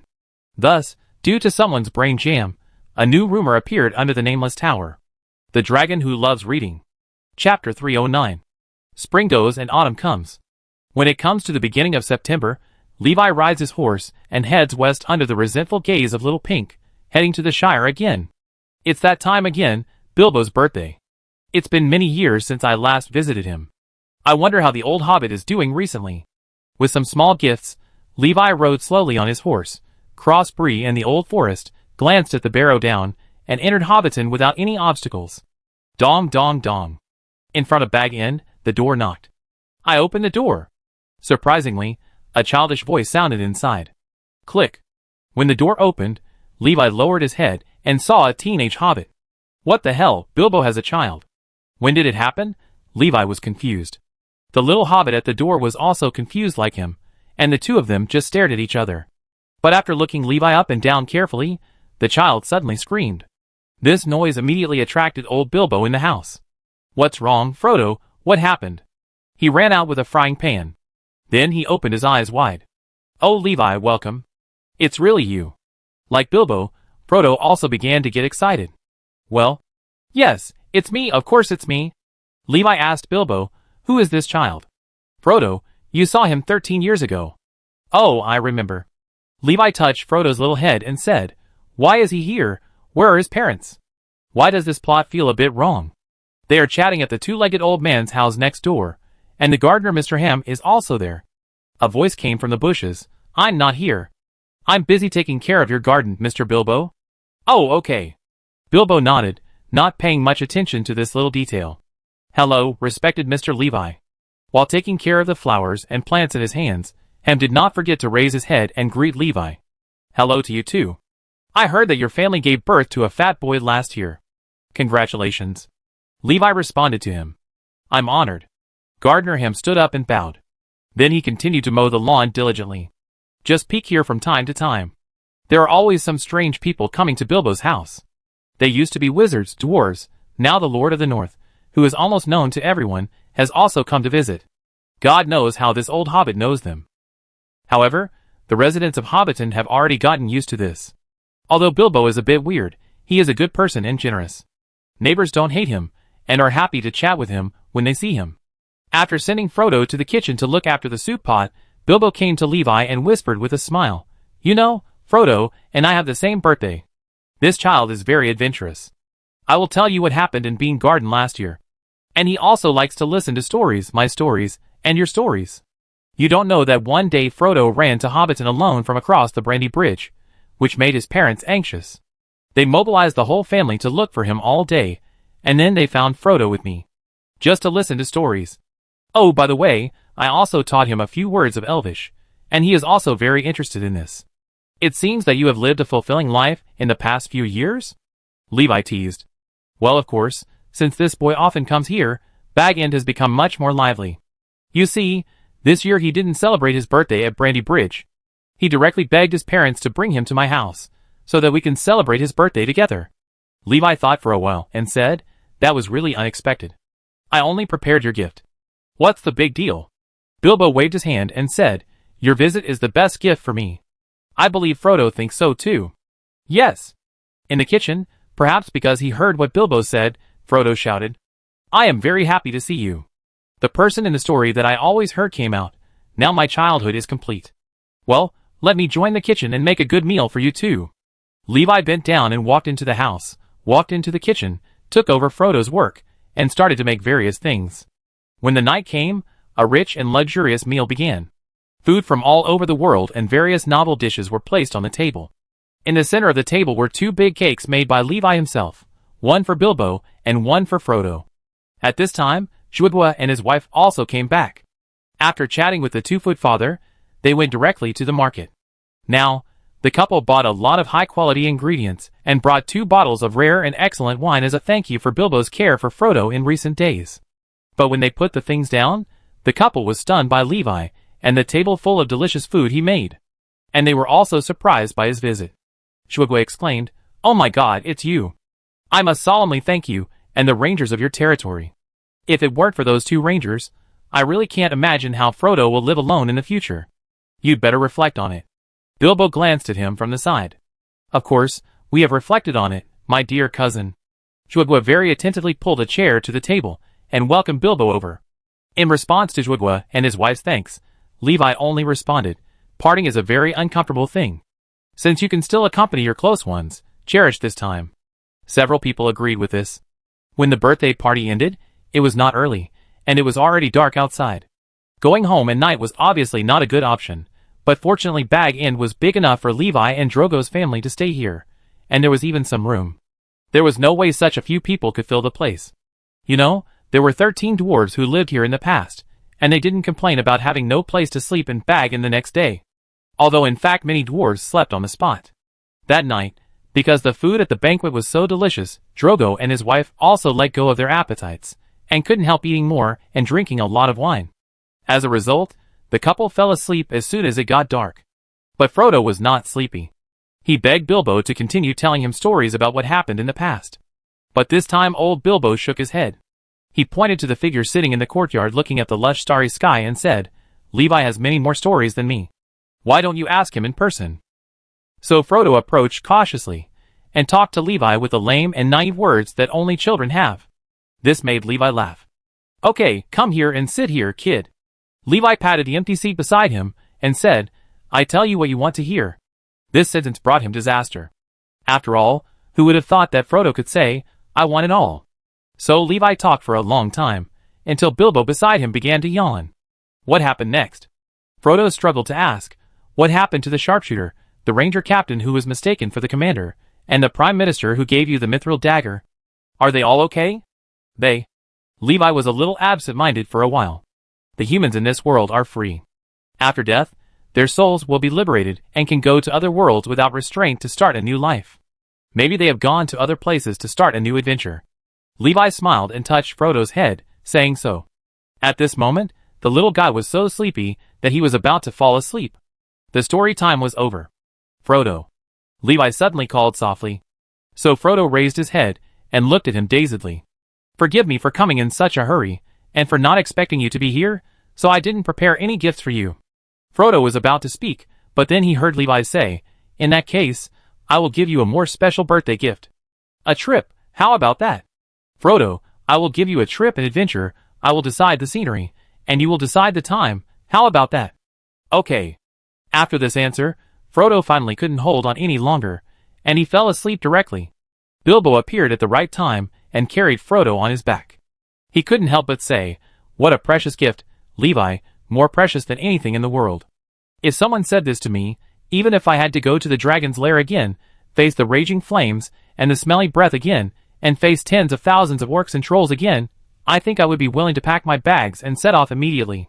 But I'm afraid I don't have the chance. Bilbo sighed softly. I never regret anything I've experienced with you, Levi, no matter what. After saying this, Bilbo paused for a moment and turned his head again. He looked into Levi's eyes and said sincerely, Bless you. Chapter 310. The Brandybuck family is always weird. During a casual chat, Bilbo mentioned Frodo's mother's family to Levi.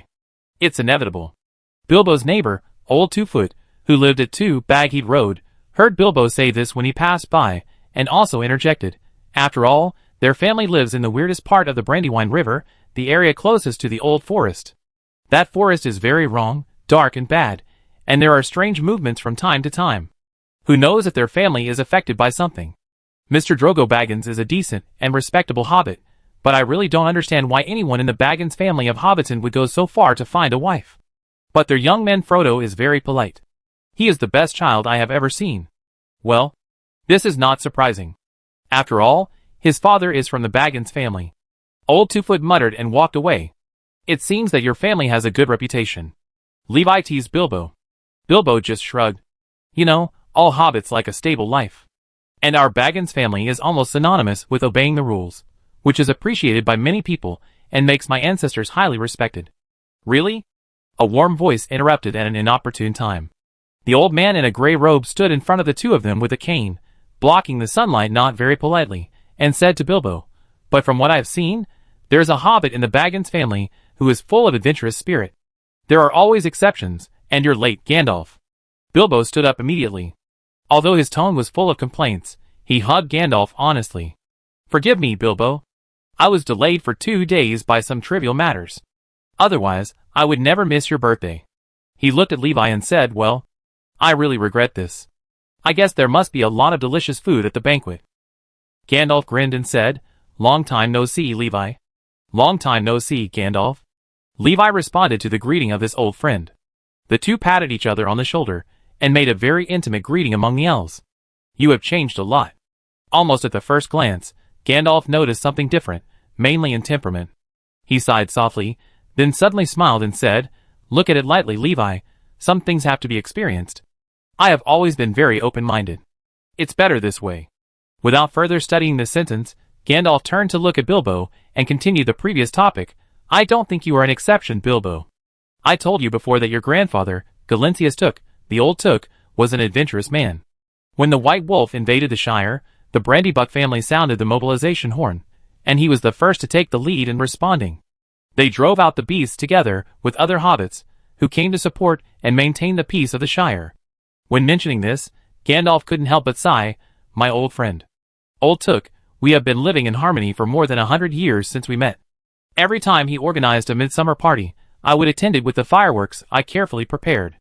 Once, I gave him a pair of magic diamond buttons as a gift. I can still remember his joy at that time. He said that it was an important day in his life. But now the buttons have been buried in the tomb with him. Speaking of this, Gandalf smiled again.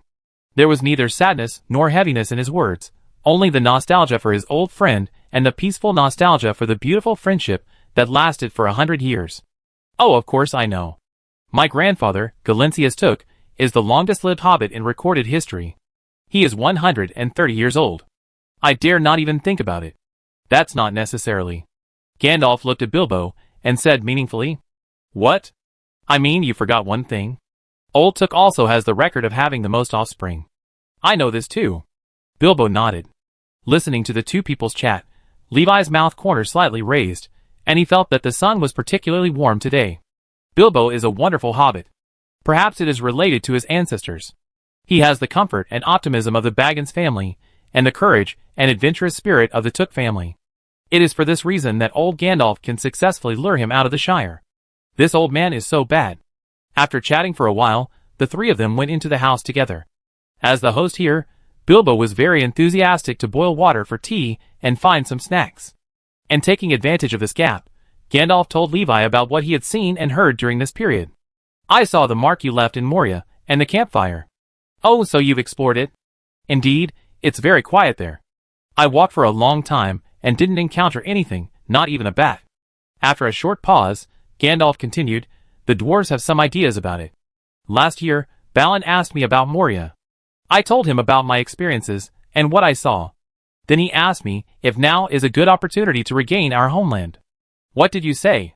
Gandalf shook his head slightly and said, "My suggestion is not to go for the time being, wait a little longer." "Why?" Levi asked curiously. "There's a feeling that I can't explain." Recalling the situation inside Moria, Gandalf's brows unconsciously frowned slightly. "I feel there is a hidden evil force there. Maybe the dwarves can indeed successfully retake their homeland, but it will not last long. It will probably be another tragedy." "Your feeling is right," Levi answered very confidently. "Perhaps most of the orcs and other things entrenched in it have been eliminated, but there is still a Balrog missing. I have been looking for it for several times, but have not seen any trace of it. I guess it may have returned to the depths of the earth and fell asleep. But in any case, it must not have left there. Many years ago, Lady Galadriel and I worked together to stop its footsteps in the mountains. As long as Nenya, one of the 3 rings of the elves, has not lost its power, it will not be able to step out of the mountains." "I have heard about this." Gandalf nodded. "Nenya has the power of understanding, creation and protection. The Golden Forest can always maintain its vitality because of this ring. If it loses the protection of Nenya, the forest will wither soon, and the elves in the Golden Forest will also lose their home. That is why Lady Galadriel would not leave the Golden Forest too far unless necessary. Fortunately, Balin was quite rational. He only complained a few words at the time, but still chose to listen to my advice." Gandalf was obviously quite optimistic about Balin, the think tank among the dwarves. No wonder they had a good relationship. Such a calm and thoughtful dwarf would indeed get along well with the wizard. Chapter 311. Until the Balrog's movements are clear, they'd better stay put and not take risks. Levi gave instructions. "I go and tell them about this." Gandalf agreed and said, "In addition, I will also take care of the news in this regard and inform you as soon as there is progress. Tea is ready." At this time, Bilbo's voice came from the house. So the private whispers of the two ended. "I'd be there soon." Levi and Gandalf walked in and found their seats. This afternoon tea was quite comfortable. However, comfortable time is always short. After afternoon tea, it was time to say goodbye. Levi and Gandalf walked together and walked towards the roadside castle. On the way, the two talked a lot, including Levi's recent record of killing the Balrog, which Gandalf thought was indeed recent, as well as Aragorn's return, new events in the east, etc.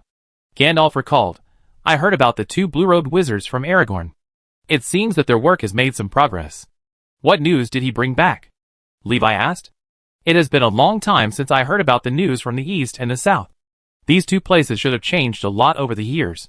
The news from Kund, the new king there, is in a very difficult situation because he does not submit to Mordor, even though he still offers treasures to Mordor every year. That nomadic country is surrounded by Mordor, the Dani and Harad. They can't do anything, and no one can do anything. Well, unless you give up everything here and move there to live permanently. This matter is really helpless. Levi is too far away from the free cities, and Mordor is right at the doorstep. Even if the king of Kund doesn't want to get involved in these things, he has to surrender or perish. If this small country hadn't been offering various materials to Mordor every year, and Sauron's orders had not been issued and executed smoothly, it is estimated that the ringwraiths would have come to talk to the rulers long ago. When the ringwraiths want to talk, they will really dig out their hearts. If Khund wants to be independent, they need some new allies.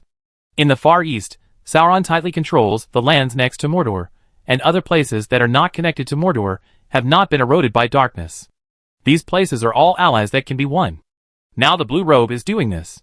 After discussing a few words, it didn't take long for the two to arrive at Bree. Influenced by the roadside fort, this small town is now much richer than before, and people's living standards have risen visibly. In addition, there were frequent rangers, and the villains who used to gather in dark corners had no living space. They completely disappeared from Bree. As soon as he arrived in Bree, Gandalf went straight to the Prancing Pony Inn, where he seemed to be familiar with the owner. After meeting Gandalf, the owner was very enthusiastic. He waved to Gandalf and greeted him personally. And Gandalf was never disappointed by the kindness and enthusiasm of others. He also responded enthusiastically to the owner, and ordered 2 glasses of ale to take care of the business here.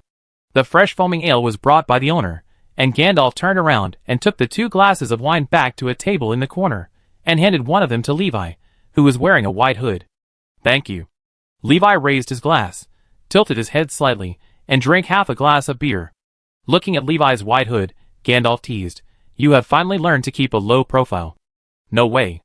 Levi shrugged. "I never thought that there would be a day when I would disrupt the order of the surrounding area by showing my face. Sometimes being too famous is not a good thing. This is indeed a bit helpless. Things are different now. Levi is no longer just an adventurer. His presence and popularity are too strong to be covered up. Even if most of his face is covered, he can still feel some vague sights from all directions from time to time, mainly from the rangers who are resting here." They recognized Levi at once, but did not come to disturb him. Levi waved his hand, and they retracted their sight, and continued to do their own things. After a while, both glasses of beer were finished. Maybe Gandalf was really hungry. After drinking a glass of wine, he ordered a plate of roast meat, a piece of bread and some sweet and sour jam to dip in. He was quite good at matching. Levi was also hungry, so he stopped the passing waitress and gestured to Gandalf. "I want the same one as him." "Okay. And me, I want the same one too." At this time, another voice came. A tall figure sat beside Levi, with a dusty breath. "Good afternoon, Uncle Levi and Gandalf." "Aragorn." Gandalf called out the name of the person. "Why are you here?" Levi also turned his head and asked. "Alatar asked me to say hello to you and Faradin on his behalf." Levi nodded. "It seems that you get along well. Aragorn's journey is over." During a meal, Levi and Gandalf also knew his plan. In 2952, Aragorn left Rivendell and traveled around Middle-earth, leaving his achievements and rumors in various regions. In 2981, this year, after many trials, countless battles of all sizes, and the experience of the good and evil of people, Aragorn, with many traces of frost on his face, returned to the lonely land and returned to his own tribe. He will act together with his tribe in the next period of time. After leaving Bree, the 3 separated and continued to move forward along the path they set. Gandalf traveled around, Aragorn went straight to the northern front, and Levi returned to the roadside fort to deal with various matters as usual. Thanks to the operation mode of the territory, there are not many things that he needs to do personally, and the daily workload is not large. That is, as usual, he regularly reads reports, speeds up the handling of trivial matters in the territory, and intervenes in any projects to greatly speed up the progress. The days passed unknowingly. Until 2982, a hobbit was born in Frodo's hometown. His name was Merry Brandybuck. Frodo's mother returned to her hometown to visit the child. After returning, she told Drogo about this matter. Frodo also knew about the existence of this younger brother, who was a dozen years younger than himself, and could be related to him. Another year later, good news came from Gondor. Denethor's second child Faramir was born. When the child was 1 month old, Levi went to Gondor to visit. He even reached out to hold it. The newborn was healthy, and Denethor was still the same, looking very energetic. But there was a hint of silence and seriousness. This silence was related to Ecthelion. Now Ecthelion was 97 years old, and he was often distracted. Even when Levi walked to him, he took a while to recover. The recognized wise old prime minister said, "Time is something that makes people afraid of it." Maybe it was when it became meaningless. Levi moved a chair and sat opposite Ecthelion. "How are you recently?" The old man said slowly, "Everything is fine." He looked at Levi. You seem to be doing well? As usual. That's good. Exilion nodded, and then said, I have always had a foreboding feeling recently that a shadow is approaching. Denether's burden will be heavy, but fortunately he is very strong. Levi nodded in agreement. I believe this.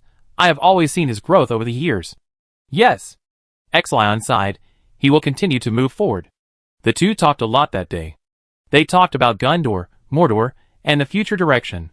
While chatting, they got up and went out for a walk, from the White City to the fortress of Caer Andris in the Anduin River, and then walked back to the White City from Caer Andris. It was a good walk. Spring went and autumn came, and then the severe cold was approaching. In the spring of the second year, Levi came to Gondor again to visit this old friend. At the same time, it was also a final farewell. In the wide vaulted hall of the Prime Minister's tomb in the Holy Land of Minas Tirith, Denether stood silently in front of a marble tomb bed, looking at the portrait carved on it, his eyes a little absent-minded. The sound of light footsteps came from behind, pulling him back from his absent-mindedness. A flower was placed on the top of the tomb. His shoulders sank, and Denether turned his head, and felt a little heat coming from the man's armor. You know, many years later, I can still remember that summer, that afternoon, the four of us ran on the land of Rohan, drank the hard-to-drink mushroom soup, and then ate fresh grilled fish. Everything is so nostalgic, the past and adventure, these two words combined can always give birth to beautiful memories. Levi patted Denether on the shoulder and said, Your father has always been optimistic about you. He believes that you can do everything, and can shoulder the future of this country. How are you going to answer now? Under the solemn walls and majestic dome, Denether's voice is particularly clear. I will. In 2984, Ecthelion II died at the age of 98, and his son Denether succeeded him as Prime Minister. So far, an era has truly come to an end. A new piece of music quietly sounded. Chapter 312. When Ecthelion II died, Denether was silent for a long time before he took the position of Prime Minister. People quickly adapted to the style of the new Prime Minister. Unlike the previous Prime Minister, and even the Prime Minister before him, Denether always looked taciturn. He seemed to be as good at listening to advice as his father. He would patiently listen to his subordinates every time, but he would still insist on his own opinions and act arbitrarily afterwards. Suggestions were listened to, but whether they were actually taken or not was another consideration. At the same time, perhaps Aragorn and Gandalf's activities in Gondor had some influence on him, making him feel that his rule was threatened, and he began to pay special attention to the distribution of power. Some key powers were firmly in his own hands, and no longer granted to others. Gondor White City. In a tightly guarded tower, Denether lifted an opaque black cloth to reveal the Arnor crystal underneath. Due to the special nature of the crystal of true knowledge, while Ecthelion was still alive, no one was allowed to enter here, not even Denether. Looking at the crystal in front of him, which was as clear as the starry sky and flickering with a little light, Denether fell into deep thought. A strange premonition came over him. This era may end in his lifetime, and at the last moment, Gondor will also have a final battle with Mordor. Even though the situation on the front line seems to be good now, the vague premonition in his heart and the speculation based on the current situation make Denether unable to relax his brows. I will not let Gondor fall. Never.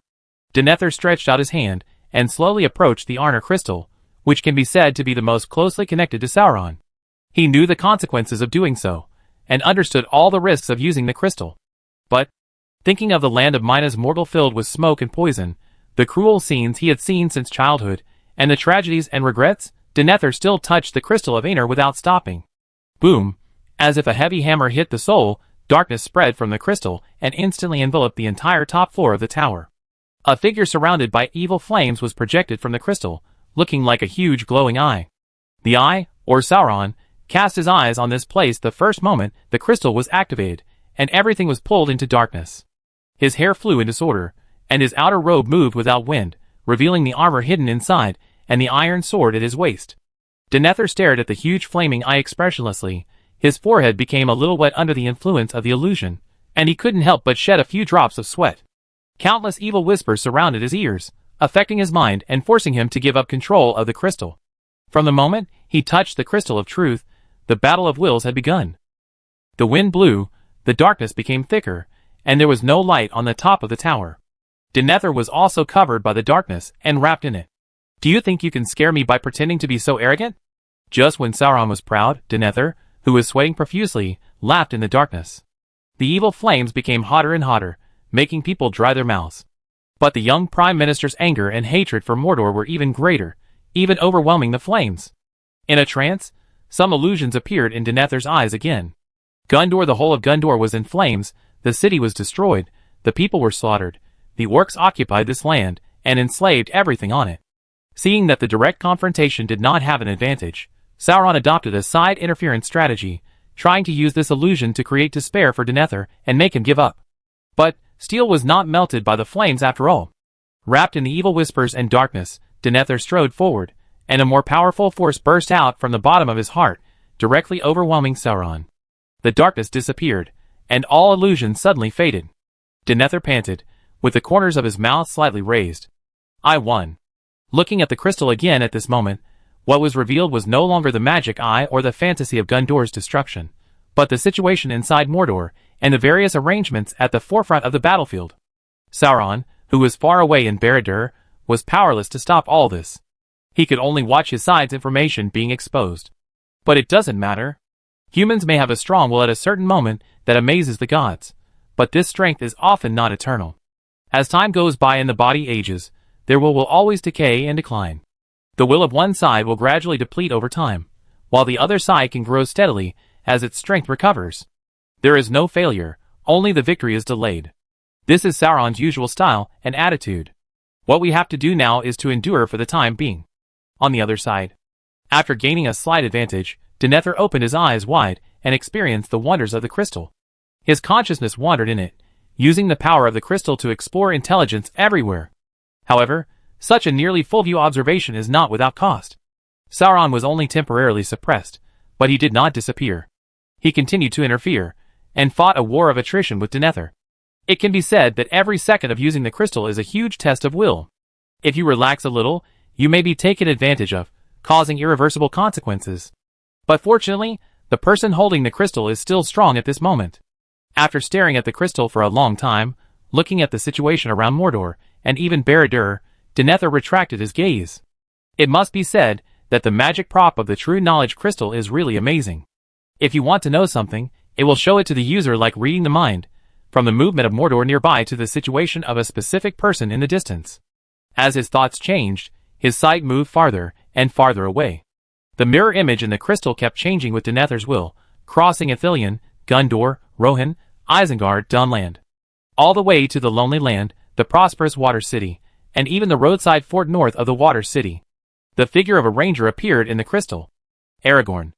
At this moment, he was in the depths of the Etten wasteland, surrounded by rangers lurking in the bushes like him, who seemed to be ambushing something. In the picture, suddenly, Aragorn raised his head, looked left and right, and looked quite alert. Several rangers around him were made nervous by him. But he saw nothing. Denethor silently switched the perspective, and a grey figure appeared in the crystal. Gandalf the Grey. He was wandering around the Shire. This guy seemed to be very interested in the Shire recently, and he visited there very frequently, almost every year. Looking at the wizard riding a horse leisurely in the picture, a trace of disdain flashed in Denethor's eyes. These two guys, a wizard, and a guy with royal blood suddenly appeared. If you think that you can make everyone willingly submit by showing your blood and waving your hands, then you are wrong. After checking the movements of the two people, perhaps driven by curiosity, Denethor hesitated for a moment, and another figure appeared in his mind. Then the crystal picture changed, all the way to a castle. Huh? The person in the picture suddenly raised his head, and the eyes seemed to cross the space and directly confronted Denethor, which made his heart tremble. Hula, Levi waved his hand, as if to drive something away, and the picture in the crystal became blurred. Chapter 313. What is that? In the roadside fort, Levi waved his hands, as if to drive away something. Just now, he felt as if a line of sight had descended on him from a long distance. As a mystic who is proficient in mysticism, inspiration is an indispensable thing. After so many years of immersion, Levi's inspiration has already reached a very high level. Perhaps because a considerable part of the distortion phenomenon caused by studying the taboos of mysticism is related to the eyes, Levi is particularly sensitive to things like sight. Just now, there was indeed a line of sight sweeping over, which should not be an illusion. But it seems that there is no malice. But it still needs to be dispelled. After all, even if there is no malice, who would like to be stared at by something all the time? When the discomfort of being monitored disappeared, Levi continued to do his own thing. About the exploration of the northern mountains. Looking at the report handed over by the people of Carltown, Levi fell into thought. The so-called northern mountains are the Grey Mountains, where there is a fallen and abandoned dwarven hall, which is the Hall of Dani. You don't know until you see it, and you will be shocked when you see it. According to the intelligence discovered by the frontline scouts, in this dilapidated and decaying hall, there are traces of orc activities everywhere. And there are not only orcs, but also some rough scratches on the ground or on the pillars supporting the hall. Those marks don't look like orcs, wargs or trolls can make them. Then, there is only one answer. The dragon. There are still dragons entrenched in the Hall of Dani. According to records, those evil dragons all came from the northern wasteland, which was the vast snowfield covered by the remaining power of Morgoth. They were attracted by the treasure of the dwarves, so they flew out of the northern wasteland to the Grey Mountains and attacked the dwarves' hall. The Hall of Dani fell like this, and the dwarves were forced to move to the Lonely Mountain, but after that they also developed some targeted anti-dragon weapons, and ordinary cold dragons that could not breathe fire could still resist 3 or 2. But unfortunately, it was a fire dragon that attacked the Lonely Mountain later. Let's not talk about the past. In any case, a possible dragon is not good for the town of Karl, and the recently rebuilt Flamsburg. Especially the latter, which is close to the Grey Mountains. So Levi set out again, walked all the way to the town of Karl, and arrived at Flamsburg. During the time when he was checking the report and making the action decision, the people of Flamsburg were not idle. Several scout teams led by excellent rangers continued to go deep into the hinterland of the mountains, and even entered the abandoned hall for in-depth exploration, trying to find out the detailed location of the evil dragon. The engineering team went to Lonely Mountain to seek help from the dwarves, and pulled a row of semi-automatic armor-piercing heavy crossbows from them, which were placed on the north wall of Flamsburg, facing the mountains. When Levi arrived at Flamsburg, looking at the neat rows of armor-piercing heavy crossbows, he even felt that he could kill the cold dragon without him. Just as Levi was thinking this, the ranger teams also returned one after another, bringing him intelligence from the depths of the hall. There are many skeletons of giant dragons. Judging from the marks on the bones, they seem to be the same kind. They seem to have fought each other for something.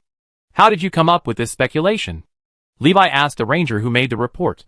The ranger immediately stepped forward and said, I have borrowed some books from the dwarf's document room, and one of them records this incident.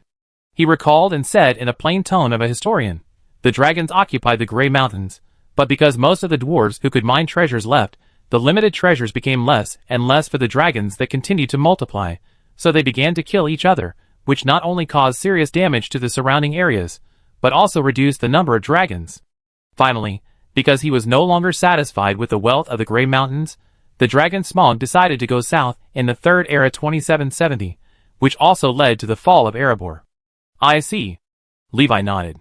So, the dragon tribe in the Grey Mountains once broke out a civil war because of fighting for wealth. I just don't know how many are left. Have you explored their specific locations? The rangers looked at each other and shook their heads.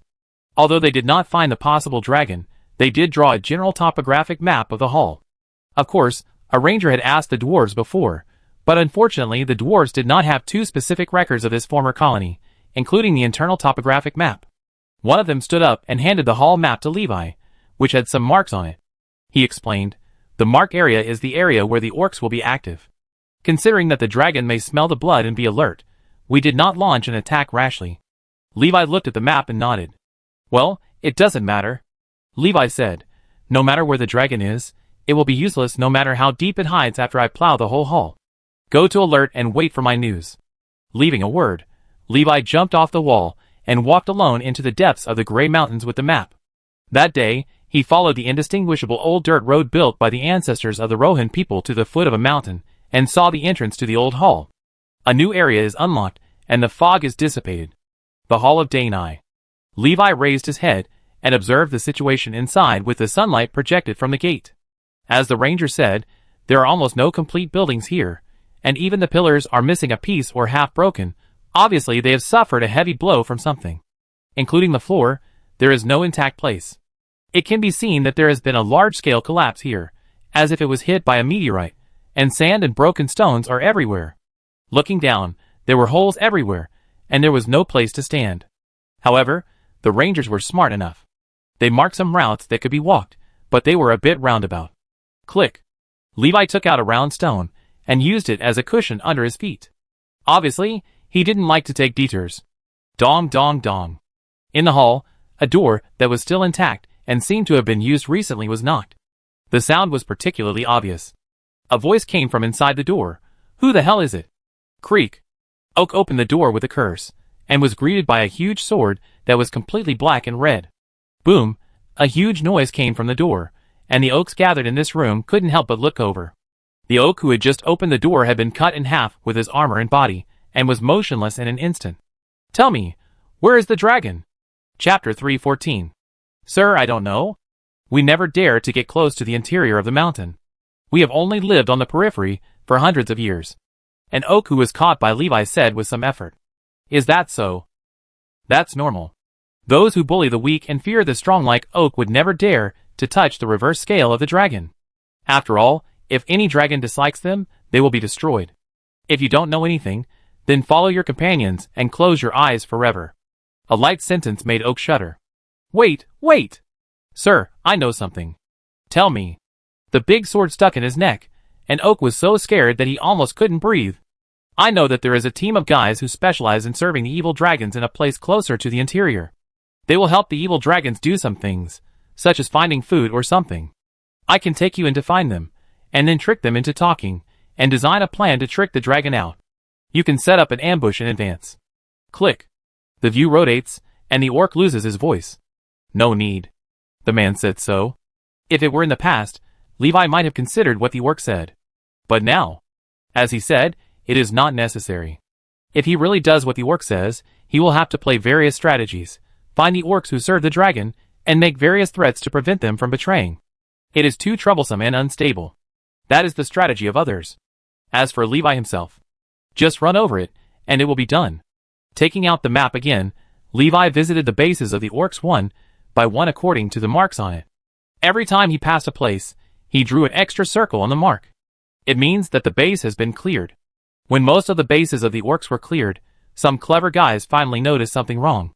The orcs near the interior took up their weapons and rushed out, and were greeted by a dark figure dragging a big sword. It was hard to tell whether the dark red on his body was a pattern or blood. You'd better not come over. Do you know who we serve? The dragon, the powerful dragon. Seeing the face of the visitor, the orcs couldn't help trembling, but when they thought of the dragon's support behind them, some orcs still plucked up the courage to swing their weapons. Crack. So those orcs who dared to swing their weapons were cut off with their bodies and weapons. Take me to your master before my patience runs out. Clang. The remaining orcs gave in. The dragon was too far away, and Levi was too close, so it was useless. Following the example of their companions, the orcs were forced to lead the way. On this road, the further you go, the more obvious a certain aura becomes. Until one moment, Levi suddenly stopped, frightening the orcs in front of him. Under a broken pillar, a complete dragon skeleton was lying there. Just what I need. Levi went straight over and started to dismantle the skeleton and collect bones. He dismantled a lot of bones, which was considered a big profit. While Levi was dismantling the bones, the orcs on the other side thought and immediately said, "My lord, do you need a dragon bone?" Levi turned his head and glanced at him, motioning him to continue. The orcs made up his mind and said, "I know there are many places with dragon skeletons.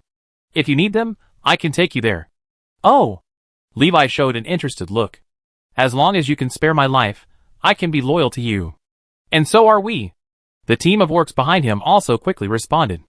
Serving a dragon is serving. Serving a legendary dragon slayer is serving. They are all subordinates. Isn't it the same to serve anyone? Anyway, one of the two sides will die after today, so if that's the case, then serve the strongest one left. Whoever is stronger, you obey him. This is the consistent thinking of the orcs. Unless they are like the orcs in Mordor, they are all under the control of Sauron, and there is a mark in their brains similar to the supreme ring enslaving other rings, and it is almost impossible for them to betray their master. It can be considered. Levi answered briefly. The orcs in the Misty Mountains are relatively free, and their words are still somewhat credible. But it was just that, not much. After all, they were still orcs.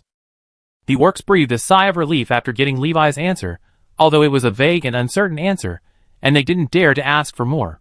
Having dealt with cunning and brutal dragons for many years, this team of orcs had long known a truth. Don't bargain with the strong who can absolutely crush you.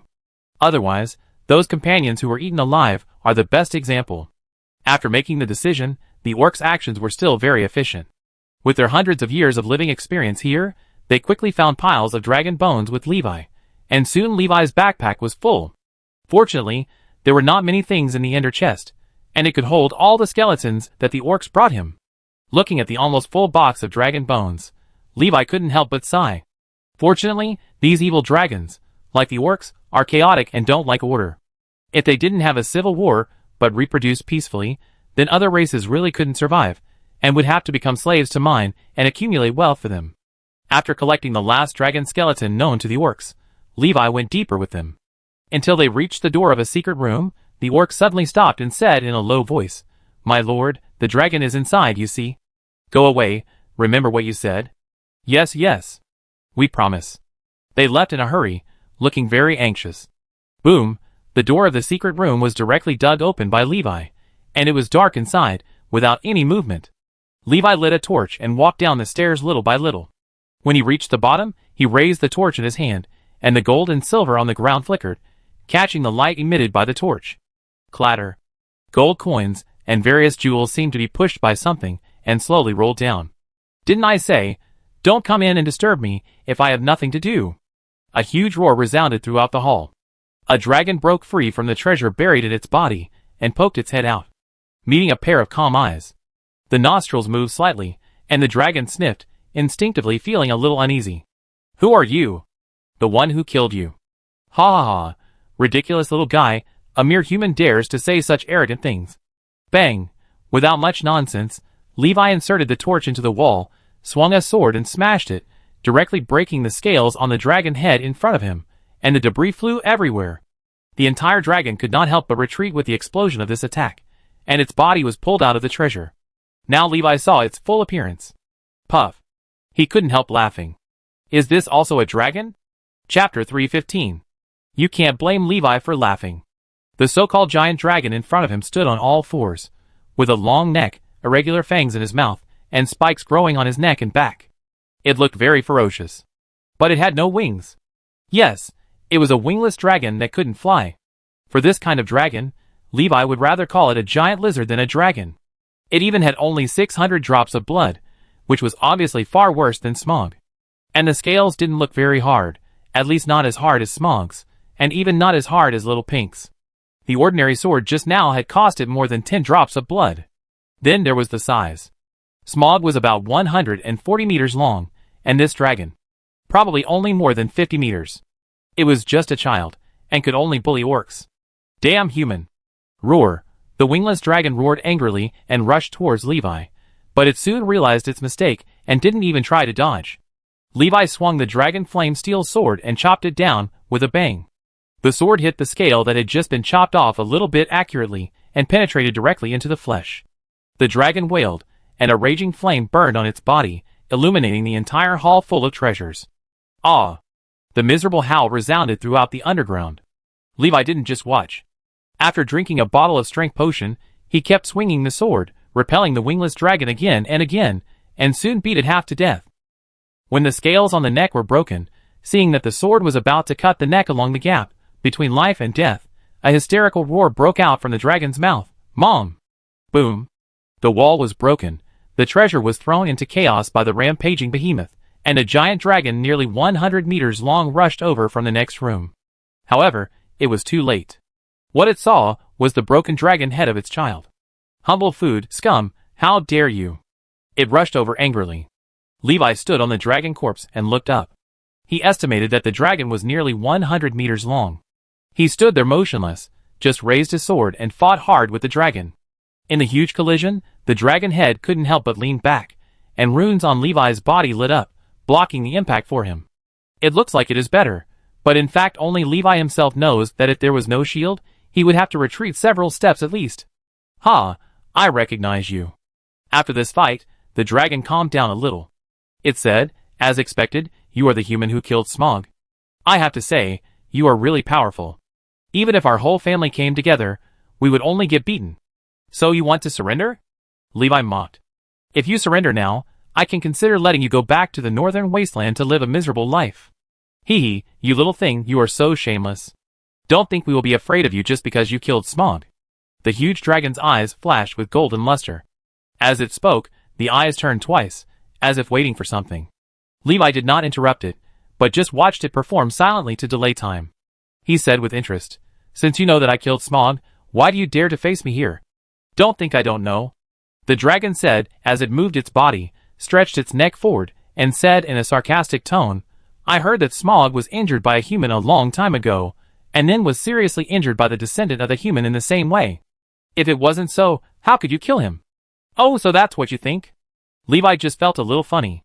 Yes, he did rely on that arrow to kill Smog quickly, but that doesn't mean he had to use that arrow. The reason for attacking the weak point is just because Smog is alive. He is not a monster in the game. Once the hatred is locked, he will keep chasing the target until he is killed without saying a word. He is alive, can think, and is very cunning. If he feels something is wrong, he will run away. This monster is really hard to catch once it runs, and it is impossible to stop it. It is very difficult to kill. According to the situation back then, if Smog and Levi were locked in a room where no one could escape, the final result would only be that Smog would be slowly worn to death, even if it would take a long time. Ha ha ha. The dragon sneered and continued to mock. "Now you are alone, no matter how powerful you are. Do you think you can be proud of yourself for killing a young dragon that has not yet fully grown? Where is your archer companion? I'm afraid he has died a long time ago. This is human beings, short-lived and fragile, whether it's him or you. After we kill you, we will dig up the archer's grave and hang your bodies on the wall, so that everyone will know that the final victory still belongs to the great dragon." The ugly wingless dragon roared. The smile on Levi's mouth slowly disappeared. Boom!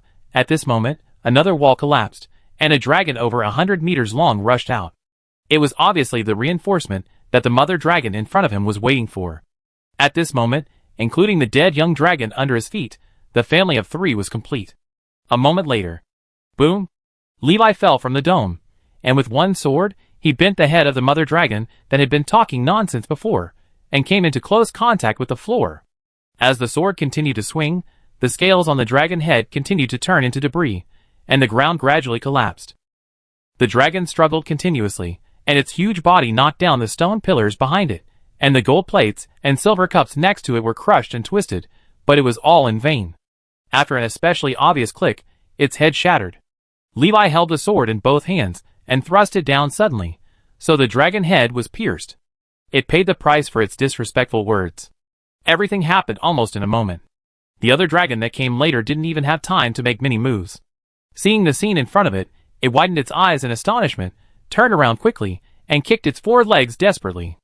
At this moment, it only hated that it had no wings and couldn't run faster. Seeing the man behind him looking at him, and taking a few steps in his direction, the only remaining dragon couldn't help but roar in his heart, "Dead legs, run!" Swoosh, a firework sounded, and a flaming figure passed through the air and flew directly in front of it. Boom! The first moment after landing, Levi charged up to launch the armor breaking, and the big sword swung forward with both hands, hitting the dragon's head directly. The running dragon was hit hard, and the huge head was raised up, and the whole dragon fell to the side. This move is called the big sword stopping the dragon car. Its fate is doomed.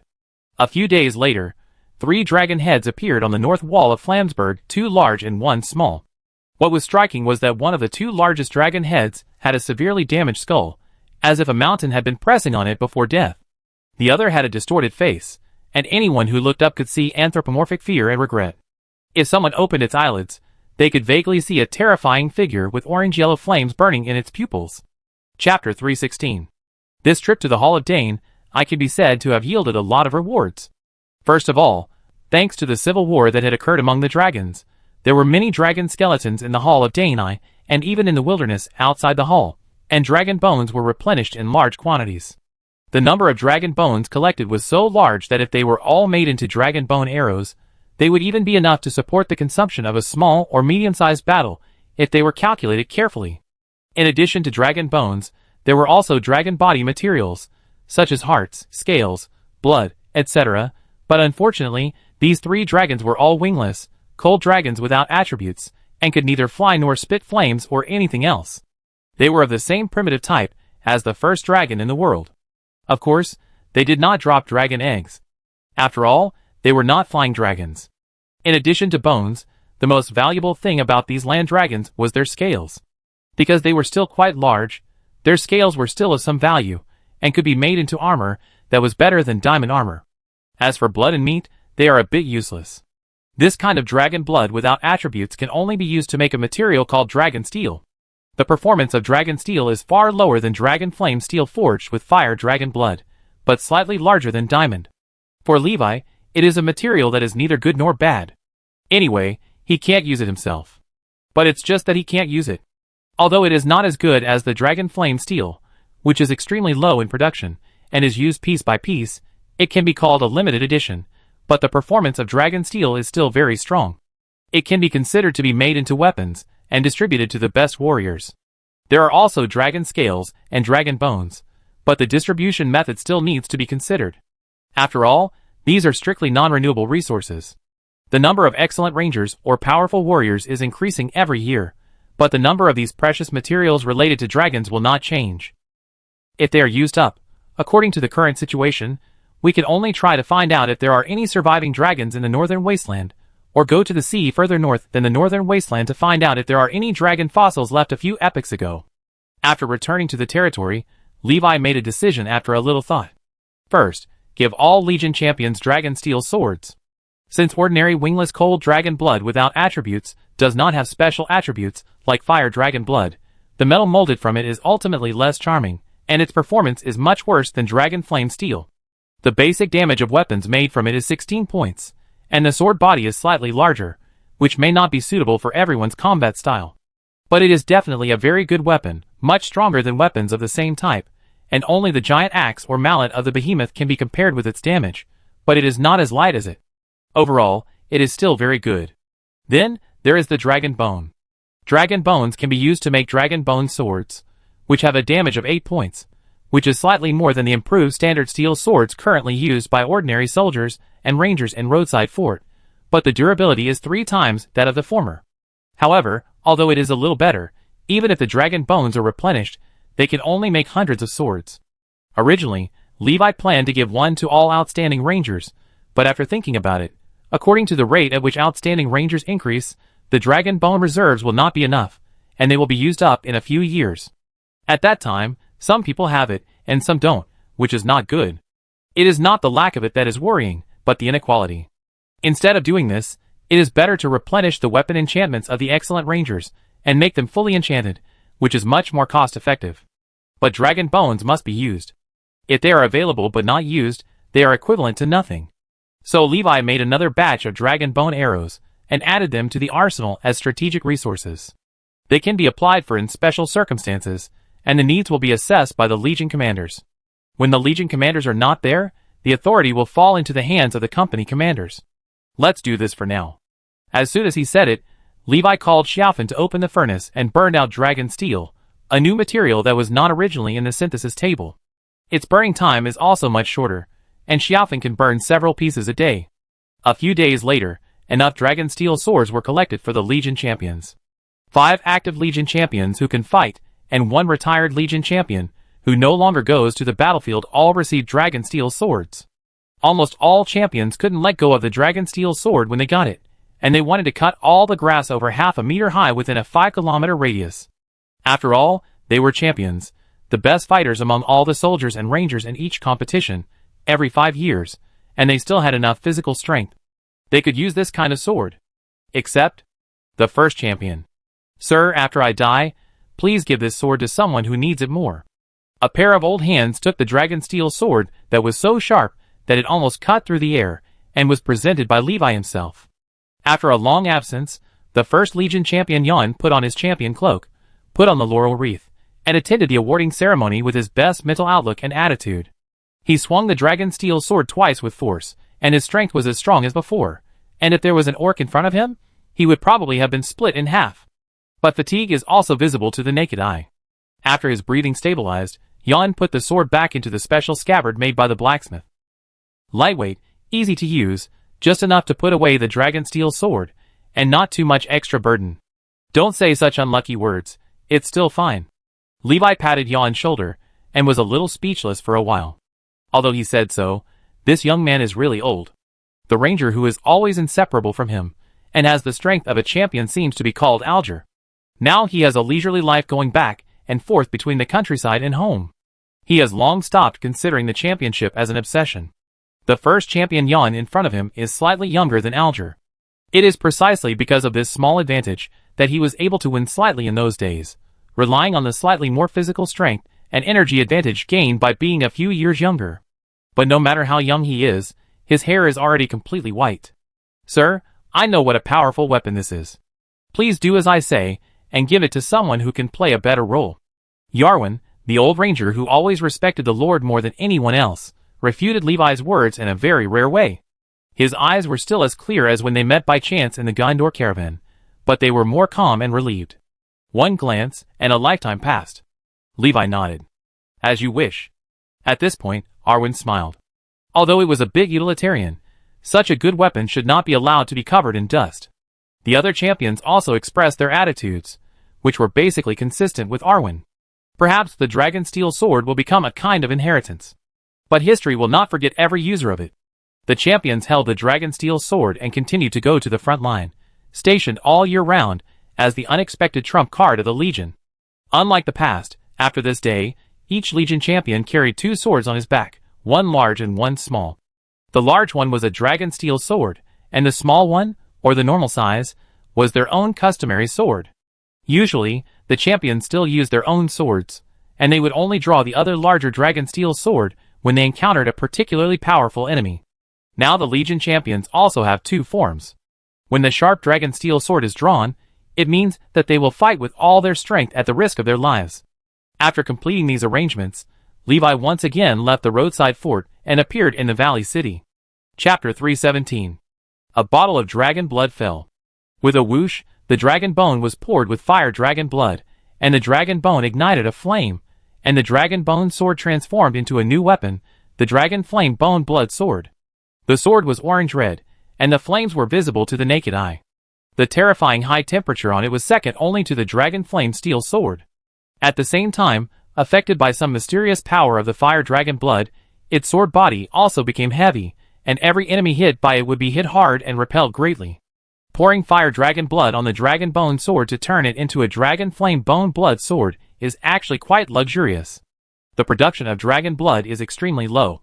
I don't know if it's anemia or something. Smog, he is such a big dragon, and the blood he collected is barely enough for Levi himself. Obviously, so many materials such as dragon scales, dragon meat, and dragon bones have been lost, but there is only so much blood. Or it should be said that there is only that much blood with some kind of magic that can be used to forge dragon flame steel. In fact, even the attributeless dragon blood that can be used to forge ordinary dragon steel is not collected much, highlighting the rarity. The dragon flame bone blood sword is actually not very cost-effective. Although it looks cool, and is also called a legendary weapon, its basic damage is actually only 9.5 points, which means it has a flame addition and knockback special effects. As for the purpose of Levi making this thing, I'm afraid I can't use this sword well, Uncle.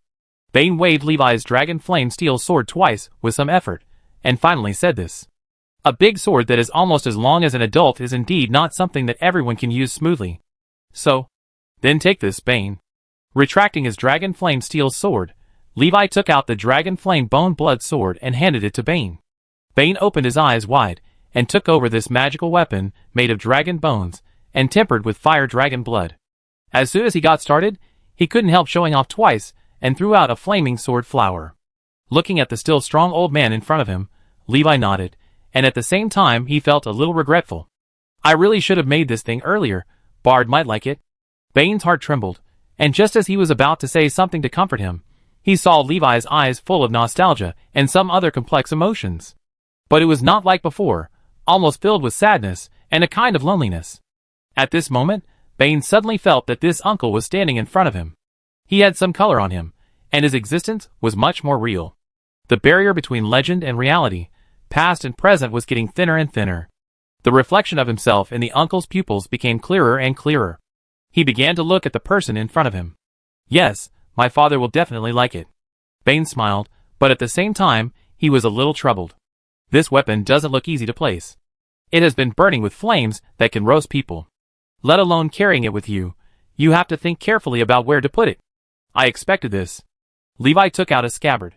Gathering the wisest blacksmiths in Roadside Castle, and asking for the help of elves and dwarves, it is made of dragon steel as raw material. It can contain the flames on this sword. When it is inserted into the scabbard, the flames will shrink back. When it is pulled out again, the flames will become strong again. Bane took the scabbard and inserted the dragon flame bone blood sword. As Levi said, the flames on it were suppressed. The scabbard was a little hot, but it would not burn people. Everything is just right. Your father has given you his most precious thing. And I will give you this sword as a witness to all this. Bane looked at Levi and bowed silently and solemnly. Levi patted his shoulder affectionately with a smile and said nothing. What a good guy. This dragon flame bone blood sword, which has a basic damage of 9.5 points and comes with a bunch of special effects, is also fully enchanted as usual. Whether in terms of symbolic meaning or in terms of practical meaning, it can be said to be a very good sword.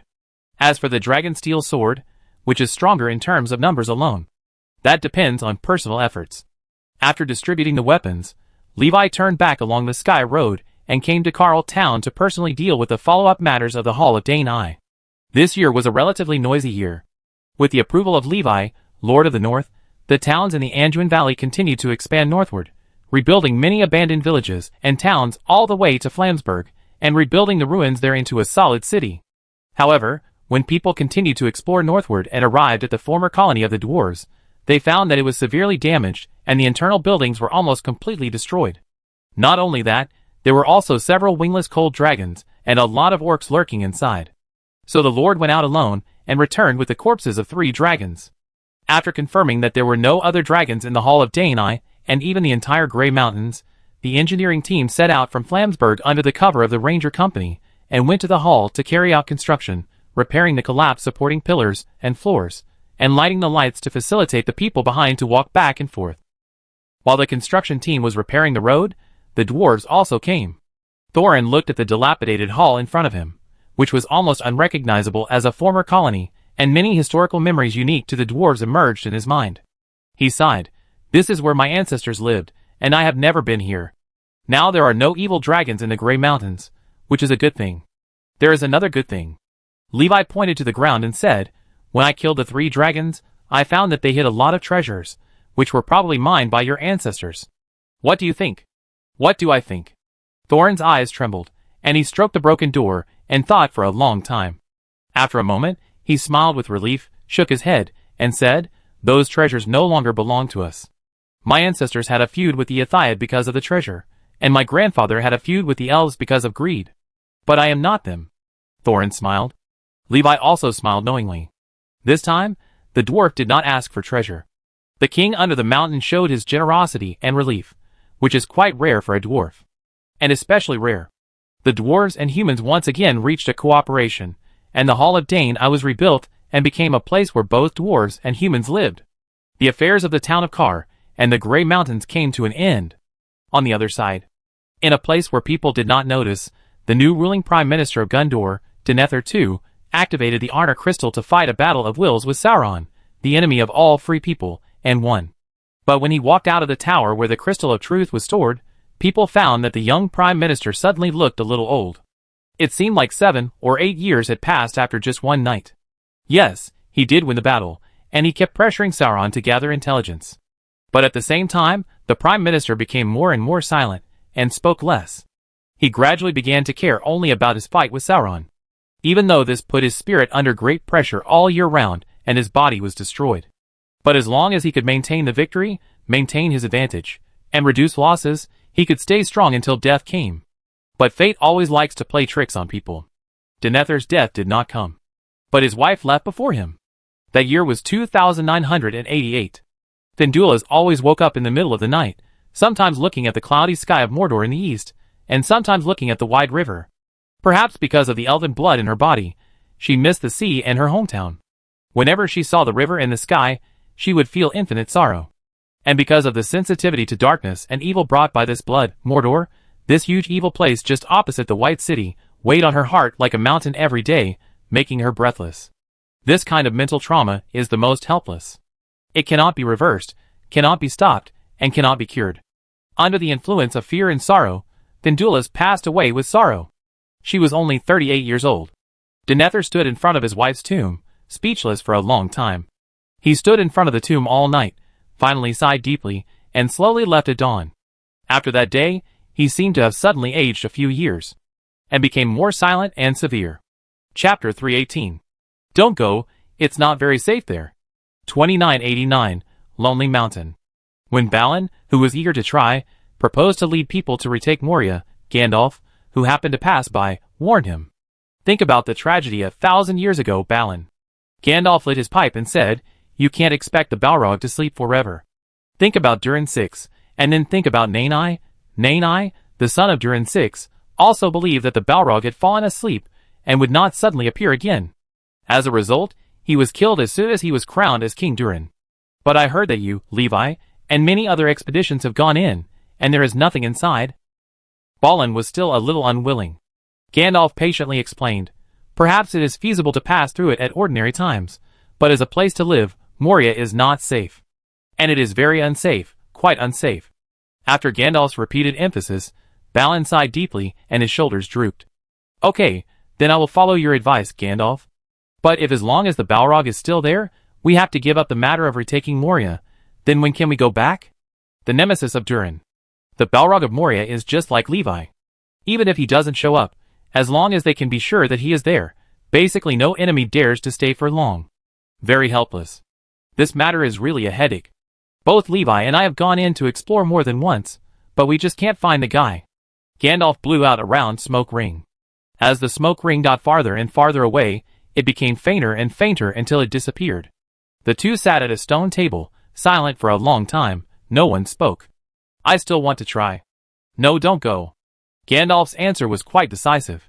Balin, stay in Lonely Mountain, maybe you can witness the end of this era. Perhaps you will think I am too suspicious, or cowardly, but to be honest, I don't want to lose a dwarf friend. The longer-lived dwarves can live for more than 300 years, and now Balin is 231 years old. Perhaps because the living conditions have become very good in recent decades, this dwarf is in good health and still has strength. He can chop off the heads of 2 orcs with a casual swing of his axe. Obviously, he is not a short-lived dwarf. The same is true for Thorin, who is only less than 20 years older than Balin. By the way, Levi also said that it is not recommended to take action against Moria now. Seeing that Balin seemed to be a little hesitant, Gandalf mentioned it again. Okay. This sentence completely crushed the last bit of excitement he had left. But it's not impossible to consider it. Unexpectedly, when Levi knew about this, he said such a sentence. Balin's eyes widened instantly. Gandalf frowned. I have persuaded you to stop. Why do you still regret it? But soon Levi's words made him feel relieved. Of course, you can come to the Water City first and enter from the West Gate. The West Gate of Moria and the entire region area are under our supervision, and nothing can be hidden from us. Levi said calmly, if anyone has any problems here, just come out and ask for help. These words gave Balin some hope. Then, but? Levi interrupted him. Although we have people monitoring that place, the safety is limited to places that can be seen in the wild. To a certain extent, it is indeed safe to pass by there, well, or to be more precise, relatively safe. But if you want to colonize Moria and establish a base for long-term activities, if something suddenly happens, even I can't know it immediately. If you are attacked by something in your sleep, and you don't even have time to run, it will be terrible. Levi has this confidence that the Water City can resist the attack of the Balrog even without him. But the dwarves can't do it, not even at the peak of the entire race, let alone just a colony team. You should understand what I mean. I'm not talking about orcs or ogres or something like that. Oh! Balin shook his head and was discouraged. I understand. I go back and tell them. Owen and Ori are both very interested in this matter. Now I have to spend some time to persuade them to settle down for the time being. I'm glad you can figure it out. Levi nodded. Balin sighed and went back. Gandalf. After discussing Balin's matter, Levi took the initiative to bring up another matter. Rangers in the Shire and near a region said they saw a figure in a grey robe. Have you been there recently? Me? Gandalf frowned. I have indeed been to the Shire frequently recently, mainly because I care more about Bilbo. I believe you have noticed that compared with normal hobbits of this age, he seems too energetic. Although he looks a little old, if you look closely, you will find that there are not even a few white hairs on his hair. I have met many hobbits, and have made friends with the longest lived among them. The one I mentioned is my old friend Turin, who lived to be 130 years old. But that is just an exception. Most hobbits only live to be 80 or 90 years old and die peacefully. They are not a very long-lived race. I know. Levi nodded in response. And you also know that it is probably because of the ring on his body. As long as the ring is still there, he will probably live much longer than all the hobbits, and even set a new record. But this is not what I want to discuss with you. Well, I will assume that it is you they saw in the Shire. What about a region? A region? Gandalf was obviously confused. The last time I passed by there was many years ago, when I entered Moria to investigate, but I just passed by and did not stay. That's really strange. Levi fell into thought. I believe my people. They say there is indeed a mysterious old man in grey robes there, and this old man has also appeared in the Shire. Mysterious? Gandalf caught a key word. Levi explained. Yes, mysterious, such as at night when the visibility is poor, or in a more hidden bush, but no matter how hidden, it can't escape the eyes of the rangers and nomads. No, no, no. Gandalf immediately shook his head and denied. I just went wherever I wanted to go. How could it be as mysterious as they said? That person is definitely not me. I usually take the main road when it is brighter. That's really strange. This time it was Levi's turn to be confused. Chapter 319. I really don't know what's so noteworthy about that short and weak race. In the Tower of Orthanc, Saruman took off his grey hood and announced the end of this exploration. Why does Gandalf always go there? He sat back in his seat and fell into deep thought. It is true that the white-robed wizard showed disdain for Gandalf in almost any occasion. But only he knew that this was not really contempt, but more of jealousy and vigilance. Although he didn't care on the surface, old Saruman was thinking and studying every word of Gandalf behind his back, trying to figure out something from it. There is a grey-robed wizard who often visits the Shire. When the spies were collecting information in the Bree area, they often heard this sentence. This made Saruman a little palpitating. Since he didn't trust his subordinates that much, mainly because he felt that his subordinates' vision and ability to observe things were not as good as his, he even ran out of the tower and went to the Shire himself. But the result was disappointing. There was nothing special there, and nothing worth paying attention to. Well, except that the quality of the pipe weed was as good as always. Saruman lit up his pipe and smoked it comfortably. After a while, it was full of smoke. When he was satisfied, he waved his hand to disperse the smoke. Then he sat back at the desk and continued his research. Occitans. Short, ugly, weak, lazy, impatient, and disloyal. In most wars where the orcs were the victors, they won by outnumbering the enemy by several times. Their average quality was not strong. A teenager could kill 2 of them if he was brave and careful. But there are also good points. War. This race was created because of war, and they have unexpected talents in war. And because of the instability of the orcs, they are very easy to be transformed. This also includes the genetic level. Saruman narrowed his eyes, and couldn't help lighting his pipe again. The orcs active in Dunland, the ruins of a region, and the Eend region have been forced by Levi to surrender to him and exchange their loyalty for protection. But it is still too weak, the race as a whole is too weak, and it is not enough to accomplish anything. Uruk. He suddenly remembered this relatively strong new species that Sauron cultivated based on the orcs. Admittedly, Uruk is not that strong. Their average quality is still weaker than that of humans. They are slightly shorter and weaker than humans. But the problem is that this race grows very fast. Born at the same time, when human children's arms and legs are still thin and weak, they have already started running around on the battlefield. This has great potential. If Sauron can breed it, so can I. Saruman raised his head. I will breed a stronger species, a bigger and stronger Uruk, to let Sauron see who is stronger. Oh, when Mordor is conquered, everyone will look up to me, whether it's Gandalf or that violent maniac. I will prove that I am stronger than all of you. I need power. Power. In 2990, under Saruman's instruction, Isengard secretly established an underground breeding ground, which not only had orcs, but also some goblins captured from the Misty Mountains. Holding a sharp black cane, Saruman wandered around the dark underground breeding ground, forcing the orcs to conduct various experiments. Whether it was orcs or goblins, they could not resist Saruman at all. Not to mention his brainwashing magic voice. Even in terms of pure strength, he could suppress a group of orcs alone. As for the attitude of the orcs, what can this race that doesn't even mind eating its own kind when hungry think about? After all, it's not them who are caught for experiments. Sometimes, if the experiment fails, you can get some meat to eat. But even so, there are still some orcs who escape because they are afraid of becoming experimental materials. For these orcs, Saruman just sneered and asked people to catch them back. If you like to escape, then I will help you. His robe was stained with some dirty blood. But after a period of research, the wise white-robed wizard soon found something wrong. Simple reproduction and hybridization are not enough to cultivate a strong species. So he waved his cane and began to interfere with the process with magic, and carried out a deeper catalysis. In the dark breeding field, Saruman stood half in the light and half in the shadow. The cultivation of a new batch of orcs continued. And Saruman turned and left, returning to the tower, frowning slightly. After using magic to catalyze, he suddenly realized a problem. The nature of orcs is always chaotic. Even if he cultivated a new and stronger orc race, that new race would not be loyal to him just because he was their creator. On the contrary, if his strength was not enough, he might be trampled under their feet. Everything is back. Power. This thing can't be left behind. There is a pile of old pages on Saruman's desk. It is some secret information left by the Nolder elves from the destroyed Hollyshire, a region, many of which are worth studying. Especially the content about the forging of the Ring of Power. No one knows how he got these information.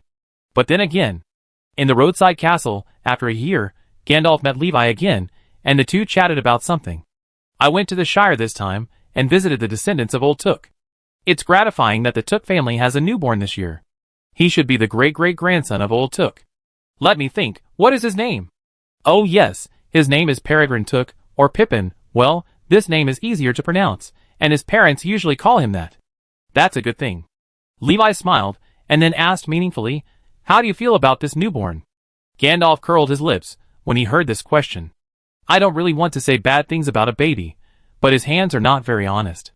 When I approached him, he pulled my beard hard. I really can't figure out how a baby, who was born not long ago, can have so much strength. I dare to conclude that he will be a naughty guy when he grows up. Old Gandalf shook his head. Levi couldn't help but raise the corners of his mouth. Well, naughty, yes, quite naughty. Forgive him, Gandalf, and don't get angry with a child who knows nothing. Of course I'm not angry. Gandalf took a sip from the teacup, slowed down, and said, in my opinion, being naughty is a good thing. I shouldn't have told you that Bilbo used a wooden sword to spank my butt when he was a child, but I didn't care about it. Yeah, that's right. Levi nodded convincingly. I didn't care. You can still remember this for almost 100 years. From that time on, I felt that Bilbo, the little hobbit, was very special, and he left a deep impression on me. That's why I thought of him and chose him first when the Erebor expedition was launched. Now it seems that my vision and intuition are still correct. I have to admit that. Levi agreed. The chat didn't last long, and Gandalf didn't stay for long. After seeing Gandalf off, Levi stretched and picked up a new report to take a look. This look made him look energetic. The Rangers found a group of orcs in the area south of Dunlodge and north of a region. Judging from the current influence of the Water City and the intensity of the surrounding security, they are almost at the gate of the territory. But, dealt with a group of Dunlodge people? If I remember correctly, the Dunlodge people are currently allies with Saruman, and there was news some time ago that the leader of Dunlodge seems to have sworn allegiance to Saruman. This guy is so kind that he can take the initiative to help deal with the orcs? This is too strange. Chapter 320. Saruman's little tricks are still going on in secret. Yes, in secret. Why didn't you knock on the door? On the top floor of the tower, looking at the uninvited annoying guy, Saruman quietly put away his research materials and protected them behind him. Don't be nervous, I'm not here to fight with you. Levi sat on a chair on the side naturally, looked at the information behind him and asked, What is that? Can I take a look? No. Okay. If you have something to say, please tell me quickly. As you can see, I'm very busy. Saruman seemed a little impatient. Day after day, he had to monitor the movements of the orc breeding ground, and was busy doing various analytical research and practical activities, and he had to check on the situation of his subordinates. It was annoying. An orc ran away from your side. Levi's opening words were a heavy bomb, which froze Saruman's eyelids. But fortunately, he usually had a paralyzed look, with no expression, and there was no abnormality. Where? Why haven't I heard of it? North of Duinluin, they almost ran into my territory. Saruman explained calmly, Oh, those orcs, I know, my men reported this to me. Didn't I send people to eliminate them? As he spoke, his eyelids twitched. Apparently, sometimes the tone of voice doesn't mean everything. At this moment, old Saruman's heart was about to jump out. At least we have to keep some of the existing results. Well, it's timely, your allies in Duinluin acted very quickly. Levi's tone was quite normal, as if he was just chatting. Or maybe he really just came to chat. Whoosh. Levi suddenly stood up, and with the heat from his armor, he passed by Saruman, which made his mouth dry. He walked all the way to the window, and looked at the whole Isengard. The scenery here is still so beautiful. I hope it can always be so beautiful. Look, the clear sky, the gardens intertwined with green and red, the forests of fruit trees, and the clean lakes that can reflect the clear sky and the towering mountains in the distance. I think it must be quite pleasant to walk in such an environment. Of course. Saruman replied without raising his head. His hands did not stop at all, and he was busy collecting materials. It's a pity that some people don't know how to cherish it, and regard all this as worthless things. Swish! Levi suddenly pulled out the nemesis that he hadn't used for a long time. This move scared Saruman. What are you doing? Nothing. Levi looked at the sword that didn't glow, played with it twice, and put it back. It seems that the area is still clean. Baldur, I warn you, you'd better not get close to my collection and information. No matter if you touch something when playing with the sword, or your armor accidentally ignites something, I will not forgive you easily. Don't be nervous, I always respect the crystallization of wisdom and labor. Levi patted the table beside him and said, whether it is armor or sword, I can control it. After all, those are my things. Speaking of this, he stared at Saruman for a second, and then continued, I hope you can take care of your own things like me. Heh. Saruman laughed dryly. Of course, I can take care of my own things, no matter what they are. By the way, how is your research on the beacon going? Have you made any progress after so many years? Levi changed the subject quite abruptly. But Saruman was also happy about this. He stretched out his hand and gestured. A little. A little? Yes, a very simple little. Hearing this, Levi couldn't help but tilt his head, glanced at the table, and turned his head to look at Saruman, almost writing disbelief on his face. Believe it or not, this is my private matter. You should thank me for telling you. This sentence was considered to have successfully amused Levi. Okay, your private matter, don't say it. The two people's chat didn't last long. As Levi said, he didn't come here to cause trouble, he just passed by and took a look. As for the original destination, it was Rohan. At the top of the tower, watching Levi go away, Saruman breathed a sigh of relief. Gandalf, Levi. It's really a headache. He walked back to the tower slowly. The former likes to wander around, but there are still traces to follow, and even if he finds something, he can deal with it. As for the latter, he is an unreasonable and unpredictable guy, just like the corpse demon, who might float behind you at any time to scare you. And you can't do anything about him. As an ally, he is very reliable, but... Saruman's footsteps suddenly stopped. He fell into deep thought. Yes, why not an ally? The reasons are complicated. For example, when he first met Levi, he was standing next to Gandalf. It was obvious that they were in the same group. The current result was actually destined from that time. Shaking his head, dispelling these meaningless thoughts, Saruman continued to devote himself to his research. It's almost there, it's almost there. The so-called research results on the beacon are far more than just a little bit. How are you doing recently? In the capital of Rohan, in the highest golden palace, Levi met the current King Nodin. I'm fine, quite fine. Nodin came over to greet Levi warmly, and the two hugged each other lightly. Well, I'm relieved to see that you are so healthy. It means that Saruman has not yet made any thoughts about him. After greeting Nodin, Levi's eyes passed him and looked into the hall, looking left and right, making many senior executives feel uncomfortable. Some people nodded to Levi calmly, some just bowed their heads, and some looked away in fear of his gaze. Seeing this, Nodin whispered, Uncle, are you looking for someone? I guess. Levi's answer was not very clear, and people were confused. Nodin asked tentatively, maybe I can do it for you? No, just take a look. Take a look? See if there are any treacherous ministers who will harm Rohan. Levi did not hide this sentence. He just said it at a normal volume at the door of the hall. But it was particularly harsh. Plop. Many people's heartbeats accelerated. There was no way, if this guy wanted to, he could really chop everyone present. This everyone even included the guards outside, and the army stationed nearby. Did you get some secret information? Compared to the fear of many high-ranking people in the palace, Nodin seemed much calmer because of his experience and trust with Levi since childhood. But this still couldn't cover up his doubts. Not really, just a vague premonition. Looking around the palace, Levi said, nothing particularly harmful for the time being. This is of course a flatterer. It seems that he hasn't made it to the Golden Palace of Rohan. Sometimes, you can trust people close to you more instead of blindly listening to the advice of outsiders. I see. Nodin nodded. Levi smiled and said, I have seen it all. Rohan has enjoyed peace and prosperity in recent years. Whether as a warrior or a king, you can be called excellent. The figure in front of him seemed to overlap with a certain memory. Levi was silent for a while, and added, with the style of your father. Thodin was stunned. This is a great compliment to me. Chapter 321. Feasibility Report on the Complete Cleanup of Onmar. In 2992, in the roadside castle, Levi looked at a new proposal submitted by the Ranger Corps, and suddenly became energetic. After decades of hard work and Levi's assistance, the Eden wasteland next to Onmar had been almost cleaned up a few years ago. The mountain trolls and orcs that used to be rampant in this wasteland were all wiped out, and the rest were all shrunk deeper into the mountains. As for the forest between the roadside castle and the valley, which was named the Troll Forest because trolls often appeared, it is no longer worthy of the name. There are no trolls in it. This has been verified. In recent decades, the Rangers have swept back and forth in this dark forest hundreds of times, and indeed not a single troll has been seen. It was thus marked as a relatively safe area, and many merchants and travelers would go in to take a look when passing by, mainly to see the 3 frightened troll statues. Due to the large number of visitors, the road from the roadside to the 3 trolls' homes was even trampled flat, becoming a path that only pedestrians could walk on.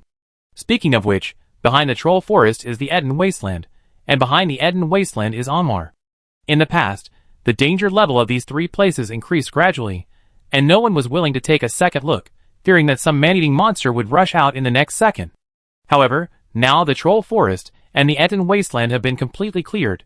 The former has become a relatively safe area, and the latter currently has basically no enemies, so it is relatively clean. As for the remaining Onmar area, looking at the report in front of him, even Levi felt a bit of a headache. If these 3 areas are regarded as dungeons, then the difficulty of the Troll Forest can be regarded as slightly challenging, and the enemy can be safely eliminated by finding the right method. The Eden Wasteland behind can be regarded as difficult. After all, there are a large number of mountain trolls, orcs, and wargs living there, and they often appear in groups. Even if there are enough troops, it is necessary to make careful plans and have sufficient preparations and confidence before taking action. Of course, Levi's Great Wall project has reduced the difficulty here by a level, providing the Ranger Corps with a retreat that is almost impossible to break through. After the Eden Wasteland is Onmar. In fact, it didn't take the Rangers much time to clean up the Eden Wasteland. In recent years, they have been racking their brains to find ways to deal with this place with a very high density of enemies. A Legion champion said, there are enemies everywhere, big and small, trolls, orcs, packs of wargs. If you walk 100 meters inside, you will feel like you are stuck in a quagmire and cannot move. After finally dealing with the enemies in front of you, when you look up, you will find that there are eyes everywhere on the mountains, in the woods, in the pits, in front and behind you, which makes your scalp numb. The difficulty of the strategy of Onmar is purgatory. According to this feasibility report on the complete cleanup of Onmar, if you want to minimize losses and fight in the most stable way, you will have to wait at least another 10 years before launching the final big cleanup. Of course, this is the plan with the least loss. If you are more radical, this time can be greatly shortened. However, Levi has always been unwilling to adopt radical strategies that may cause greater losses. There is no need to be so anxious. We are not being pushed by anything. After reading the report, Levi concluded with this sentence. We must know how to cherish our lives. I don't want to cause unnecessary damage because of the desire for quick success. The strategy of Roadside Castle is generally conservative.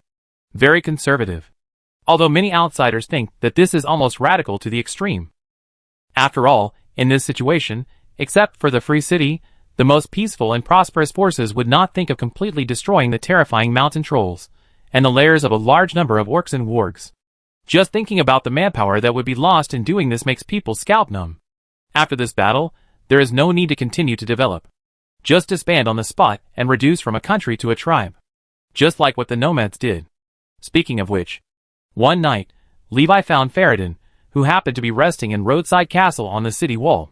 He was still looking at the stars. You have seen Aragorn, right? Yes, and I have seen the Star of Elendil. Faradin smiled happily. Thank you again, sincerely. Levi patted his shoulder. Don't say such irritating things between you and me. He brought up the previous topic again and asked, what do you think of Aragorn? He is a leader who can convince people. Faradin's answer was quite affirmative and decisive.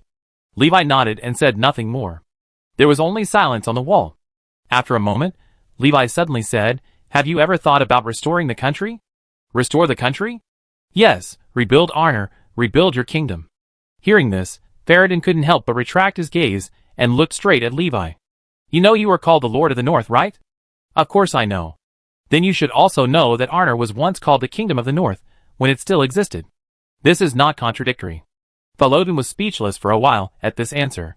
Yes, the entire lonely land is currently directly governed by the free cities, and a large area nearby is also receiving the radiation and influence of many cities in the free cities, becoming peaceful.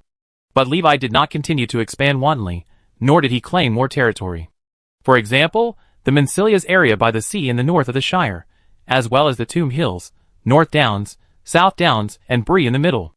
These places were once the territories of the Kingdom of Arnor in history, and there are ruins of cities, fortresses and watchtowers that the Kingdom of Arnor once built. For these places with obvious landmarks, Levi did not move. I always remember that was your home, right? Not only Levi, but people also remember that, even in the library of the Shire, there are records that the Kingdom of Arnor fought for the freedom of the people. They vowed to resist the fierce invasion of the Angmar, Witch Kingdom led by the Witch King, and finally they collapsed and disbanded. Fortunately, the Angmar Witch Kingdom was also destroyed, and only a few remnants were left hiding and living. Both sides died together. As for why this incident was recorded in the history books of the Shire, we have to mention again that the hobbits also participated in that war, and they mobilized a team of archers to support them. This can be regarded as fulfilling their responsibilities. After all, the Shire area actually belonged to Arnor. Later, with the permission of the contemporary king of Arnor, the hobbits settled here. And the king at that time only required these hobbits to assume the obligation to maintain roads and bridges, and to be loyal to the king, so that the king's messengers can pass unimpeded. And that's all. The Dúnedain of Arnor were probably a little surprised that the hobbits also participated in the war against the Witch Kingdom of Angmar. This race is quite courageous, and always seems to make those who look down on them shine. If there is such a day, I will express my support. It is a reward for the wanderers in this land, and your current chieftain, for serving me for so long. Chapter 322. Recently, the number of nomads in Roadside Castle and Water City is very high, so high that there are even hundreds of nomads living in the two places. Of course, these nomads are not here to hang out or relax. They are either employed as instructors or applied to be lecturers. And it seems that they are not short-term positions. Judging from their posture, they will not leave until they send off a few batches of students. In addition, there are more nomads on the front line, both young and old. They either provide advice to the young buds of Roadside Castle or join the mature sharp-blade troops to perform charge or raid missions at the front. Obviously, the nomads have heard some accurate news, and they are responding in their own way. The most prominent among them is a guy who has become more famous recently. He is called Big Strider by the humans and hobbits of Bree. The meaning of this nickname is relatively neutral, neither good nor bad. It is said that this guy often appears near Bree mysteriously. He was called Strider because he was very tall, 1.98 meters, with long legs and big steps, and he could take a long distance with one step. This figure was so outstanding that not only the hobbits, but also the humans in the whole town, all looked up when talking to him. I have to run several steps to catch up with him, a hobbit said. Keep an eye on him, Saruman said to his men. But most of the time, when Aragorn didn't want to, those spies and trackers couldn't see him, not even the corner of his clothes. Instead, their source and client were tracked back by the rangers. He has been doing this for more than a day or two. When Levi heard the news brought by Aragorn, he was not surprised. The two were too lazy to continue to talk about Saruman's behavior. This old guy was suspicious. But in a sense, Saruman can also be said to be a very cautious wizard. He thought that everyone was like him, wary of others, only trusting himself, and then preparing a lot of backup plans. As a result, in the end, he was actually the only one who had been preparing for the war, and he had accumulated enough troops to suppress a country that was not weak. It's a pity that such a good brain is not used in the right way. Just like his senior brother Sauron. I just came back from the crossing of the Isen River. There is nothing unusual there, but it is as heavily guarded as always, and it is difficult to sneak in. How do you usually get in? Aragorn looked at Levi with some curiosity. Levi shrugged. Just walk in, and someone will open the door for me every time I go. That's it? That's it. It seems that Saruman has a decent attitude. Yeah. Levi nodded. He didn't say that Saruman sometimes didn't open the door. The result was that he broke the door, and went in to beat him up. People are always taught quickly. Saruman is always eager to learn. Okay. Aragorn, didn't feel surprised by Levi's answer. It seemed that at least on the surface, the white-robed wizard still respected his uncle. But, by the window, Aragorn looked up at the sky, looking at the great star of hope that was faintly visible in the dusk, with a lot of thoughts in his mind. Restoration. Levi had also talked to him about the revival of Arnor. When Levi mentioned this, Aragorn knew it was stable. There was no external force to hinder this matter. How far it could go next depended entirely on the efforts of himself and his people. This year, an old Dunedain had a premonition and prophesied, when the King of Gondor returns, Arnor will also be restored. No more worries behind, just look at the present. Aragorn and his people continued to contribute to many territories of the Free Cities for many years. During this time, something happened in the Shire. In 2994, Frodo's father Drogo Baggins died at the age of 86. There were many flowers in front of his grave. People said that he was decent and respectable. Except for the time when he almost drowned, he had never done anything that could be criticized in his life. After Drogo's death, his wife Primula was in low spirits for a long time and spent years in sorrow. Later, she chose to return to her hometown and live with her family. The original house was left to Frodo to live alone. This year, Frodo was 26 years old. Although he still had the innocence of a hobbit, he was no longer a child and knew many things. In his life of living alone, Frodo often went out to explore places that were not revealed on the Shire map, wandering in the wild, climbing mountains, and looking at water. This cured his sadness, but made him feel lonely. Even though he often visited his mother, this feeling did not decrease. So he thought of his uncle, Bilbo. It's unfortunate, Frodo, but people always come to the end of their lives. What we should do is to live well with the good wishes of those we love. In Bag End, Hobbiton, Bilbo comforted his nephew. I know, uncle, I will. Good boy. Bilbo patted Frodo's shoulder and nodded, and he was more and more optimistic about this nephew who often came to visit him. But when he thought of the death of his cousin, he began to worry more. I am not young anymore. Some things can't be delayed any longer, and must be acted immediately, otherwise I am afraid that I will not be able to finish them until I die. After entertaining Frodo, Bilbo sat down at the desk again, picked up a pen, looked at the blank pages, and the palm-sized dragon scale in the book, and fell into deep thought. This is what he wants to do, write a book, write his own story, write those legends that have passed away and are still alive, as a participant in the story. And, if possible, old Bilbo wants to travel again in his lifetime. He can't expect the same exciting adventures as when he was young, mainly because his old arms and legs can't support him, and are easy to fall apart. Then it's decided. A long journey plan was finalized in his mind. But, looking at his huge house, and the whole Bag End, Bilbo couldn't help sighing. Recently, the Sackville Baggins family seems to be active again. After being frightened by Levi, Otho and his wife did behave themselves for a long time, and the family didn't dare to make trouble for Bilbo again. But as time went by, the little thoughts of this family became active again. The reason is that Bilbo still lives alone. He is really old and has no heir. Once old Bilbo dies, Bag End and Bilbo's property will naturally be inherited by their family. Bilbo is also helpless about this. Who would have thought that their family would be so perseverant and think about Bag End for more than 50 years? How to settle Bag End? The ownership of Bag End has almost become a thorn in Bilbo's heart, making him unable to move. Bilbo has been thinking about this in recent years. He really wants to leave here, leave the Shire, travel far away, and see the scenery outside again in his lifetime. But once he does this, Otho's family will definitely occupy Bag End the next day. When Bilbo was there, they did not dare to go against Bilbo. But if Bilbo took the initiative to leave, it would be easy to say, and their inheritance of Bag End is indeed legal. But old Bilbo did not want to leave this place to Otho's family. This family was really annoying. They never did anything good to him, and always caused trouble for him. When he went to Lonely Mountain, they spread rumors that he had died outside. It was very annoying. Secretly, Bilbo made a decision. I will never leave anything for this annoying family. Chapter 323. Time is always spent in the ordinary. Sometimes when you look back, you will find that there are not so many major events in the world that will directly involve everyone. At least not so often. Ordinary is often the mainstream. And many people meet the end of their lives in this ordinary life. Their dark night has come. Alger, 2916/2995. Yawn, 2918/2996. Standing in front of two relatively new tombstones leaning against each other, Levi closed his eyes and sighed softly. But my dark night is far away. He planted a flower in front of each of the two graves.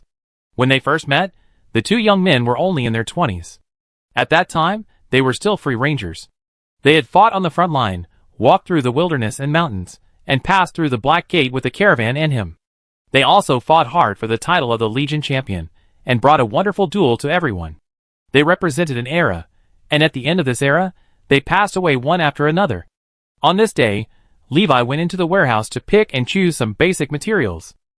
Then, a memorial hall was built on the open space near the cemetery, and some solemn furnishings were placed inside.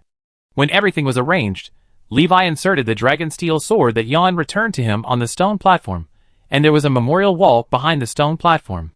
After doing this, he wrote a line of small words on the first line of the first memorial wall behind this first stone platform. Champion of the First Legion Competition, Jan, 2918/2996.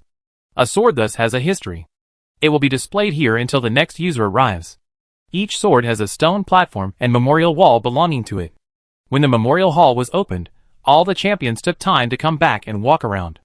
They found the position of their weapons, and carved their names on the corresponding memorial wall. After that, the new Legion champions will come here to claim their inheritance and remember their predecessors.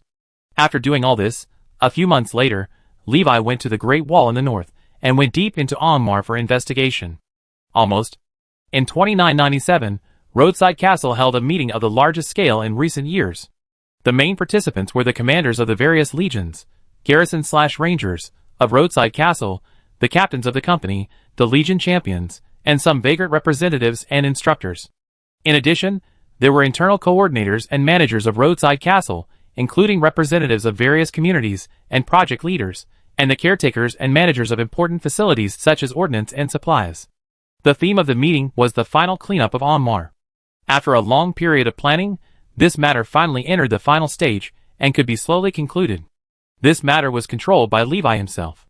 Now he is no longer the offline leader, who knew nothing about everything decades ago. After Bard's death, he became eager to learn and secretly learned all the things that Bard asked him to learn, but he pretended not to hear, and didn't want to learn. This meeting lasted for a long time. Under the influence of Levi's consistent conservative strategy, the final result of the meeting and the proposed plan were also relatively conservative. Needless to say, logistics, supplies, and weapons have never been a problem. The managers of various departments are basically graduates of excellent schools, who have been on the battlefield, and are both civil and military.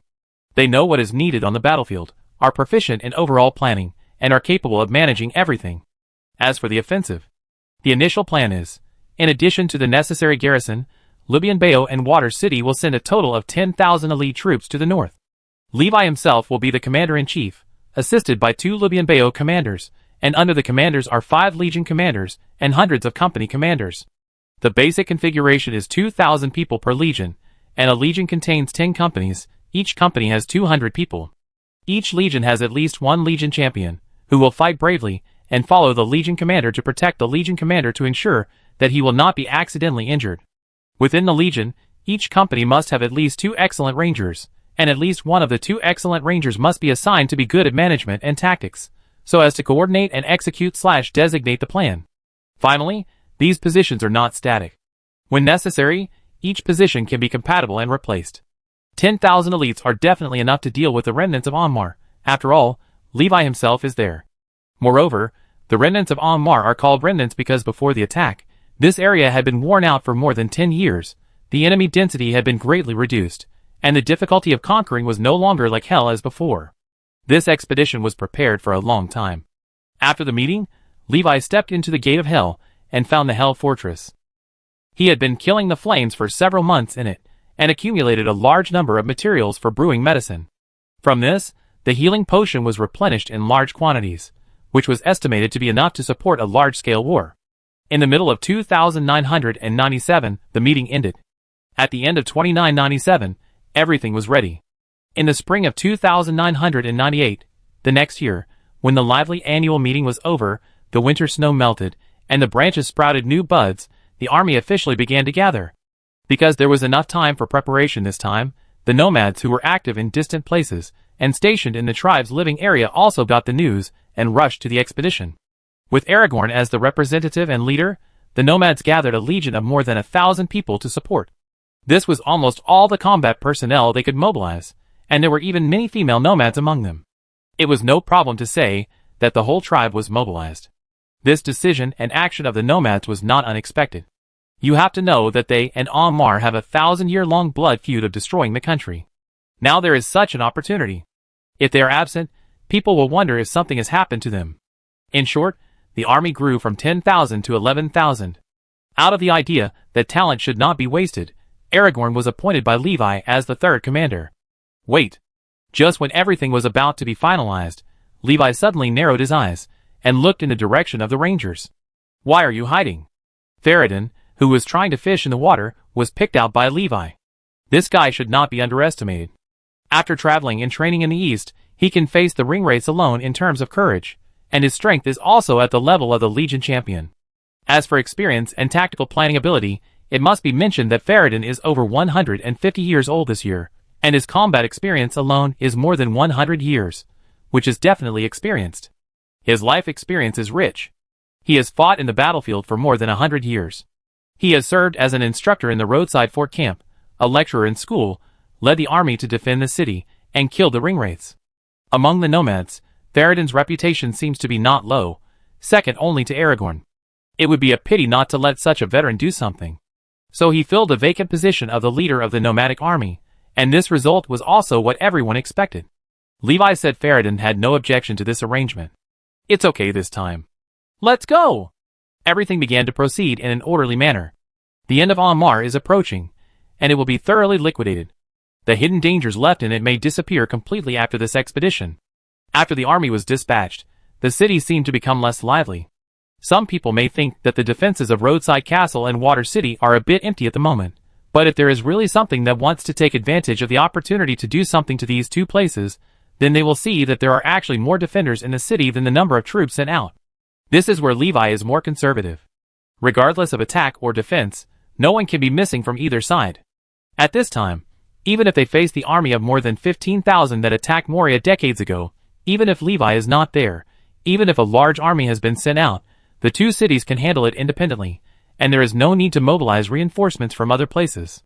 Chapter 324.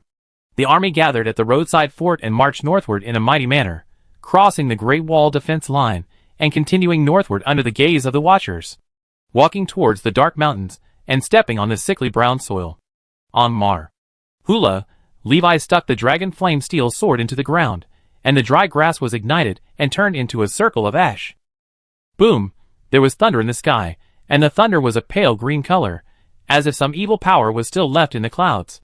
If it were anyone living in a peaceful area, facing this unhealthy sky and the scarlet or green eyes in the dark, it would be difficult to stand firm, even if they were wrapped in armor and holding a sharp sword.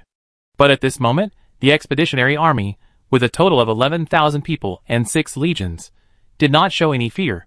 They just followed the man in the front and acted in an orderly manner. Roar!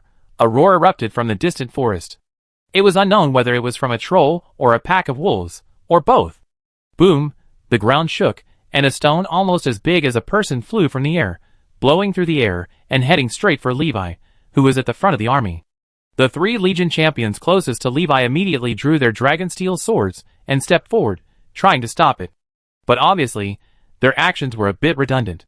Levi jumped high and chopped down heavily. With a loud bang, the stone exploded in the air, and only some small fragments fell behind him. Mountain Troll. Levi landed lightly on the ground, raised his head, and looked in the direction where the stone flew. Although the troll was an imitation of it was an imitation of it after all, so it should not be underestimated. After one attack, the ogre that threw the stone stopped moving, as if it was frightened. But obviously, Levi would not give it a chance to recover. He raised his head, raised his sword with one hand, and pointed it at the sky in front of him. So the expedition was officially launched. The great cleanup began. The brilliant silver-white army broke through the dark clouds of Ammar like a sharp blade, and penetrated directly into the hinterland, and the evil creatures hiding in the dark finally couldn't hold back and showed their fangs. The dragon steel sword chopped at the ogre that rushed out, directly cutting the skin that was harder than stone and igniting its flesh. After 3 or 2 swords, an ogre was killed on the spot, and even his bones were cut off. Following Levi closely, the Legion champion held the equally sharp and heavy dragon steel sword, and his movements were very clean and neat, knocking down the difficult monsters one after another, tearing open a breakthrough for the army. Boom! Sometimes a soldier was accidentally knocked into the sky by the huge force of a large enemy, and rolled on the ground for several rounds, seemingly seriously injured, but he only coughed a few times, and quickly got up to adjust his state, or retreated for treatment, or continued to fight. The armor glowed faintly, and the protective enchantment on it began to take effect. Yes, tens of thousands of soldiers, every piece of armor, every weapon has excellent enchantment properties. For so many years, Levi has never stopped accumulating a little. Now these accumulations will show their horror on the battlefield. Boom! Thunder rolled, heavy rain poured down, making the road ahead muddy. A wisp of steam rose from Levi's body, the temperature around him suddenly rose, and his figure became blurred and terrifying to the enemy. This massive operation is destined to last for a long time. Even though there are only some remnants of defeated soldiers, Anmar was once a powerful witchcraft kingdom. Its area is not small, and the longest diameter from east to west is at least several hundred miles. It will take some time to clean up. Perhaps the settlement of this area will be hindered by the remnants of some mysterious power, but it will only be slightly hindered. Each legion advances forward with a steady efficiency, and its footsteps are as firm as iron, unstoppable, and make the enemy feel desperate. However, although the situation is stable, no one dares to take it lightly. Because everyone knows that in the face of true and inescapable despair, even the guys, who are always chaotic, and like to bully the weak and fear the strong, may burst out with terrifying power, and launch a fierce counterattack at the last moment of their lives. The war is going on. However, the outside world's reaction to the outbreak of this war is mostly astonishment. In the eyes of many people, the gathering and departure of the army of Roadside Castle were too sudden. Except for the vagrants nearby, no one knew about it. Even many allies did not receive the news. There was no notification, no fanfare, just setting a goal, and then quietly making preparations, and then directly executing it after preparation. Efficient and firm. And enviable. It's just like a daily work that is not worth publicizing at all. In Gundor, on a white tower, Denethor sighed in a flat tone. But it seems that some guys don't want to see my uncle's expedition go too smoothly. Seeing the sudden heavy rain in the picture, Denethor frowned and looked in the direction of Minas Morgul. No one would believe that the Witch King was not involved in this matter. Like Minas Morgul, the land of Anmar was also full of a strange and ominous power during the reign of the Witch King. Affected by that power, it is difficult to see the sun in Anmar, and even in the Eden wasteland. Boromir. Denethor suddenly called out. "I'm here, father." There was a response from outside the door. The voice was young and full of vigor, and it also revealed an unstoppable confidence. A handsome, tall young man with shoulder-length black hair walked in. It was Boromir. This year, he was 20 years old. Perhaps he learned it from Denethor and his father. Even in the capital of Gundor, Minas Tirith, the safest place, Boromir was wearing armor under his robe and equipped with weapons. Well, not bad. Denethor patted his eldest son's shoulder and smiled rarely. Even though he was still very young and his stubble was not very thick, Boromir had already made some achievements on the front line, and could definitely be called a qualified warrior. After seeing his son, and praising him again, Denethor immediately returned to his usual serious state. "Boromir, you go and take people to monitor Minas Morgul, keep an eye on the movements of the Witch King, and report his every move to me. If he dares to make any move, then I will chop him." Boromir took the initiative to take over the words. This made Denethor smile. This child is still too young, and he has become too proud because he thinks he has made some achievements. He has not even seen the poisonous fog of Minas Morgul, and the many terrifying scenes on that land. It's really like, just like himself in the past. You have never seen the ring wraiths, so you don't know how terrifying they are. Never mind, it's not necessarily a bad thing. After thinking for a while, Denethor took off the iron sword that he had been carrying for decades, and handed it to Boromir solemnly. "Take it, this is the iron sword that Levi gave me. It looks ordinary, but it is tough and indestructible. Now I will pass it on to you." "Yes, father." Boromir bowed his head slightly, and stretched out his hands to take the iron sword that was still as sharp as it was back then. The young and brave son of the Prime Minister rushed to the front line, facing the Witch Tower where Minas Morgul, the Witch King, was located, and the terrifying valley full of poisonous gas. This terrifying picture will accompany him for many years, and be deeply imprinted in his mind. It will be unforgettable for him for the rest of his life. Chapter 325. Boromir set out with a team, and headed straight for Osgiliath.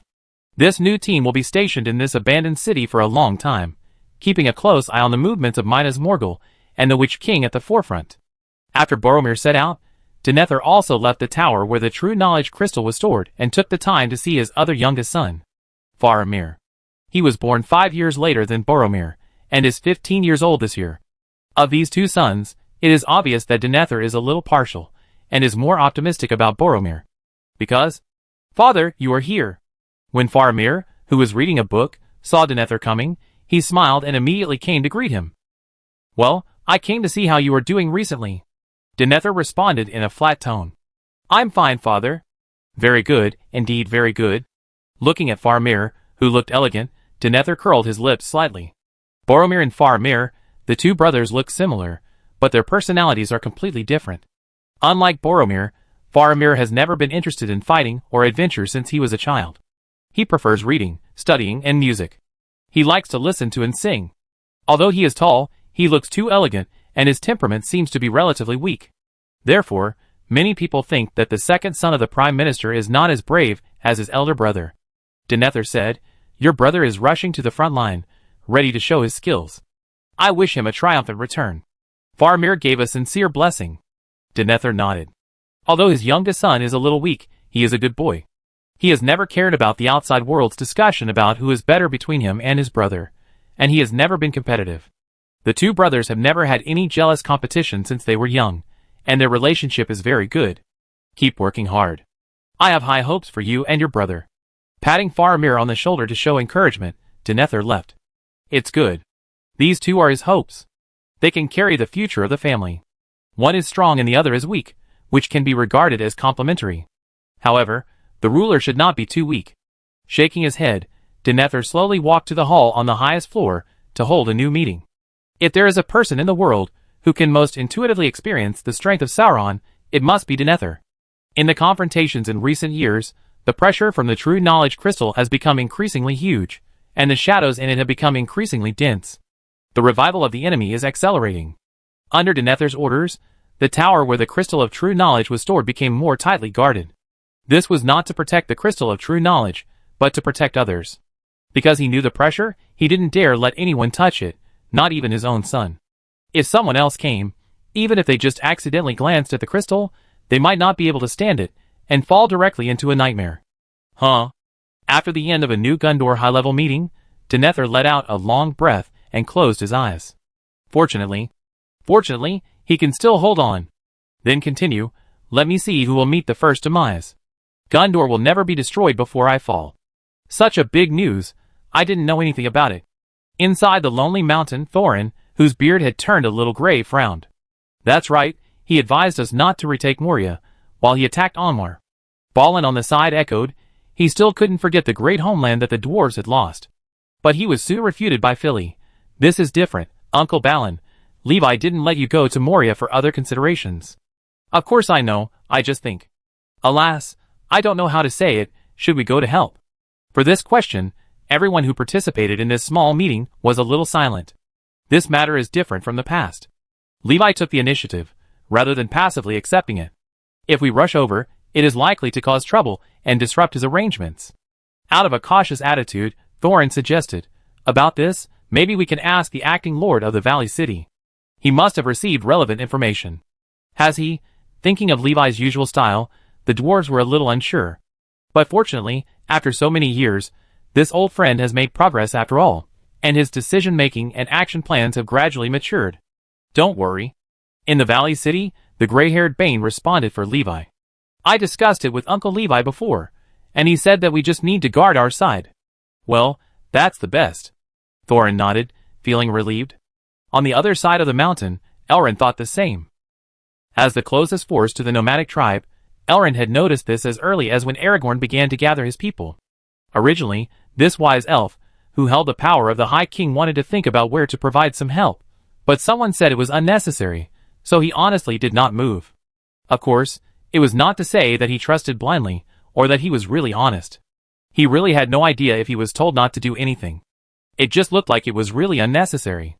Since this piece of music belongs to humans, let humans do it themselves. Elrond silently said his wishes. Wishes are always beautiful. Elsewhere, someone also sent wishes to someone close to him. You must live well, Frodo, we love you. The Shire, Buckland. Where the Took family lived together, Frodo sat in front of the bed, looking at his mother, tears falling drop by drop. Dear Frodo, I am proud of you. This year, Drogo's wife died in the sorrow of missing her husband day and night. Primula Baggins, 2920/2998. Frodo personally erected a tombstone for her. From then on, he was alone. Sadness is not the whole of life, nor should it be the main theme of life. With the good wishes of his deceased relatives, Frodo raised his head and faced the sun and the earth. You have grown up, Frodo. Hobbiton, Bag End. When Frodo came to visit again, Bilbo sighed. Thinking back then, his parents also died one after another when they were about his age, leaving him alone to guard the empty Bag End. Then, while eating and singing, he was kidnapped by an old wizard. I should have hit him harder when I hit his butt. Faced with Bilbo's encouragement, Frodo smiled. Now that his parents have passed away, the person closest to him is the uncle in front of him. In Frodo's eyes, Uncle Bilbo is a very interesting person, with many stories and very mysterious.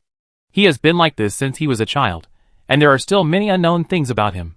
By the way, Frodo, Bilbo suddenly called him. He took a deep breath and said, There is one thing I have always wanted to say, but I can't find any opportunity. What is it, Uncle?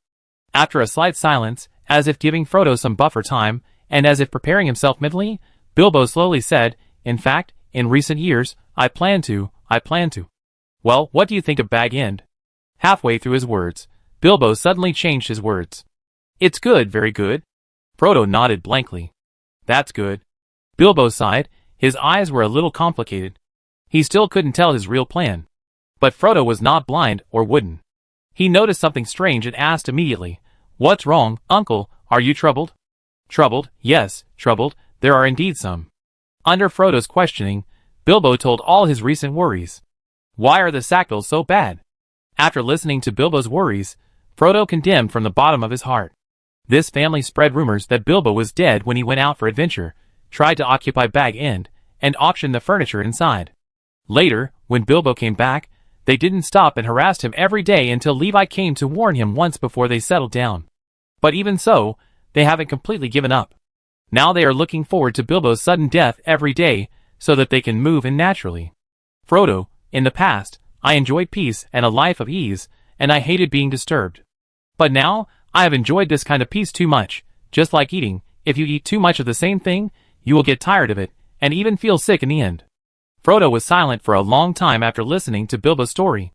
I understand, Uncle. After another silence, Bilbo seemed to have made up his mind. He stared at the half-written book on the table and slowly said, Frodo, I think. The uncle and nephew talked for a long time that day. Later, Frodo gave up the lonely little house in his hometown and chose to move to Bag End to take care of his old uncle. Not long after this happened, Bilbo made Frodo the heir to his family property. When the Sackville family heard the news, it was as if they were struck by a bolt from the blue, and they felt that the sky had fallen. The last hope was gone. Chapter 326. It's clear now. In the north, on the Great Wall, Gandalf looked up at the sky of Angmar in the distance and muttered, No, that's not right either. After muttering, Gandalf looked left and right, and denied himself again. Only part of it was clear. That part was where the expeditionary army had cleared, and the remnants of black magic on it gradually disappeared as the evil creatures were cleared. And this disappearance was spreading from the center to both sides as the cleanup continued. At this efficiency, it would take 1 or 2 years to completely clean up this vast polluted land. This speed is definitely not slow. It seems that my help is not needed here. Shaking his head, Gandalf walked down the wall and continued to walk leisurely westward, heading straight to the Shire. With a car of fireworks. The new year has arrived. The wizards displayed gorgeous fireworks at the lively annual meeting in the Shire, and brought news from the north to friends everywhere. A year was enough for this event to spread to all parts of Middle-earth. Later, people called this expedition to Angmar the Northern Expedition. In early 2999, the Northern Expedition entered its final stage. Most of the land in Angmar was completely cleared. Wherever the army passed, it was covered with the black blood of evil creatures, and there was a fishy smell in the air. A symbol. In the cold mountains covered with snow and ice at the westernmost end of Angmar, Levi shouted, and the legions behind him immediately began to gather and line up, as neat and serious as usual. Because the opponents were all some difficult to organize miscellaneous soldiers, the losses on their side were minimal. This result was undoubtedly exaggerated. Carndum. On the top of the mountain, Levi looked at the abandoned fortress, where a large number of monsters gathered in the distance, and read out its name. That was the capital of the former Witch Kingdom of Onmar. Thousands of years ago, it was conquered by many forces. The Witch King was defeated and fled, and this place was also abandoned. However, thousands of years later, this relic has gathered a lot of evil things, and some sick green light can be vaguely seen, which is emitted from the walls of this building. It looks like there is still some magic attached to this fortress. Click, click. Just when Levi was thinking about whether to go over and try to break the magic defense with a pickaxe, there was a sound of horse hooves behind him. The soldiers made way in an orderly manner so that the galloping horse could run to the front. Gandalf. Looking at the person running over, Levi raised his hand and waved. Levi. The horse stopped, and Gandalf quickly got down while shouting.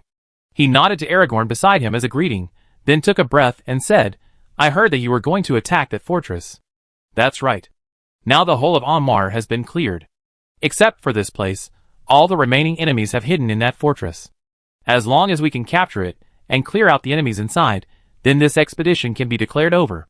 Levi looked at the dirty brown clouds above the fortress of Carndum in front of him, and the cold snow under the clouds, then turned his head to look at the clear sky and bright land behind him, and said, From now on, Onmar will no longer be able to shelter evil. Gandalf smiled. This is really a great achievement. History will remember all of this. What about you, Gandalf? Are you here to be a witness? No. Gandalf shook his head and said, Not just a witness. Let me do my part. He stood at the forefront of the army with his cane, facing the evil land on the cold snowfield in front of him, and said, Leave the magic on that fortress to me. Actually. Well, okay, then leave it to you, our reliable wizard. After thinking about it, Levi still said this. In fact, even if it is not handled, there are many ways to solve this fortress. But since there are ready-made and more convenient means, why not do it? So the human side added a wizard as a helper. This is exactly what a wizard should do. Compared with other wizards, Gandalf can really be said to be a model worker of Middle-earth wizards. Boom! As the staff radiated light, the faint green light on the fortress faded, revealing the dark wall with a layer of solid frost underneath. In this way, the final encirclement and suppression began. Boom! The explosion sounded from the front. When the green light on the wall protecting the fortress faded, only a few TNTs opened a big hole in the city gate. Immediately afterwards, more places in the fortress were hit hard, and almost the entire wall collapsed. The dark creatures and enemies inside had no place to hide, so they had to come out to fight. After the final preparations were made, the army pressed forward in an orderly manner, and its momentum directly pushed away the dark clouds in the sky. It is recorded that the Lord of the North, the wizard and the three commanders rushed to the front with swords, setting an example for the army. In less than a day, the fortress without fortifications fell, and the last enemy was liquidated. While they were hiding in the fortress, they also blocked their own retreat. No enemy escaped during the whole operation. The last dark cloud of Onmar dissipated, and it welcomed the clear sky and dazzling sunshine. The polluted brown land will sooner or later turn green, and like other places, the grass may cover the entire plateau like a blanket. Now, the last remaining possibility of Angmar's restoration has been extinguished, and even the orcs or wargs hiding in the secret caves in the deep mountains and old forests have been pulled out. The west side of the Misty Mountains is completely safe. Now looking at the entire mountain range, there is only one place where there are still a large number of enemies. That is Gundabad in the northernmost part of the Misty Mountains. This magnificent mountain was once the place where the ancestors of the dwarves awakened, but later it was occupied by the orcs and became the capital of the orcs. When Onmar was liquidated, the orcs of Gundabad Mountain were trembling with fear, because at this moment, looking east, west, south, and north, there were enemies everywhere, and it seemed that there was no room for them to move. Not at all. It happened just as they thought. Soon, the army turned around and set their sights on Mount Gundabad, intending to clean up the remaining orcs here in one go. Facing Levi and the army he brought, the orcs were disheartened and even their last struggle seemed a little powerless.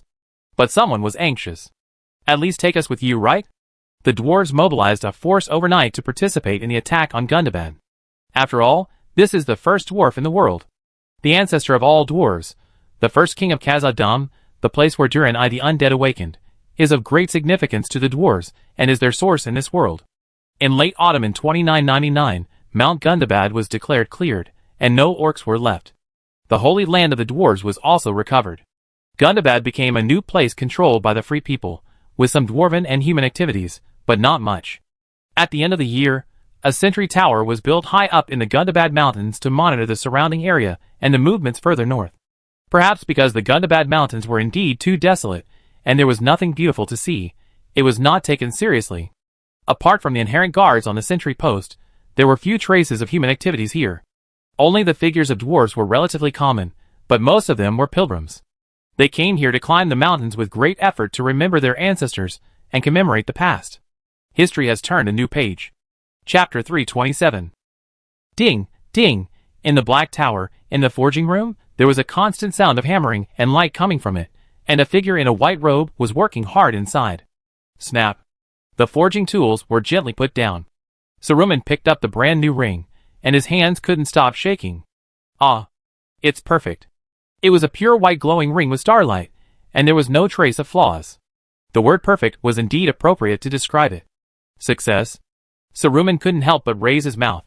Behind him was an obsidian pedestal covered with glass, which was obviously the shell of the beacon. But it could no longer glow because the things inside had been taken out. He couldn't wait to put on the ring, and in an instant, Saruman's robe swelled up, without wind, and some huge power flowed through his body with the ring as the medium. Experiencing this power carefully, Saruman made an assessment of it in his heart. It's slightly better than the 3 rings of the elves, but it's far inferior to the 1 ring. Saruman's heart sank. After forging a powerful ring of power himself, he gained more experience and understanding of the 1 ring. At the same time, a certain obsession became deeper. After exhaling lightly and calming down his excitement, Saruman returned to his usual stern appearance. 1,000 years ago, Gandalf received the Ring of Fire from Círdan. At that time, Saruman was extremely jealous, and thought he was more qualified to hold the Ring of Power. 1,000 years later, Saruman did it.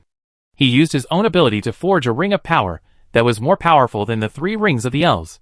At this moment, he was not jealous of Gandalf at all. Instead, he was filled with contempt and a higher level of pride. Levi, I really want to thank you. If it weren't for this beacon, I'm afraid, even if he tried his best, he could only forge a ring that was barely as powerful as the 3 rings of the elves. After sighing, Saruman began to conduct various tests on the newly forged ring. In addition to the rule-level power blessing that the power ring should have, this ring also has an additional unprecedented function. Due to the addition of the nether star material in the beacon, it can provide a buff for the wearer, or extremely powerful power, or vitality that can make people recover from near-death situations, or it can make people move quickly, their bodies become light, and their skin become hard and durable. Star Ring. After thinking about it, Saruman named this power ring.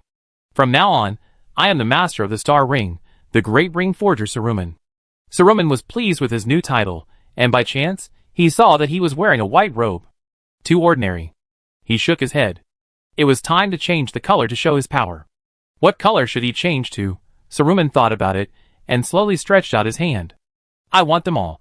Batch after batch of dies were transported to Isengard and sent into the tower. A few months later, Saruman walked out of it, and the servants stationed in Isengard always felt that he had changed, but it seemed that he had not changed. The white robe was dazzling. No, it was not. It seemed to be white at first glance, but it was not completely. This new robe was woven with countless colors, so many that it looked like white. When Saruman, who was wearing the robe, moved a little, the colors on the robe began to flicker and change, and its colorful colors were dazzling. Saruman was very satisfied with this effect. So this year, he gave himself another title, Saruman of all colors. Under the sun, Saruman's robe exuded countless brilliances, and the whole looked like white. But in the dark, when those colors lost the sunlight, the robe looked a little black and scary. Who do you obey? In the underground breeding ground, Saruman grabbed the head of an orc with a hand wearing the star ring, and his eyes emitted a terrifying white light. I obey. Obey. The orc's deepest thoughts began to change. I obey the great Saruman. Boom. Saruman let go of his hand. There was a mark on the forehead of the orc in front of him, a mark with a white skinny hand. This time, Saruman was completely relieved. The Ring of Power, it can keep these orcs absolutely loyal. If before today, these orcs who swore allegiance to him still had the possibility of mutiny when they met Sauron, then after the mark of the white hand was placed, this possibility disappeared. They truly became an army that can be used to deal with Mordor. I really should let Gandalf and Levi come to see my results. They will definitely be amazed. Saruman began to fantasize. Using the enemy's army to fight the enemy. What a great plan. When Sauron is defeated, history will definitely record him heavily. But it's still a little short. After coming to his senses from his imagination, Saruman looked at the thin orcs in front of him and fell into deep thought. Too weak, not enough at all. Over the years, even with the addition of his own magic, this generation of orcs has only become a little stronger, and is not useful at all. But fortunately, now with the star ring, his power has been enhanced. He can start further research. Well, this matter cannot be exposed for the time being. At least we have to wait for stronger orcs to research it. Then I will show them my results. So far, Saruman is still simple, and everything he does is to defeat the enemy. Until 3000, Saruman suddenly learned a piece of information. A spy from Gondor. Perhaps because there was really nothing to say, and nothing to report, the spy shook out some news that had been ignored by others. One of them was that he occasionally saw Denethor walking into a high tower from a very far distance. When the spy described the appearance of the high tower, Saruman shouted anxiously, "Fool! Such important news is only told now." Denethor, he dared to use the crystal. I must warn. No! Suddenly Saruman paused. Denethor, the Prime Minister of Gondor in this generation, did not look unusual. Did he defeat Sauron? It was incredible. Saruman widened his eyes. Since you can do it, why can't I? Saruman raised his head proudly, and walked towards the room where the palantir was stored. Bang! The moment he touched the palantir, two huge wills came and hit Saruman, causing him to stagger and almost fall to the ground. One of the wills was extremely tough, like iron, and gave him a blow on the head. The other will was deep and dark, vast and endless, and extremely contagious. Just a touch of it made his heart covered with a layer of haze. Boom! A huge magic eye appeared in the tower, burning Saruman's lips dry. The black figure slowly spoke. We are on the same path. Saruman, I always feel that you don't look very good. Is there something bothering you recently? A week later, in the Tower of Orthanc, Gandalf, who came to visit, frowned and stared at Saruman, puzzled. I don't know if it's an illusion, but I always feel that he seems a little tired. Don't worry about it, I'm fine. Saruman forced himself to retort. Okay, then I won't ask. Gandalf shook his head helplessly and said, I just want to come to you to discuss the affairs of the North. I think the wise Saruman should have known that the evil creatures in Angmar and Gundabad have been cleared by the army of the Free Cities, which will bring many changes to the pattern of Middle-earth. Maybe so, I have to admit that Levi's men are indeed very strong. The country composed of multiple city-states has a mature force that can exist without his captivity. Oh, captivity, what you said, Levi probably won't like to hear. Gandalf refuted for Levi. From what I have seen, the system of the Free Cities is already mature, and even has some shadows of the Numenor people. Their only shortcoming is that they are not long-lived. The death of many old friends has brought a big blow to Levi. Listening to what Gandalf said, Saruman couldn't help shaking his head. It's hard to understand. Short-lived people are like this. Why should we care too much? You still don't understand, old friend. Gandalf tried to correct some of Saruman's ideas. But he was destined to fail. Saruman in front of him didn't listen humbly. During the discussion, Gandalf had a feeling that Saruman's attention was not on him at all. He seemed to be distracted and thinking about other things all the time. Alas! Sighing, seeing Saruman's absent-minded look, Gandalf didn't say anything more, but just stood up and said goodbye silently. Saruman followed him out. Just like that, he walked all the way to the door of the tower. Gandalf was in the sunlight, bowing slightly, as if to say goodbye to Saruman. Saruman, standing at the door, was half in the sunlight and the other half in the darkness of the tower. Seeing Gandalf walking farther and farther away, Saruman seemed to wake up suddenly and raised his hand towards the receding figure, as if to grab something. Wait, The darkness hidden in his heart broke out again after the visitor left, trying to attack the high ground. Help! Tiny syllables came out from his throat, and the white-robed wizard tried to launch a final struggle. However, looking at the figure getting farther and farther away, he couldn't say the rest of the words anyway. The pride in his heart did not allow him to ask for help from the gray-robed man, who thought he was inferior to him. The figure finally walked away. Saruman retracted his hand, clenched his fist, and the last ray of light in his heart slowly dissipated. When Gandalf's figure completely disappeared, he knew that he might have missed the last chance to change his fate. So Saruman turned his back and walked into the tower, into the darkness. What are you trying to save? At this moment, an annoying voice suddenly sounded in front of him. Saruman raised his head suddenly, and saw that someone had sat on the steps leading to the upper level of the tower. The person stared at him with a half-smile, as if he was watching a good show. Don't you know how to knock on the door? Chapter 328. Saruman's mouth was extremely quick to think about this guy who broke in without saying hello, and he almost started to scold him immediately. Levi spread his hands and replied, "The door was open, so I came in." "You don't seem to be in a good condition, Saruman." He stood up and walked in front of Saruman. Saruman instinctively became alert and his heart tightened. He frowned, stared at Levi, and said, "It looks like you just finished a long battle." "How do you know?"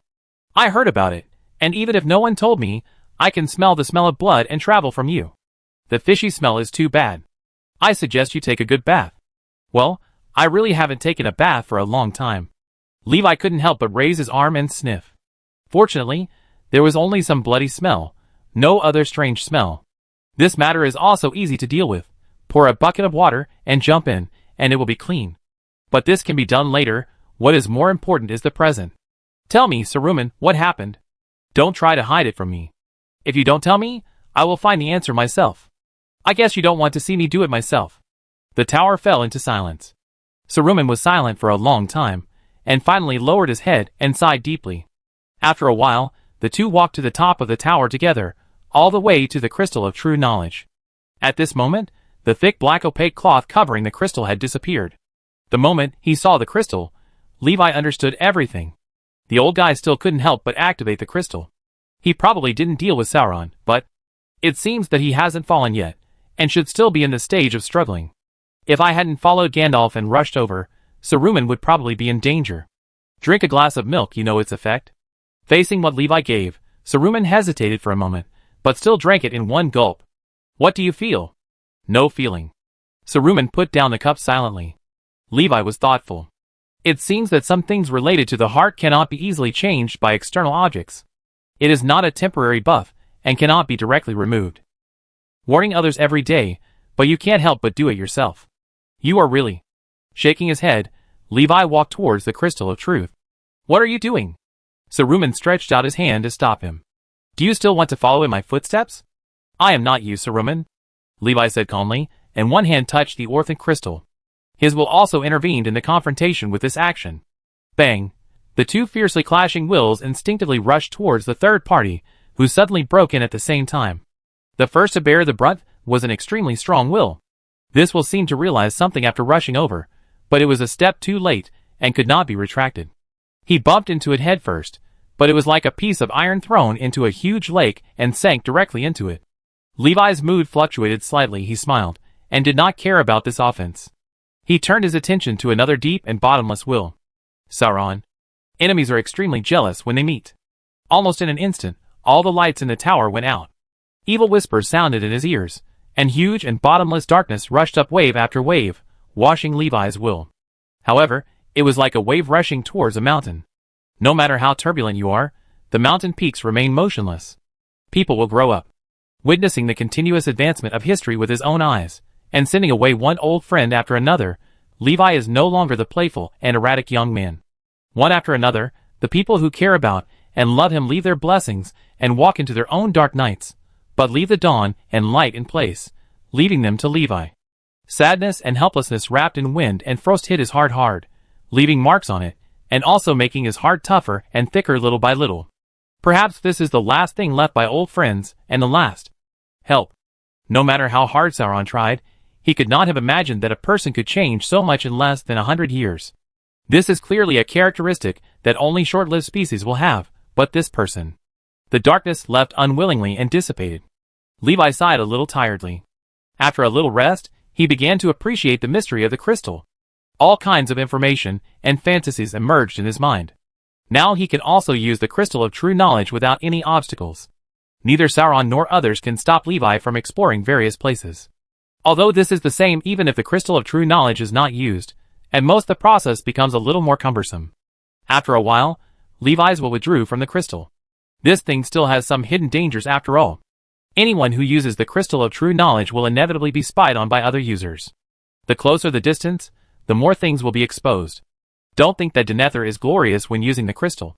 He can see wherever he wants, and peek into Mordor every day. In fact, Sauron can also see Gondor through the crystal. The two of them are really facing each other at close range every day. Let me keep this crystal. It's too dangerous. Levi notified Saruman. Saruman remained silent, which was considered as tacit agreement. Be careful. When Levi was about to leave, he still gave a very reluctant reminder. Don't worry, didn't I say it just now? I am different from you. Levi waved his hand and walked out of the tower. When he left, the lights in the tower lit up again. Saruman closed his eyes and leaned back in his chair, with mixed feelings. Some were grateful, but also some were unwilling.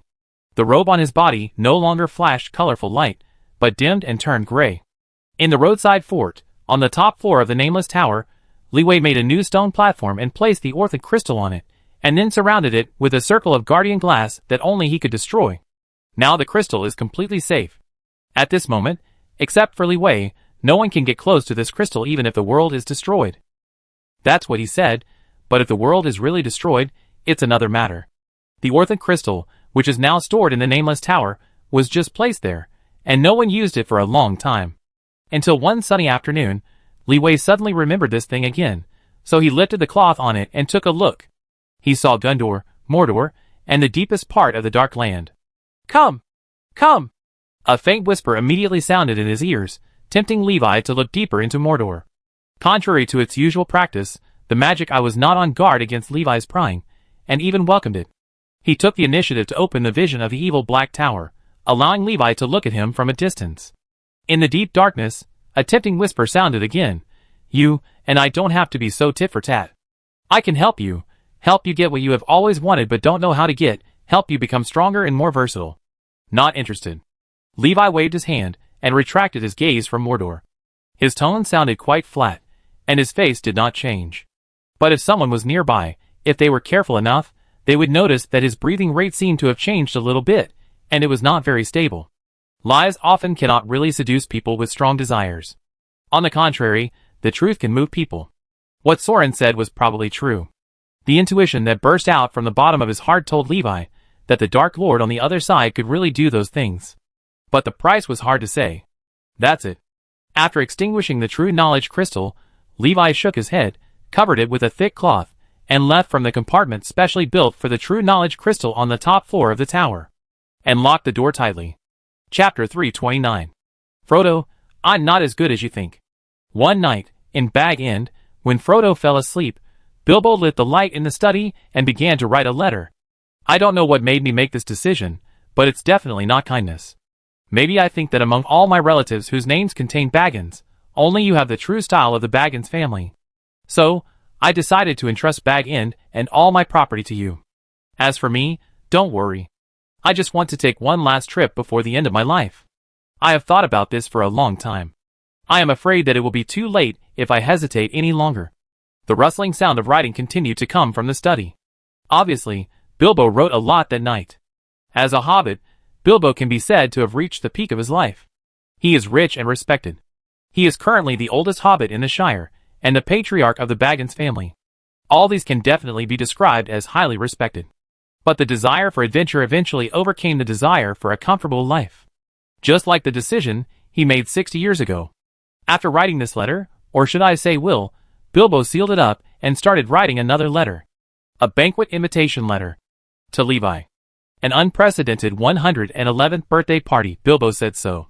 In September 3001, at Roadside Castle, Levi opened a newly delivered letter and read it carefully.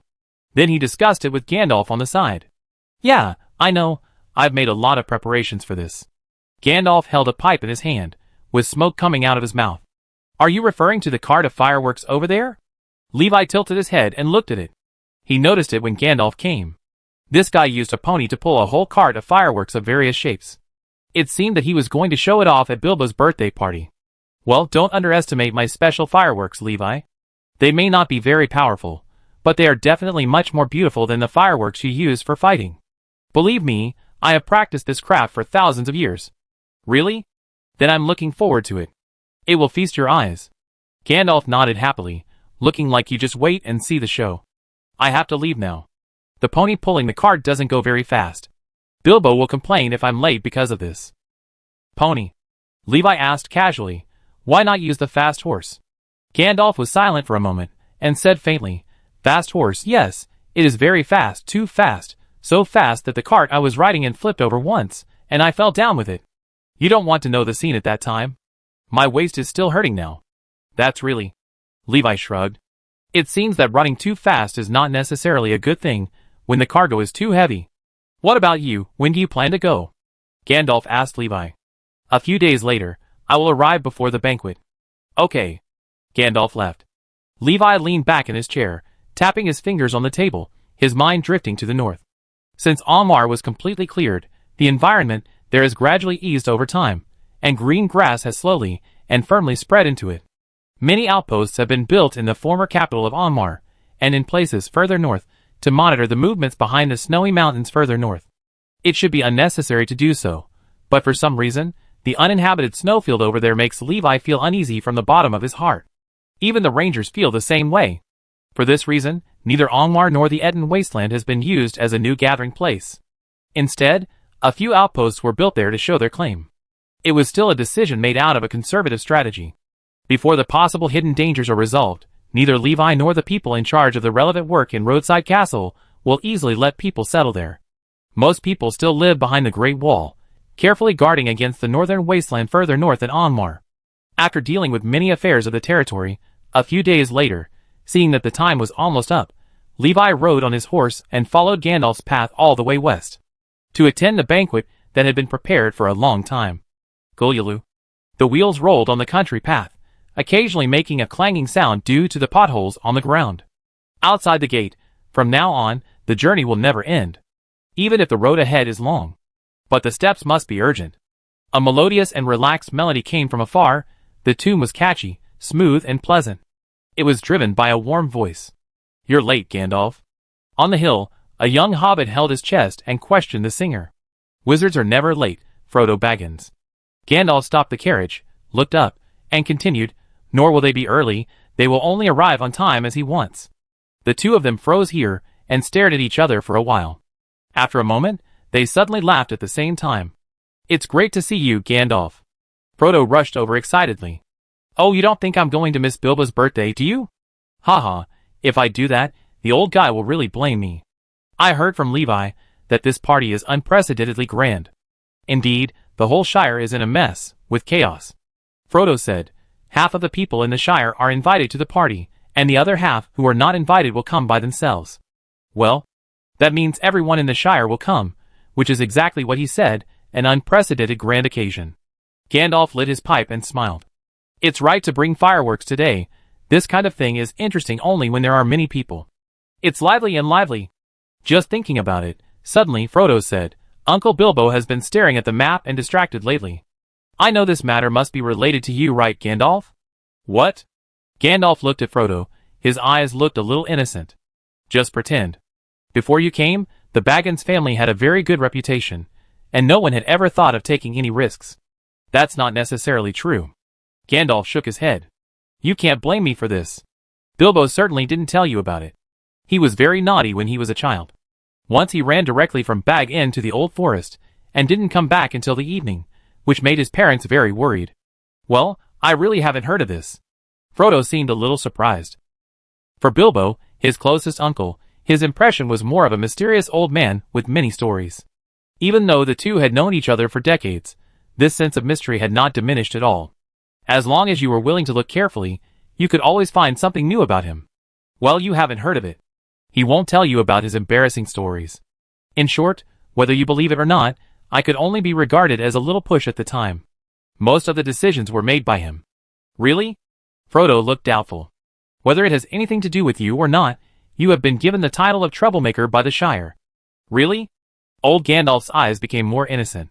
He glanced at a hobbit, who was tending to the small garden in front of his house, on the side of the road. The hobbit also looked at him and smiled. The next second, the smiling hobbit was hit on the head by his wife, who came out of the house. Oh well, it seems that prejudice here is really serious. Gandalf. Just then, a group of children rushed out of the garden nearby, shouting Gandalf's name and shouting words like fireworks. But you see, children will not be affected by prejudice. Swoosh bang! Under the urging of the ring of fire, a small firework flew out and exploded, turning into several firework butterflies, which flew for a while and then dissipated in the air. The children were immediately delighted. Listening to the children's laughter, the two people in the car looked at each other and laughed too. The prologue of the story begins here. Chapter 330. The carriage stopped in front of a cave with an oak tree. Knock, knock, knock. Gandalf waved his cane and knocked on the door of bag end with the bottom of the cane. A tense voice came from inside the house. Don't come if you want to visit, be polite, or recognize relatives. Thank you. Gandalf shook his head helplessly. It seems that this guy has been harassed a lot recently. What if it's an old friend? Creaky. The door opened immediately. Gandalf. My dear Gandalf. Bilbo hugged him. It's great to see you. As he said, he glanced behind Gandalf. Don't look, Levi is probably still on the way now. Oh well. Bilbo withdrew his gaze angrily. I can't believe it, Bilbo. Gandalf squatted down, held Bilbo's shoulders, and said with emotion, 111 years old, but he doesn't look old at all. Old Took is not like this at this age. Gandalf narrowed his eyes. There are many things in this world that can keep people young and prolong their lives. For example, a certain ring of power. But which one will it be? Well, don't just stand there, come in, Gandalf. Bilbo made a gesture of invitation and welcomed Gandalf into the door. Forgive me, I thought you would come last week. I really don't have any ready-made food today, only some chicken and pickles. Or should I open a bottle of good wine from my collection? The year of this bottle of wine is older than me. As he spoke, Bilbo began to get busy. Gandalf sat down at the table. He looked at the table and saw an old map on it. It was indeed old. It was the one used during the Lonely Mountain expedition. To be honest, it was a bit outdated now. There were many things written and marked on it, most of which were about the free cities. Looking at this manually updated version of the map, Gandalf suddenly asked, Are you ready? Bilbo stopped. Yes, I'm ready. I miss the outside world, Gandalf. I dream of going out again to see the magnificent fields and forests. I'm old, Bilbo said as he poured tea for Gandalf. I have a strange feeling, Gandalf. I don't look old. I look younger than some guys in their 60s or 70s, but only I can feel one thing. I feel that I have become very thin and weak, as if I have been stretched by something. If I have to use a metaphor, it's like a piece of butter spread on too big a piece of bread. Listening to Bilbo's story, Gandalf's face became serious. Knock, knock. Just as the two were talking, the door knocked again. Who is it this time? Gandalf came back to his senses, glanced at the door, and said, I guess it's the person you want to see. Oh, welcome, welcome. I've been waiting for you for a long time, Levi. If you don't come again, I will doubt whether my letter has been delivered. Come on, sit down. The water has just boiled. I can make you a cup of fresh tea. Thank you for your trouble. No, no, no, it's not a problem at all. Bilbo waved his hand and continued to work in the kitchen, looking for refreshments. I think I came in time? At the small table, Levi sat down beside Gandalf. Yes, in time. Gandalf smiled. The three old friends gathered at the small table and enjoyed afternoon tea. After entertaining Gandalf and Levi, it was evening. Bilbo left first to direct the preparations for the banquet. Taking advantage of this gap, Gandalf found Levi and told him all his discoveries today. Stretch. He said such a word. The Ring of Power does not have the power to extend a person's lifespan. Just like the ring bearers among humans in the past, they seem to live longer than ordinary people. But that does not mean that their lifespan has been extended, but it is just forcibly extended by the ring. This is why the power of those people becomes weaker and weaker as they age. Their souls have become so thin that they cannot support the power they have. It doesn't sound like a good thing. Levi shook his head. Yes, it is definitely not a good thing. I have to have a good talk with Bilbo after this. Gandalf made a decision. Hey, Gandalf, Levi, don't be stunned, the banquet has begun. Oh, okay. The conversation between the two was interrupted. At Bilbo's invitation, they participated in this lively banquet together. This banquet was extremely lively. As Bilbo said, it was unprecedentedly grand and could be called the most lively banquet in the history of the Shire. Moreover, the organizer of the banquet was very generous. Bilbo prepared gifts for everyone except the Sackville family. The atmosphere of this night was extremely warm. The young hobbit boys and girls were dancing in the open space. Gandalf held bundles of fireworks and stuck them into the ground to light them. When he was in the mood, he would use some magic to conjure some small animals made of fireworks to amuse the children. Frodo encouraged his good friend Sam to dance with the person he liked. Old Bilbo told stories in a startling manner, and the children gathered around were frightened and opened their eyes wide and exclaimed, In an unnoticed corner of the banquet hall, next to two sneaky figures, a tent was suddenly lit, and a huge firework in the shape of a fire dragon emerged from it. But the trajectory of this firework was obviously a bit wrong. It almost exploded in the middle of the banquet hall while flying, almost causing an accident. Fortunately, the final result was smooth. After the dragon firework flew into the sky, two young hobbits, whose faces were blackened by the explosion, lay where it flew, looking at the sky and laughing. Then Gandalf grabbed their ears and scolded them. "Merry Pippin, I should have thought of it earlier." So the two poor hobbits were assigned to wash dishes. Everything was harmonious. Until the climax of the banquet, Bilbo stood on the podium and began his speech, greeting one visitor after another and his family. When the speech was halfway through, he suddenly disappeared on the stage, causing everyone to exclaim, "Nice prank." In Bag End, a sudden voice startled Bilbo. "You scared me, Levi. If you did it on purpose, I have to say that your prank was quite successful. Thank you for your approval." Levi leaned against the door, watching Bilbo stuffing things into his travel bag and leaving a letter by the fireplace. His eyes showed some consideration. "This is not a good idea, Bilbo. It's not funny at all." Just when Bilbo finally packed his luggage, another voice came from the door. Gandalf. He and Levi looked at each other and nodded to each other, reaching a consensus.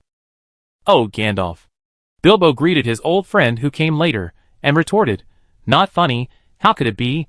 Didn't you see their expressions? The reaction was so funny." At this moment, the old hobbit did not realize the seriousness of the matter. "Bilbo, there are many magic rings in the world, but none of them should be used indiscriminately." Gandalf, who had just used the ring of fire to set off fireworks to amuse the children, said so.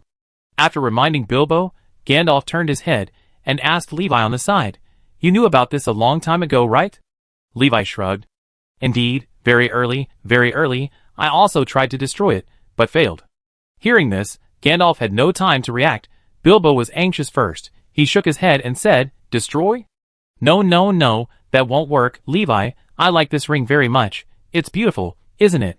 And, in terms of emotion and reason, it is my property, and I plan to leave it to Frodo. Finally, it's time." Looking at Bilbo, who showed a little obsession on his face, Levi sighed and handed him a glass of milk. "It's time to deal with this ring." Chapter 331. Bilbo held the milk and drank it all. "Well, it still tastes the same as before. That is, it has no taste." "Really? You plan to keep this as part of your property?" Gandalf asked after Bilbo finished drinking the milk. "Of course, I have no use for it. Look, it is so beautiful and has magical powers. If it stays in my hands, it will only be covered with dust and will never work again. That would be a pity." "A pity?" As he spoke, Bilbo seemed a little confused. "Why should I feel pity?" He took out the ring from his pocket. Boom. In a trance, the light in the room seemed to dim. Gandalf blinked, and his breathing stagnated for several seconds before he recovered. On the other side, Levi also glanced at Bilbo's hand. Tick. Like a drop of water falling into the lake, his heart was startled by a few ripples, but it was not disturbed after all. After so many years, Sauron himself has faced it so many times. If he can still get a buff by just looking at the ring, it would be too cowardly. At least before the direct contact occurs, the corruption bar that cannot be removed by ordinary means will not increase. No, why not keep it for yourself? It's what I found, mine. My treasure. On the other side, Bilbo is still obsessed with the thing in his hand. The influence of the One Ring is too deep, and it can no longer be solved by a glass of milk every day. If there is really no influence at all, Bilbo would not live so long. Just like Gollum, his soul is still stretched in daily contact. Relatively speaking, his changes are very small, just not looking old. Instead of becoming like Gollum. This may be related to personal mentality and resistance. But perhaps it is too long, after more than 60 years, even if Bilbo has a stable mentality, he still reveals a flaw. Of course, this may also be related to Sauron's resurgence. As someone who has just come into contact with Sauron some time ago, Levi has the most intuitive feeling about the resurgence of Sauron's power. Sauron, he has become less impatient, and has a feeling that everything is under control. Bilbo Baggins. Just as Levi was thinking about the confrontation some time ago, Gandalf next to him suddenly called Bilbo's full name, his voice like thunder. At the same time, he exuded an indescribable terrifying aura, which made people feel awe. Gandalf, the grey-robed wizard, revealed a little bit of his essential existence. Although it was only a little bit, but just a little bit, it was enough to shock all mortals. Bilbo froze, at a loss, with no trace of the obsession with the ring in his eyes. "Wake up, old friend." The awe-inspiring aura slowly faded, and Gandalf returned to his usual gentle state. Bilbo trembled and hugged him. "I just want to help you, Bilbo." Gandalf patted Bilbo's back gently, comforting him. "Just like before, trust my judgment. Leave it." Bilbo hesitated. Under the double gaze of the two people in front of him, he took a breath and finally nodded. "You're right." He took the ring out of his pocket again, and in front of the two of them, he closed his eyes and loosened his grip. Bang! The ring fell to the ground, and the tiny collision sounded a little heavy for some reason. Bilbo breathed a sigh of relief, as if he had unloaded a heavy burden, and his whole body felt a lot lighter. "I'm leaving." He smiled and said, "I'm going to see the scene I've dreamed of. I want to see the wayside castle again, the newly built water city, the lonely mountain on the other side of the mountain range, and finally go to Rivendell. Finish my book, the book I've been writing." I've thought of the ending. From then on, he was happy and happy until the end of his life. Goodbye, Gandalf and Levi. He came over and hugged them both for the last time. Goodbye, Bilbo. Levi squatted down and looked at him. We meet again. Bilbo nodded. A moment later, he set off with a melodious song. Outside the gate, from now on. Inside the house, Gandalf slowly approached the ring on the ground and tried to pick it up.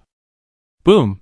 Just as his finger was about to approach the ring, a demon shadow emitting flames flashed through his mind. I felt his breath. That evil, dark, and deep magic, there is no mistake. Gandalf couldn't help turning his head and looking at Levi, who had been hanging up and keeping silent.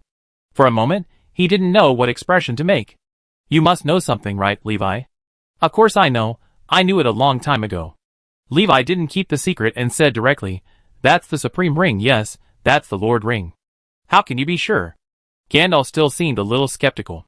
He subconsciously said, Saruman said that the Supreme Ring had been washed into the sea with the river and could not be found at all. In fact, the Supreme Ring has not appeared in this world for thousands of years. From the second year of the Third Age to the present, about 3,000 years, there has been no news about the Supreme Ring. Don't blindly believe in Saruman, he also has his own selfishness. Levi stood up and walked over slowly. So Gandalf made way and showed the Supreme Ring. The two stared at the ring on the ground. If the Supreme Ring had feelings, it would probably be sweating now. What do you feel? Gandalf asked the person next to him. It's not very good, very depressing, very dark. If you can move away a little bit, otherwise I will definitely hit the beam when I stand up, and you are blocking the light. Oh, sorry. Gandalf moved aside. He still didn't dare to believe it. There were too many things involved in this matter. The next direction of the world may be centered on this little thing. Will it really be? Gandalf shook his head repeatedly. If it is true. He looked at Levi. Levi shook his head quickly. Don't look at me. I don't want to touch this thing. Gandalf rolled his eyes. Then guess why I don't touch it? The two stood up at the same time and sat back at the table. Gandalf lit his pipe, and Levi poured himself a cup of tea. The ring was left at the door, untouched. There are too many things involved in this matter, Levi. I must make sure that it is indeed the ring before I can proceed to the next step. You are too cautious, Gandalf. It's not that I am too cautious, it is necessary. After all, once it is confirmed that this is indeed the Supreme Lord Ring, the next thing to come is likely to be the final battle between light and darkness. The whole world will fall into turmoil. No one can escape from it. Gandalf stared at Levi. As the leader of the largest human force at present, you must understand this. Looking at the area closest to Mordor, the free cities, Rohan, and Gondor, these three human forces are all using their own ways to guard against the evil forces of Mordor and the East. There is no need to say much about the free cities. They rely purely on hard power to block the way north for many dark forces, and they can't get through it all. Gondor has the iron will of the Prime Minister and the brave soldiers. On the one hand, they are firmly clamping the Witch King and the orcs at the gate of Mordor, and on the other hand, they are fighting against the pirates in the south and the Haradrim on the border. They are the ones with the most pressure. Rohan is currently mainly playing a supporting role. A large number of skilled cavalry patrols the prairie all day long. To the east, they guard against the orcs who leak from the middle area, and to the west, they fight fiercely with the Dunlendings. They seem busy, but they are still in an advantageous position overall. Thinking about the current situation, Gandalf asked, if a final battle like the Second Age happens, are you sure? It's hard to say. It's hard to say. This time it was Gandalf's turn to be surprised. I thought you would be very confident. Of course you are confident, but there are still many hidden dangers that are difficult to find out. Levi told his own experience. You don't know that just last year, Saruman activated the Crystal Stone of Truth on the Tower of Orthanc, and he was almost bewitched by Sauron. Almost just when you left. But fortunately, I was only one step slower than you that day, and nothing serious happened in the end. Now the Crystal Stone of Orthanc is stored by me on the top floor of the nameless tower in the roadside castle, and I use it occasionally. This is not a good thing. Gandalf shook his head. Saruman, this guy is still too reckless, not stable enough, and not humble enough. In a flash, Gandalf asked again, what did you see? The endless army.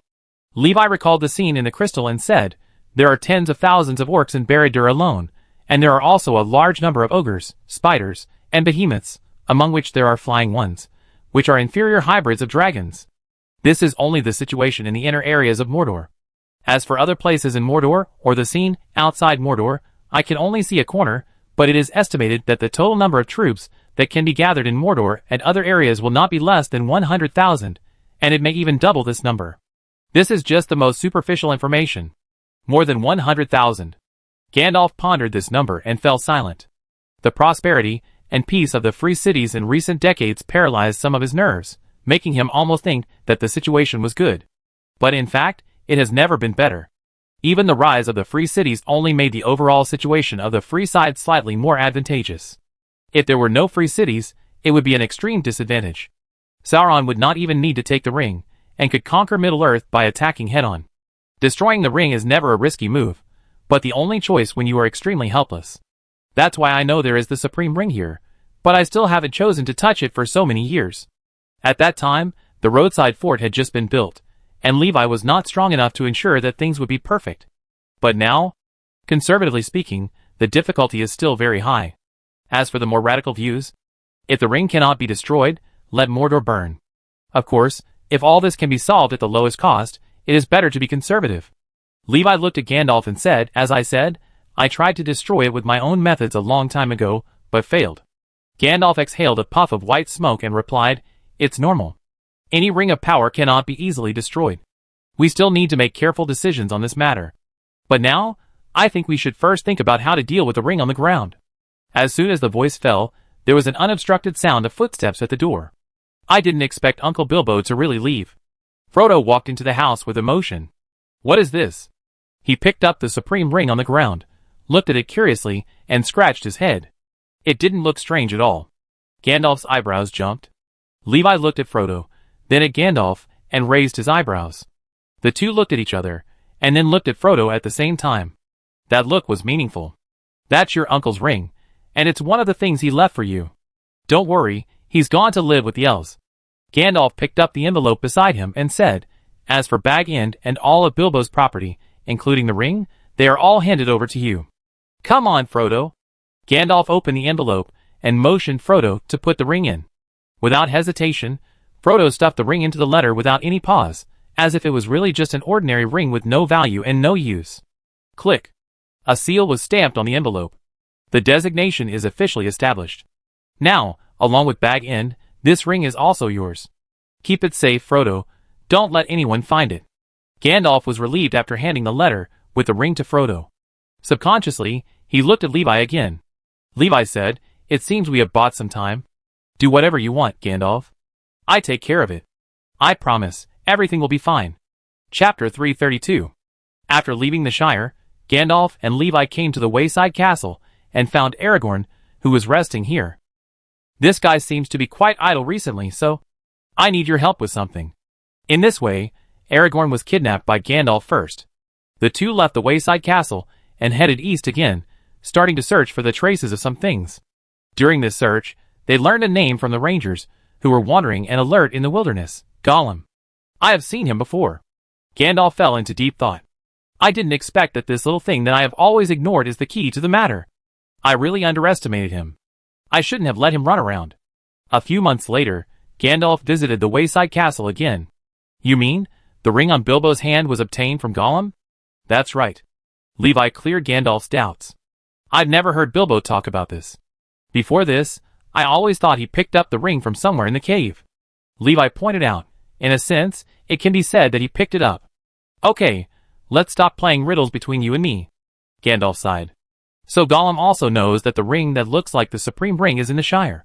This matter must not be spread, otherwise it will definitely attract a lot of attention. By then, the Shire may. There will be no trouble in the Shire, Levi said, while looking at the daily report and drinking another sip of tea. He looked quite calm. I promise that this area has been under the surveillance of the Rangers for decades. If necessary, several legions can be mobilized to support it at any time. There will be no accidents. Even if the 9 ring spirits come out together with tens of thousands of troops behind them, I will not let them go beyond the roadside fort. All evil ends here and ends here. Okay, I believe you. Gandalf nodded repeatedly and agreed. I can see how strong this place is. There are a lot of defenders in the east, south, and north. If you want to cross these lines of defense, unless the enemy can fly. Levi waved his hand and said, if he can fly, I will go and shoot him down myself. Okay, then I am completely relieved. After understanding the situation here, Gandalf did not waste a moment and got up and returned to the great wilderness in the east again to find the ranger captain stationed there. Tell me, where did Gollum go? The captain replied, south. He crossed the wilderness, walked into the brown land, and waded through the dead marshes. We don't know where he went after that. It is not within our surveillance. Maybe you can ask the rangers of Gondor. Hearing this news, Gandalf looked quite serious. After the dead marshes, it is Mordor. Following this clue, Gandalf continued to rush south non-stop, all the way to the wilderness of Ithilien. Then he met Boromir stationed in Osgiliath.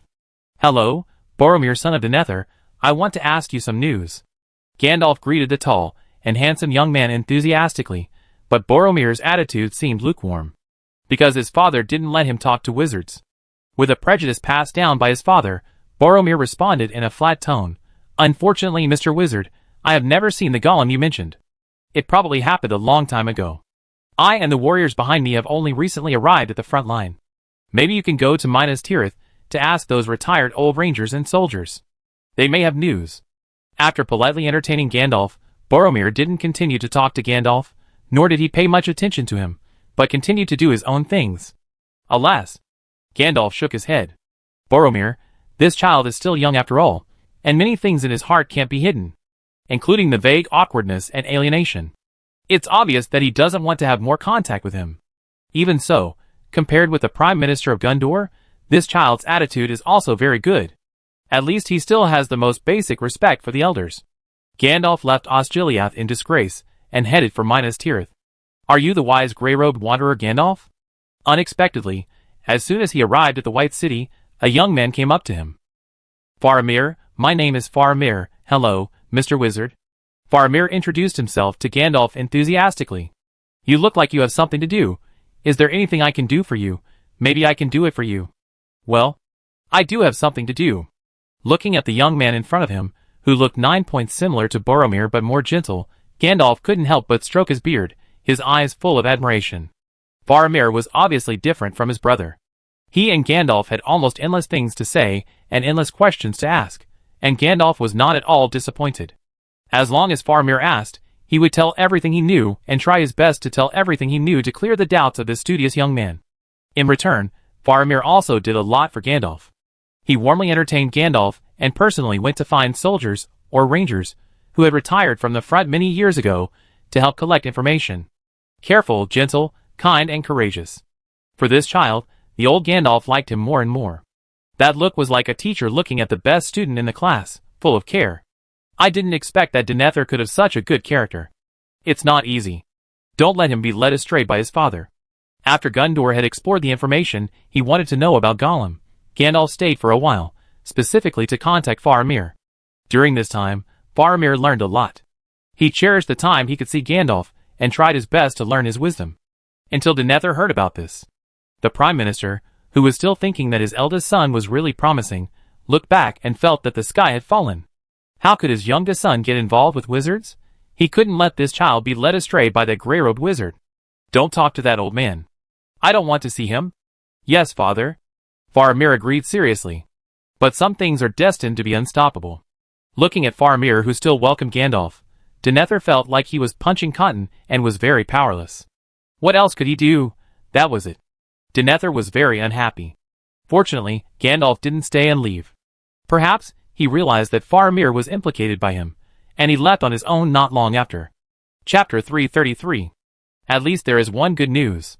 Gollum should not have fallen into the hands of Mordor yet. Gandalf was certainly not someone who could not distinguish the primary from the secondary.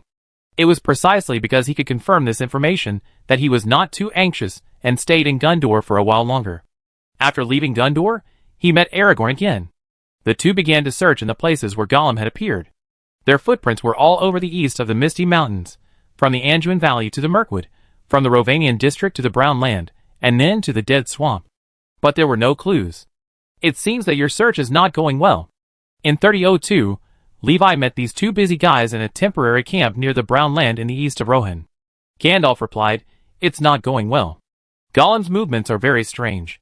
He seems to have entered Mordor, but sometimes new traces suspected to be left by him can be found outside Mordor." Very suspicious, right? Aragorn nodded and added, "What's more suspicious is that his hunting traces are very frequent. There are animals, orcs, and even Uruk. I don't understand. If Gollum is really as thin as described, how did he kill creatures stronger than himself? He must have some helpers, or some special means." Levi thought for a while and asked, "Have you carefully observed the skeletons?" "No, I mean, there are no skeletons." Aragorn looked at Levi and said, "In fact, I only speculated about his hunting through some vague traces and observing the movements of the orcs. I ventured to Mordor to eavesdrop on their conversation. Because there were too many missing orcs, a lame Uruk leader even suspected a mole and was furious in the barracks, declaring martial law. Let's not talk about that for now." Gandalf took over the conversation and looked at Levi and said, "Let's talk about you. Why are you here?" Not only Gandalf, Aragorn was also surprised. "Why did you suddenly come to the eastern border of Rohan? Did something happen here?" Levi raised his eyebrows and replied, "Can't you just come out for a stroll?" "Just come out for a stroll?"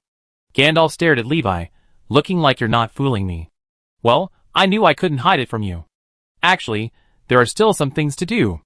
Levi stopped teasing him and explained, "I learned from the border guards report that recently quite a number of orcs have gathered upstream of the Rhoros Falls and are heading towards Rohan.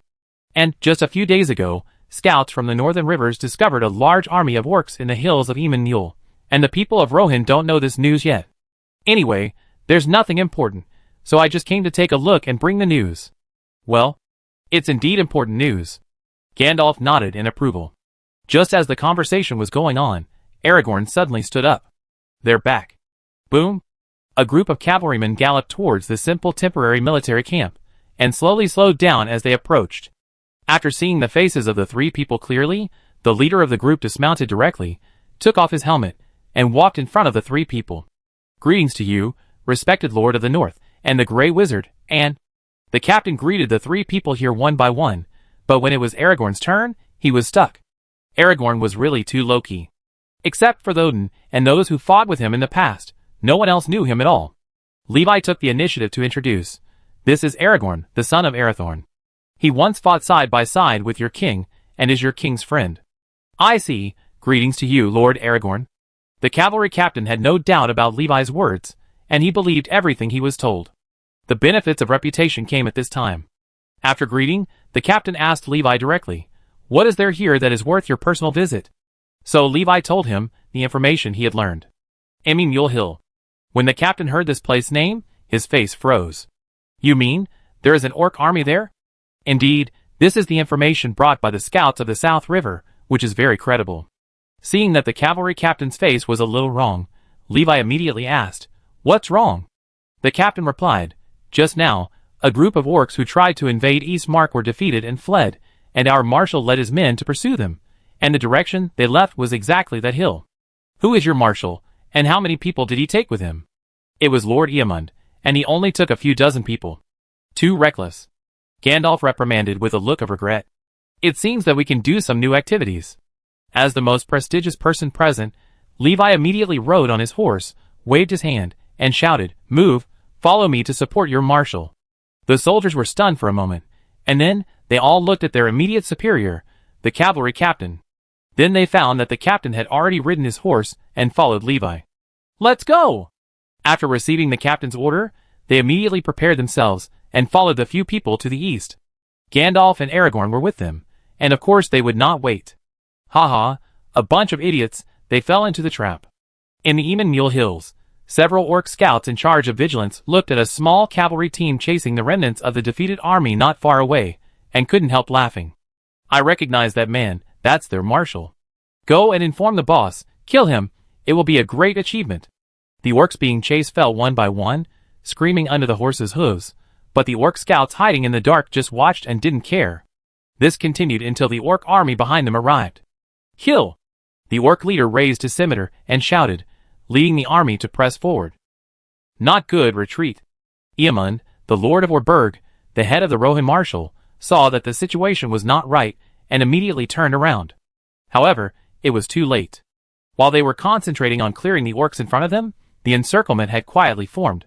Eamund raised his head, looked left and right, and broke out in a cold sweat.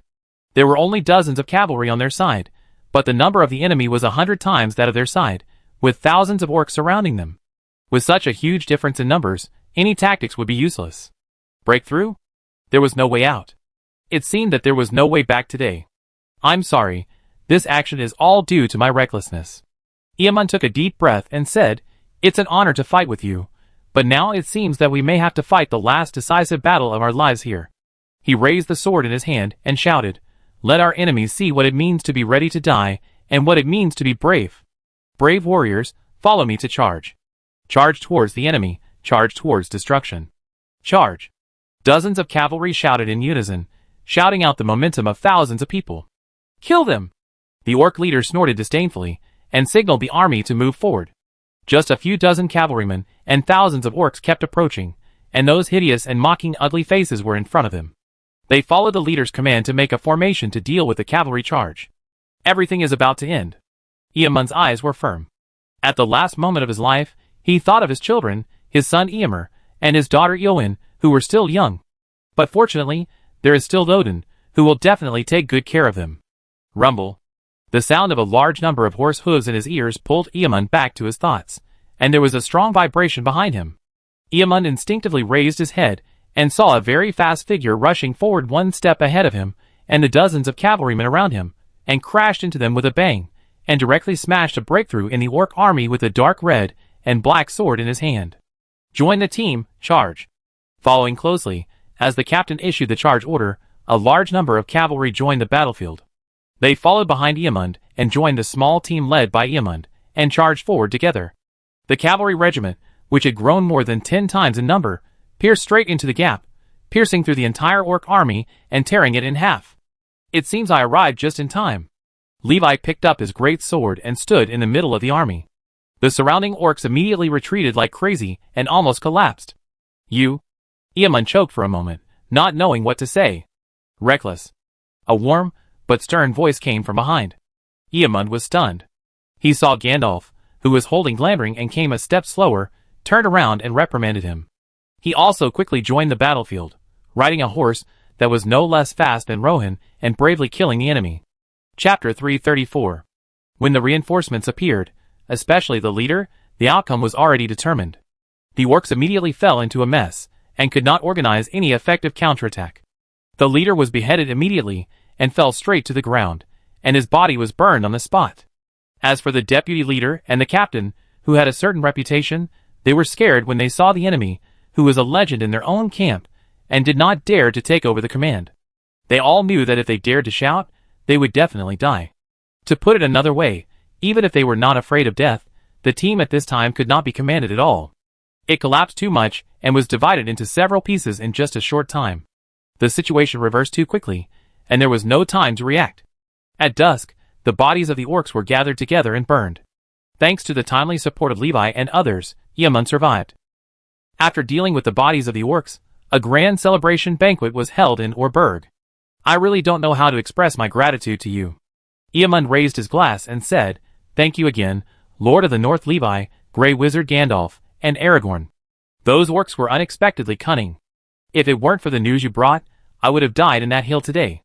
Even though I know that even if I die, Odin will definitely take good care of my children and family for me, I still feel sorry that I can't see them grow up with my own eyes. Fortunately, none of this happened. Since you have survived, live well." Levi patted his shoulder to show encouragement. After the encouragement, he began to educate the marshal. Also, be more cautious in the future, don't be so reckless, otherwise not only you, but but also your subordinates will be harmed by your reckless decision. I will remember it. Eamon nodded slightly in response. The lively night passed just like this. For the first time in a long time, Gandalf and Aragorn also got a chance to relax. Their nerves have been too tense in the past 2 years. However, tense nerves are already normal for experienced warriors and wizards, including Levi, and occasionally a little relaxation is enough. Or even if there is no relaxation, you can have fun in the busyness. Just like Levi's hobby of cooking.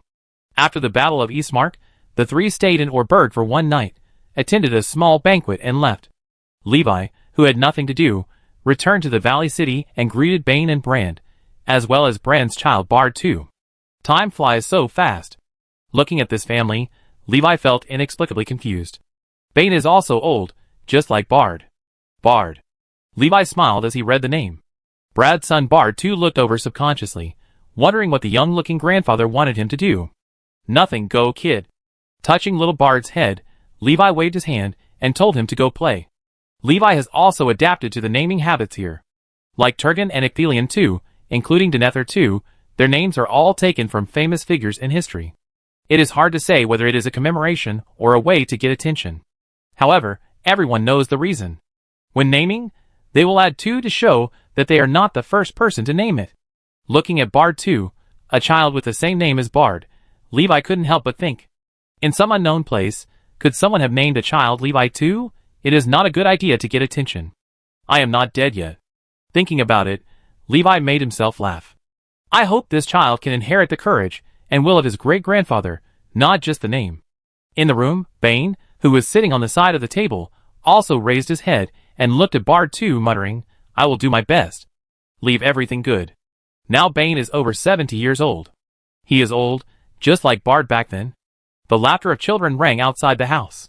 Brand, who returned triumphantly from the training, reunited with his family, and spent a reunion year. This year, Bilbo crossed mountains and rivers, and arrived at Wayside Castle and Rivendell successively, and accepted Elrond's invitation to settle down in Rivendell for retirement. The next year, seeing that there were elves around him, Bilbo's mind became active. He asked the elves around him for advice, and began to compile the collection of Elvish translations. Finding the elves, this has always been Bilbo's dream, and this dream was realized during the expedition to the Lonely Mountain. And it was realized in excess 60 years later. Now he lives with the elves, and can see the elves every day. 3004, Wayside Castle. Gandalf walked in slowly, and knocked on the castle door. However, he waited for a long time but nothing happened. Well, it seems he's not here again. Gandalf had obviously adapted to Levi's absence, and it had always been like this. He was not here most of the time when he came. It was a rare event that he happened to be at home. Little Pink. Gandalf stood under the Malong tree and called, but there was no movement from the tree after calling for a long time. Are you asleep? Just as Gandalf turned around and was about to leave, a sign fell behind him. There was a line of neat and large words on it, House of Behelden. Behelden? Gandalf stroked his beard and fell into thought.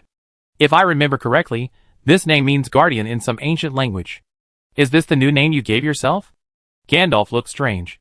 Okay, then our Behelden, can you tell me where Levi went? After changing the name, the tree finally responded this time. North, the outpost of Angmar. Angmar? Gandalf was a little confused. What was he going there for? He immediately rode his horse and headed north. A few days later, in the old capital of Angmar, the outpost of Carndum, which now belongs to the Free City, Gandalf met the sentinel stationed there. Please wait a moment. The Lord went over the mountains to the depths of the northern wasteland a few days ago, and has not returned yet. What was he going there for? Faced with Gandalf's inquiry, the sentinel just shook his head, and could not give a definite answer. With strong curiosity, Gandalf just waited here for nearly a week. Fortunately, it was not in vain. At dawn one day, there was a movement from the snowy mountain. A huge corpse rolled down from the top of the mountain, bumping all the way, and fell to the bottom. But it was intact, and the surface did not deform due to the bumps. There were some obvious sword wounds, and some burn marks on it. It's needless to say who caused it. What is this? Gandalf hurried out, and frowned at the corpse. What an evil breath. Brush, following the corpse, a figure slid down the snow, and landed lightly and steadily. Gandalf, why are you here? Just passing by. Where have you been? What is this? He knocked the white-haired corpse on the ground twice with his cane. You may not be able to see it, but this thing is indeed a troll. It should be a variant. I currently call it the snow troll. Levi turned the troll on the ground over, so Gandalf saw the fangs and ferocious face on its mouth. Actually, I also want to ask, do you know this thing? Chapter 335. At the foot of the mountain, Gandalf stared at the corpse of the snow troll and fell silent for a while.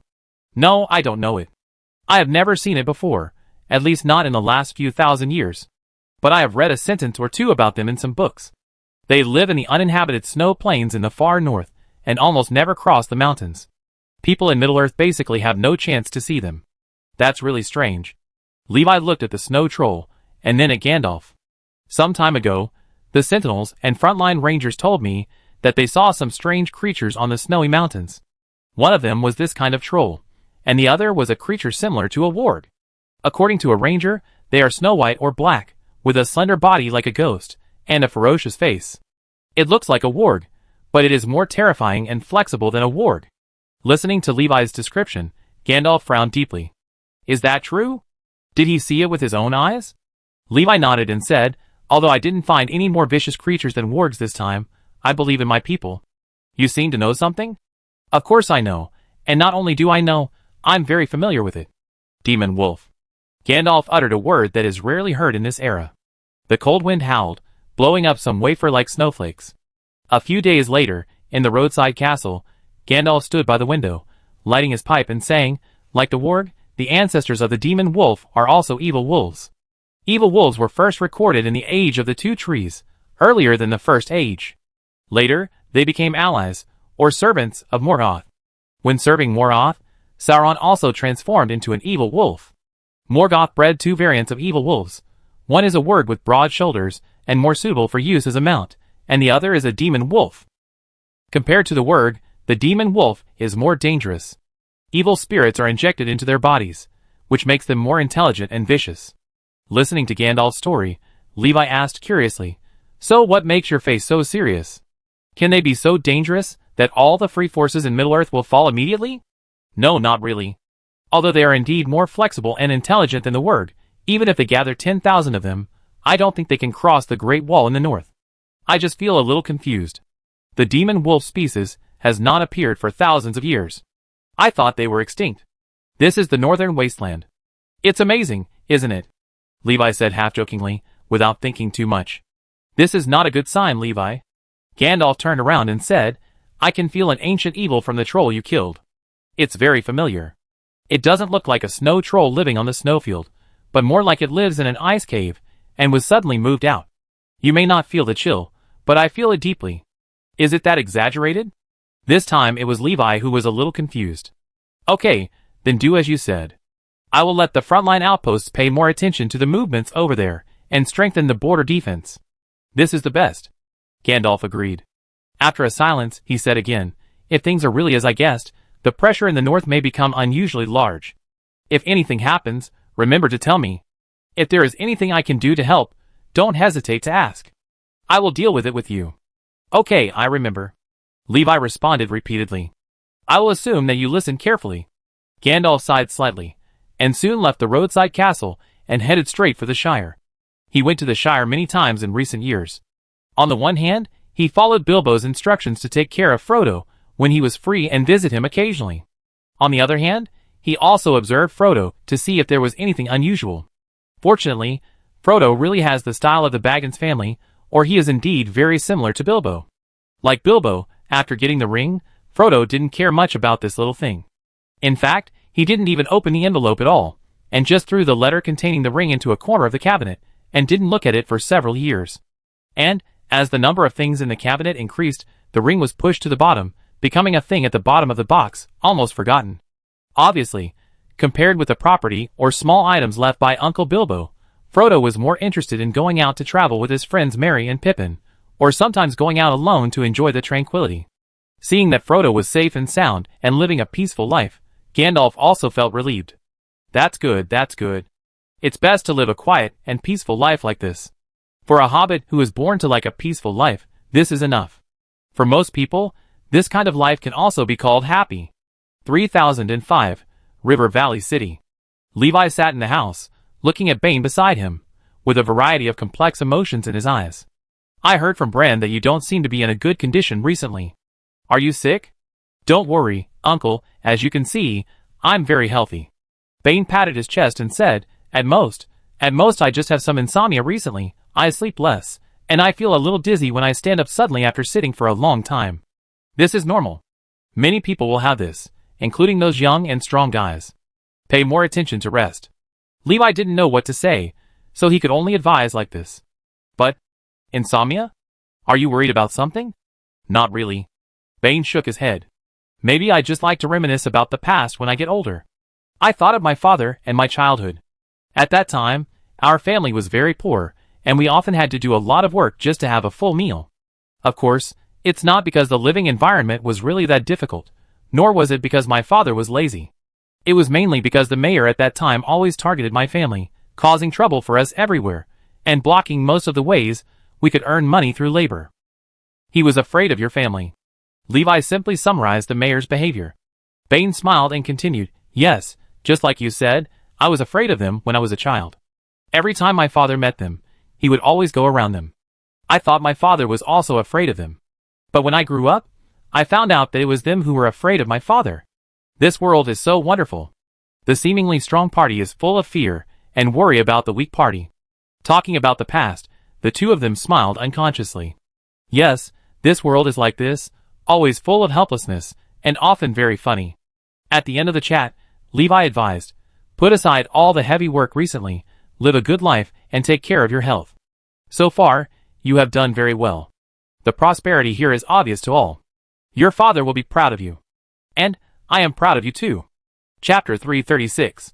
Under Levi's advice, Bane did not hesitate too much, and soon chose to step down from the position of the Chief Archon of Rovanian and the Valley, and lived a leisurely retirement life. His successor was Brand, who had already achieved some achievements and prestige. When he took office, Brand drew out the dragon flame bone blood sword passed down from his father Bane, and placed it in front of him. He swore his oath of office. I swear in the name of the supreme leader of the Free City State, the leader of the Northern people, the Lord of the North, Levi, that I will manage this territory with all my heart until I lose my power, or the supreme leader or even the people think that I cannot take on this responsibility. The oath was established, and the leader recognized it. From then on, every regional chief archon must take an oath when taking office. In contrast, a new family was officially established. It is represented by Bard and named after Bard. People call it the Archon family or the Bard family. This family has the blood of the old Dale City, and the characteristics of this blood allow them to directly understand the words of thrushes. Regarding this, even the dwarves who have experience in taming thrushes cannot do it. If they want to know any news from the thrushes, they have to ask the ravens who can speak human language to translate it. Well, this is all the uniqueness of the human blood of the old Dale City. It's a little special, but not much. But it can't be said to be useless. For Brand's actions, Bane did not react too much, just nodded slightly, showing quite calm.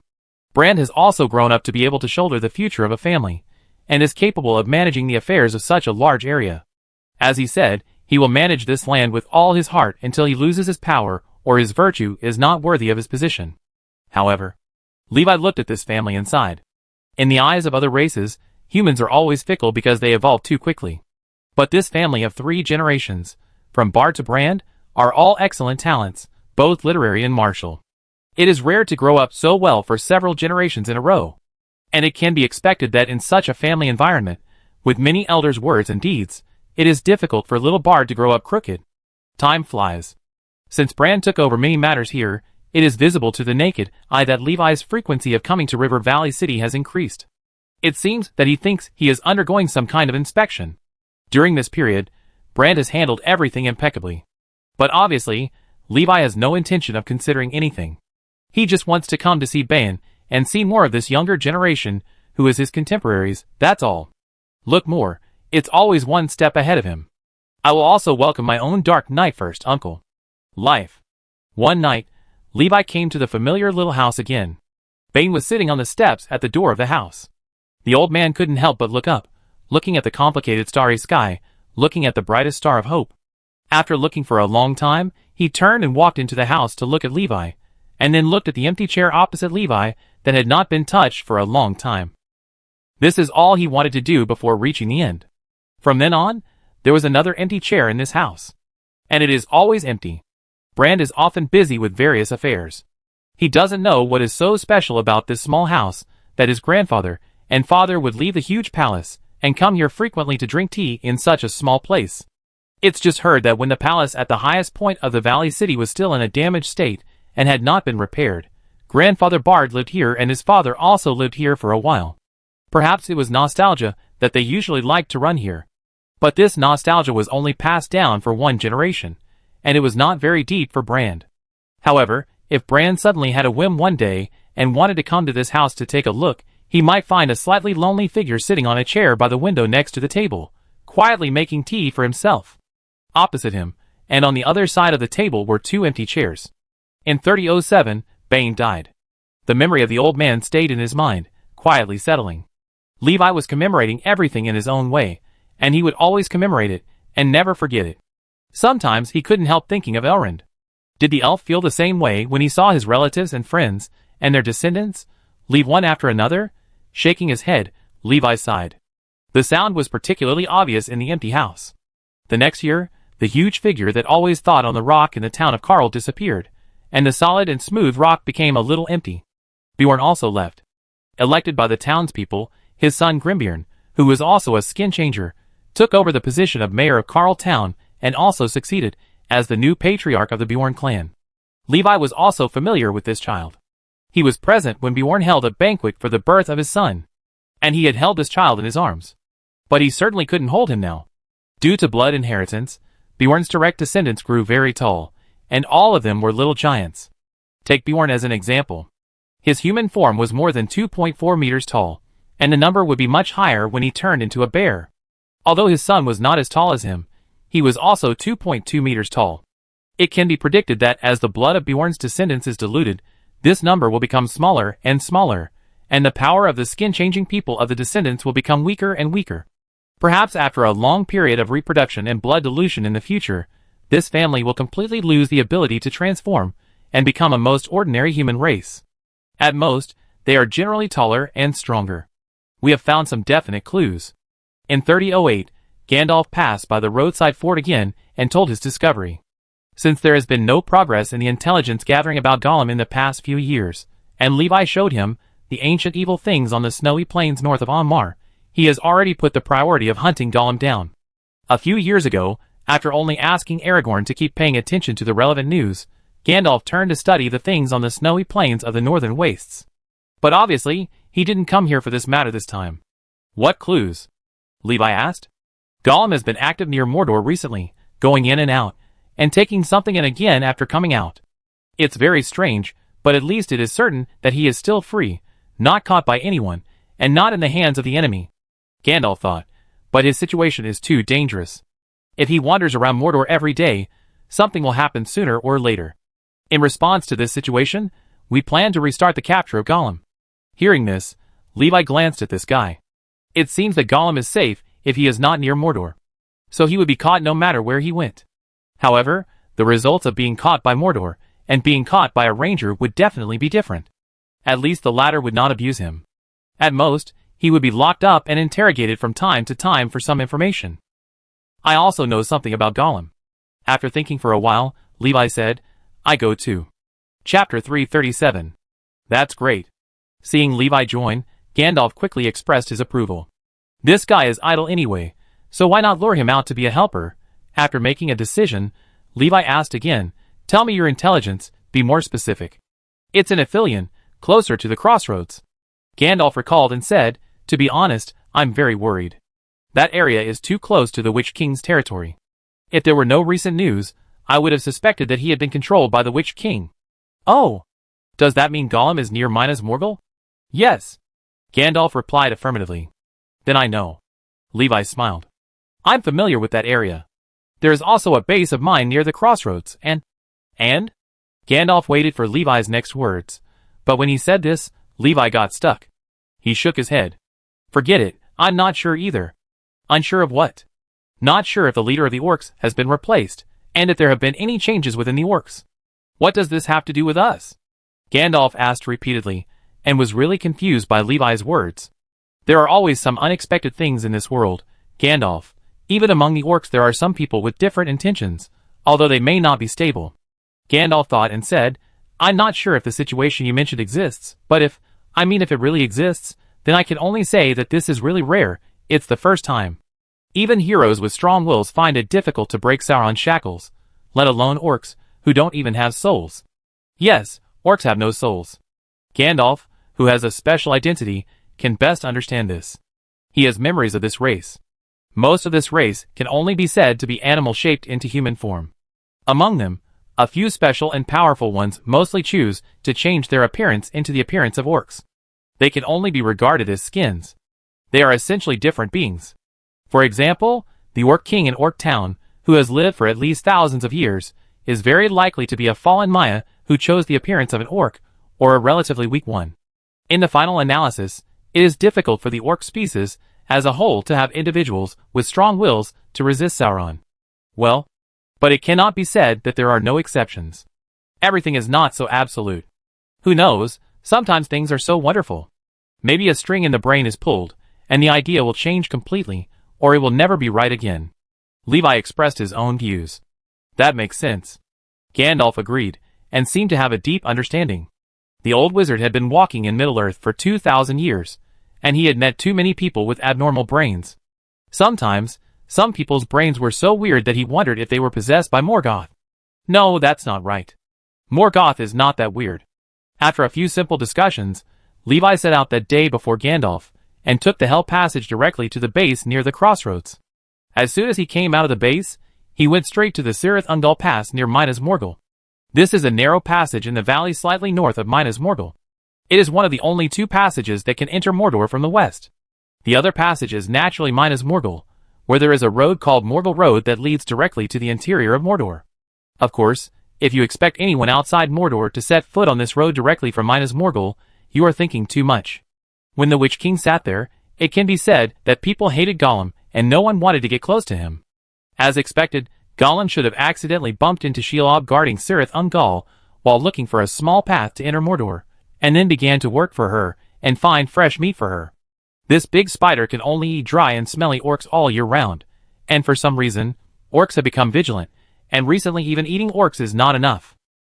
It is not easy to have Gollum, a subordinate who is agile and can run around to bring her fresh goods, which can be said to be quite precious. But that's all. Levi narrowed his eyes slightly, and looked towards the valley on the north side of Minas Morgul. Gandalf and Aragorn didn't know what was going on here, but he knew it clearly. Shelob, right? Let me see what's going on. Without any concealment, Levi went straight to Cirith Ungol. An orc nearby was squatting in the grass chewing maggoty bread. Suddenly he looked up and saw a figure emitting heat passing by. He was so scared that he couldn't breathe and almost fainted on the spot. Why is he here? Quick, go back and inform the leader. Instinctively, the orc who found Levi chose to find a leader who was stronger than himself to deal with this matter. Don't worry about him. When the news reached the lame weirdo, he immediately gave orders to his men. Seeing that his men didn't seem to understand, he had to stand up and shout, "A bunch of scum, why panic? Anyway, he's not coming for us, nor for the Witch King. Why should we care about him?" The powerful roar from the leader successfully calmed the panic of his men. That makes sense. As expected of the boss, you're smart. If he's not coming for us, if our side still does something to make that person unhappy, wouldn't it be courting death? If he's unhappy and rushes into Minas Morgul in the poisonous fog to beat someone up, that's not beautiful. It's best to stay quiet at this time. No matter what happens, wait until that person leaves. Privately, the orcs and Uruks speculated on the boss's intentions. Most of them thought that this move was quite wise, which could not only protect their own side, but also did not violate the master's orders. But unknown to them, their boss was so excited that he was about to jump up.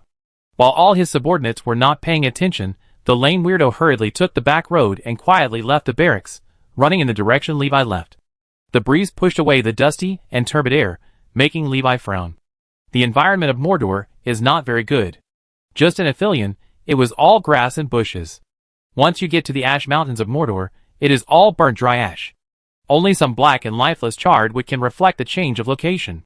This place, if it is really conquered one day, it will be impossible to live. The pollution caused by Sauron, if it is purely restored by nature, it will take another era to recover. But it doesn't matter, these things can be considered slowly in the future. After walking for a while, Levi came to a narrow and quiet pass and walked up the stairs. Chapter 338. Swish, the long sword danced, suddenly pointing behind. "Sir, don't do it, it's me." A panicked voice came. Levi frowned and looked carefully at the orc who had followed him all the way. "I have to say that this guy looks quite distinctive. He has a lame leg, which is a prosthetic limb installed later. There is also a steel plate on his forehead, which looks very strong. His height is also quite outstanding, almost as tall as a human." This reminds Levi of Azog, the common leader of Moria and the orcs in the Misty Mountains, who also made weaponization transformation for his lost arm. "Oh!" Levi looked at the orc, or Uruk, with interest and asked, "Who are you? I must have changed so much that you didn't recognize me." The lame weirdo said, "Sir, decades ago, my men and I swore allegiance to you. Later, we were all said to die, and only I survived. Now I am one of the leaders here. My loyalty has never changed over the years." That being said, the weirdo knew it all. Before the Battle of River Valley, perhaps, he was just pretending to be loyal to Levi, and he was still obeying the Dark Lord. But after becoming the only survivor of the war, this was completely changed. Some kind of shackles were lifted. Levi thought and put away his sword. This made the weirdo feel relieved. "I remember, it's you, interesting. I didn't expect that the orc who was forced by himself to pass the message to the Witch King could survive to this day, and even become a leader. Maybe it can be used. Have you seen Gollum?" Levi began to ask. "Gula?" The weirdo was stunned, his face full of doubts. After Levi described Gollum's appearance, he still gave a negative answer. "I have never heard of it, but I can pay special attention to it for you, sir." "Okay." With a semi-free-range mentality, Levi talked a little more with this strange orc leader.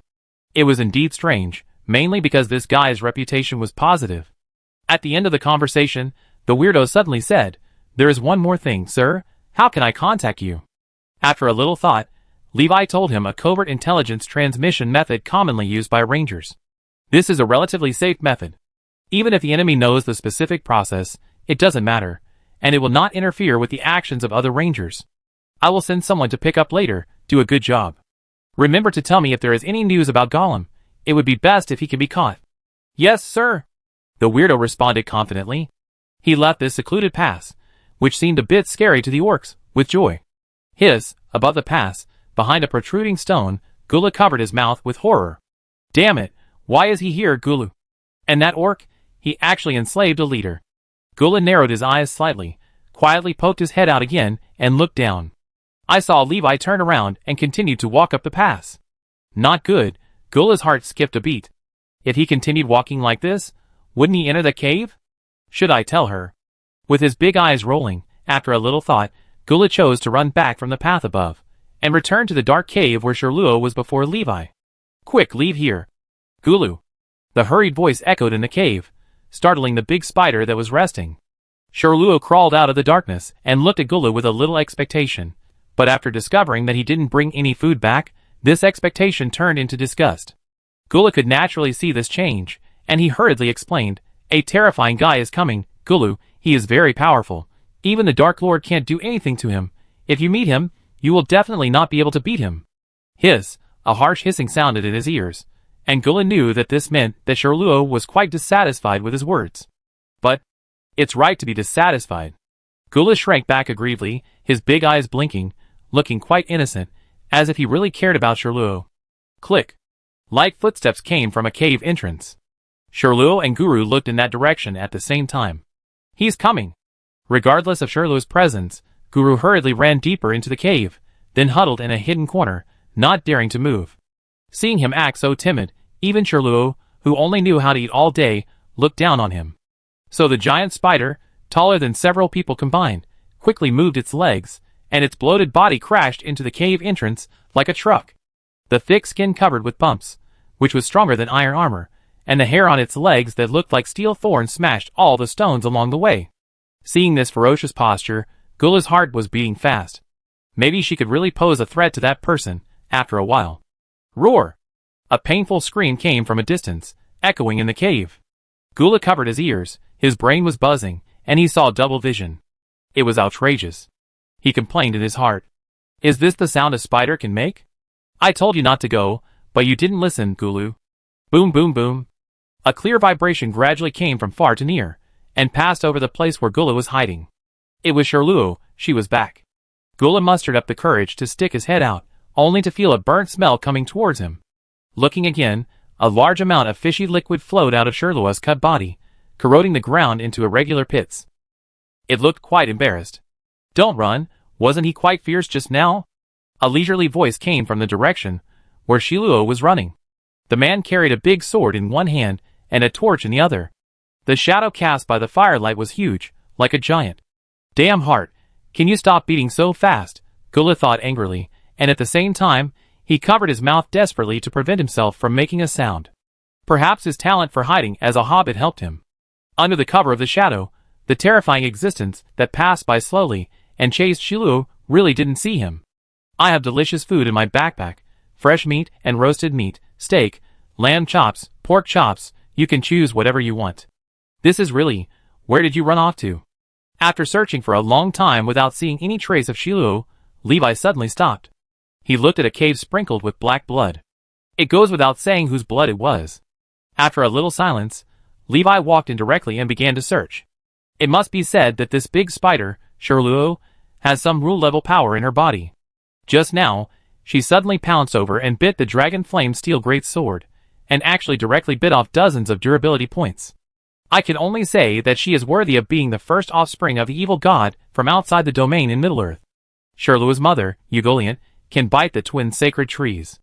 Although Shirluo is not as strong as her mother, it is obvious that she can bite iron or steel if she is determined. However, no matter how powerful she is not her mother after all. The search for the cave lasted for more than half a month. During this period, Levi noticed some movement several times, but it was always a little short, and the big spider would run away every time. Once, Shirluo was even forced to bite stones, and bite through the wall before he successfully escaped. The figure holding a torch and carrying a great sword left her with a strong psychological shadow. At the same time, because she was teased and hunted like a hide-and-seek game, psychologically, Shirluo also felt a huge humiliation. It can be said that both the body and mind are hurt. Chapter 339. How could there be such a scary guy, Gollum? While Levi was searching for Shelob in the underground cave, Gollum found the right opportunity and ran outside. "You can't go behind, Gollum. The group of stinky orcs at the door have betrayed the Dark Lord. If they catch us, we will definitely not be able to escape. We will still be sent to that person. We should run in another direction, Mordor. Compared to the outside, Mordor is actually safe, Gollum." After discussing with his other personality, Gollum resolutely ran eastward, and just like that, he went straight into the charred plains of Mordor from this pass. He was officially inside Mordor. Cough cough. As soon as he came in, Gollum couldn't help coughing twice. The environment in this place is really too bad, and the air pollution is seriously exceeded. Only those dark creatures can stand it. "It's better than being killed, Gollum," Gollum muttered, thinking about finding a place to stay. As he was walking, suddenly a huge stone blocked his way. "Broken stone, you are blocking my way." Gula kicked it. Just when he was about to vent his anger and go around it, the big stone suddenly moved. It stood up. "Ah!" The dark-skinned ogre looked at the little thing jumping around under him, with a confused look on his face. "A little snack delivered to your door?" Under Gula's horrified eyes, he grabbed Gulu. "Ah, no, don't eat us, we stink, and there are parasites in our bodies, big bugs longer than your arms." These words successfully stopped the ogre's actions. "Ah! Get out of here!" It threw Gollum away, with a look of disgust on its face.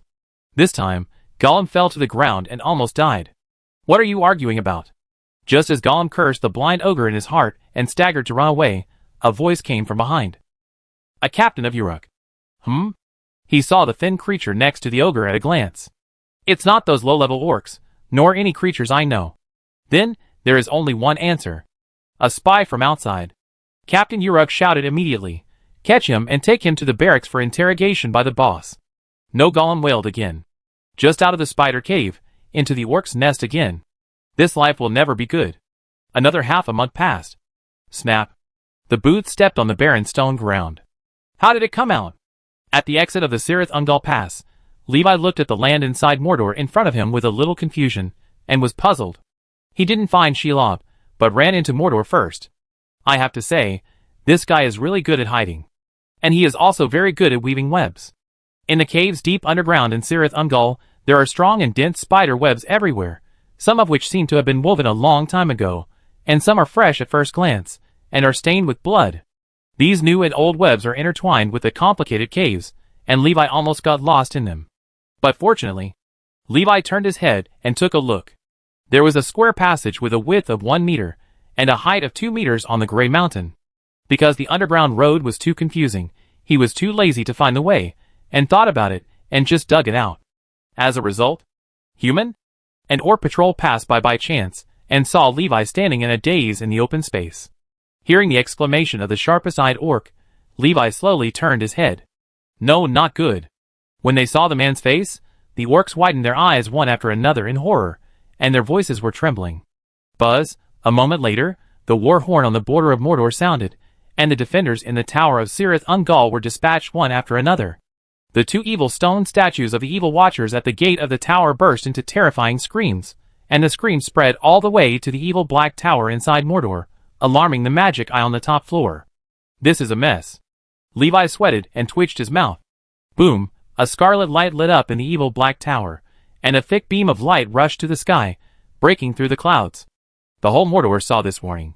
In an instant, the whole territory entered the highest state of alert. In the dark clouds above Minas Morgul, there was an unusually conspicuous green lightning explosion. It was the Witch King's response to the Dark Tower.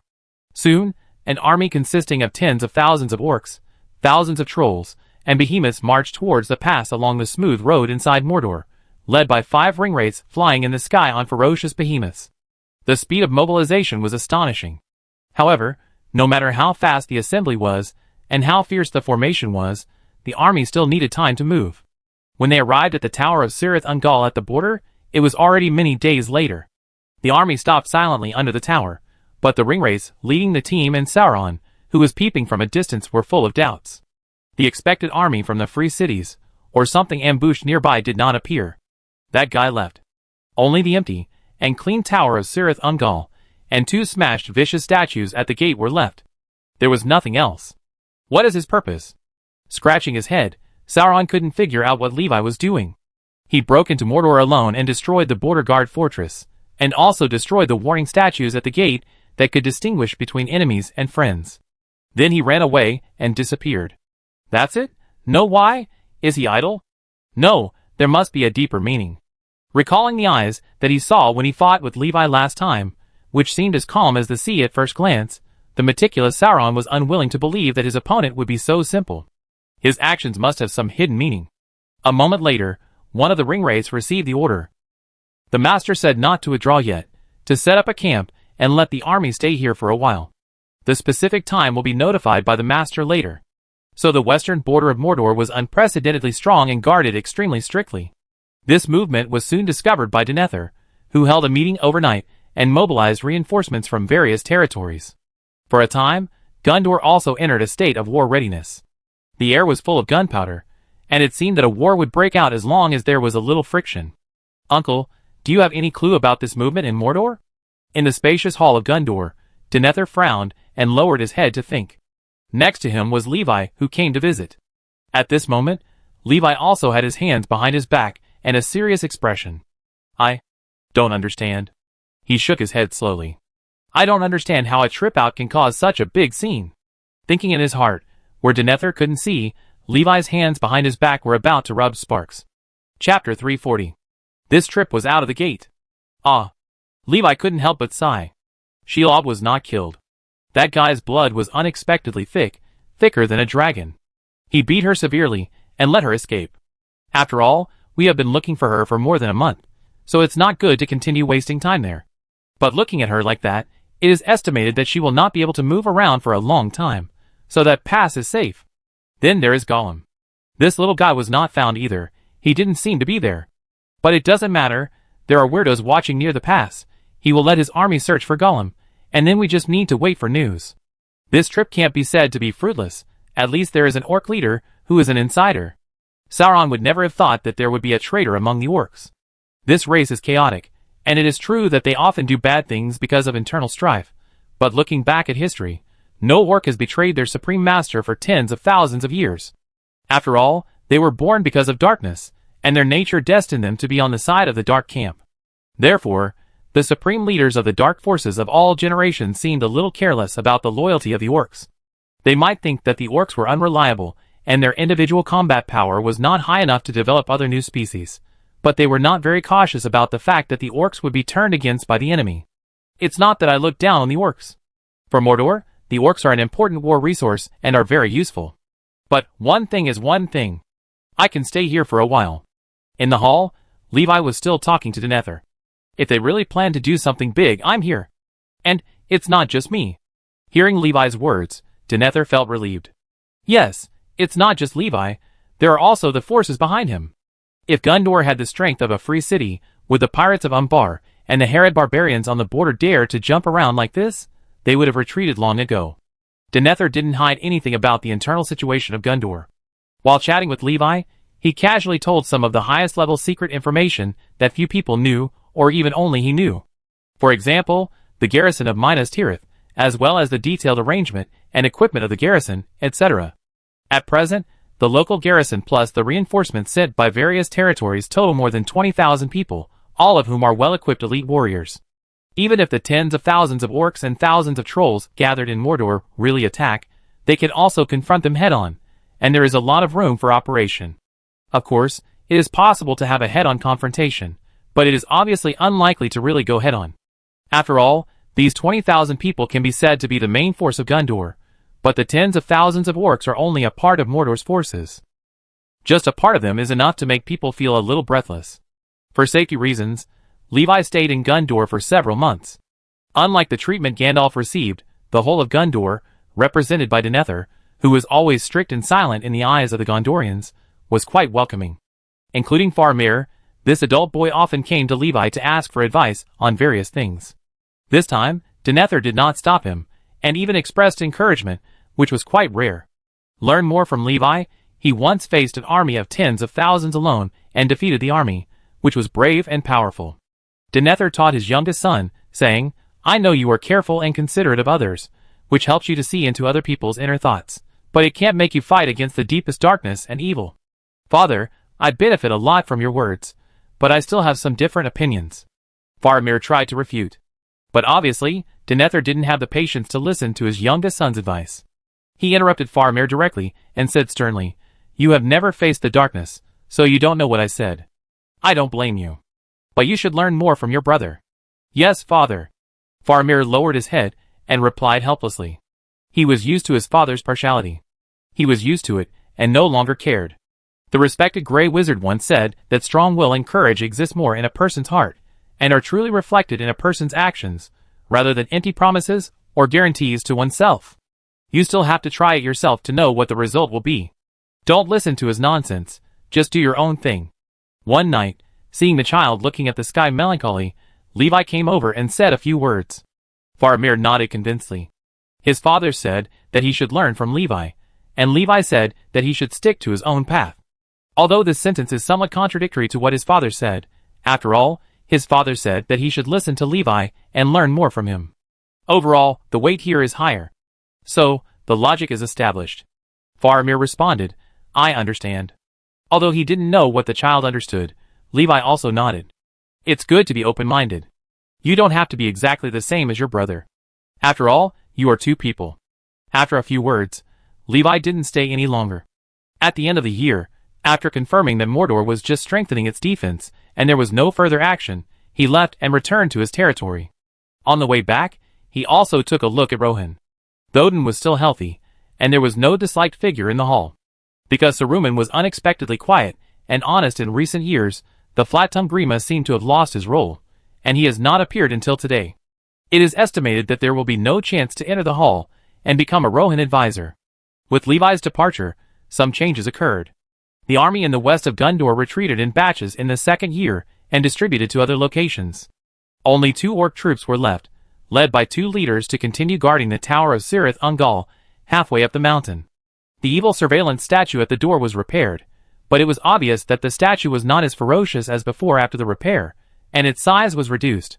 So far, more than a year has passed before the martial law in Mordor was announced to be lifted. Gondor also breathed a sigh of relief. This year, Faramir was officially sent to the front line, stationed in Osgiliath with his brother, fighting against the vicious enemy. The two brothers were stationed on both sides of the river, one in the West City and the other in the East City, watching each other. Time passed gradually, and changes happened quietly. Some people experienced hardships in the war and became stronger. Some guys were gradually weakened in torture, and opened their mouths to tell everything they knew. Shire, he is in the Shire, his name is Baggins. A whale came from Mordor.